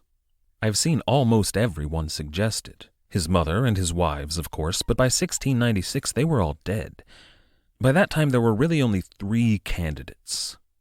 First, there was a Georgian-born slave girl named Udaipuri Mahal. Udaipuri was captured as a teenager and then sold 2 or 3 times to finally make her way to India, but she belonged to one of Aurangzeb's rivals. When that rival was defeated in battle and killed, Aurangzeb noticed this reportedly very beautiful and very young woman and made her a concubine. She was probably about 15 or 16. By that point, Aurangzeb was 50. But he let her get away with just about everything. She was a deeply corrupt individual. She enriched herself to no end. Most scandalously, she liked to get really, really drunk, which, in a Muslim society is pretty frowned upon. Even stuff like court intrigues and assassinations. Under normal circumstances, for most of his concubines and even his wives, they would have been reprimanded or exiled or even killed, maybe. But Udaipuri was young and vibrant, and reportedly for her entire life this exotically sexy beauty. The emperor, it's clear, was just wrapped around her finger. He overlooked everything she did. And she did own a fleet of ships. However, I think she's the least likely candidate here. The second candidate is one of Aurangzeb's daughters, Zinat-un-Nisa, who was actually older than his very young concubine. Must have loved that, but Zinat was a pious and devout Muslim. She was devoted to her father her entire life. She never married, and in the 1690s, just a couple of years before what we're talking about today, she was made mistress of the household. Now, when you're talking about the emperor's household, and the emperor is a man in his 80s, that's a position with a lot of power. And Zinat was a power broker. She and Udaipuri were locked in a kind of perpetual conflict. She is somewhat more likely as an owner of Ganj-i-Sawai, but third, her name was Gauhar Ara Begum, and she was the emperor's little sister, the youngest of his siblings. Gauhar also never married. She spent her life in devotion to her father, the emperor, and then to her brother, the emperor. She ran the royal household for most of her life, that is, until her niece, Zinat, took over in the early 1690s. But that means that she decided things like marriage alliances and even policy decisions. Anyone who had any political influence on the emperor kind of had to be verified by her. And she never conspired against the throne. In fact, she was maybe its staunchest ally. She and Aurangzeb worked very closely. More than any of his wives ever could have hoped to be, she was the mistress of the household. Oftentimes, after he left his wives, late at night he would go to his sister's chambers to discuss policy with her. And when she died, in March 1707, Aurangzeb was heartbroken. He never recovered from that blow. He would die only 3 months later. I'm trying to say here that they were really close. Close in a way that one might associate with a man and wife, only Aurangzeb was never anywhere near that close with any of his wives. Were something untoward to happen to his baby sister, Aurangzeb would have been furious. When we last left the pirates under Captain Henry Avery, when we last left the facts behind, at least, they were all on the deck of Fancy, counting their loot from the Fateh Muhammad, and that was when a very large ship appeared on the horizon. It's not impossible that this was the same ship that fired the cannonball that killed Thomas Tew on that very same day, September 5, 1695. The pirates all sat down to a quick council. Captain Joseph Farrow of the Portsmouth Adventure, of 90 tons, 6 guns, and 60 men, and Captain William Mason of the Pearl, 200 tons, 16 guns, and 100 men. Well, they were all on board, including most of their crew. The former crew of the Dolphin, under Richard Want, which had been scrapped, was also on board, as were all of those French pirates. They decided to attack. Even when 2 smaller sets of sail appeared, they were going to attack her, and they came up with a plan. The crew of the Dolphin and all of those Frenchmen were going to get on board the Pearl and Portsmouth Adventure. Their job, the job of those 2 ships, was going to be to sail in, to, sure, if the opportunity presented itself, take a shot, but really to sail in close on either side of this big new prize and to board her. Meanwhile, Henry Avery and Fancy were going to stay back. They were going to use Fancy's incredible speed to avoid fire from this newcomer. All the while they would be bombarding this ship from afar. And they could do it. Fancy carried 46 excellent Dutch guns. With their plan in place, the pirates returned to their respective vessels and got under way. Now, you'll recall from last time that 2 of our older sources commented on Henry Avery's cowardice in battle. This was commentary after the fact. At least it's not present in the record, except for one possible mention as such in a trial transcript. Henry Avery was a lot of things, and many of those things were bad, but he was a Navyman turned pirate, and he was not a coward. But it must have been hard to hold on to courage here. When those 3 Mughal ships got closer, not yet quite in range, but close enough, the sheer size of the largest was a shock. A ship like that was an intimidating sight, huge and bristling with guns. The number usually given is 60 big guns. Still, Fancy stood right in the road. That is, stood right in the path of Ganj-i-Sawai, waiting to intercept her. This was a tactic intended to force the larger ship to pull up, stop, and prepare to fire, all the while Portsmouth Adventure and Pearl would get in close, but the tactic didn't work. Ganj-i-Sawai fired off her 2 18-pound chase cannons. Now these are smaller guns, mounted on the front of a ship facing forward. They're called chase cannons because if you're chasing down a ship, you'll be able to fire at them while staying under sail. Now, for those of you familiar with cannons, in, say, the American Civil War or the Napoleonic Wars even, those cannon might sound pretty big. Land-based cannons rarely got much bigger than about 20 pounds, and when you're talking about pounds, you're talking about the size of the cannonball, traditional round shot. Naval guns, though, got a lot bigger. Horses didn't have to trek them across hills and mountains on a ship. The standard round shot size for most of the age of sail was 36 pounds. And that could be extrapolated to other kinds of shot. If you had a canister of grape shot, it would carry a lot more grape shot than in an 18-pounder. Now, the largest ships of the line, and you rarely saw these here in the 1690s, but later on, the largest would occasionally carry a complement of 64-pound guns. These weren't all their guns, these were their heavy shot.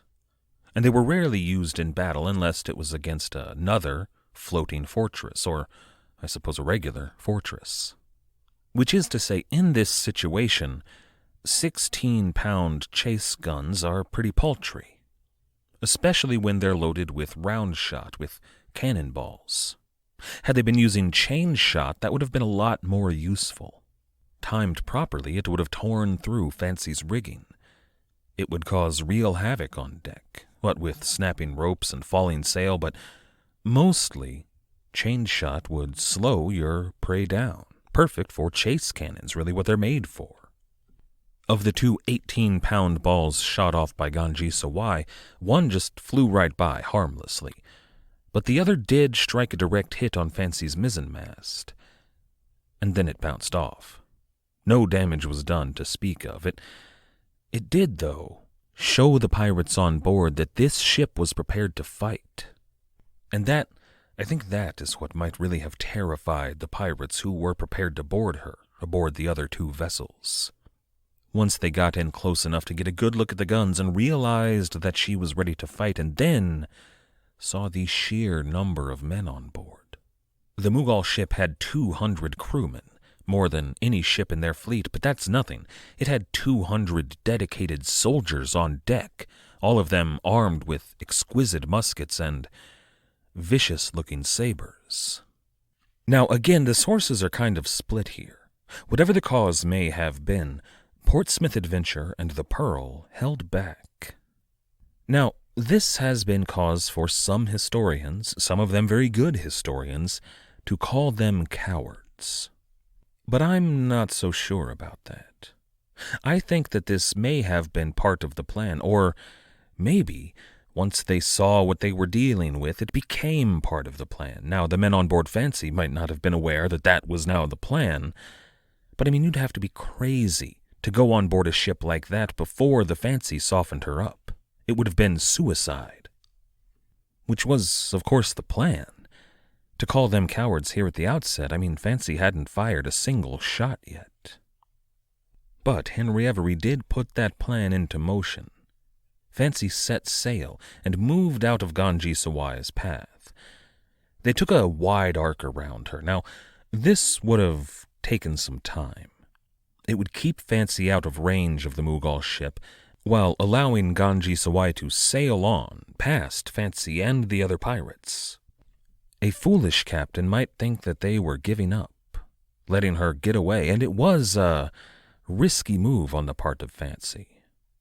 But she was very fast, so not that risky.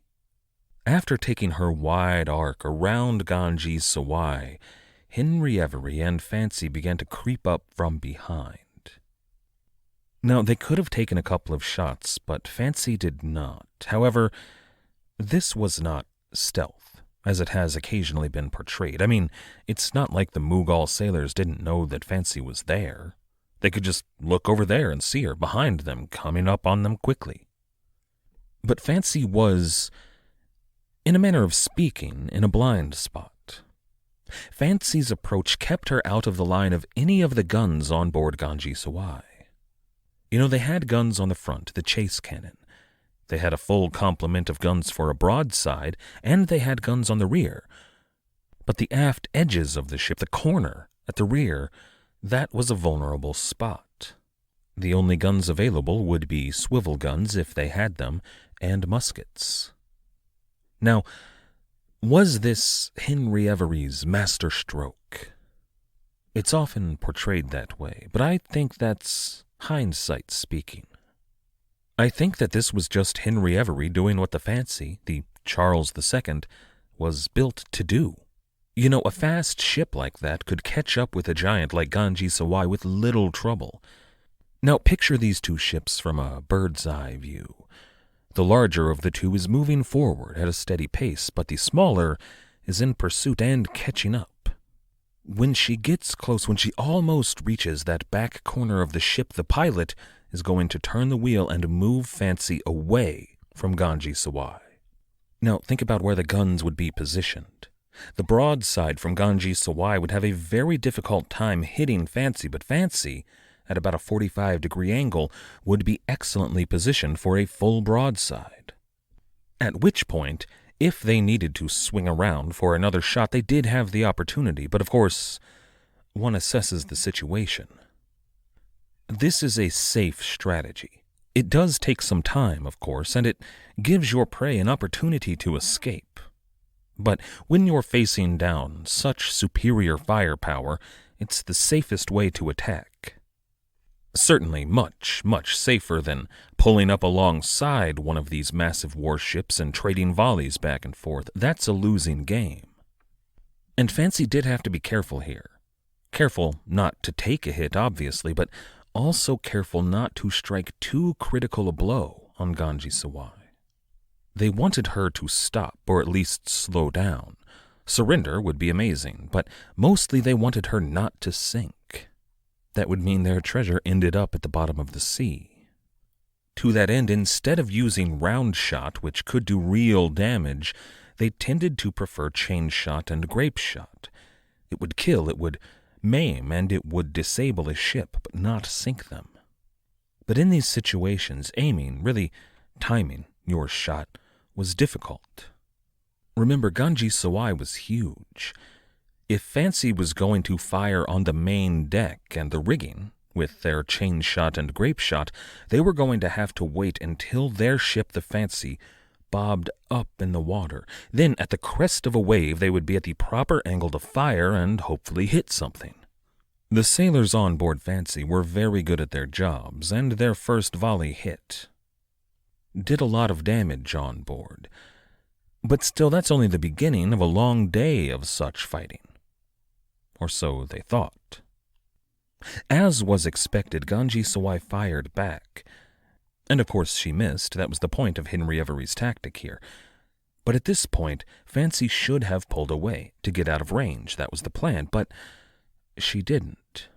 When the Mughal ship fired that return volley, the pirates heard something odd. It might have taken them some time to figure out what had happened. Later trial transcripts suggest they didn't even really know yet what it was, but when Captain Avery pulled out his spyglass and inspected the deck of the enemy ship, it would have been clear. One of the big guns on board Ganj-i-Sawai had exploded. Now this kind of thing happened a lot. On gun decks, they usually had barriers, protections in place in case it did. But this happened on the exposed main deck, where, we should remember, all of those 200 soldiers were milling around, waving their sabers and doing their best to look intimidating. Everyone who was in the blast radius was blown back, and anyone who was nearby in the first couple of lines was hit with blazing hot bronze shrapnel. At least a couple of dozen men were injured in the blast, some of them seriously, some of them killed. And because of this accident, the crew lost focus, and Captain Henry Avery took the opportunity. Rather than moving away as he had planned to do, Fancy pulled up right alongside Ganj-i-Sawai, pretty close, in fact. His gunners got to work. They opened fire and struck a few more successful hits in rapid succession. Now, the Mughal crew was struggling to get back into the fight here, and finally they did. But by this point, it wasn't going to do them much good. It's possible that the crew on board Ganj-i-Sawai just weren't very good at their job, that they were inexperienced at gunnery. Now, that would be a surprise to me on a ship like this, but possible. Either way, they did fire back, but they did so irregularly. We talked about needing to shoot at the right moment, and they never seemed to do it, and they never shot together. They never had a solid volley. That means that though they did get quite a few shots off, none of them really seemed to hit the Fancy. Ganj-i-Sawai, as we may have noted, was really, really big, and all of her guns were up really, really high. Perfect for a battle of the line, right? Standing in defiance and firing at the enemy from a long distance, but not for a fight with a ship like Fancy. Nearly every shot that Ganj-i-Sawai fired sailed harmlessly over the Fancy. They did a little damage to the rigging. The mainmast, which had been damaged earlier that morning in the fight with Fateh Muhammad, it was damaged again, but again not totally broken. If Ganj-i-Sawai had used chain shot here, it would have been over. Fancy would have been unable to do anything, dead in the water. But she didn't. They might not have had chain shot, but if they did, it would have saved the day. Instead, nearly all of their round shot, fired sporadically and at the worst possible times, splashed into the ocean on the far side of Fancy. Now, at this point, the Pearl, on the other side of Ganj-i-Sawai, began to move in on her, and Portsmouth Adventure did not. And this has been attributed to cowardice, but I would be surprised if that were the case. Maybe Captain Farrow lost his nerve, but I think more likely he was probably busy. Most accounts of this day tend to focus on Fancy and Ganj-i-Sawai, for good reason, but remember there were 2 other Mughal ships out there, and they were going to be captured. And oftentimes they're just tacked on after the fact. It's all, Captain Henry Avery, notorious arch-pirate, captured the Mughal ship and did horrible things, and then also the other 2 ships, whatever. But I think that Captain Farrow, the second largest ship in their fleet, was probably busy dealing with them, while the Pearl sailed up to aid Fancy in capturing the really big prize. Now, boarding the ship was going to be no small task here. With 200 crewmen and 200 soldiers, the potential defense force that Ganj-i-Sawai could put into action far outnumbered what Fancy and Pearl could put aboard. Even if they'd tossed in Portsmouth Adventure, they still had more men. Even considering the casualties they had already suffered that day, they still had more men. Added to that, boarding was a slow process, especially against a larger enemy. If you were taking a ship that was smaller than you could fire down upon them with impunity. But in this situation, they couldn't fire up on them when they were right up alongside.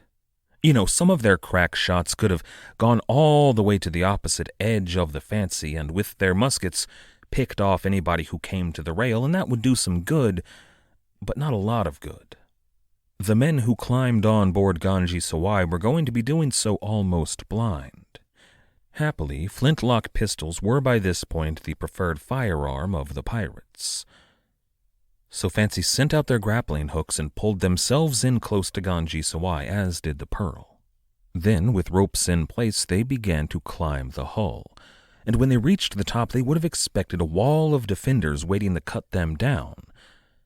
The smart move was to peek your head over, fire a shot with one of your pistols, assess the situation, and then jump over the rail, jumping out of the way if need be.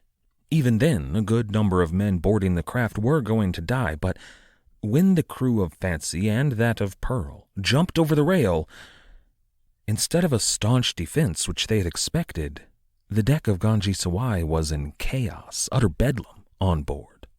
Now, it's not clear that any of the pirates on board really understood what was going on. It was a confusing mass of humanity, but thanks to the sources from the Ganj-i-Sawai, we know what was happening. The deck, indeed the ship, was in chaos because there were so many passengers on board, and many of them had crowded on deck. As a pilgrim ship, Ganj-i-Sawai carried 600 passengers, men, women, and children, families in most cases, none of whom had any business holding a sword or doing any fighting at all. They would have just gotten in the way. But when a trio of tiny, insignificant little pirate ships appeared on the horizon, the captain let them know about it. Maybe you should. Hey, everybody, there's pirates out there, not to worry. But all of these passengers crowded the deck to watch. They wanted to see these pirate ships get blown into oblivion, which of course they would because of the overwhelming force of their own vessel. And in that situation, wouldn't you do the same thing? When else are you going to see an exciting sea battle this close up? And it should have been safe. The captain, had he been responsible, would have sent everybody back to their cabins, nothing to see here, but he didn't. But it really shouldn't have mattered. The overwhelming firepower should have taken care of these pirate ships. But of course, one of their guns exploded, and the battle began to turn south, and suddenly there was a host of deadly English barbarians crowding onto the deck. The passengers were terrified, and they began to scrabble away, trying to get below decks back to their cabins. Meanwhile, the soldiers were all trying to get into their own position to defend from the pirates who were scrabbling on deck. The end result was confusion. Nobody was where they should have been when the pirates appeared. There was no defense set up to meet them. Now, even in that situation, there should have been. But the commander here, the captain of Ganj-i-Sawai, was an embarrassment. E.T. Fox writes in The King of Pirates, quote, "It is in times of panic and distress such as this that the bold actions of a steadfast and resolute officer can inspire scared men and turn the tide of battle. Despite damage to the ship and losses to the crew, strong leadership could still save the day. Ibrahim Khan, captain of the Ganj-i-Sawai, had no such qualities." End quote. And I want to place the blame for the events of the day squarely on Captain Ibrahim Khan's shoulders. Of course, the pirates could have not done it, but if the captain had done his job, the pirates would almost certainly have failed. And with a name like Khan, and from the Mughal Empire, he probably was a descendant of the Khans, you would have hoped that he'd be a fierce fighter, but he wasn't. He was the captain of the flagship for the yearly pilgrim fleet to the Hajj. On a ship that was owned by one of the Grand Mughal's own family, it was a position that was prestigious and political. The Mughal Empire had no shortage of stout and resolute sea officers. But instead they chose a courtier, someone who had earned a little bit of recognition and was given this, what was assumed to be easy job. When the pirates boarded, Ibrahim Khan ran away. He fled below decks and immediately hid out below, and that's bad enough, but he should have left someone in command. But he didn't. The crew was leaderless. They were lost. Then, it gets worse. Back in Mocha, a port on the Red Sea, Ibrahim Khan had acquired 4 slaves. They were European slaves, and no one is quite sure where they're from, but they probably didn't speak any Persian, which is the language that Mughal leadership spoke. Most likely, these 4 slaves were captured in Barbary pirate attacks on the Mediterranean. That would mean they were most likely Italian or French or Spanish. Their stories were likely similar to those of the Mughal's young concubine. These 4 slaves were all young women, or more accurately, really girls. And I can't imagine what the past several months of their lives had been like, what they'd been through.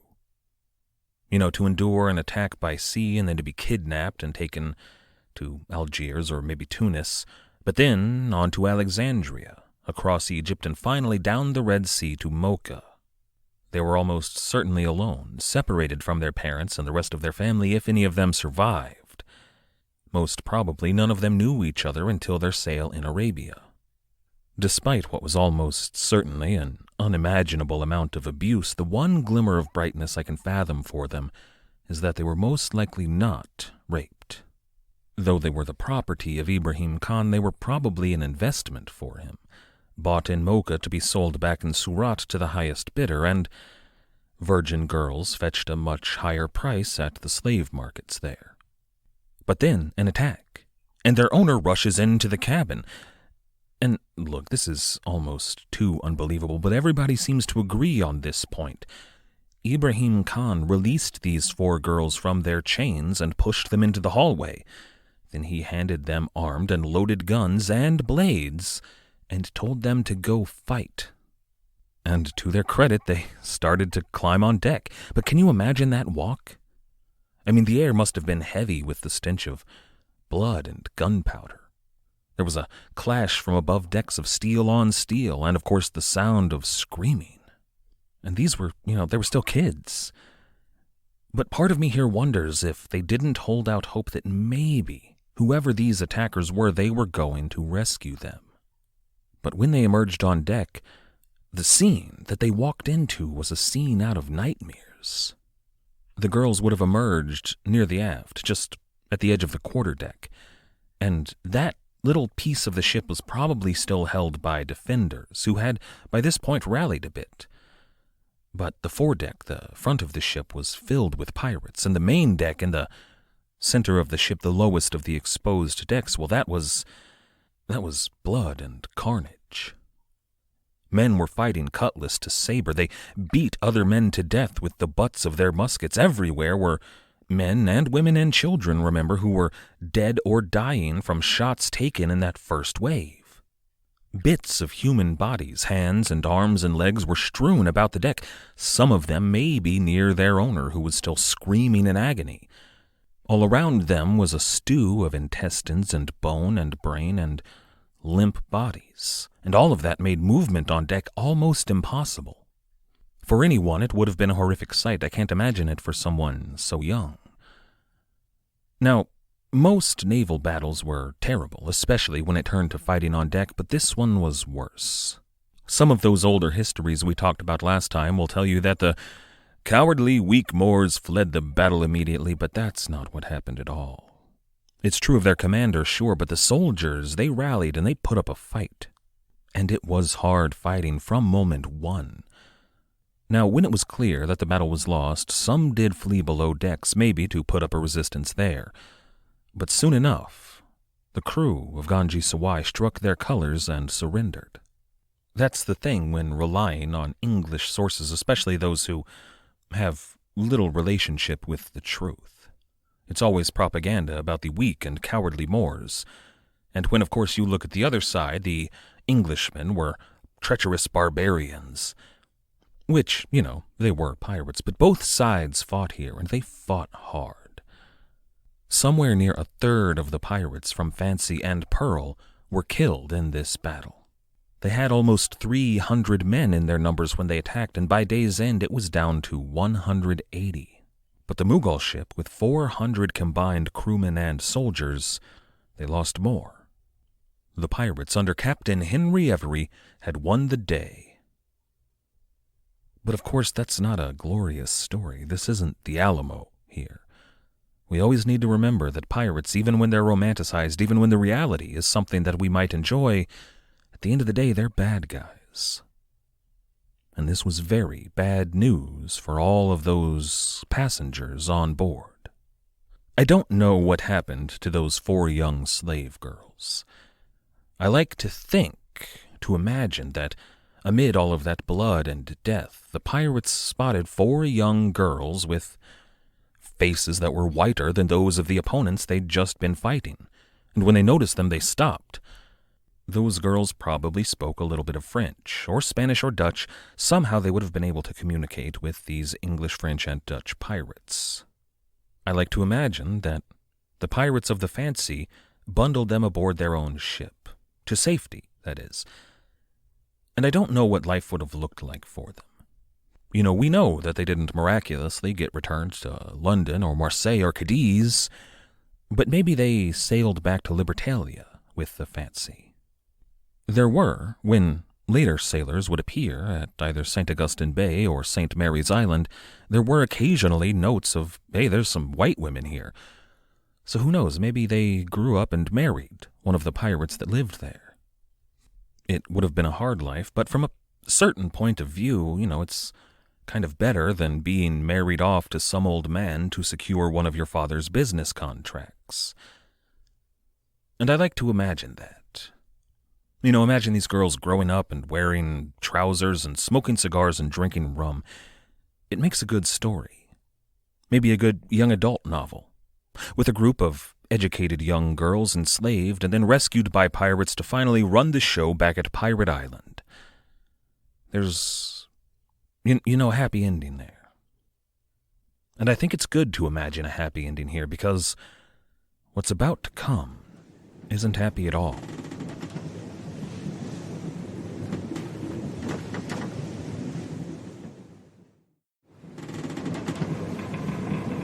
Today's episode is going to be difficult. It contains some subject matter that's difficult for me to talk about and difficult to listen to. We're going to be dealing with some hard topics. There's torture and there's murder, but mostly there's rape. It's important to the history and the rest of this story. I'm not focusing on it for fun. There were historians and journalists who did exactly that. Chroniclers at the time and the years immediately following, and we will talk about them. But if this is a topic that you'd rather not spend your time listening to, you may just want to skip this one. There won't be anything that you won't be able to pick up on contextually later on, and we'll do a quick recap next time. Kevin Stroud is doing great work over on the History of English podcast, and Revolutions is neck-deep in the Russian Revolution. You can always catch up with me next week. With that warning given, I'm going to jump right in. This is episode 222, Barbarity.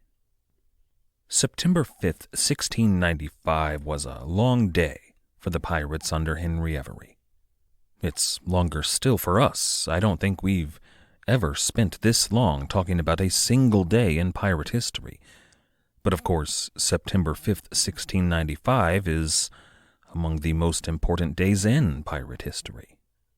In the morning, Henry Avery captured Fateh Muhammad aboard his ship Fancy, alongside William Mason's Pearl and Joseph Farrow's Portsmouth Adventure. At or around that same time, Thomas too was getting killed some leagues to the east in a sea battle. His ship Amity and Thomas Wake's Susanna fled the scene. And then a couple of hours later, Avery, Farrow, and Mason encountered a trio of Mughal ships and engaged them in battle. The largest of the Mughal ships, Ganj-i-Sawai, a.k.a. Gunsway, damaged Fancy's mainmast, but that's really all they managed to do. She wasn't equipped to fight a fast, well-armed, and expertly manned frigate like the Fancy. Moreover, her gunners just weren't up to the task. So the pirates of the Fancy and the Pearl boarded her. There were 200 soldiers aboard Ganj-i-Sawai who should have had no trouble dispersing this pirate rabble, but they weren't in position. In part, that's because so many of the 600 passengers on board were crowding the deck. More than that, though, it was a lack of proper leadership on the part of Captain Ibrahim Khan. He completely failed to do his duty. When the pirates boarded, he fled below deck. And at this point the fight was already lost, really, but nowhere near over. Over 120 pirates would die in the fighting for Ganj-i-Sawai. Even more Mughal crewmen and soldiers would die, and quite a few civilians who were stuck on deck when the pirates boarded. Last time I gave a pretty graphic description of the horror that was the result of that fight. But think about it. Well over 200 human beings were wounded or killed there on the deck of a ship. Even on a big ship like the Gunsway, it would have been crowded with gore. The other two Mughal ships, both of them smaller dhow, really part of Ganj-i-Sawai's retinue, were captured on that same day. I mentioned last time that I think Joseph Pharaoh was probably responsible for their capture. And that was almost certainly bloodless. If they carried any guns at all, they wouldn't have carried many. Portsmouth Adventure was probably just able to sail up, aim her guns, and accept surrender. They were supposed to be protected by Ganj-i-Sawai, but obviously that wasn't going to happen. By early evening, all 6 ships would have been tethered together, and, honestly, Fateh Muhammad was probably still there as well. All of them bobbing in the open water as the sun began to sink. But I don't want you to picture here a peaceful scene. Sometimes, often, even the aftermath of a pirate attack was peaceful. Tense, absolutely, but not a scene of violence or debauchery. Now, this usually happened when the pirates shared a nationality or a race with their victims, and when the victims surrendered. And none of that was the case here. Nearly everybody on board Ganj-i-Sawai who wasn't a pirate was a Mughal Indian. There were, though, a few slaves, a few of them white, most of them not. John Sparks, one of the pirates present on Ganj-i-Sawai that day, would be recorded later on in The Last Dying Words and Confession of John Sparks of the Fancy. He was said to feel deep remorse. One passage reads, quote, "This villain expressed his contrition for the horrid barbarities he committed, though only on the body of heathens. The inhuman treatment and merciless tortures inflicted on the poor Indians and their women still afflicted his soul." End quote. It's that line, only on the body of heathens. It minimizes what happened, but what did happen was so bad that it was still considered inhuman and merciless. A large part of the reason that everything that is about to take place did take place is just racism. The victims were brown-skinned Muslims, and therefore not deserving of the same level of compassion, in the eyes of the victimizers, that is. But of course, that feeling was mutual. White Christians were treated barbarously by Islamic pirates all the time. It was a serious problem that plagued Europe for decades, centuries, really. There was this history of barbarity from both sides that goes all the way back to the Crusades, probably. Now, none of that, though, absolves these pirates of their guilt, and they are guilty. But the only reason we know so much about this particular act of barbarity is because of the diplomatic fallout that the powers that be in England feared. The tense wartime environment was not a place to kill, torture, and sexually abuse a ship full of people. Now, we're never going to know exactly what happened on board. We don't know when it happened or how it happened. Probably, though, it all started on deck when the pirates began to interrogate the crew about the whereabouts of the treasure on board. First of all, they probably could communicate, at least a bit. The English certainly didn't speak any Persian, but there was very likely someone among the Indians on board that spoke some English. But when they were asked about the location of their treasures on board, the crew were apparently obstinate. They may have surrendered the battle, but they were not going to cooperate. That's when someone, and we don't know who, but Henry Avery is a likely candidate, somebody ordered the pirates to begin killing prisoners. Probably not the person or the people that they could communicate with. More likely it was someone else on the crew. Oh, you don't want to answer? Well, how about I kill a few of your friends? That, though, didn't seem to have much effect either. They still wouldn't talk. And that's when the torture began. Now, I, and a bunch of historians, have some beef with the government of England in 1696. Months after the attack on Gunsway, several of the crew of Fancy were put on trial. Now, we're not going to delve into that today. There's a whole episode about jury trials in England in your future, but that trial did not go as planned. Jury trials were the norm in England, and even though this trial was for all of the barbarous acts we are talking about today, the pirates were found not guilty. The jury turned out to be sympathetic, a bit anti-establishment maybe. They'd been gobbling up all of those songs and poems about Henry Avery, and they weren't liable to convict them for crimes against the Turk. That's not how the court expected the trial to go. Really, it's not how it should have gone. The evidence was overwhelming, but the jury liked the pirates. And really, there was a good argument here. There wasn't any evidence that the pirates on trial were actually involved. One of them was old and sick. Another one was a young boy. It's not exactly who you picture in that situation, torturing, murdering, and raping. But the court disbanded, and then, and here's the real sin, they threw out the court records, just got rid of them. They don't exist anymore. What I wouldn't give to have a copy of those court records. There's a whole episode about government manipulation of public perception in the future as well, but that means that we don't know what the pirates had to say about their crimes on that day. We just don't have much detail here. Now, we have a great deal of detail about the mutiny on board Charles II some months earlier, because when the court reconvened, that's how they nailed the pirates to the wall. But we do know that the pirates bound the prisoners and began to torture them.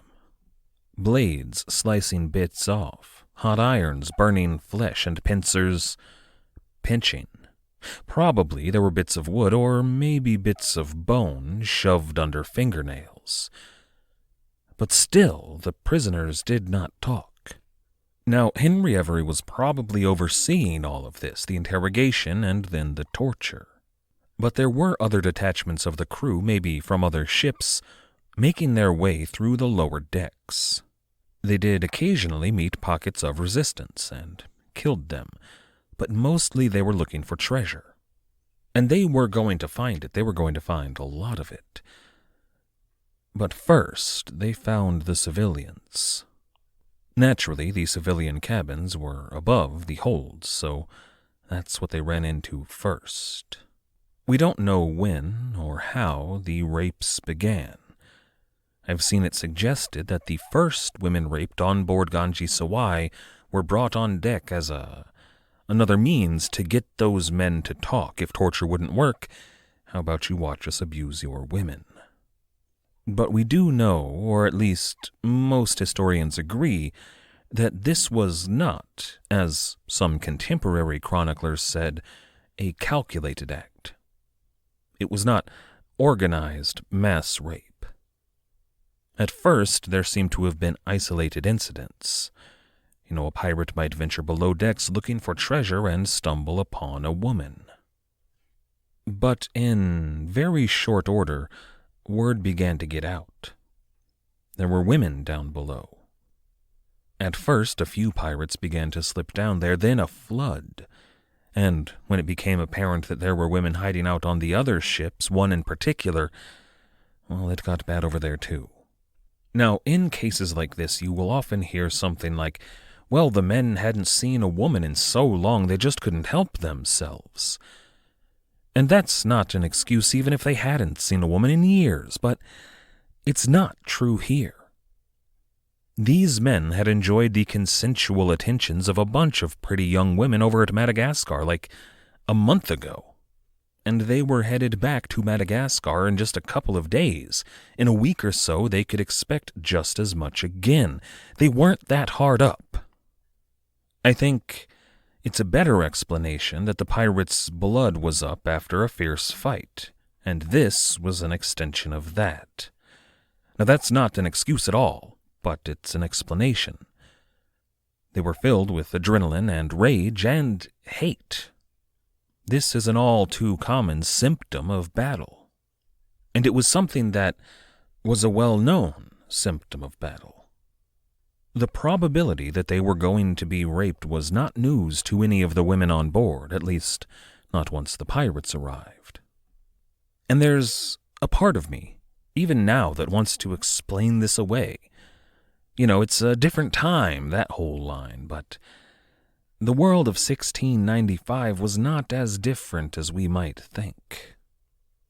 About 100 years later, in 1798, Napoleon Bonaparte told his troops on the eve of their invasion of Egypt, discussing how to deal with the Muslim people, quote, "The people here treat their wives differently from us, but in all countries the man who commits rape is a monster."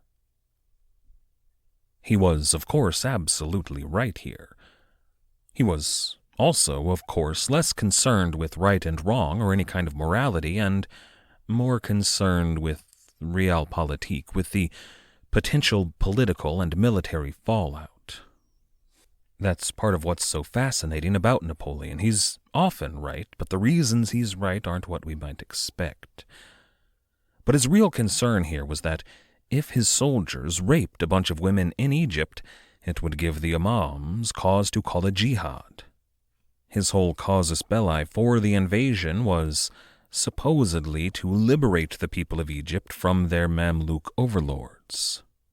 But that potential military and political fallout is really what concerned the powers that be in England, here in 1695. Now, we do have some details about what happened there on Ganj-i-Sawai that day, but we're not going to go into it. I don't want to, and it's not really important. But it was an atrocity. There were nearly 300 pirates on board that day, and most of them, not all, but nearly all of them, committed rape. Of the 600 passengers on board, we don't know how many were women of a desirable age, not really, really young or really, really old. But it's very probable that every last one of them that falls into that group was raped on September 5th, 1695. And everybody at the time knew it. Once word got out and got back to England, this was not a secret. But the largest concern for the powers that be back in England, even beyond the mass rape and even beyond the mountains of treasure that they are about to carry away, was the fate of one woman on board. A fate that even today we can't exactly pin down. We don't know exactly who she was, even. Most sources, the older sources, commonly refer to her as the Grand Mughal's granddaughter. This, whatever happened to her, has been pretty egregiously romanticized in some of those older sources, those that we talked about a couple of weeks ago. For example, in The Life and Adventures of Captain John Avery, Adrian von Broek writes, quote, "Instead of ravishing the princess, which some accounts have made mention of, he paid the respect that was due her high birth, took her and her attendants to his own ship, and, after despoiling the vessel of all its wealth, suffered it and its crew to steer on to their intended port." End quote. Let them return home without the princess. This source is saying that he, not kidnapped her, not in this source, no, she was enamored with this dashing English pirate and willingly became his wife at Madagascar. And there they ruled as king and queen of the island. Now, none of that happened, but it was part of the core mythology of Henry Avery for centuries. Daniel Defoe, in The King of Pirates, gives a different account. He writes, quote, "When my men had entered and mastered the ship, one of our lieutenants called for me, and accordingly I jumped on board. He told me he thought nobody but I ought to go to the great cabin, or, at least, nobody should go there before me. For the lady herself and all her attendants was there, and feared the men were so heated that they would murder them all, or do worse. I immediately went to the great cabin door, and caused the cabin door to be opened, but such a sight of glory and misery was never seen by buccaneer before. The queen, for such she was to have been, was all in gold and silver, but frightened and crying, and at the sight of me she appeared trembling, and just as if she was going to die. She was, in a manner, covered with diamonds, and I, like a true pirate, soon let her see that I had more mind to the jewels than to the lady. The lady was young, and I suppose in their country esteemed very handsome, but she was not very much so in my thoughts. At first her fright, and the danger she thought she was in of being killed, taught her to do everything that she thought might interpose between her and the danger, and that was to take off her jewels as fast as she could and give them to me. And I, without any great compliment, took them as fast as she gave them to me and put them into my pocket, taking no great notice of them or of her, which frighted her worse than all the rest, and she said something which I could not understand. I have read that it has been reported in England that I ravished this lady, and then used her most barbarously, but they wrong me, for I never offered anything of that kind to her, I assure you. Nay, I was so far from being inclined to it that I did not like her, and there was one of her ladies who I found much more agreeable to me, and who I was afterwards something free with, but not even with her either by force or by way of ravishing. We did indeed ravish them of all their wealth, for that was what we wanted, not the women. Nor was there any other ravishing among those in the great cabin, that I can assure you. As for the ship where the women of inferior rank were, and who were in number almost 200, I cannot answer for what might happen in the first heat. I have heard some of the men say that there was not a woman among them but that was lain with 4 or 5 times over, that is to say, by so many several men. For as the women made no opposition, so the men took those that were next them, without ceremony, when and where opportunity offered. End quote. And it goes on like that for some time. Now, I like Daniel Defoe. I think he's a good writer, and I think that makes for a good story. But here's the thing. There is an argument to be made that Henry Avery did not participate in this orgy of rape. He may have even tried to put a stop to it, but it was a futile attempt. There is some suggestion that, well, the men were going to have their way, and they offered violence if Avery tried to stop them. It's possible that Henry Avery did protect one woman and her attendants. Now, this one woman was probably not the young and beautiful granddaughter of the Grand Mughal, but instead an elderly member of the Grand Mughal's court. At no point does any source I've read say that it was Aurangzeb's younger sister, but I've also not read any source that said it wasn't. And she is the most prominent elderly member of Aurangzeb's court. And she probably would have, at some points in her life, accompanied members of her family to Mecca.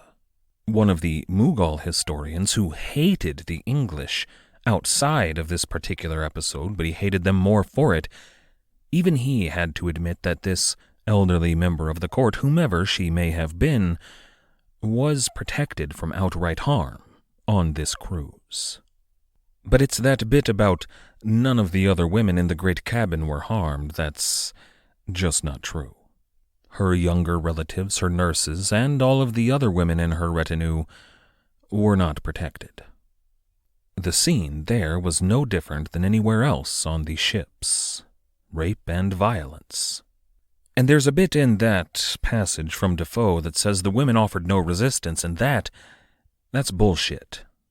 Many of the women fought, and some of them even managed to escape their suffering, but not in a way that we might wish. They killed themselves. A large number of women, before the pirates had visited them, jumped into the water. Not with any hope of escape, there was no land in sight. They dove deep and they filled their lungs. They drowned themselves to escape the pirates. Others, especially of a higher birth, opened their own veins before the pirates arrived. Most, though, were unable to avoid the pirates, but even some of those fought. There are accounts of several women on board who were actively being raped, that grabbed the saber of the pirate and stabbed themselves through the heart. And you might think, why didn't they stab the pirate? But there were more pirates waiting behind him. It would have done them no good. This was the best way to escape and, in the culture of their time and place, to salvage some of their honor. It was, as we have said, barbarity. And this went on all night, across all 3 ships, well, really just 2 ships. One of the vessels carried mostly supplies, very few passengers, crew, and wood, water, and food. But one of the smaller craft, and Defoe even made mention of this, housed nearly all of the young women and girls who were not associated with the royal family, or otherwise of a higher birth. That means dozens of young women who were there essentially unprotected. Every pirate in the fleet made his way over to that ship, and it may have looked not unlike Defoe's description. Come morning, though, the pirates finally were sated, and they got back to work. They began the process of transferring all of the gold and the silver and the precious stones and the dyes and the spices and the silk and the slaves, which there were quite a few of. Nobody knows exactly how much was taken here. There are some estimates, and we're going to explore that next time, but to date, 1695, we can say with absolute certainty that this was the largest haul ever captured by pirates on the sea. But it was a huge prize, a mountain of treasure. It took them half a day or more to load it all on board their pirate ships. But eventually they did release the prisoners to their respective ships and allowed them to sail home to Surat. As you might imagine, upon returning to Surat, when everyone, including the Mughal, learned what had happened, it caused quite the uproar. The pirates sailed back to Madagascar, but they didn't stay long. They knew that there would be pirate hunters from Surat and other ports of India chasing them. Still, it was some weeks before England learned of what had happened. Among the very first people in England to learn of it was the king. A representative of the East India Company arrived, and it turned out that he had escaped, barely escaped with his life, the siege of Bombay that the Grand Mughal had ordered. They were at war with Mughal India. But William III acted fast. He was going to do everything he could to forestall further conflict.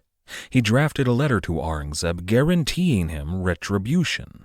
The men responsible would be captured and killed. Beyond that, King William III offered to pay losses in treasure and suffering to Aurangzeb.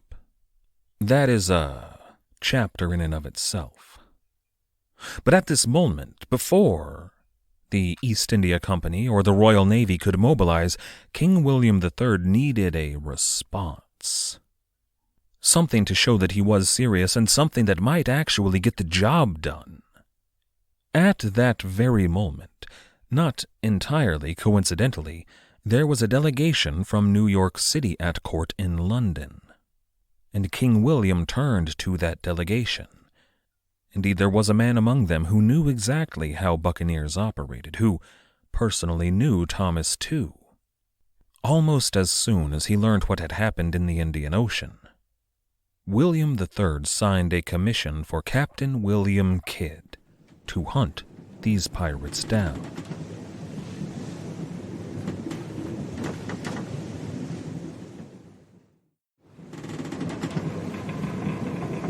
For the past couple of episodes concerning the attack on the Mughal treasure ships Ganj-i-Sawai and Fateh Muhammad, and the subsequent abuses of the people on board, we've been relying largely on the account of one man.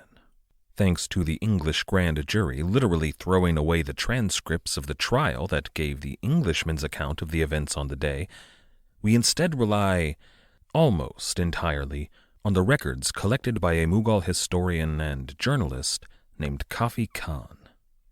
I'm grateful that his account of the events exist, but what I wouldn't give to have some corroborating sources here. Kafi Khan is not at all an unbiased source.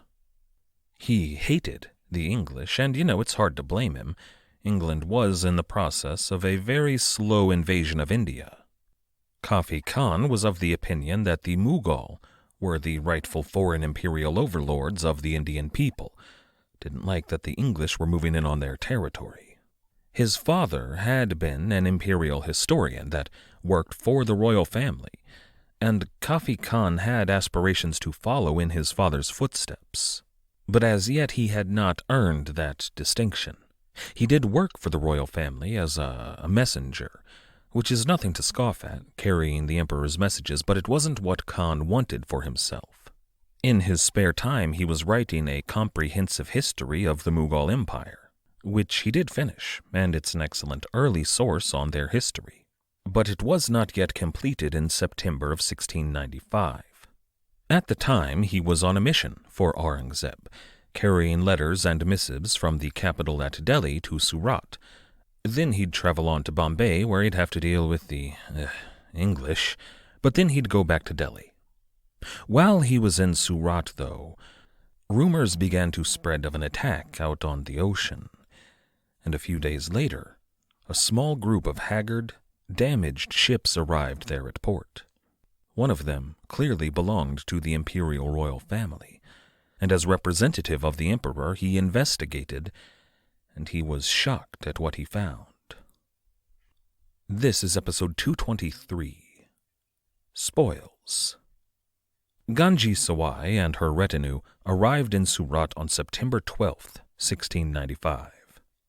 A week after Henry Avery and the pirates let them go. Now, that would not normally have been a voyage of a week, but they were badly damaged. Kafi Khan took it upon himself to speak to the victims of the attack, to gather evidence and take down their statements. We don't have those original statements, but we do have what Kafi Khan tells us about them. However, the picture he painted of what happened on the day of the attack is not 100% accurate. Naturally, as a good and patriotic Mughal correspondent, he was going to lie through his teeth about anything that made the Mughal Empire look even moderately bad. First, and the easiest to quantify for us, were the numbers of troops and the losses in battle. In Khan's version of the story, 3 very large English pirate ships arrived on the scene and bombarded the Ganj-i-Sawai with overwhelming firepower. They were really just impressive titans of the sea that looked suspiciously like the East Indiamen that the East India Company uses in their trading fleets, my lord. Those 3 massive pirate ships vomited 1,500 wild-eyed barbarians onto the deck of Ganj-i-Sawai, men who opened fire, killing in their opening volley almost exclusively women and children. At which point the 200 brave defenders of the Mughal ship drew their swords and stood for a staunch defense. They held the line, they protected the civilians below decks, each man killed a dozen pirates or more. It was all dashing heroics, men swinging from the rigging, fearful duels in which a single Mughal swordsman would parry 5 or 6 English blades at a time. Impressive stuff. And they would have won the day, but they were betrayed. Stephen Johnson characterizes Kafi Khan's assessment of Captain Ibrahim Khan as a debauched aristocrat. And I'm being a little bit hyperbolic about Kafi Khan's account of events on the day, but not too much so. I'll read a passage from Khan's account of what happened. He wrote, quote, "The Christians are not so bold in their use of the sword, and there were so many weapons on board the royal vessel that if the captain had made any resistance, they must have been defeated. But as soon as the English began to board, Ibrahim Khan ran down into the hold. There were some Turkey girls he had bought at Mocha as concubines for himself. He put turbans on their heads and swords into their hands and incited them to fight. These fell into the hands of the enemy, who soon became perfect masters of the ship." End quote. Now this actually brings up a couple of things that I said about those slave girls. I told you that they were white Europeans likely bought as an investment for sale in Surat. This account, who would know better, tells us that they were Turkish and bought as sex slaves for the captain. Now, I was working from a different account, a European account, which was also questionable. That account was probably trying to paint the captain in as bad a light as possible for a European audience, manipulating the words of Kafi Khan to their own ends, but everyone, including this Mughal historian, is lying. They can't help themselves. It's all propaganda from all sides. When the stakes were as high as they were, when war seemed imminent, telling the truth was not an option. What's that Churchill quote? In time of war, the truth requires a bodyguard of lies. Kafi Khan goes on to tell us that only 25 Mughal soldiers died in the battle, while hundreds of Englishmen lay dead. This directly contradicts the account of another sailor, who we will talk about later, that says only one pirate died, while dozens and dozens of Mughal soldiers lay dead. The numbers we discussed previously, a couple of hundred dead from all sides, comes from a consensus taken at the trial. But in Kafi Khan's version, despite the overwhelming prowess of the Mughal soldiers, the numbers of pirates were just too many. Combined with the cowardice of this debauched aristocrat, the ship did surrender. Now, very little of that assessment is really that accurate, given what we learn later, but what he talks about next is usually accepted as pretty hard fact. The bacchanal of murder and torture and rape that was to follow. Now, I'm not here to tell you that that didn't happen, but it is a bit suspicious that the only real record we have of that horrific event comes from a man who hated England with real passion, a man who was, and this is an important factor, actively arguing for a war with the English. With every opportunity he had, he would tell officials, "Sire, we need to go to war to push the heathens out of India once and for all." And this is the source that tells us that these Englishmen were guilty of mass rape. Now, I don't doubt in any way that there were abuses, many of them, heaped upon the people of the Mughal ships that were captured that day. All of them terrible, all of them criminal, but were they what Kafi Khan tells us they were? We might never really know. We do know that when the pirates who were allegedly part of that atrocity were tried for their crimes back in England, the jury found them not guilty, and then any transcripts that might corroborate or contradict the story of Kafi Khan were destroyed by the government of England. Not only that, they were banned from public discourse. No one was to even discuss them in any kind of publication. They erased the words of the pirates, so the only account we have is that of a man who hated England. So on the one hand, you have the account of a man who very much wanted to paint the English in the worst light possible. On the other hand, from the English you get sort of an odd series of accounts. Stephen Johnson brings up a great point on this in regard to the sources in English. He writes in Enemy of All Mankind, quote, "There is a strange reluctance in the literature of piracy to center the camera on these kind of offenses. Strange, because the literature is otherwise happy to feed you the gore and terror of the pirate's life in such intimate detail. If you want to read about Thomas Tew dying on board the Amity, holding his small intestines in his hand, there are 1,000 pages in the archive that will give you that experience, uncensored. Gang rape, on the other hand, gets condensed down to a euphemism. The men dishonored the women." End quote. Now, the account of Kafi Khan is certainly flawed and propagandistic, but it's what we have. It may be sensationalized, it may even stretch the truth almost to breaking, but it is not a fiction. The pirates did torture, murder, and rape there on the Ganj-i-Sawai, and of course steal, but what really matters isn't what the truth was, it matters what the truth was believed to be, because that is what people reacted to. While Kafi Khan was busy gathering all of that testimony, the pirates who had perpetrated it were getting away.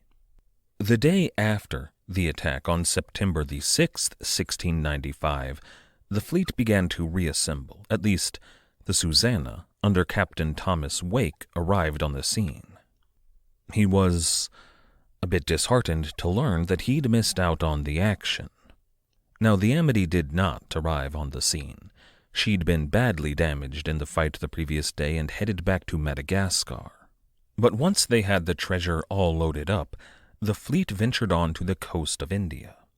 Now, we have one pretty good account of what happened there. It comes from a man named William Phillips, one of the pirates on board the Fancy, who later on would give a full confession. His account of the mutiny on board the Charles II gives us a lot of detail, really fleshes out what happened there. He doesn't, though, talk much about what happened during the battle for the Ganj-i-Sawai. All he said there was, quote, "When we were on board the Ganj-i-Sawai, they being run into the hold, we called them up and gave them good quarter. We asked the captain what money he had on board. He told us he had one basket of about 2,000 pounds that belonged to him. The rest belonged to Turkish merchants, which we found in the hold. There might be, in the whole, about 150,000 pounds. End quote. A couple of notes there. When he says they were Turkish merchants, that's just what the Englishmen called them. They were Muslim Mughal Indians. And then, his account of the battle is very clipped. He doesn't go into any real detail. But I wonder why. It's possible that the interrogators who took his confession censored what he said. Or maybe it's because Phillips was trying to hide crimes which he had been actively involved in. Or maybe Kafi Khan was stretching the truth in his own account. Again, we don't really know, but this is another example of the inconsistencies about that day. And then, 152,000 pounds was a good haul at the time, but it was not even close to the whole take. That's just what they captured from the Gunsway in hard specie. Beyond that were gems and jewels and all manner of valuable trade goods. Goods that they would need to sell to turn into money, and the only place to do that was in India. So Phillips continues that they, quote, sailed all four together to Rajarpool. And he says that like it's a name, Rajarpool. But he means Rajapur. It reminds me of, well, if you think that the linguistic switch between Joli Rouge and Jolly Roger is a bit of a stretch, well, I'd invite you to visit Rajarpool, a town on the coast of India. Phillips goes on, quote, Rajarpool, about 30 leagues from Bombay, where we have an English factory. There we watered and shared the money. We gave Captain Wake no share, not being there and having taken a vessel by the way, and shared about 100 pounds a man. End quote. There he's saying that the crew of the Susanna had made about 100 pounds a man from another prize. But as that was the case, it was at this point that Susanna left the fleet and returned following the Amity to Madagascar. Phillips does not mention the trading of pirated goods they absolutely did there at Rajapur. There were certainly some unscrupulous merchants that bought a bunch of pirated goods and made a killing on it. He does go on to say that the pirates transferred a bunch of their silver into gold. They lost some money on those transactions, but the sheer amount of silver they would have had to carry around would be prohibitive. But it was at that point that things began to get a little bit tense among the crew. I told you that there was one source that calls out Joseph Farrow for his cowardice in the battle, one source that was there. This is that source. Phillips tells us that Avery and his crew gave Farrow and his men a share of what boils down to the Fateh Muhammad and one of the smaller ships sailing with Gunsway. But they did not share any of the spoils from Gunsway. Farrow and his men didn't fight for Ganj-i-Sawai. And Phillips tells us that his men, quote, turned him out for a coward. Now that might be in violation of their agreed-upon pirate code, or it might not. It depends upon whether or not Joseph Farrow really was a coward. Did he refuse to fight when he should have, Or did the pirates of the Fancy double-cross them? Did they purposefully misconstrue what had happened? Did they use their superior numbers to deny Pharaoh and his men a fair share of the plunder? After all, they were pirates. But the crew of the Fancy under Henry Avery, and that of the Pearl under William Mason, and Phillips calls him Meese. This guy's recorded as Mace, Maze with a Z, Meese, and Mason. But still, Mason's crew and that of the Dolphin, which no longer existed and was on board the Fancy, they all got equal shares here. More or less equal. Henry Avery, as the admiral of the fleet and captain of the flagship, walked away with a full £3,000 sterling. The rest of the crew earned equal shares of about £700. Though in good pirate tradition, the officers and those who got wounded either got multiple shares or compensatory payment for their injuries. We still don't know exactly how much the pirates captured in early September 1695. Estimates range from between about £200,000 and £700,000. That's $500,000 in wiggle room there, so it's hard to say with any certainty. But regardless, this was a rich, rich prize. So where does Ganj-i-Sawai, really all of the ships taken on September the 5th, where do they rank in terms of prizes taken by pirates? You'll see articles like this pop up from time to time. What I will say with confidence is this. The prizes captured on September the 5th, 1695, including Fateh Muhammad, Ganj-i-Sawai, and the 2 ships accompanying her, was, up to this point here in 1695, the largest prize yet captured by a pirate in the Age of Sail on the sea. Now, we should talk about the caveats in that sentence. First of all, before the Age of Sail, there were some major prizes captured by pirates. The Cilician pirates, those that roamed the Mediterranean when Julius Caesar lived, they captured some really impressive ships.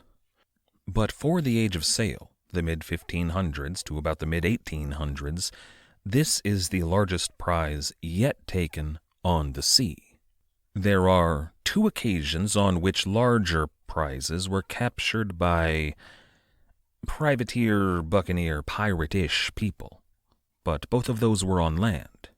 First, there's Francis Drake's capture of the Spanish mule train at Nombre de Dios in 1572. Nobody knows how much he captured, but of course, he couldn't carry all of that silver to his ships. He had to bury a ton of it all around Panama and give a lot of it away to his Indian allies. The amount that he was actually able to carry home was a fraction of what he stole. And then there is what was probably the largest prize ever taken. That is Henry Morgan's sack of Panama in 1671. Now, that wasn't as large a haul as Morgan had hoped for. The Panamanians had put most of their treasures on a ship and sailed it deep into the Pacific. Morgan was never able to track it down. But he still carried away more money than anyone else ever had or probably ever would. Problem is, he had about 2,000 men with him. When they divided it all up, per man it was smaller than average. And then in the future, there are going to be 2 prizes that are going to give Henry Avery here in September 1695 a run for his money. Both are large, and we'll talk about those when we get to it. There's an argument to be made that neither of them beat Henry Avery's take here on this single day. However, when we consider their total career wealth, those pirates will have made significantly more than Henry Avery. Still, though, for now, in 1695, Avery is undisputably number 1. It was a bit of vindication for Henry Avery. He'd predicted that they would find the richest prizes in the world in the Indian Ocean. That's why his men and those other ships followed him.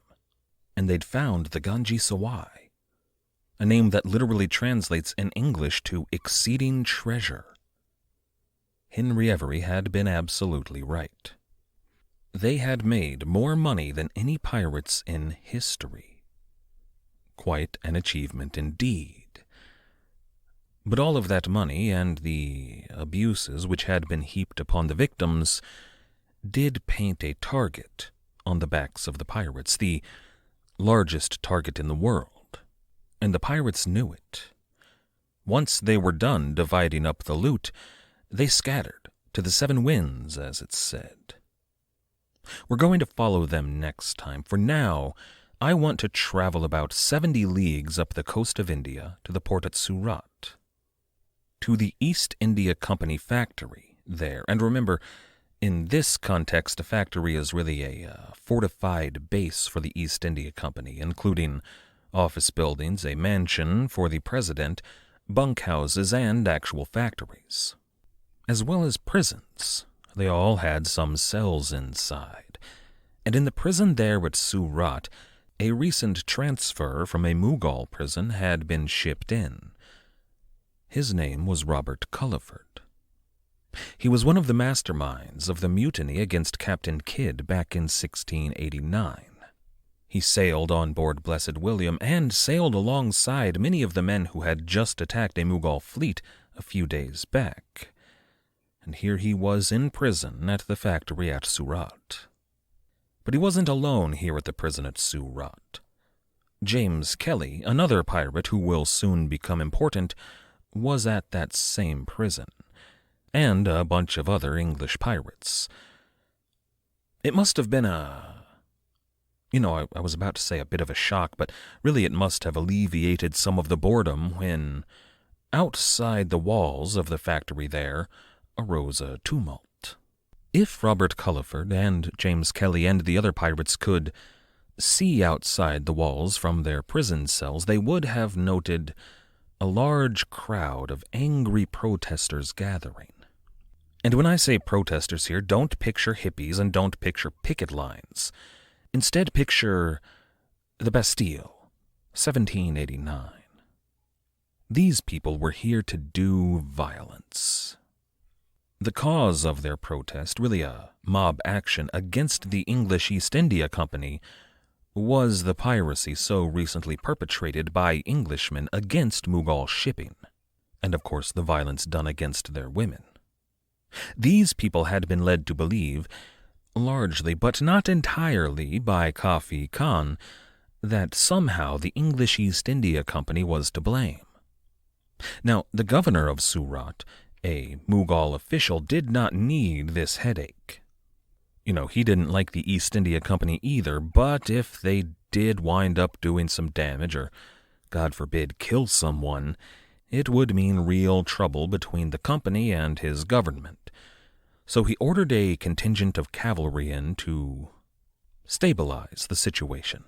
The president of the factory, an Englishman named Samuel Annesley, well, he wasn't exactly predisposed to let this cavalry detachment into his fortress, but he didn't have the power to refuse them. So he opened the gates. The Mughal cavalry dispersed the mob and marched in, for, the protection of the English inside, obviously. Now, we might mock the English of the late 17th century for their habit of using phrases like Moorish or Turkish to mean any and all Muslim peoples. And rightly so, it's wrong, but the Mughal Indians were guilty of very similar things. For example, they confused, or maybe better to say combined, 2 words that were not really the same thing at all: English and pirate. They were one and the same to them. All Englishmen were pirates, and all pirates were Englishmen. Maybe some French or Dutch pirates were causing trouble, filthy Englishmen. In fact, there was a Dutch rover just a few years prior who had been causing them some trouble. Mughal authorities did finally capture him and bring him to trial, but the Mughal officials demanded that the English East India Company answer for his crimes. It was a whole thing. The Englishmen would try to explain that, look, this guy's Dutch, we're English. And then the Mughals would turn around and be like, yeah, but your king is Dutch, so aren't you Dutch now? And they'd be like, well, yes, he is, but no, we aren't. It was a problem. But that means that when Annesley heard about this piracy in the Indian Ocean, allegedly perpetrated by Englishmen, he knew immediately to bring all of his agents into the factory. Everyone out in the field was recalled. Now, a few of them didn't make it. Some Englishmen were caught out and killed out there. It became clear almost immediately that this situation was very dire. The mob was eventually dispersed, but should the Grand Mughal decide to move against the English East India Company, well, these men would be killed, probably by the cavalry that they let into their fort. And as soon as the Mughal heard what had happened, he did indeed move against the company, but not in Surat, in Bombay to the south, their center of power. We're talking about an army moving against the company. Now, the president of that factory, kind of the head of the East India Company in India, a man named Sir John Gayar, wrote a letter to the governor of his province and to Aurangzeb. And it's worth quoting here. Gayar writes, quote, "How often have we been falsely charged? Nay, how often hath it been proved so, and yet upon every fresh alarm of a pirate on the coast, all is still laid upon the English. Hath it not been sufficiently proved that that rogue that did so much mischief for 2 years, that Dutchman, all which was falsely charged on the English, was done by people of another nation, and not the English?" But of course he had to know that these pirates were Englishmen. He probably knew Henry Avery's name. So he goes on, "And we further say, suppose it should be proved there is English pirates in the seas as well as other nations. Is the English East India Company to be charged with their crimes? How unreasonable a thing would that be? Has not the great king of Hindustan," he means Aurangzeb, "many pirates on his own coast of his own subjects that robs and plunders the vessels of his own, as well as the subjects of others, notwithstanding all the care he takes to prevent it?" He goes on, "Can it be imagined, if we were guilty of such horrible crimes as is laid to our charge by vile and unreasonable men, as to rob the king's ships and bring their money so robbed to Bombay, that we should at the same time send a ship of so considerable cargo to be landed at the king's port," he means Surat, "and supply his subjects with so large a quantity of guns?" End quote. There at the end he's making mention of a mission he did, a goodwill mission after news of Henry Avery's piracy had arrived, to arm the people of Surat against further piracies. His letter, it's mostly right. It makes good points all around, but it did no good at all. See, the Mughal officials there in India had a very strong piece of evidence against them. At least they thought so. They had in their possession a copy of an open letter written by Henry Avery himself, addressed to every Englishman in the world, announcing his intentions to attack Mughal shipping. To officials there in India, that's all the proof they needed, evidence of collusion, clearly. And it didn't help the case of the English that there were actually some privateers docked at the factory in Surat. Mostly they were Dutch, but the Mughals couldn't tell the difference there, and really they were only one step above pirates, a small step. They very nearly got caught up in this whole kerfuffle, too, because within just a few days the Mughals dropped the facade here.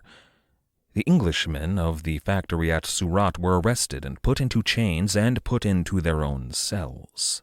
One of those Dutch ships almost got seized, only barely managed to escape and made her way to Bombay, to inform the president of the factory there what had happened.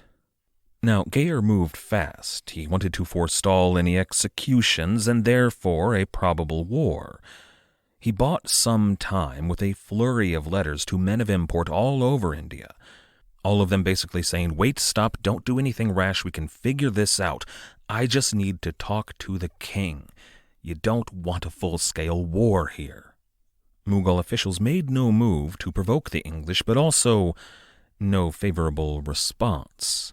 They did not release those Englishmen in prison at Surat, and Gayar in fact had to smuggle one of his men out on one of those Dutch ships with orders to go to England and tell King William what was happening there.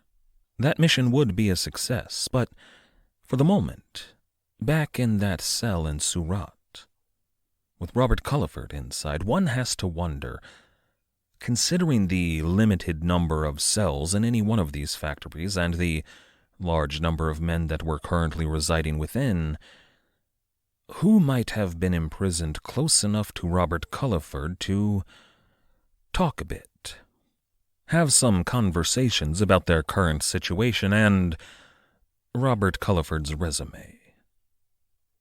We don't know anything here, officially speaking. Officially speaking, Robert Culliford would escape that prison in just a couple of months, along with James Kelly and virtually all the other pirates who were there. I can't help but wonder, what if he didn't escape? What if Robert Culliford was set free?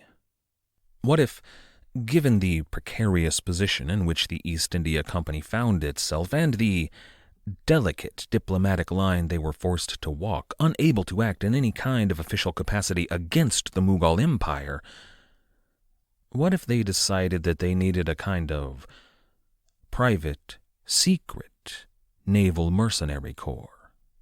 Men who knew their business that would be based out of somewhere not too close by, maybe, Madagascar. Men who would be able to prosecute a kind of shadow war against the Mughal Navy, led by a man who Captain William Kidd, who was beginning to outfit his ship for his journey to this region, a man that William Kidd personally hated. And that's where we're going to leave it today. Next time, we're going to visit St. Mary's Island off the coast of Madagascar and discuss the revolving door of pirates that were going to make their way to that island in the months to come.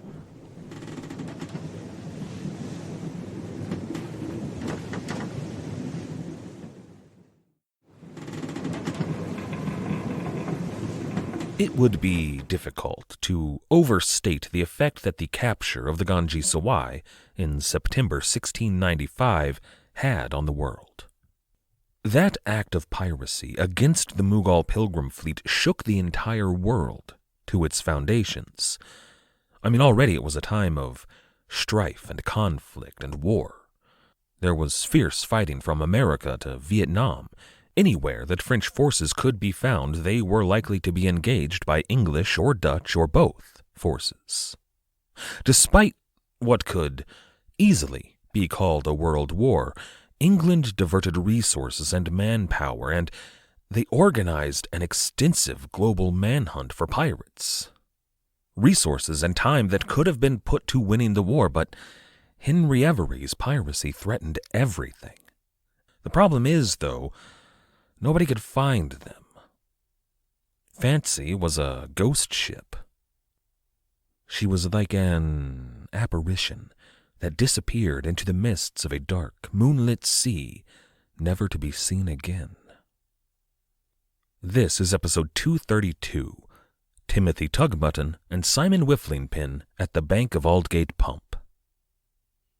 Of course, the Fancy was not a ghost ship. She was a very real ship, crewed by living men and led by a captain who was pretty clever. The last time we caught up with the Fancy was in the Comoros Islands, just northwest of Madagascar. That's where the 3 ships remaining in the fleet finally got down to the business of splitting up the loot. That's Fancy, Portsmouth Adventure, and Pearl. The Dolphin had been burned at sea a few weeks earlier, and Amity was ashore at St. Mary's. Now, all 3 of those ships had cargo aboard, but it wasn't yet divvied up equally, because there were different kinds of plunder. The Pearl, for example, might be full of pearls. Portsmouth Adventure might have nothing but spices and silk, and Fancy might have all of the hard specie, all of the gold and silver. No, that's not how it broke down, but the point is they didn't have time to split it up in equal monetary amounts while they were busy looting the Mughal treasure fleet. You carry whatever you can carry and get it on board one of your ships as fast as possible. But in the Comoros, as they were splitting up their treasure, that's when the men of Pearl, handing Avery's men their own share, were accused of clipping coins. This is the event that led to that almost violent encounter between the Fancy and the Pearl. But I'm suspicious that this whole event might be a bit made up, or maybe misrepresented. It's possible that the men of the Fancy were trying to fatten their own pockets at the expense of the Pearl, that they made the whole thing up and used their superior numbers to just take the cargo from the Pearl pirates. But it's also possible that this event never happened at all. See, a little bit down the road, the surgeon from the Pearl is going to get picked up by the authorities in Jamaica. He's going to stand trial, but he'll get acquitted. He got off largely because of his entirely believable story about kidnapping and forced servitude, a story that might even have been true. But really it was the lack of evidence that he'd done anything wrong. See, he was a surgeon, but he was not a rich man. He had no plot of land, no slaves, just a humble little barber surgery in Kingston, servicing sailors and farm laborers. He's not the kind of guy who would have a huge cache of silver stashed away somewhere. That surgeon told the court in Kingston that he would have been paid off, even though he had been kidnapped. That was the deal. You have to serve us, but you will get a cut. But Henry Avery took all of their money, so he didn't get anything. But then, a few months later, when several of the crew of the Fancy were on trial in London, the prosecution asked them if this was true. And the accused pirates told the court that yes, Captain Avery did take all the shares of the Pearl, which was entirely Captain Henry Avery's decision. We didn't have anything to do with it. You find him and you've got your culprit. And it is a believable story. Maybe the Fancy did take all their money, and maybe this surgeon was just an unwitting participant in their voyage, but I kind of can't shake the possibility that these pirates realized that their old companion had pulled a bit of a con. That maybe he did have a sea chest hidden away in some lonely cove on the coast of Jamaica filled with silver and jewels. And that thanks to this pretty believable story, it looked like he was going to get away with it. Now these pirates were, well, they weren't in great shape, but maybe they realized that maybe he was going to get away with it if they played along. You know, say you and your younger brother were both in trouble for taking some cookies from the cookie jar, but you have chocolate on your fingers. The noble thing to do is to fall on your sword, to take the blame and let your little brother get away with it. The Pearl put in at St. Augustine Bay with virtually no treasure to their name. Now, the men of the Portsmouth adventure, they did get a share, maybe not as big a share as they had been expecting, but the Fancy had a pretty persuasive argument there. I mean, look at all of our big guns, and all of these men carrying sabers and pistols. All of those murderous pirates standing on the deck, well, they were the people who went toe-to-toe with the Mughal ship, the men who won that battle. Are you going to tell that crew of violent murderers that you want more of the money that they earned by fighting and bleeding on the deck of the Ganj-i-Sawai? Probably not, but the Portsmouth adventure still got some money, so they didn't complain too loudly. Now it's about this time that Portsmouth adventure was blown ashore, and when Fancy took about half of her crew, including Captain Farrow, on board. The best source I've seen on the division of the plunder comes from the trial of Joseph Dawson, Edward Forsyth, William May, William Bishop, James Lewis, and John Sparks at the Old Bailey for felony and piracy, October 19, 1696. Not a catchy title, but accurate. It reads, and it's a transcription, so it reads kind of like a play. It's got their names in front of the quote. Mr. Justice Turton, what number of persons were aboard when the dividend was made? Philip Middleton, about 160. Turton, what might the shares be? Middleton, some £1,000, some 600, 500, and some less, according as the company thought they deserved. Now, that's not the equal shares for equal work that we have come to expect from the pirates. And it gets worse. Middleton goes on to tell the court that he only got £100, according to the will of the company, and even that £100 was stolen by one of the other pirates on board. Now, from other sources, we know that Henry Avery actually walked away with £2,000, but we can assume that some of the other officers on board, say Joseph Dawson, Henry Adams, maybe even Joseph Farrow, the captain of the Portsmouth Adventure and the quartermasters of the Fancy, they probably got £1,000 each. Beyond that, though, we could only speculate how much any particular pirate got, outside of the testimonies of all of those men on trial. 500 a man seems to have been the share handed out to most of the men. There was also hazard pay of 100 extra pounds to those who were injured. I do, though, wonder what Philip Middleton did to earn only £100 sterling. Was he a coward in battle? Did he owe somebody money, or was he lying about his share? These are questions about which we could speculate wildly, and many people have. There have been no few treasure hunters in the west country of England, with metal detectors in hand, searching for the buried treasure of these fancy pirates. Regardless, once the plunder was distributed, Fancy sailed off into the sunset. And what happens after gets kind of muddy. What we have is a trail of clues put together after the fact, though they do seem to paint an accurate picture of what the Fancy was up to after the raid. Some of the pieces could be missing, some of the pieces could be incorrect. The problem is Henry Avery and his officers all used aliases, and they did so mostly in non-English ports, so the men who met them had virtually no idea that these even could have been the pirates.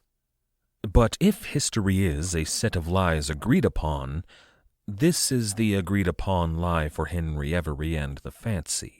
Their next stop was the French territory to the southeast of Madagascar. There were 3 primary French settlements in the region, but Fancy paid a visit probably to only one of them. There was Port Dauphin on the southeast mainland coast of Madagascar. We'll be seeing a lot more of Port Dauphin in the future, but it's likely the Fancy did not stop off there. Instead, the pirates stopped off at Ile Bourbon. Now, they didn't call the island Ile Bourbon or even Bourbon Island. They called it St. Apollonia. That's the old Portuguese name for the island, but we don't use either today. Instead, we call it Reunion Island. The name La Réunion came about in the French Revolution, about 100 years after the pirates visited. But we're going to go ahead and call it Reunion Island from here on out, and we're going to be seeing a lot of Reunion Island. It was something of a pirate haven in the Indian Ocean, not on the level of Libertalia at Madagascar, but not far off, and their proximity was not an accident. You know, the English have this reputation in regard to piracy, and, to be fair, they earned it. But the French are almost as bad. But they don't seem to have the same reputation. Maybe that's just my bias as an English speaker, but I think it's because the French stuck a bit closer to the privateer mold. You know, by and large, they avoided targets that would cause serious diplomatic troubles, and usually, though not always, they avoided other French ships. But I think the real reason that they never earned quite the same reputation is because they don't have a Nassau. No French pirate republic, and, to be sure, there were French pirates at the Pirate Republic of Nassau, but it was an English pirate project. And that's going to be the biggest, most momentous explosion of piracy that the world has ever seen. It builds a reputation. But while the English have Port Royal, the French have Tortuga. Where the English have St. Mary's, the French have Reunion Island. Reunion was a prison colony early on, and some of the very first French inhabitants of Reunion Island were mutineers. They were arrested, convicted, and sent to this tiny little island in the Indian Ocean. And for a few years more, the French continued to dump rogue privateers and mutineers and pirates there. This was a punishment, but it also served as kind of a resource for France, maybe a stockpile. After ships rounded the Cape of Good Hope, often they had fewer men than they had started out with. Were that the case, you could always stop off at Reunion Island and pick up, half a dozen men who knew their business at sea. You don't want too many criminals on board, but in a pinch they could be useful and maybe earn a pardon. The other benefit to a prison colony, something that the English had figured out with Port Royal, was the plausible deniability it granted. Were, for example, a crew of less than reputable English sailors to show up with a ship full of illicitly obtained goods which they wanted to trade for illegally obtained slaves, well, were that to happen in this hypothetical situation, the French government would be able to almost legitimately claim a complete lack of knowledge or accountability. When ships from, say, Port-Dauphin stopped over at Reunion Island and profited off of all of these illegal trades, they didn't know anything about the origin of these goods, and in the end, they paid the French government their due. So when Henry Avery showed up at Reunion Island with a ship full of stolen Mughal goods, and when he traded them with the French on Reunion Island for a bunch of slaves, he was indirectly helping to fund the war against England. Now that wasn't the goal, but it was a side effect. Avery's goal was simple, and an often under-discussed aspect of pirate lore. He was laundering his money.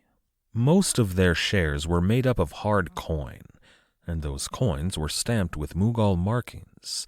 But there were also a great deal of trade goods on board, spices and teas and silks and dyes, all of which was just as incriminating as gold and silver. Were they to show up at any English port, or honestly most ports around the world, they would have been arrested.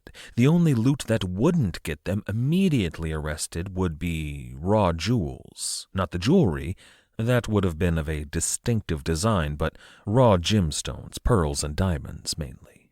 Naturally, they would raise suspicions, especially in the hands of some scruffy sailor, but they weren't damning evidence. But at Reunion Island, the pirates traded a ton of their plunder for slaves. Now, first of all, obviously, that's pretty morally reprehensible, and Henry Avery was happy to engage, but if we put that aside and looked at the financial aspect of this transaction, well, it must have been kind of nerve-wracking for the pirates. Silver coins aren't going to go bad, but human beings can die. And slaves, often kept in completely inhumane conditions on their slave ships, died pretty frequently. But even beyond the money laundering aspect, there was still a financial upside here. These were illegally obtained slaves that were going to be sold on the black market. There was a lot of profit potential in this transaction. So if we were to take Henry Avery's 2,000 pounds sterling and convert it into modern money, according to the British National Archives, it would be worth well over 200,000 pounds.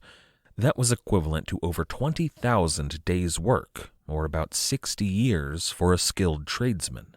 For the average crewman, they were looking at about 75,000 modern American dollars. It wasn't a fortune, but if they budgeted and invested their money wisely, it was enough to set them up for life.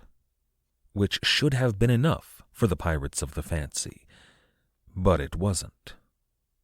After Reunion Island, the pirates went radio silent. We don't hear anything about them as they round the Cape of Good Hope and sail into the southern Atlantic. Their next stop was at São Tomé, a Portuguese possession popular for picking up supplies on the voyage from South Africa to the West Indies. Which is why the fancy was there.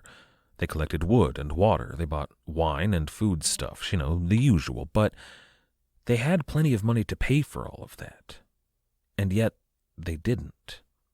Instead of cash or trade, the governor at São Tomé was handed a, quote, Bill of exchange drawn on the bank of Aldgate Pump, signed by Timothy Tugmutton and Simon Whifflingpin. End quote. Now, English speakers will probably recognize these instantly as nonsense words, but for a Portuguese-speaking governor, they were less obviously nonsense, especially because, due to the war, the Portuguese were expected to aid the English in any way possible. This was a scam, yes, but it was also a prank.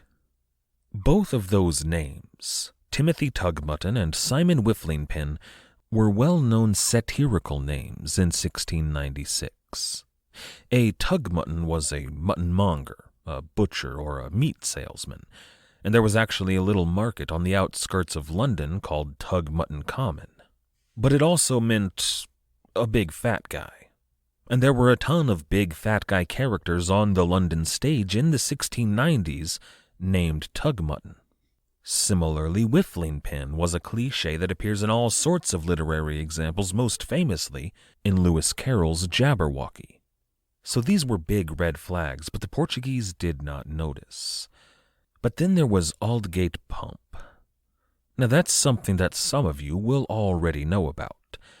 Aldgate Pump is a real place. It's a very old water pump in London. In its original form, as a well, it dates back to the 1270s.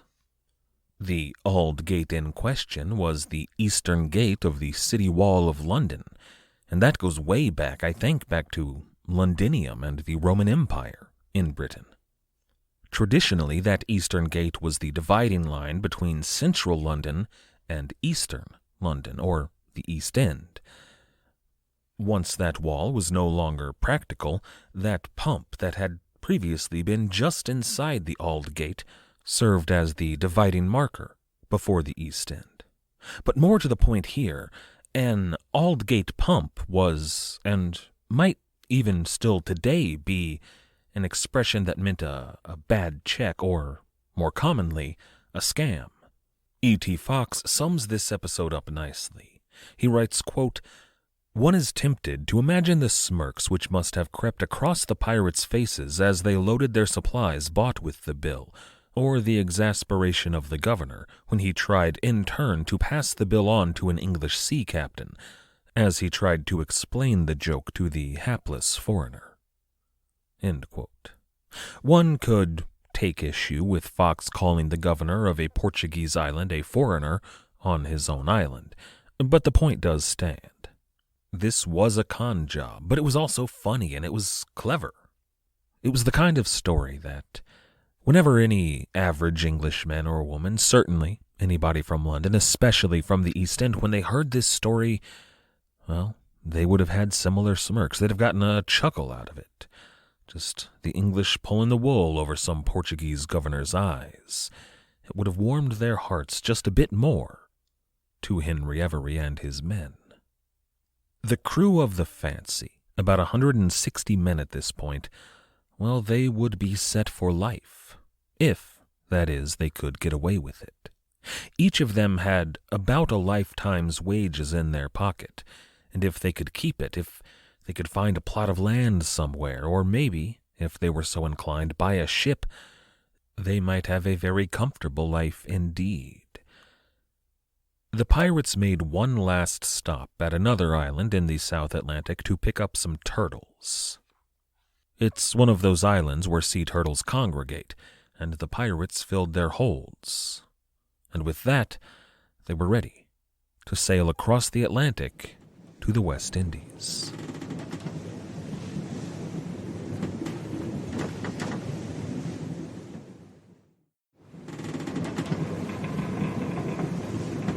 For the past couple of weeks, we've been talking about the pirate haven at Nassau, New Providence Island. We've discussed the contentions between Spain and England surrounding the settlement. We've also talked about the contentions between the respectable slave-owning planters on the island and the detestable sea-roving adventurers. All of that is going to continue to be relevant to our story, but there's one piece missing. A real, proper pirate captain. A true scallywag with a big ship and a crew full of ne'er-do-wells. That's what makes Nassau, Nassau. And today we're going to rectify that lack. Today, Henry Avery comes to Nassau. This is episode 236, Protection and Liberty. When we last left Henry Avery and the crew of the Fancy, they had just purchased 90 slaves at the French Ile Réunion, the island of reunion. It's worth noting that it was at this point that most of their non-English crewmen left. About 50 men, all of the French on board, as well as the Danes and some Englishmen. They bought a small ship, maybe a bark or a sloop, and they left the Fancy. They sailed for Madagascar, probably for St. Augustine Bay. Those 50 pirates would add to the pool of available labor at Madagascar, which many pirates in the coming months would pull to flesh out their crews, or, in the case of these 50 men with a bark or a sloop, they might just add to their fleet. But the 90 slaves, that's an interesting number. I can't figure out how many belonged to Henry Avery personally, but there would have been just a little bit over 90 pirates left on the Fancy at this point. It's not out of the realm of possibility that nearly every pirate on board had a slave of his own. It would have been I'm not sure how to put this. You know how they say when they talk about investing that you should have a diversified portfolio. You don't want all your money in one single stock or even in one single industry in case the market turns against you. Well, this was the pirates diversifying their portfolio. They had silks and spices and other expensive trade goods, and they had gems and precious stones, but mostly it was hard specie, silver and gold. But now most of them also owned another human being. A human being that, it should be noted, was mostly legally obtained. They may have been paid for with stolen money, yeah, and sure, they were purchased from the French, who were at this moment at war with England, but they were paid for, and for pirates, that's pretty good. This was a little bit of insurance. As it happens, it's not going to matter too much, but just in case. And these slaves were a good investment for the pirates. There was their monetary value on the slave market, but beyond that, they could also do work. And, they just lost 50 crewmen, so they needed more hands on board. These slaves worked the Fancy. And this wasn't just menial labor, it wasn't toiling in the fields, these men were learning a trade. A sailing ship was a complicated machine. Those who knew how to operate them were in high demand, especially here at the height of the age of sail. There's an absolutely fantastic book. It's called No Limits to Their Sway by Edgardo Perez Morales, and it talks a lot about the role of slavery in the maritime world of the Caribbean. Now that book takes place a little bit later, during the Age of Revolutions, so the end of the 1700s and beginning of the 1800s. And it's the Caribbean in that time that Morales calls the masterless Caribbean. Because those seafaring slaves there at the end of the 18th century, they lived on the fringes of enslavement. They had a valuable skill set, they knew how to sail, and their masters often kind of rented them out. If you had a slave who knew how to sail, you could rent his services to a crew that needed men who knew that job. And most of the time, this was a path toward freedom for the slaves. Obviously, they could just jump ship. They had a lot more opportunities to do that than on a plantation. And in any port city they might happen upon, there was certain to be a crew that would take any man, even a black man, even a man who did not have the papers verifying his free status. They would take them on board. Most of these crews were privateers, but of course that meant more money for this newly freed individual.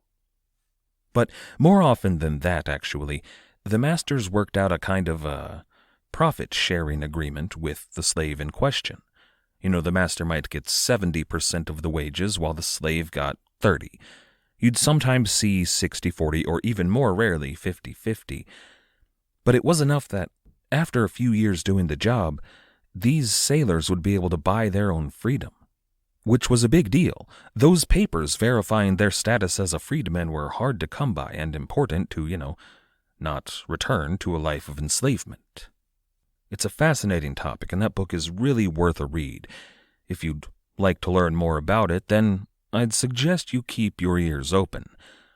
There's a certain dashing podcast host that may just have wrapped up work on an audiobook version of No Limits to Their Sway, Cartagena's Privateers and the Masterless Caribbean in the Age of Revolutions, coming soon. But still, those 90 enslaved men on board the Fancy, they were learning the trade of sailing, and they were among the first men of color to really take part in that culture. Now, I don't want to paint the pirates here as heroes for them. There was no high-minded ideal. No one said, one day these men might be able to buy their freedom from bondage thanks to the skills that we are teaching them. So really, we're doing them a favor. No, they just bought slaves. Slaves that were expected to do the work of helping them to sail their vessel. But in doing so, they were learning more than just rigging. They were learning the culture of a ship. How sailors talked, how they moved, their sense of humor, their attitudes toward life. They were learning how to fit in on a maritime craft, especially a pirate ship. And in the years to come, some of those men would be sailing on board famous pirate ships. Following their stop at Reunion, Fancy rounded the Cape of Good Hope and made their way over to Ascension Island. There they stocked up on sea turtles, a source of meat for their coming 6,000 nautical mile voyage to Nassau. But the destination was not yet set in stone, at least I don't think.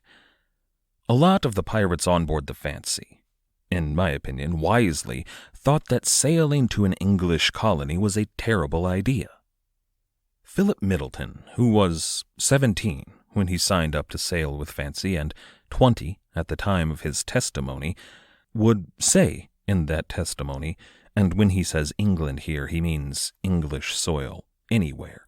He said, quote, "They were afraid if they came to England and were caught, they would be hanged." Which, to be fair, in most cases they would be hanged. Everyone in the world was looking for these particular pirates, especially Englishmen. A significant portion of the crew wanted to set a heading for Cayenne, off the coast of South America. Cayenne was a French colony, an island at the mouth of the Cayenne River. Cayenne has a history similar to that of New Providence, in that it was a contested piece of property. In this case, it was between France and Portugal, but since about 1670 it had been consistently inhabited by the French. But it was kind of only a semi-official colony, thanks to its contested nature, and the people who lived there were mostly exiles and runaways and criminals, the sort of less-than-savory types that make up most pirate havens. Cayenne was part of the privateering infrastructure of the French Empire. There was kind of a pipeline between Cayenne and Reunion for all sorts of men of desperate fortunes. Our source for this bone of contention between the crew, should they sail to Nassau or Cayenne, comes from John Dan, the coxswain on the Fancy. A coxswain, for those of you wondering, is the chief petty officer on board most ships, usually the boatswain's mate. That is, among the regular crewmen, not the officers, but just the crew, the coxswain is the second highest-ranking member. In Robert Louis Stevenson's Treasure Island, Israel Hands, who was Blackbeard's real-life quartermaster, but Hands is the coxswain of the Hispaniola. In this case, it made John Dan probably the 5th or 6th highest-ranking member on the crew, 5th or 6th in line for the captaincy. After Avery, the captain, and the quartermaster, or potentially quartermasters, and then the pilot and then the boatswain, comes the coxswain. In a very few short months, 7 men are going to get picked up in the British Isles as accomplices to Henry Avery's piracy. They're not all going to get picked up at once, but they will all be brought to London at around the same time. 6 of those men are going to stand trial. John Dan, on the other hand, is going to turn state's witness. He's going to give a full confession before the court, and get a full pardon. It's good for us as he's our best source on some of this stuff. But after he received his full pardon, John Dan would go on to marry, and then he would open a bank with his brother-in-law, a brother-in-law who just happened to be a goldsmith.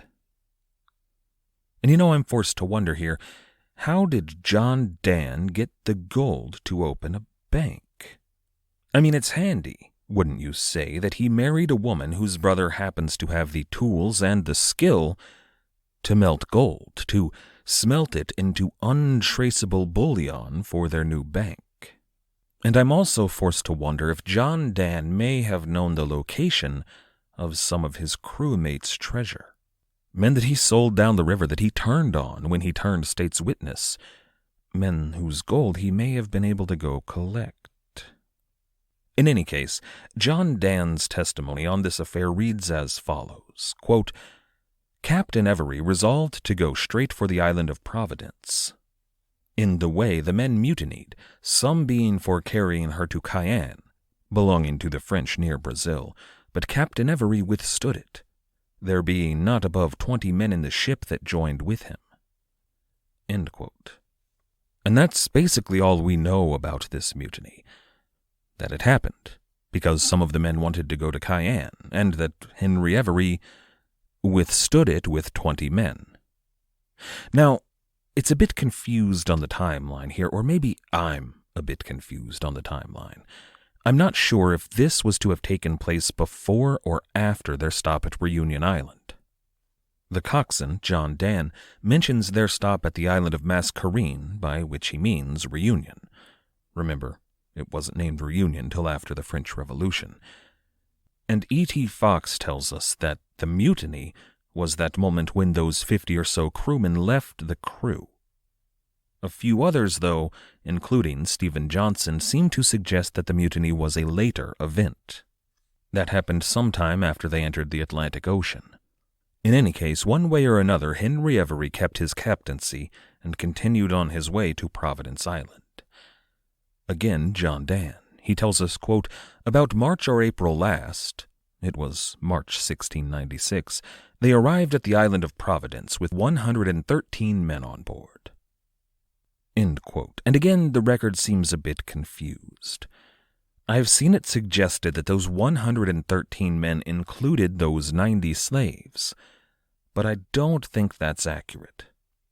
First of all, I just don't see how 20 men could keep 90 others enslaved on the tight confines of a sailing ship. They weren't in chains. They had to work the rigging and keep fancy running. I suspect if they outnumbered the white crewmen so much, they might just have begun to think, hey guys, their guns can only fire 1 bullet each. And yeah, they've got swords, but this is a ship. There's axes and pieces of wood and other swords all around. Why don't we just, rush them? Now, the obvious answer here is that these men were still learning the craft of sailing a ship. None of them knew how to pilot a ship or even where they were going, and they were in the middle of a giant ocean, so killing all of the men who knew how to do that might have been a bad idea. But there are other signs that there are 113 European pilots in addition to the 90 slaves on board. Mostly, and this is the big one, it's the money. We'll get to that in a second. When the Fancy arrived in the Bahamas after a long voyage across the Atlantic, she did not immediately pull up at New Providence Harbor. Instead, as John Dan tells us, they first came to anchor off the island of Thera, by which he of course means Eleuthera, an island that we should all be familiar with after I made you sit through several episodes about the colonial history of the Bahamas. It was there at Eleuthera that Henry Avery sat down to pen a letter to Governor Nicholas Trott of the Bahamas. Now, those of you who have read A General History of the Pirates by Captain Charles Johnson, you might be familiar with a Nicholas Trott. In A General History, he's the magistrate that oversaw the trial of an infamous and dastardly pirate named Stede Bonnet. But that's a different Nicholas Trott, That's Nicholas Trott the Younger. This governor, here in 1696, is his uncle, Nicholas Trott the Elder. Sir Nicholas Trott to his friends, he'd been sent by the Lords Proprietor and tasked with bringing order to and delivering profit from New Providence Island. But the big question here, the one that keeps me up at nights, is why did Henry Avery think to sail for the Bahamas? Why did he endure a mutiny to sail for New Providence in the Bahamas? And why did he write his letter to Nicholas Trott? Now that's not a question that anyone can really answer, but it has raised a ton of speculation over the years. There's one theory, that after his naval career, but before he sailed on board the Charles II, Henry Avery, alias Benjamin Bridgeman, a notorious interloper and slave trader, sold his ill-gotten human cargo at New Providence Island. Now that's by no means impossible. It would mean Henry Avery knew about New Providence Island and its less than law-abiding nature. It would mean that he knew Governor Trott and that the governor was willing to occasionally bend the rules here and there if there was a profit to be made. And that's not a terrible notion. If we're speculating, I actually kind of like that idea, but it's not an idea that, as far as I've seen, we have any real solid evidence of. We have something like 2 sentences of reputable reporting about Benjamin Bridgeman, the interloper, and neither mentions New Providence Island. It's equally possible that Henry Avery, or some of his men, had heard about New Providence from one of the other pirates on their cruise to the Indian Ocean. Thomas Wake and Joseph Farrow both paid visits to New Providence in their earlier careers. Or maybe it's some nameless pirate, someone forgotten by history, that told them about this paradise. A place that's got rum and women, and the water is clear, and the weather is warm, and the fruit is scrumptious.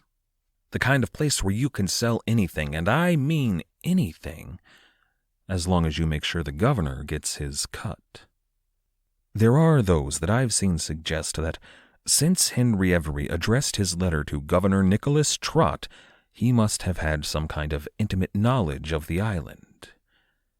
But he was on Eleuthera, just a few miles away. He could just ask somebody who the governor was, the governor of Eleuthera.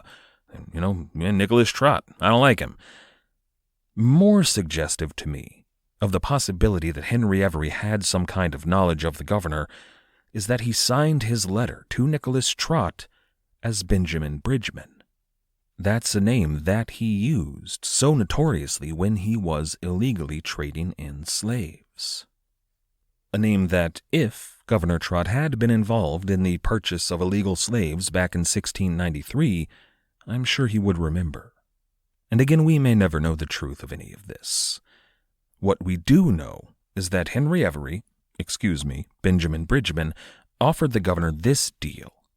He offered to raise 20 pieces of 8 from every crewman on board his ship, as well as 70 pieces of 8 from his own purse.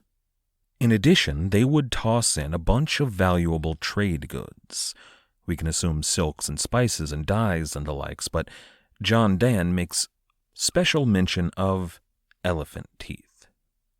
But in total, they offered to give him about 1,000 pounds sterling in hard specie and trade goods. That was going to be a donation of goodwill given directly to Governor Nicholas Trott, a donation that he could use for the upkeep and defense of Nassau were he so inclined, or any other needs he might have. As it turned out, he would use it for the defense and upkeep of Nassau, but that was his prerogative. But Benjamin Bridgeman was candid with the governor about his story. He told the governor they were interlopers, illegal slave traders, but not to worry, all of their slaves had been taken from French slavers. You could see the marks with which they had been branded by their French masters, clearly not stolen English property. all of this was done for the good of Mother England. Plus, the ship had, quote, done nothing for which they would not answer, end quote. Admitting their criminal background, but criminality done with the good of the empire in mind, the kind of thing that a good upstanding governor like Nicholas Trott could overlook. Which, all of this we're taking on the word of Nicholas Trott himself. Sadly, the letter that Avery wrote to the governor has not survived. This all comes from his later account. Trott also goes on to tell us that the ship was short of provisions. The letter from Bridgeman said, quote, if they might be assured of protection and liberty to go away, end quote, that they would make that sizable donation to the colony. They would come in, they would trade their goods, and, this is key, they would give their frigate to Nassau. And then some might stay there at Nassau, and some might go, but either way they would not be a bother. In fact, all of these interlopers might be a real boon to the colony. They were all well armed, you see. One has to be in a trade such as theirs. Slave trading. Those notorious savages. Dangerous folk. Which means that all of these interlopers knew how to use their weapons quite well. Now, if I may be so bold, I would suggest that Nicholas Trott knew that all of this was a lie. He had to have known, or at least highly suspect, that this was the Fancy, that this was the notorious pirate ship of the infamous king of pirates himself, Henry Avery. Every single Englishman in the world had their eyes open for that ship and that man. There's no way he could have missed it, unless he was a complete fool, which he wasn't. So the governor knew this was Henry Avery, but Henry Avery knew that the governor knew it was Henry Avery. So Henry Avery made an offer that Governor Trott could not refuse. Goods and coin worth £1,000 is a very good start here, but the real meat of the offer was the ship and all of those well-armed men. That was both a carrot and a potential stick. See, England and France were, as we know, at war, but the French had been sniffing around the Bahamas for some time now. A few raggedy sailors in sloops armed with old muskets, well, that's just not enough to deter the French for very long. But what about a frigate with 46 big guns? And dozens of well-armed mariners who knew how to fight. Those were resources that Nassau desperately needed, essential for their defense even. They didn't have many men who could fight, and their guns were in poor condition. That is a fine-looking carrot. The stick, on the other hand, was a frigate with 46 big guns and dozens of well-armed mariners who knew how to fight. Were they so inclined, they could take Nassau in an afternoon. They wouldn't even break a sweat. They might not lose a man. And their captain, Long Ben, he did not explicitly say as much, at least according to Nicholas Trott, but the implication was clear. They could come ashore with or without permission, so why not take the £1,000? Nicholas Trott took the money. Of course, it wasn't that cut and dried. He called a meeting of the Council of Nassau, and they deliberated over all of this for some time. What I wouldn't give for a copy of that meeting's minutes, or a copy of the letter from Avery to the governor, or of the governor's reply. We don't have any of that, unfortunately. We do have a later letter from the governor at Jamaica telling Governor Trott that this was Henry Avery of the Fancy. Did you not realize that? And Governor Trott said, quote, there is no proof.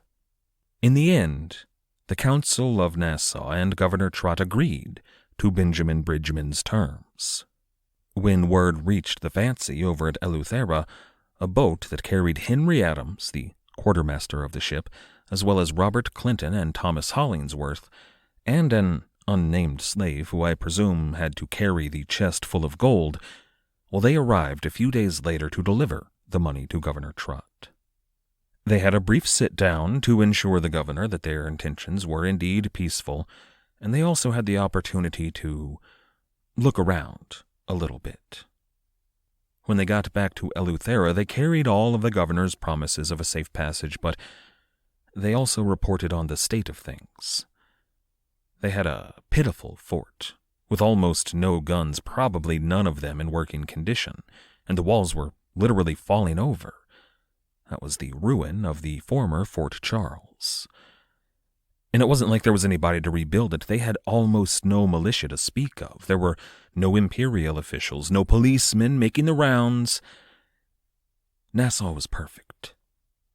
A quiet little backwater that had everything their hearts could ever desire, and nothing to offer them any trouble whatsoever. The following day, Henry Avery set sail for his very last voyage in the ship Fancy. It was a short hop from Eleuthera to New Providence, but when he anchored in the harbor, put in at the dock, and left his ship, it was for the last time. Henry Avery would never return to the pirate ship Fancy.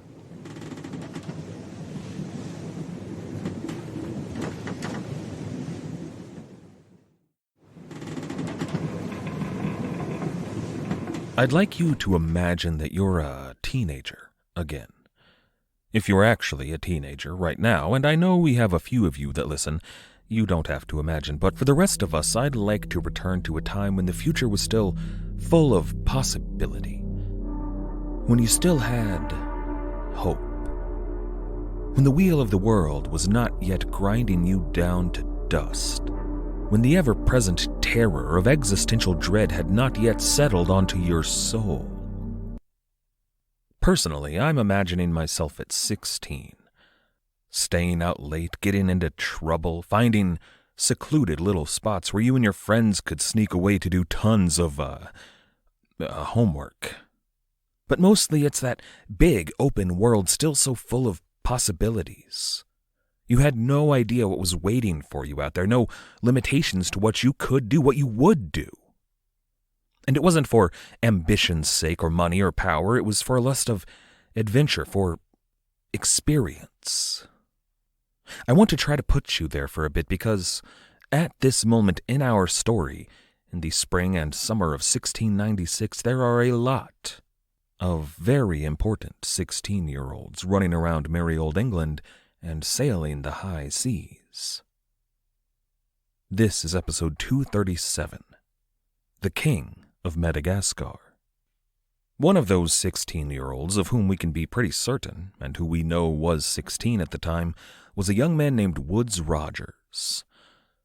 Woodes was living in Bristol in 1696 and still attending school at 16, which was a bit out of the ordinary.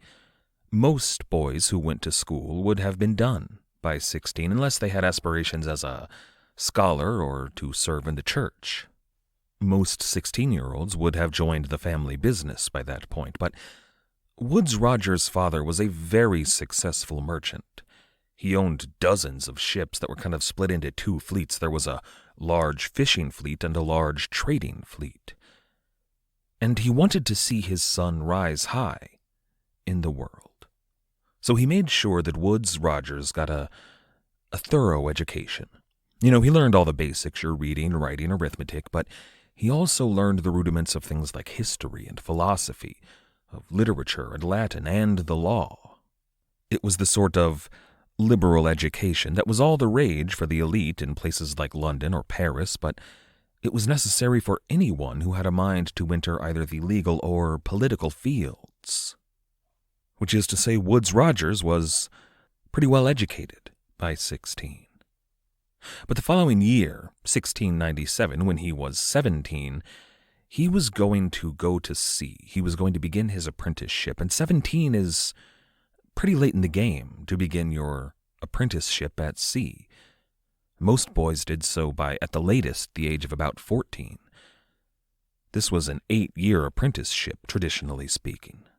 And they learned all of the basics of sailing, the rigging, tying knots, that kind of thing, but anybody who wanted to be considered for even the most minor of respectable jobs at sea had to have this experience under their belt. And that was Woodes Rogers' career path. That's where all the good jobs were. We've talked about boots before. A lot of great pirate costumes have to include a pair of thigh-high leather boots, though turned down at the knee. Look at any pirate in any media. They've all got those high leather boots, but no pirate actually wore those at sea, nor did any respectable naval officer. Those boots don't give a good grip on board a ship at sea. You'd slide all over the deck and probably fall over or maybe get swept away into the ocean. They're popular, though, in pirate costumes. The reason that Jack Sparrow wears a pair of high leather boots is because they were a conceit of the naval officer class. It was a fashion statement that naval officers had, in society, replaced, in social standing, the cavalry. In days past, it had been cavalrymen that showed up to dinner parties with fancy coats and really big, ridiculous hats and wearing their swords, and every single one of them wore those thigh-high leather boots. And they did so for the cavalry because they were tall enough to serve as, chaps for riding their horses, but naval officers didn't have any particular need to protect their inner thighs while on duty. They had no need for those tall leather boots, but they inhabited the same social space that the cavalry once had, so they wore the same costume. But that was an elite group in England. Anyone who wanted to get anywhere in society in the late 17th century served at sea, usually in the Navy. So Woodes Rogers, an unusually educated 17-year-old, went to sea. Now, all of those other very important 16-year-olds, important to our story, well, they were certainly already at sea. We don't know nearly as much about any of them as we do about Woodes Rogers, but, for example, there was a 16-year-old named Benjamin Hornigold, who was probably serving on a Navy ship. They were at war, after all. But there was also a 16-year-old Edward Teach somewhere out there on the blue, learning the ropes, literally learning the ropes and getting his sea legs. There was also a 16-year-old Charles Vane somewhere at sea. Now, there were some younger people out there. Bartholomew Roberts and John Rackham were both 14 at the time, probably just setting out. There was an 11-year-old girl named Mary Reed, although she did go by Mark at that time. She had, her whole childhood, been known as Mark Reed. It might not even be right to call her her, considering our understanding of gender and gender identity these days. We don't know Mary's preferred identity or pronouns or name. It's an interesting aspect of her life. We'll dive into that when we get to her, but we will for now continue to call her Mary Reed. And then there were a bunch of names that were still just kids, really. Steed Bonnet was 8 years old. Sam Bellamy was 7. Anne Bonny was still not yet born. She was still just a kid when she sailed with the flying gang. But, take your pick. You could put yourself in any of those shoes, any which might best fit your own experience. I picture myself at 16, young, dumb, and full of, you know the saying. But there you are, 1696, living your life, and you begin to hear the stories. At first, it's just rumors and whispers of sailors who were working a job for a bunch of puffed-up aristocrats. The mayor of London, the bankers behind the Bank of England. The king himself was bought in on this mission, and these sailors were getting screwed. Royally screwed, I guess. But what did they do in response? They took it. They took everything. They took the fastest ship in England. They took all the guns, all the rum, and they took off. For every kid out there that ever wore a Che Guevara t-shirt or put their hair in a mohawk or told their parents, this isn't just a phase, these guys would have been legendary. And maybe those 17th century 16-year-olds weren't super into punk rock, but they were 16. Rebellion was in their blood. And if they worked on a ship, every time they stepped out of line, they would have gotten a stern talking to. If they screwed up big, they would have faced a lash. At the mast, they would have been whipped and beaten. And every time they endured the humiliation and the pain of that, there were those stories. Tales of modern-day Robin Hoods, men who took what they wanted, never once asking for permission or forgiveness. And there, strapped to the mast, crying and bleeding, I can imagine them thinking about the part of that story where those men shot their officers in the heart. Must have been a bit of a comfort.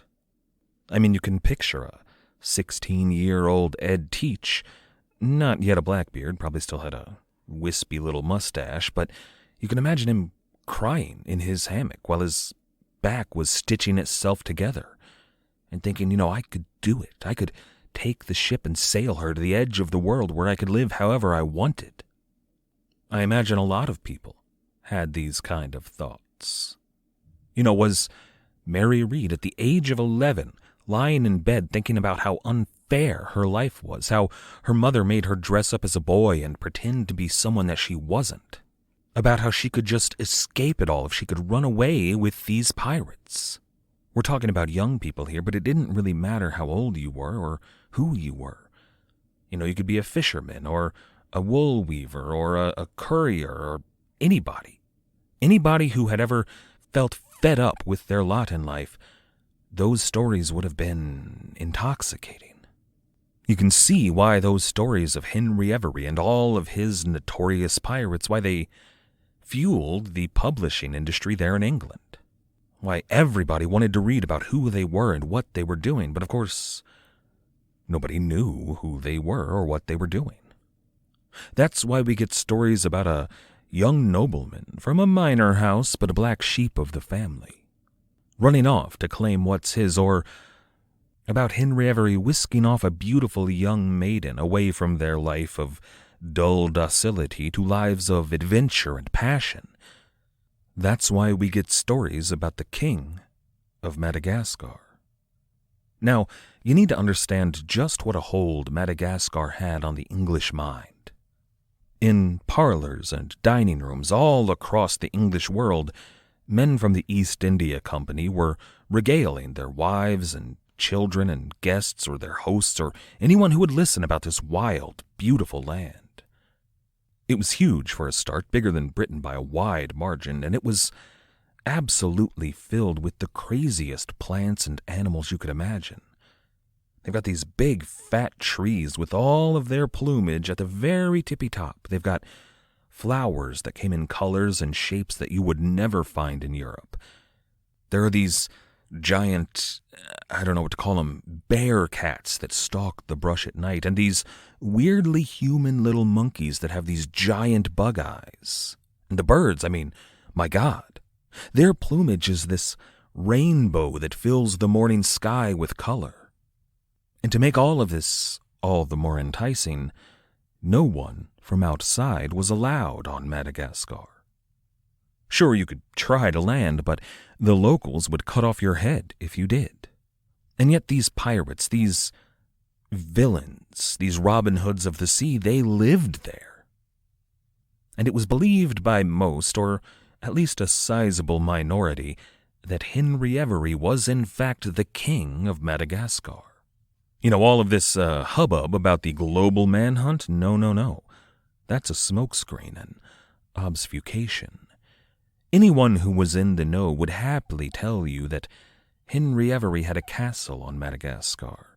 He had a beautiful sultan's daughter as his queen and an army of pirates and savages to guard his walls.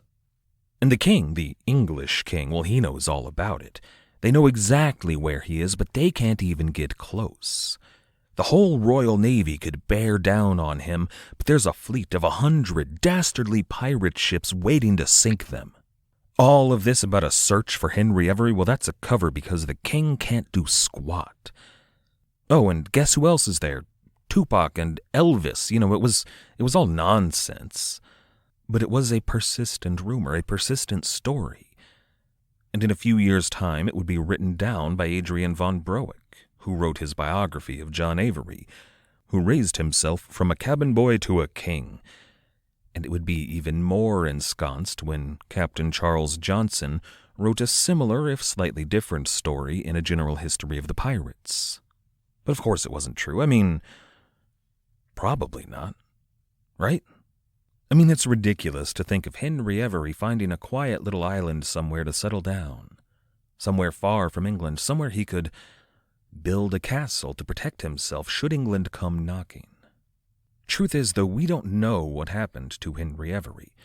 We have some pretty good leads, but who's to say he didn't, at some point, return to Madagascar to build himself a pirate empire? There's no evidence of it. Most of that story was confusing and mashing up the stories of Adam Baldridge and his fort at St. Mary's, of Thomas II and his son with the Queen of the Malagasy, of the very real rape of so many Mughal women on board the Ganj-i-Sawai, and, more than anything, the stories of Abraham Samuel, a man who actually did set himself up as a kind of a king. But it was Henry Avery that served as kind of an amalgamation of all those stories. A figurehead and a marketable commodity to sell newspapers and cheap, trashy books. It's not impossible that Henry Avery could have sailed back to Madagascar, but it's also not what happened. We'll explore that myth again when it becomes relevant, but for now I want to look at what we know actually did happen. We left Henry Avery when he set foot on the docks of Nassau at New Providence Island, when he left his ship the Fancy for one last time. When Henry Avery left the Fancy in March 1696, he was greeted by 3 white men at the docks and a host of slaves. The first of those white men was Nicholas Trott, the governor of New Providence Island. Nicholas Trott greeted Henry Avery personally, or greeted Benjamin Bridgeman, but he welcomed the rest of the crew to Nassau, and then he and Avery departed to speak in private. Trott did, though, invite the crew to dine with him later that evening if they were so inclined. The second white man was the lieutenant governor at Nassau, and he took the rest of the crew under his wing. He led them off to Nassau to show them the sights. The third was the boatswain of Governor Trott's private ship. He was to take command of the Fancy while it was there in port, and all of those slaves were there to do the actual work of unloading the cargo and securing the guns and all of that. That's its own little drama that will play out next time. For now, the crew of the Fancy unloaded all of their private wealth in their sea chests, or, some of them probably in just sacks to carry it all. Now, it was probably actually one of the slaves that belonged to the crew of Fancy that carried their big, heavy piles of money. The pirates themselves would have carried their own cutlass and their musket and their pistols and any other personal effects. This was everything they owned. Remember, these men were nomads. To call them homeless isn't fair. They had a home, but it was the Fancy, and they just left it behind. And I have to wonder what that must have felt like. For over 2 years they'd been away from the civilized world. The only towns that they had seen in those 2 years were unwelcoming places, or even dangerous. But here was an English port town that said it welcomed them in. They had to pay for the privilege of that welcome, but it did happen. I do wonder, though, if they were all a bit on edge for a while. All of them fingering the hilts of their swords as they walked through the streets of Nassau. I imagine for a while none of them ever went out alone. They always traveled in packs, just in case. There's got to be a certain kind of PTSD after that. Just waiting for the moment when the other shoe dropped, when a regiment of King's regulars would pop up from behind the bar and arrest them all. But they did have some place to stay. The lieutenant governor showed the crew to all of the rooms that had been prepared for them. I imagine that the Wheel of Fortune Inn was given over entirely to the crew of the Fancy, along with anywhere else that had a free bed or a pallet or a pile of hay. Anywhere they could put a pirate up to sleep, they probably gave over. And if you're picturing Nassau here in 1696 as the Nassau in, say, Black Sails, or maybe from Assassin's Creed 4, don't. Those are both reasonable representations of what Nassau may have looked like in 1718, but not in 1696. Nassau was a city on the edge. They were broke. They were under threat from the French, and they didn't have the resources to really build themselves up. These would have been small, relatively ramshackle buildings. The Wheel of Fortune was probably the biggest building in town, and maybe it had 2 stories, but probably not. Now, of course, all of that will change by the time the Republic of Pirates really gets going. It's almost like somebody came along with a huge infusion of cash that gave Nassau a real shot in the arm, economically speaking. Once all of the men were settled, a few did go to join the governor for dinner. It was only 7 or 8 of the pirates, most of them officers under Henry Avery, the kind of people who had to make an appearance. It was all pleasant company and polite conversation, and everybody lying through their teeth about who they were and pretending not to know that everybody was lying through their teeth. Not the best time. Meanwhile, the rest of the crew was back at the Wheel of Fortune, enjoying their first taste of a home-cooked meal, of a decent mug of ale, and of, women. And I take a second to think about those poor girls working at the Wheel of Fortune Inn. There's this notion that there's a distinction among the women that worked at those kind of establishments. That on the one hand, you've got the cooks and the barmaids and the washerwomen and the singers and the actors, right?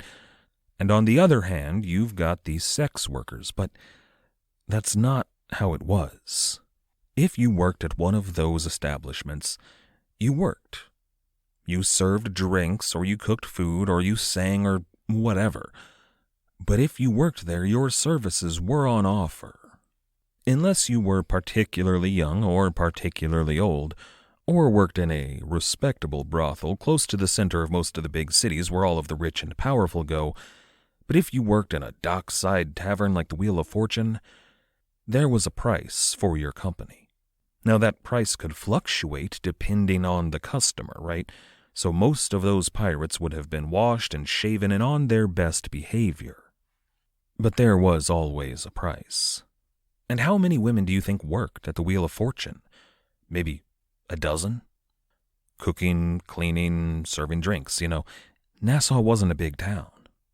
And suddenly there's 100 men, all new in town and all looking for company. And that word, company, it's kind of a euphemism. Yeah, these men were paying for sex, but it also kind of isn't. These men had been away from home for 2 years. The only women they'd seen were the beautiful Malagasy women who were happy to offer their company, or the Mughal ladies on board the Ganj-i-Sawai who were not. But not a one of those women spoke English.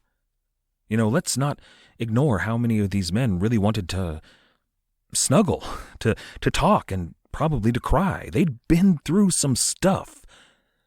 How many of the boys who joined up at 15 or 16 years old to sail with the Spanish expedition, how many of them missed their mothers? How many of the men missed their wives? They were looking for more than just pleasures of the flesh, although for the first few days, they were looking for pleasures of the flesh, and those women who worked at the Wheel of Fortune certainly had their hands full. I wouldn't be surprised even to find out that a bunch of the other young women in town, some unmarried, some probably married, but those who didn't work at the inn came in to fill in for the regular staff and walked away with purses full of silver. I'm bringing this all up because it would have been a big deal for the people of Nassau. Think about all of the money that was getting, I'm looking for a better word than pumped, getting infused into the local economy. Not just for these local women, but for anyone serving drinks or food or, smithy services or, and this is a big one, anyone selling ships and ship supplies.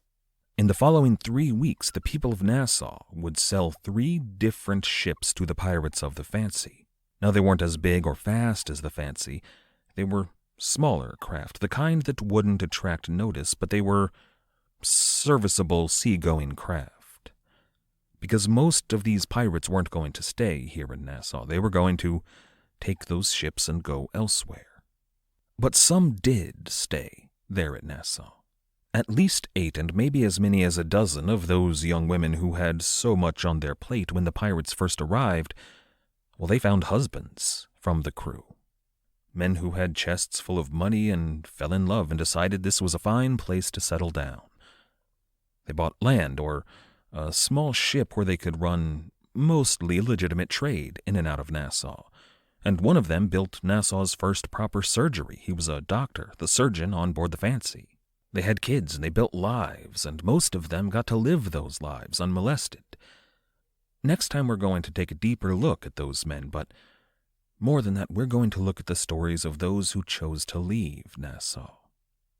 In the following weeks, the men of the Fancy would scatter into the wind. They would sail all over the world. Some to Carolina, some to Boston, some to Brazil, some certainly to Madagascar. But a select few decided to sail for England. And as for Henry Avery, well, no one really knows.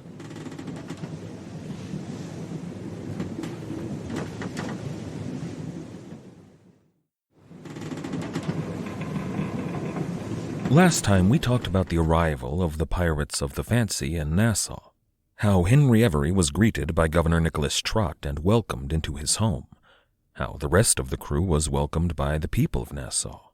We made special mention of the women working at the Wheel of Fortune Inn, who were certainly a top priority for the pirates, but that welcome was extended by almost everyone in town.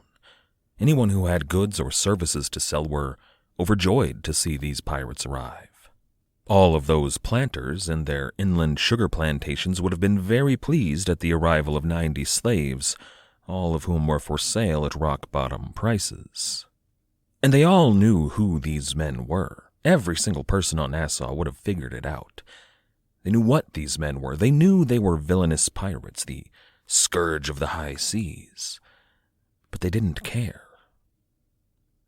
Sure, maybe the preacher condemned them on Sunday, and maybe a ladies' knitting circle tutted about the scandal of it all, but these people were reaping the benefits of those cheap slaves. Their husbands were doing business with these men with plenty of coin to spare. When the people of Nassau had an opportunity to write their friends in Charleston or Boston or London, they put the pen down. They chose to allow these men in. And all of that entire attitude, was the fault of one party, the government of England. This is episode 238, Brushes with the Law. When we look at the great political revolutions of the late 18th and early 19th centuries, the American Revolution, the French Revolution, the Haitian and Spanish-American revolutions, we can point to a number of causes that they all shared in common. Reasons that those revolutions broke out. And a big one is the desire for a constitution. The United States Constitution was hailed by political thinkers all over the world as one of the greatest documents ever conceived of by man. And it wasn't just the liberal, genteel Age of Enlightenment guys, although they wouldn't shut up about it, but even some pretty fringe thinkers loved the United States Constitution. Take Karl Marx, for example. He called the American constitutional representative republican system the greatest form of government in the world. He did that in his manifesto. Now, of course, Marx wasn't crazy about the bourgeois capitalist economic system we had over here, but representative democracy, that was great. But everybody in the world wanted in, at least all of those genteel Age of Enlightenment guys wanted a similar system. That's why you've got all of these French revolutionaries early on talking about the U.S. Constitution.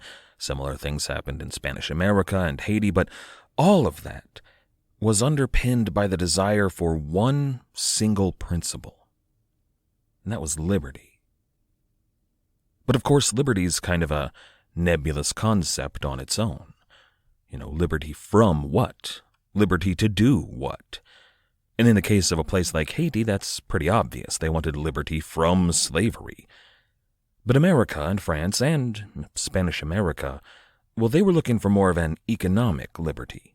At least those genteel middle-class merchants, the Age of Enlightenment guys. They wanted liberty from the mercantilist economic systems of their mother countries. In the British colonies in North America, they wanted freedom to trade with France or Spain.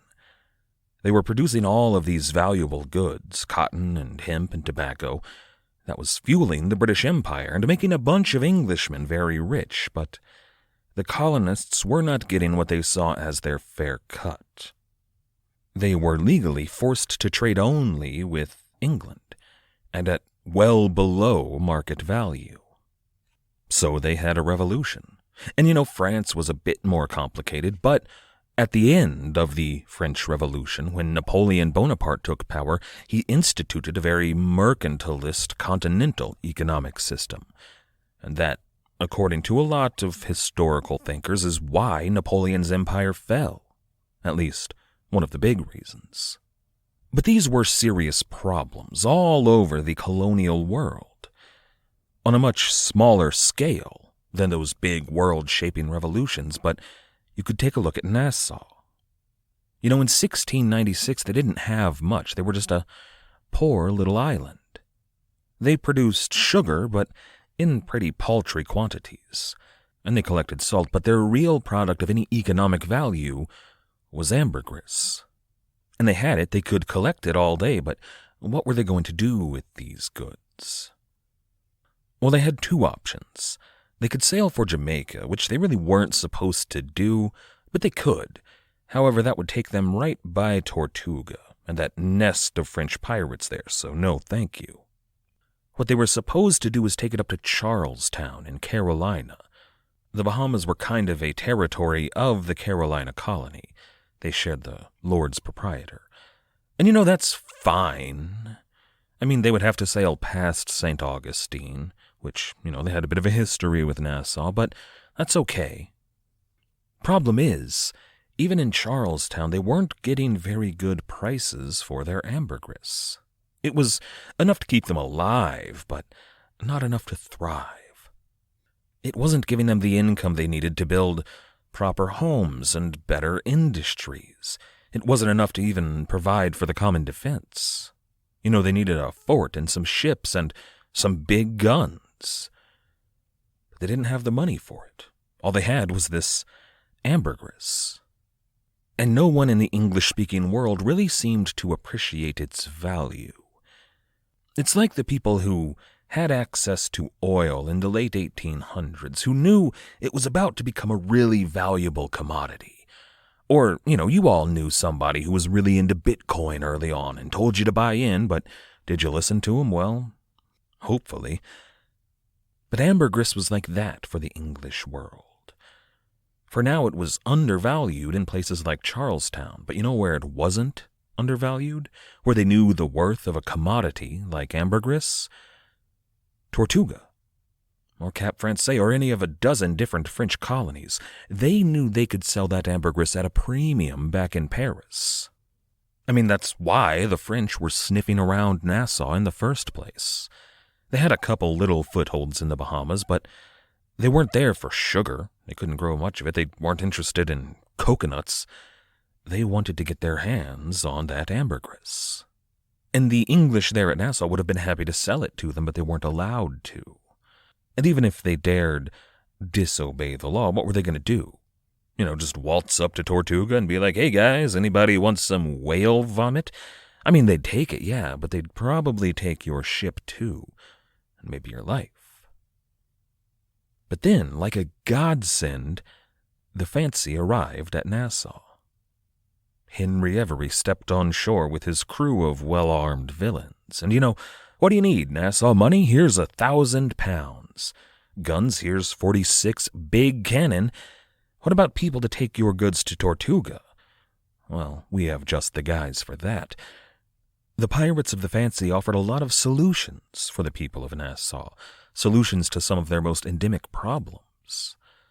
First of all, there was the ship. The Fancy was a fine craft, but at this point, she was a bit worse for wear. She'd been all around the world with less than ample upkeep. She needed a very good careening to clean the hull and repair any leaks they might find to get her into really tip-top shape. And I think that Nicholas Trott suspected that the men of the fancy were using him. I think that Nicholas Trott thought that they offered him the fancy so that he would do all the work of getting her in tip-top shape. And then I think that Trott thought they were going to take it back. And he couldn't do anything to stop them. They'd just have him do all the work and take their ship on their merry way. And that's not out of the question.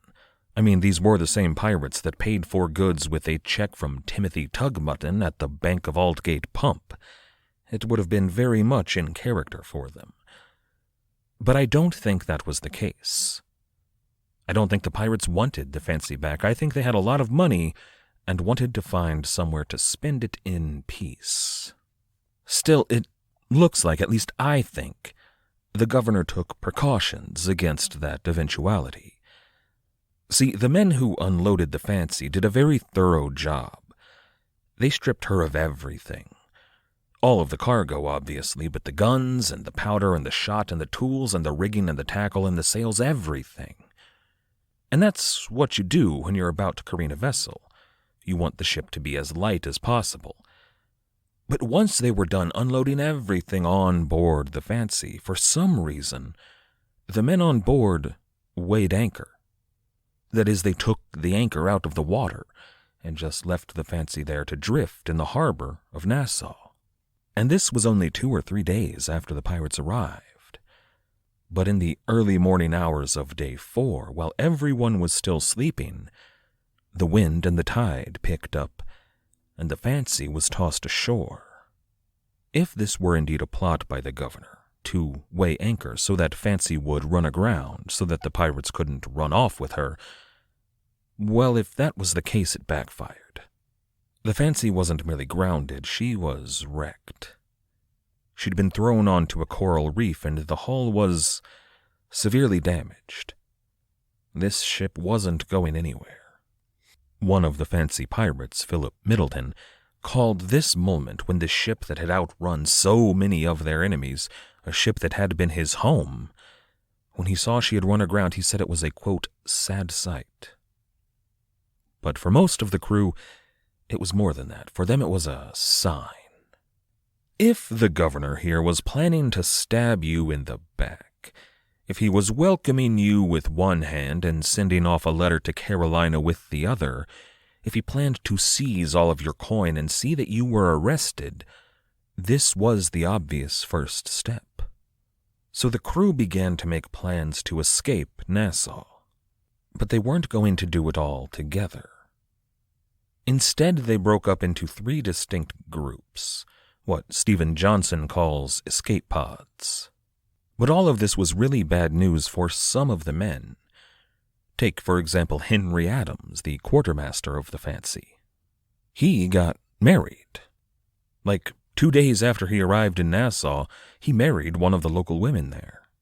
We don't have too many details about this, but I suspect it went something like this.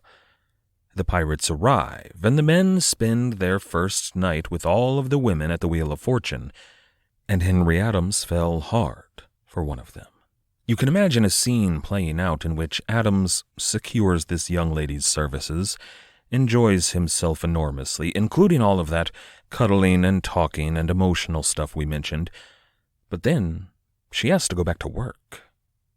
She can't spend all night with him. So they go back into the main hall, and one of the other men agrees on a price with this particular woman. And they start heading into the back, and Henry Adams is just sick with this sudden burst of wild jealousy. This was the first woman he'd seen in months, the first in a couple of years who could speak English. They may have shared something of a connection there, so he stops them. He was the quartermaster, but that's not how things work in this establishment. She had to get back to work. You can imagine hard words being spoken.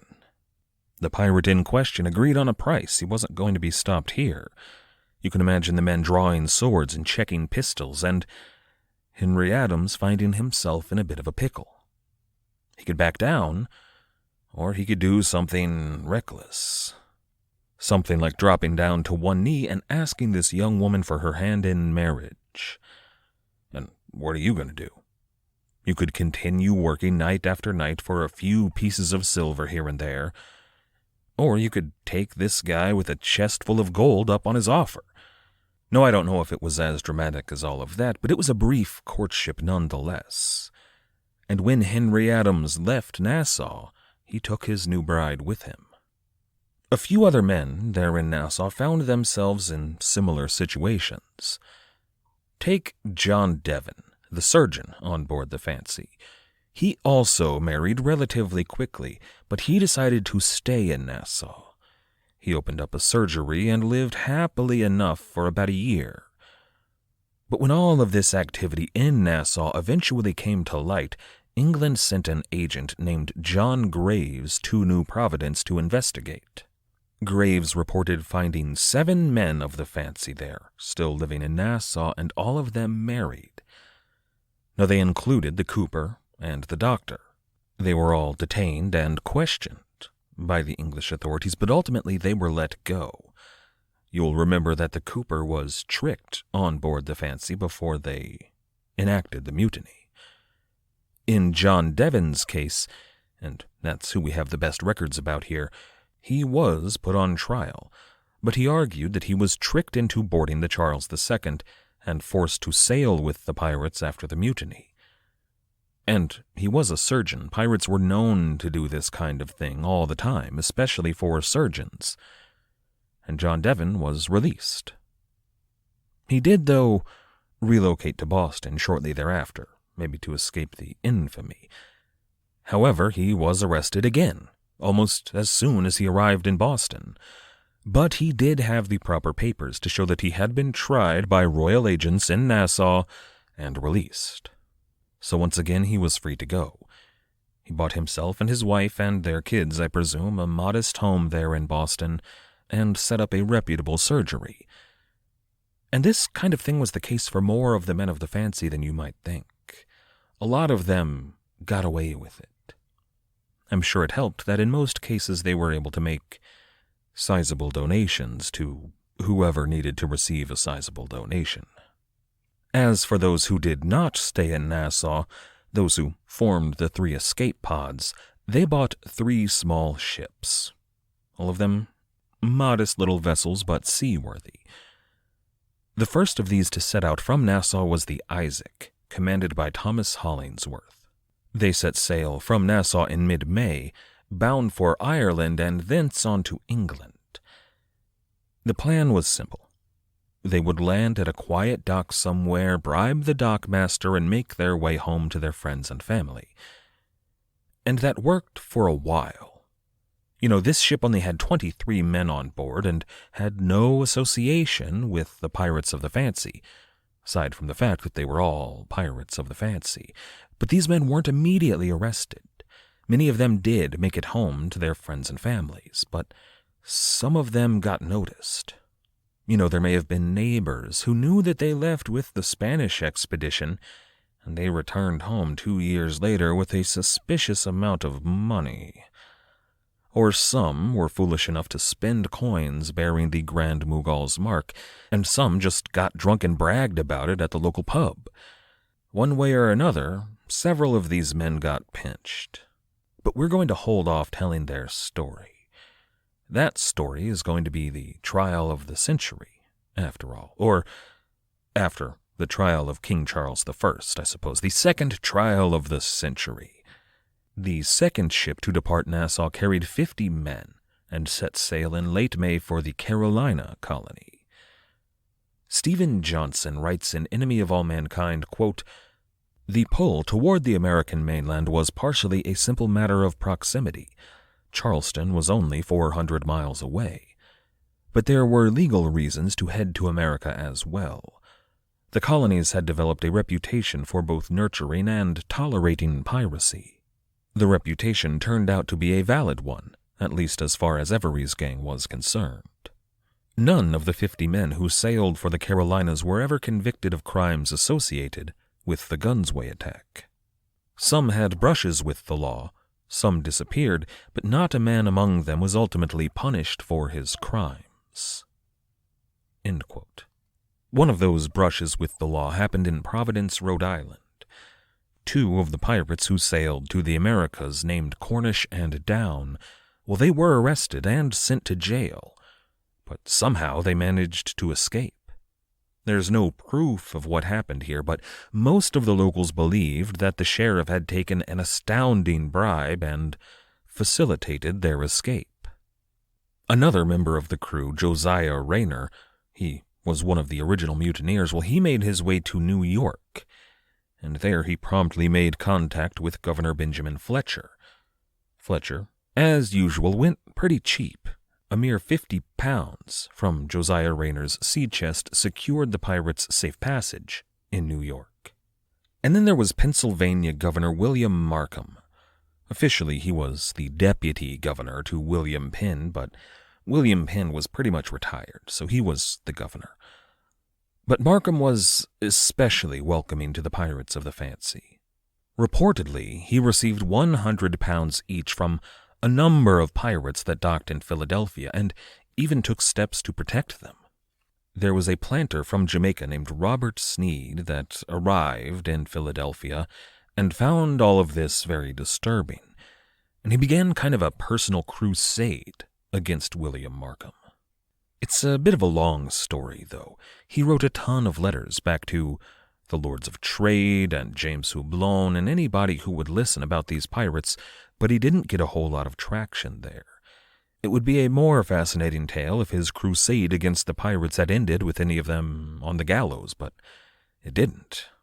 There were rumors, probably started by this Mr. Reed, that the governor's wife and daughters were in cahoots with the pirates, and more than that, though, they spied on behalf of the pirates, and whenever the authorities were closing in, the wife and the daughter would make their way to the pirates' house at night, enjoy a nice night-long tryst, and tell them that the authorities were coming. Probably not true, but fun nonetheless. There were, though, a few pirates that left Nassau on their own, not in one of the 3 pods. Take Daniel Smith, William Griffin, and his brother Benjamin Griffin. They all returned back to their home at Bermuda. When they arrived, William Griffin kind of disappears from the record, but Daniel Smith and Benjamin Griffin had some business. They had a friend, also from Bermuda, named John Birch, who also took part in the raid on the Gunsway. But he was not a member of the Fancy's crew. He was from the Pearl. And if you'll recall, when they were splitting up the booty, the men of the Pearl allegedly clipped their coins. So the men of the Fancy seized their shares. And it looks like these 2 men felt guilty here. They went by John Birch's house. Now, he'd yet to make it home from the Indian Ocean, but his wife was there. And they told his wife that last they had seen him, John was alive and well. But they went a step further. They opened up their own purses to ensure that his wife got at least a portion of what he was owed from the raid, and she took it. It's a surprisingly honorable deed for, notorious pirates, but no good deed goes unpunished. This act of decency got them noticed, and a few days later Mr. Smith and Mr. Griffin were arrested for piracy. Now, Mr. Griffin managed to escape, but Daniel Smith did not. A few days later, he was hanged for his crimes. And some few others did escape out into the wide, wild world. And we're actually going to meet some of them in the future. In one case, William Dampier, on yet another expedition around the world, this is the HMS Roebuck expedition, well, somewhere out there on the fringes of civilization, he runs into a group of Englishmen that he knows. He remembers them from his time on the Spanish expedition, and he knew them to be mutineers and pirates. William Dampier, well, we'll wait to get to that story when we get to it. Then we have the 3rd ship, the Seaflower. The Seaflower was to sail under Captain Joseph Farrow, formerly the captain of the Portsmouth Adventure. The Seaflower left in early June 1696 and carried most of the names we're familiar with. Henry Adams, for example, sailed on the Seaflower along with his wife. A few others that we'll talk about, but The Sea Flower carried Henry Avery. Allegedly. Probably. After the Sea Flower left Nassau, nobody ever saw Henry Avery again. That's not true. Members of his crew saw Henry Avery again, but no record exists aside from one nebulous tale of Henry Avery anywhere in the world. All of the hundreds, maybe even thousands of officials and officers and magistrates and governors, everyone looking for Henry Avery, well, they never caught wind of the King of Pirates. And to this day, we don't know what happened to him. But there are naturally a lot of theories. Next time we're going to talk about those possibilities. I'll tell you now, we won't come to an official conclusion, but I do have ideas of my own.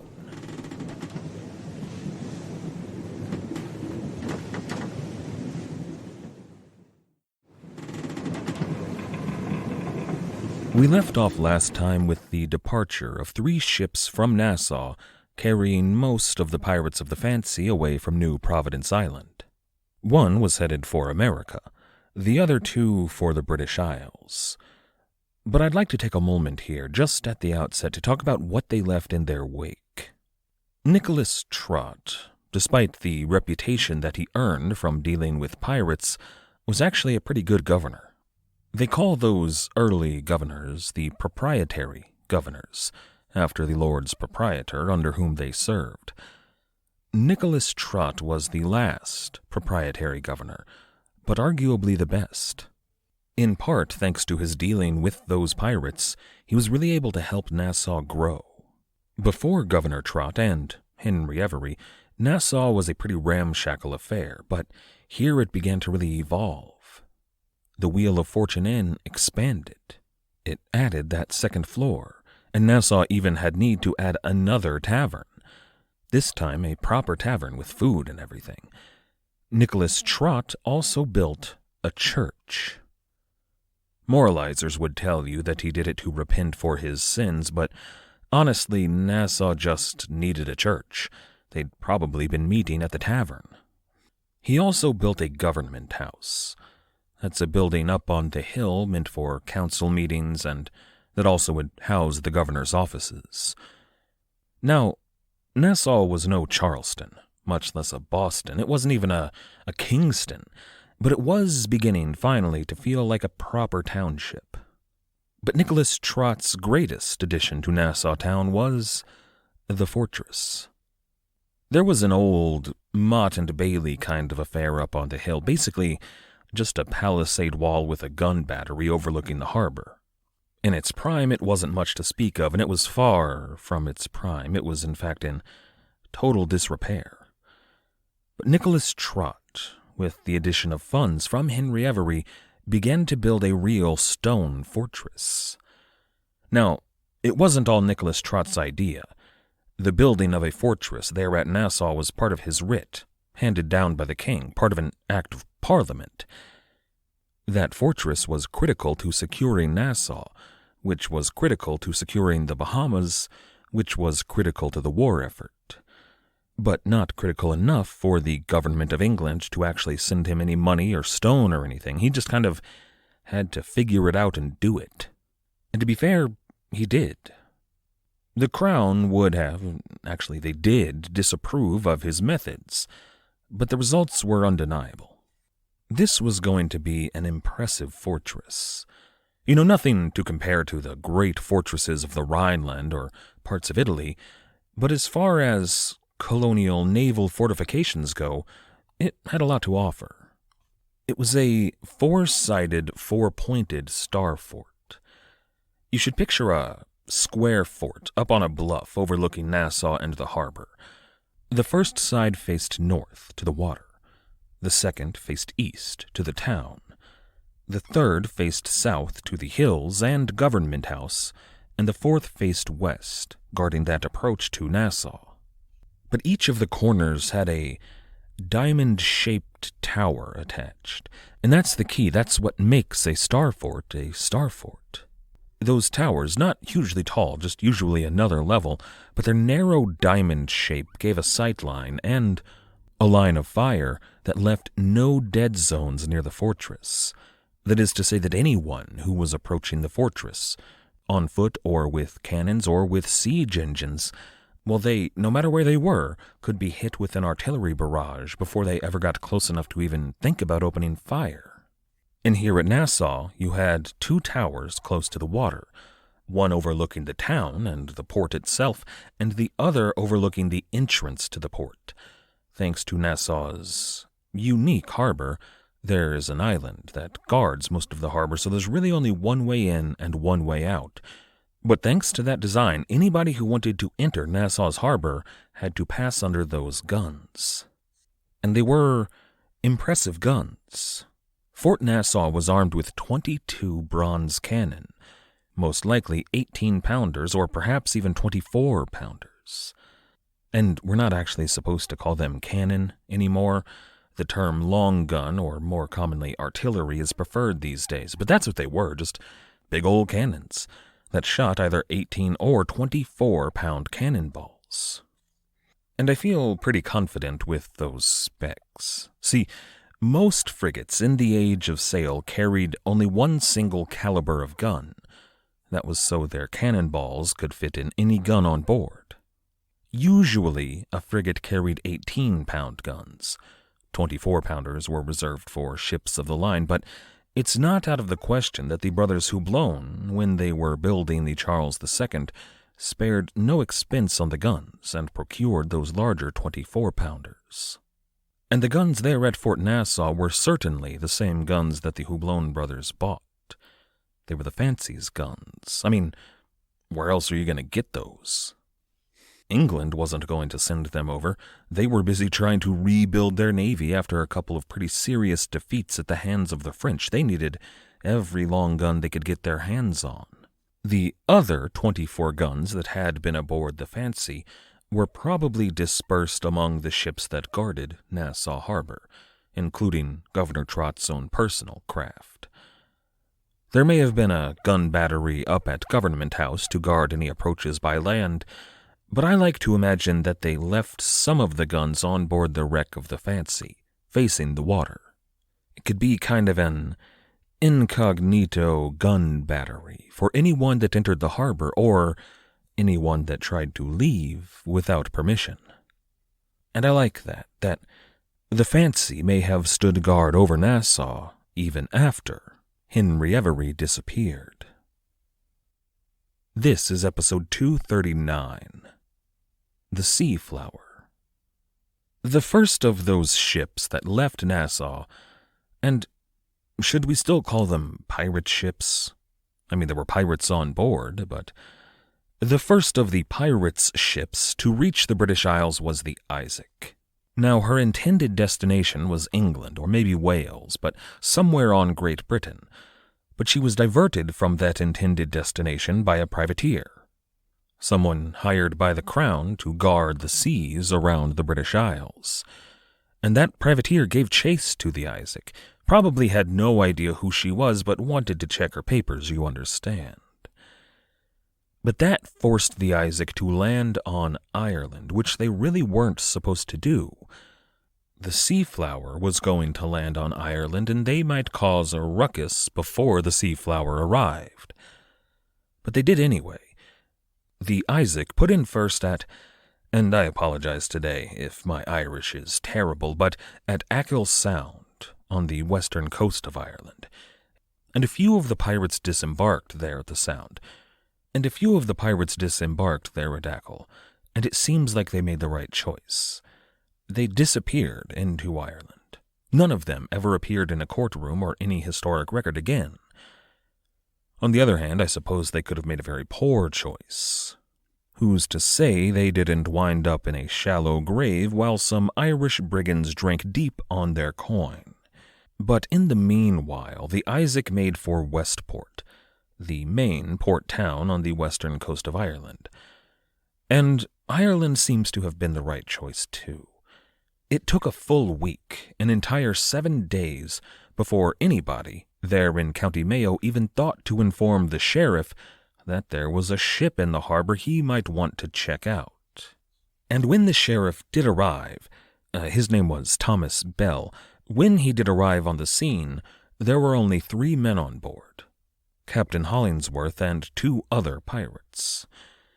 The sheriff did not seem to realize that this ship might have any association with Henry Avery, but even if he did, he didn't care. The one thing that concerned Sheriff Bell was taxable cargo. Any trade goods that had entered Ireland on this ship through this port were liable to taxation. So, spices, dyes, fabrics, sugars, you get the gist. But money, hard specie in silver and gold, well, that was not taxable. And at the moment, Hollingsworth and those 2 other pirates only had coins on board, and they assured the sheriff that there had never been any taxable cargo whatsoever, which definitely should have made the sheriff suspicious, but mostly he was upset at the total lack of tax income. But he did not have long to wait. Over the following few weeks, a suspicious number of reports started coming in, from all around Ireland, but mostly County Mayo at first, about seafaring Englishmen trying to trade, say, muslin. That's a thin, fine cotton fabric, and in 1696, they still weren't yet growing much cotton in America. That muslin came from India. Or maybe there was a scruffy sailor that walked into a grocer somewhere trying to sell a huge bag of nutmeg. Or who knows, the local tailor with a bag of indigo. Whatever the case, it was like somebody walking into a pawn shop with a big bag of diamonds. A couple of weeks after Tiffany's gets knocked over. It was suspicious. And those guys, many of them, got picked up by the local authorities and put on trial. But here's the thing. When they heard the charges, they were not getting charged with piracy. They were obviously guilty of piracy, but no, they were getting charged with failing to pay the dockmaster. It was like, oh, we know you got the nutmeg, so you better pay up. And they did. These pirates would pay the 5 or 10 pounds or whatever it was, and then they'd get to walk away. 6 men, though, were picked up in Ireland on suspicion of piracy. One of them turned state's witness, or I suppose properly it's supposed to be king's witness in this case. But this one man, William Phillips, testified against 5 of his brothers. And despite his credible testimony, the jury still acquitted the pirates. They got to walk away with their sea chests mostly full of treasure. And that's why Ireland seems to have been a good destination for the pirates. They don't seem to have been too interested in prosecuting men who broke English laws, or reporting them, or doing much of anything to stop the pirates from doing whatever they wanted, as long as no one got hurt. But William Bell, I suppose in an effort to redeem himself, did a decent bit of detective work here. He asked around at some of the local horse traders near Westport, and found evidence of a man paying 10 pounds for a horse. He bought 2 of them, in fact, but that's way more than a horse was worth. And in fact, later reports would show that horse traders all around the region made a killing that summer. But this was the lead that Sheriff Bell had, and he followed the horsemen, the way that the horse trader pointed at first, but later on tracking them. And eventually he found 2 men, one named William Forsyth, one of the pirates on board the Fancy, and another man who was not one of the pirates, just booked passage over on the Isaac. Well, he found them sleeping in the wilderness on their way to Dublin and arrested them. Now, William Forsyth is going to wind up on trial in a few months' time, and you'd think this was where he got caught, right? But no. He made bail in Dublin and was sent on his way.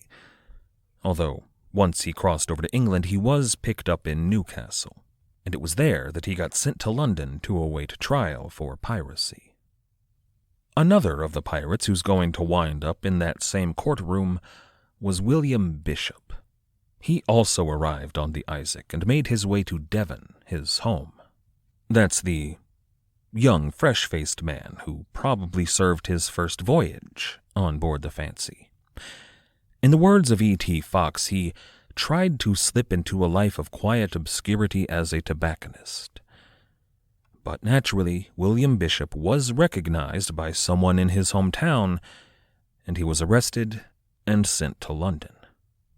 There's another story that's worth a brief mention here. A Mr. John Miller, one of the pirates from the Fancy, joined up with the crew of the Charles, a privateer, a legal and sanctioned privateer, under a Captain Plowman. Just a good job, right? But Captain Plowman died just a few days after setting sail, and the quartermaster of the Charles took command, and his name was John Quelch. John Quelch would go on to become one of the more famous pirates of the dawn of the 18th century. And similar stories are probably true for a lot of these guys. Pirates aren't exactly known for saving their money or investing wisely, and a lot of them probably signed up on privateer crews when the War of Spanish Succession broke out in just a couple of years. And who's to say some of those pirates from the Fancy didn't wind up sailing under Hornigold or Teach or any of the other pirates of the Republic of Nassau? Finally, for the Isaac, there's Captain Thomas Hollingsworth. Hollingsworth sold the Isaac to a pair of outfitters there in Dublin. They were men who were looking for a good privateering investment. They secured a privateering commission for Captain Hollingsworth, who continued on as captain of the Isaac. I suspect that his experience in privateering, although nothing that anyone would ever officially acknowledge, was what got him the job. I certainly was not a crewman on board the Fancy, and I certainly did not take part in the Gunsway raid under Henry Avery. But I do have a lot of experience. But everybody in Dublin knew who these guys were by that point. Regardless, this was a good job. A good, stable, privateering job. A cushy gig patrolling the coasts of England and Ireland looking for, French smugglers or what have you. That will be relevant in the future. But a few weeks later, the Seaflower arrived. This was the last of the ships to depart Nassau, and the Seaflower carried all of the higher-ranking officers from the Fancy, most of the names we know. She was commanded by Joseph Farrow, formerly of the Portsmouth Adventure, but she also carried Henry Avery. Beyond that, the Seaflower carried the quartermaster, Henry Adams, and his wife, Mrs. Henry Adams. We don't actually have her name. But she also carried the other quartermaster, maybe the former quartermaster, named Joseph Dawson. There was also John Dan, who was about to turn King's witness against a bunch of these guys, as well as John Sparks and James Lewis. Now, those are all the names that you really need to remember here. Names which will play a role in the drama to unfold in the future. There are a few others, though worthy of note, but not that you need to remember. There was Samuel Dawson, Joseph Dawson's brother. There was the cook of the Fancy, Thomas Johnson, and there was a Philip Middleton on board. And we actually know the names of quite a few of the other pirates that arrived in Ireland there in May and June 1696. And I had a bit recorded where I told you their names, but I've decided not to use that. It really felt a bit unnecessary. It's just a list of names. Most of them got away with it, so that's great, but those names aren't mentioned in the accounts of the piracy or the testimonies that are to follow. They're just names taken at the docks. Who knows if it's even their real names? So, I won't bore you, but keep in mind there's another almost 30 men walking around Ireland who are going to get away with it.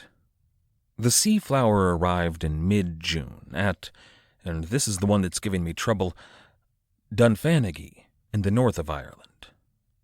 The person manning the fort there at Dunfanaghy was named Maurice Cuttle, and he welcomed these sailors to Ireland. His title, and I love this, was actually the Land Waiter. John Dan would later tell the court that he and all of the other pirates each gave Mr. Cuttle £3 in gold. and I'm having trouble discerning exactly what that means. It's the word pound that's giving me trouble here, and the varied representations of the word, well, they're not helping. Was it 3 pounds sterling, effectively equal to $3, but in gold? Well, that would have been a few pieces of chipped gold, or maybe some gold dust from each man. And added up from all the 23 pirates on board the Seaflower, that would be about 69 pounds, which not bad for a day's work. And that's how some of the early sources and Stephen Johnson write it. The pound symbol, the curvy L with the line through it. But E.T. Fox writes, and this is how the copy of John Dan's testimony that I have, they write it as 3 pounds of gold. It's 3 pounds, LBS period, of gold. Now, if each of the pirates were to have given the land waiter 3 pounds of gold, that would have been a sizable portion of his wealth. It would have left Mr. Cuttle, at the end of the day, a wealthy man. Retire to the south of France with a beautiful young bride kind of wealthy. In modern American dollars, 3 pounds of gold is worth $214,000. In total, from each of the 23 pirates, that would equal just about $5 million. I doubt that they gave this land waiter $5 million, but it's also possible that the court reporter got confused, and it was in fact a bulk effort from all of the pirates who gave this man a total of 3 pounds of gold, or about $214,000. Regardless, he got paid off, and he let the pirates into Ireland.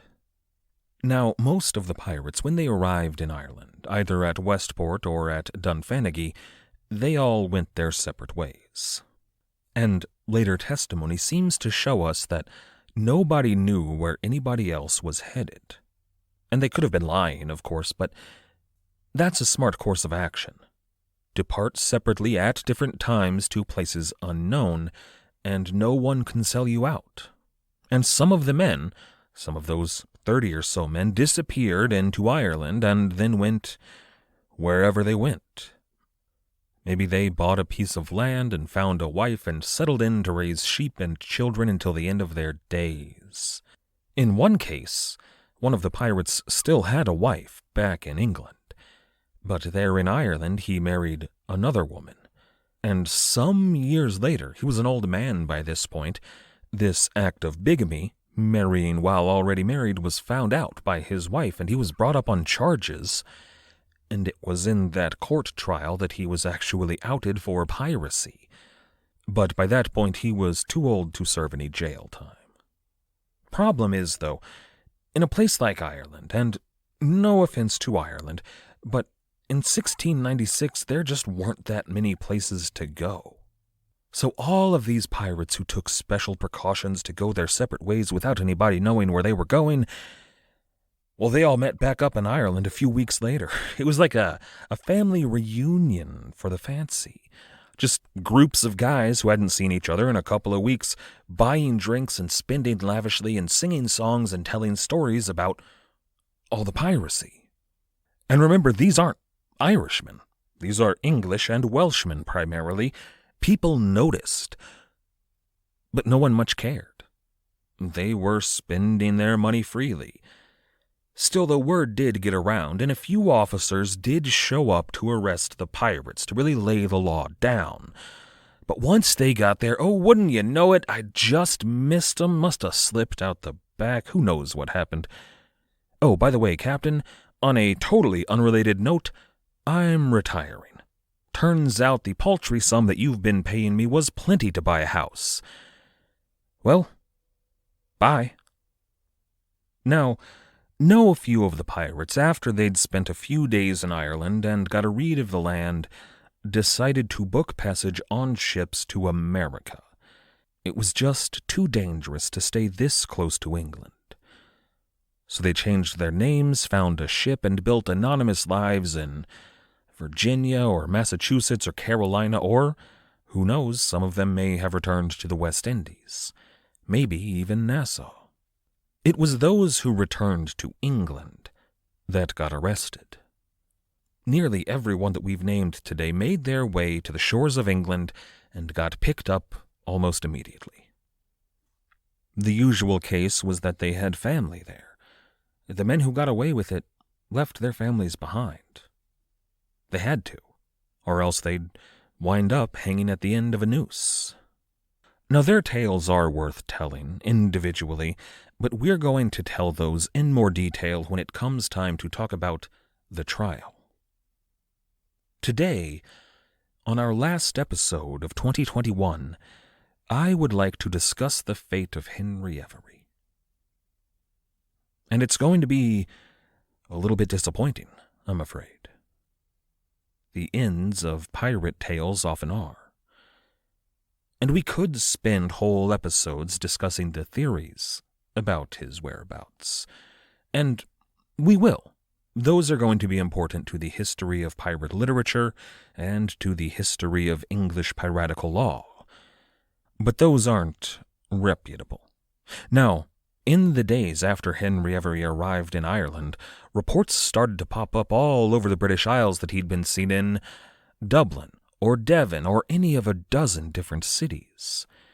But those sightings became so frequent and so varied. I mean, people would see him in York and in Glasgow on the same day. If there were any true sightings of Henry Avery, they got lost in the sea of falsehood. As far as reputable sources are concerned, we get one last glimpse of Henry Avery. On the voyage over from Nassau on board the Seaflower, Mrs. Henry Adams fell for the charms of Mr. Henry Avery. I don't imagine that it was a very pleasant voyage for the old quartermaster, Henry Adams, as shortly after leaving Nassau, his brand-new bride shacked up with Avery. After their arrival at Dunfanaghy, Henry Avery, Henry Adams, and Mrs. Adams, as well as John Dan and 2 or 3 others, stayed together for 6 days, traveling inland. I don't imagine Mr. Adams was particularly happy with this arrangement. Or perhaps it was just out of good sense, but for one reason or another, on day 7, Henry Avery and Mrs. Adams departed the company. They went their own separate way. According to Mr. John Dan, they were headed to Donaghadee in County Down. But I sincerely doubt that, if Mr. Dan were telling the truth, Henry Avery told him the truth. I doubt he ever saw Donaghadee.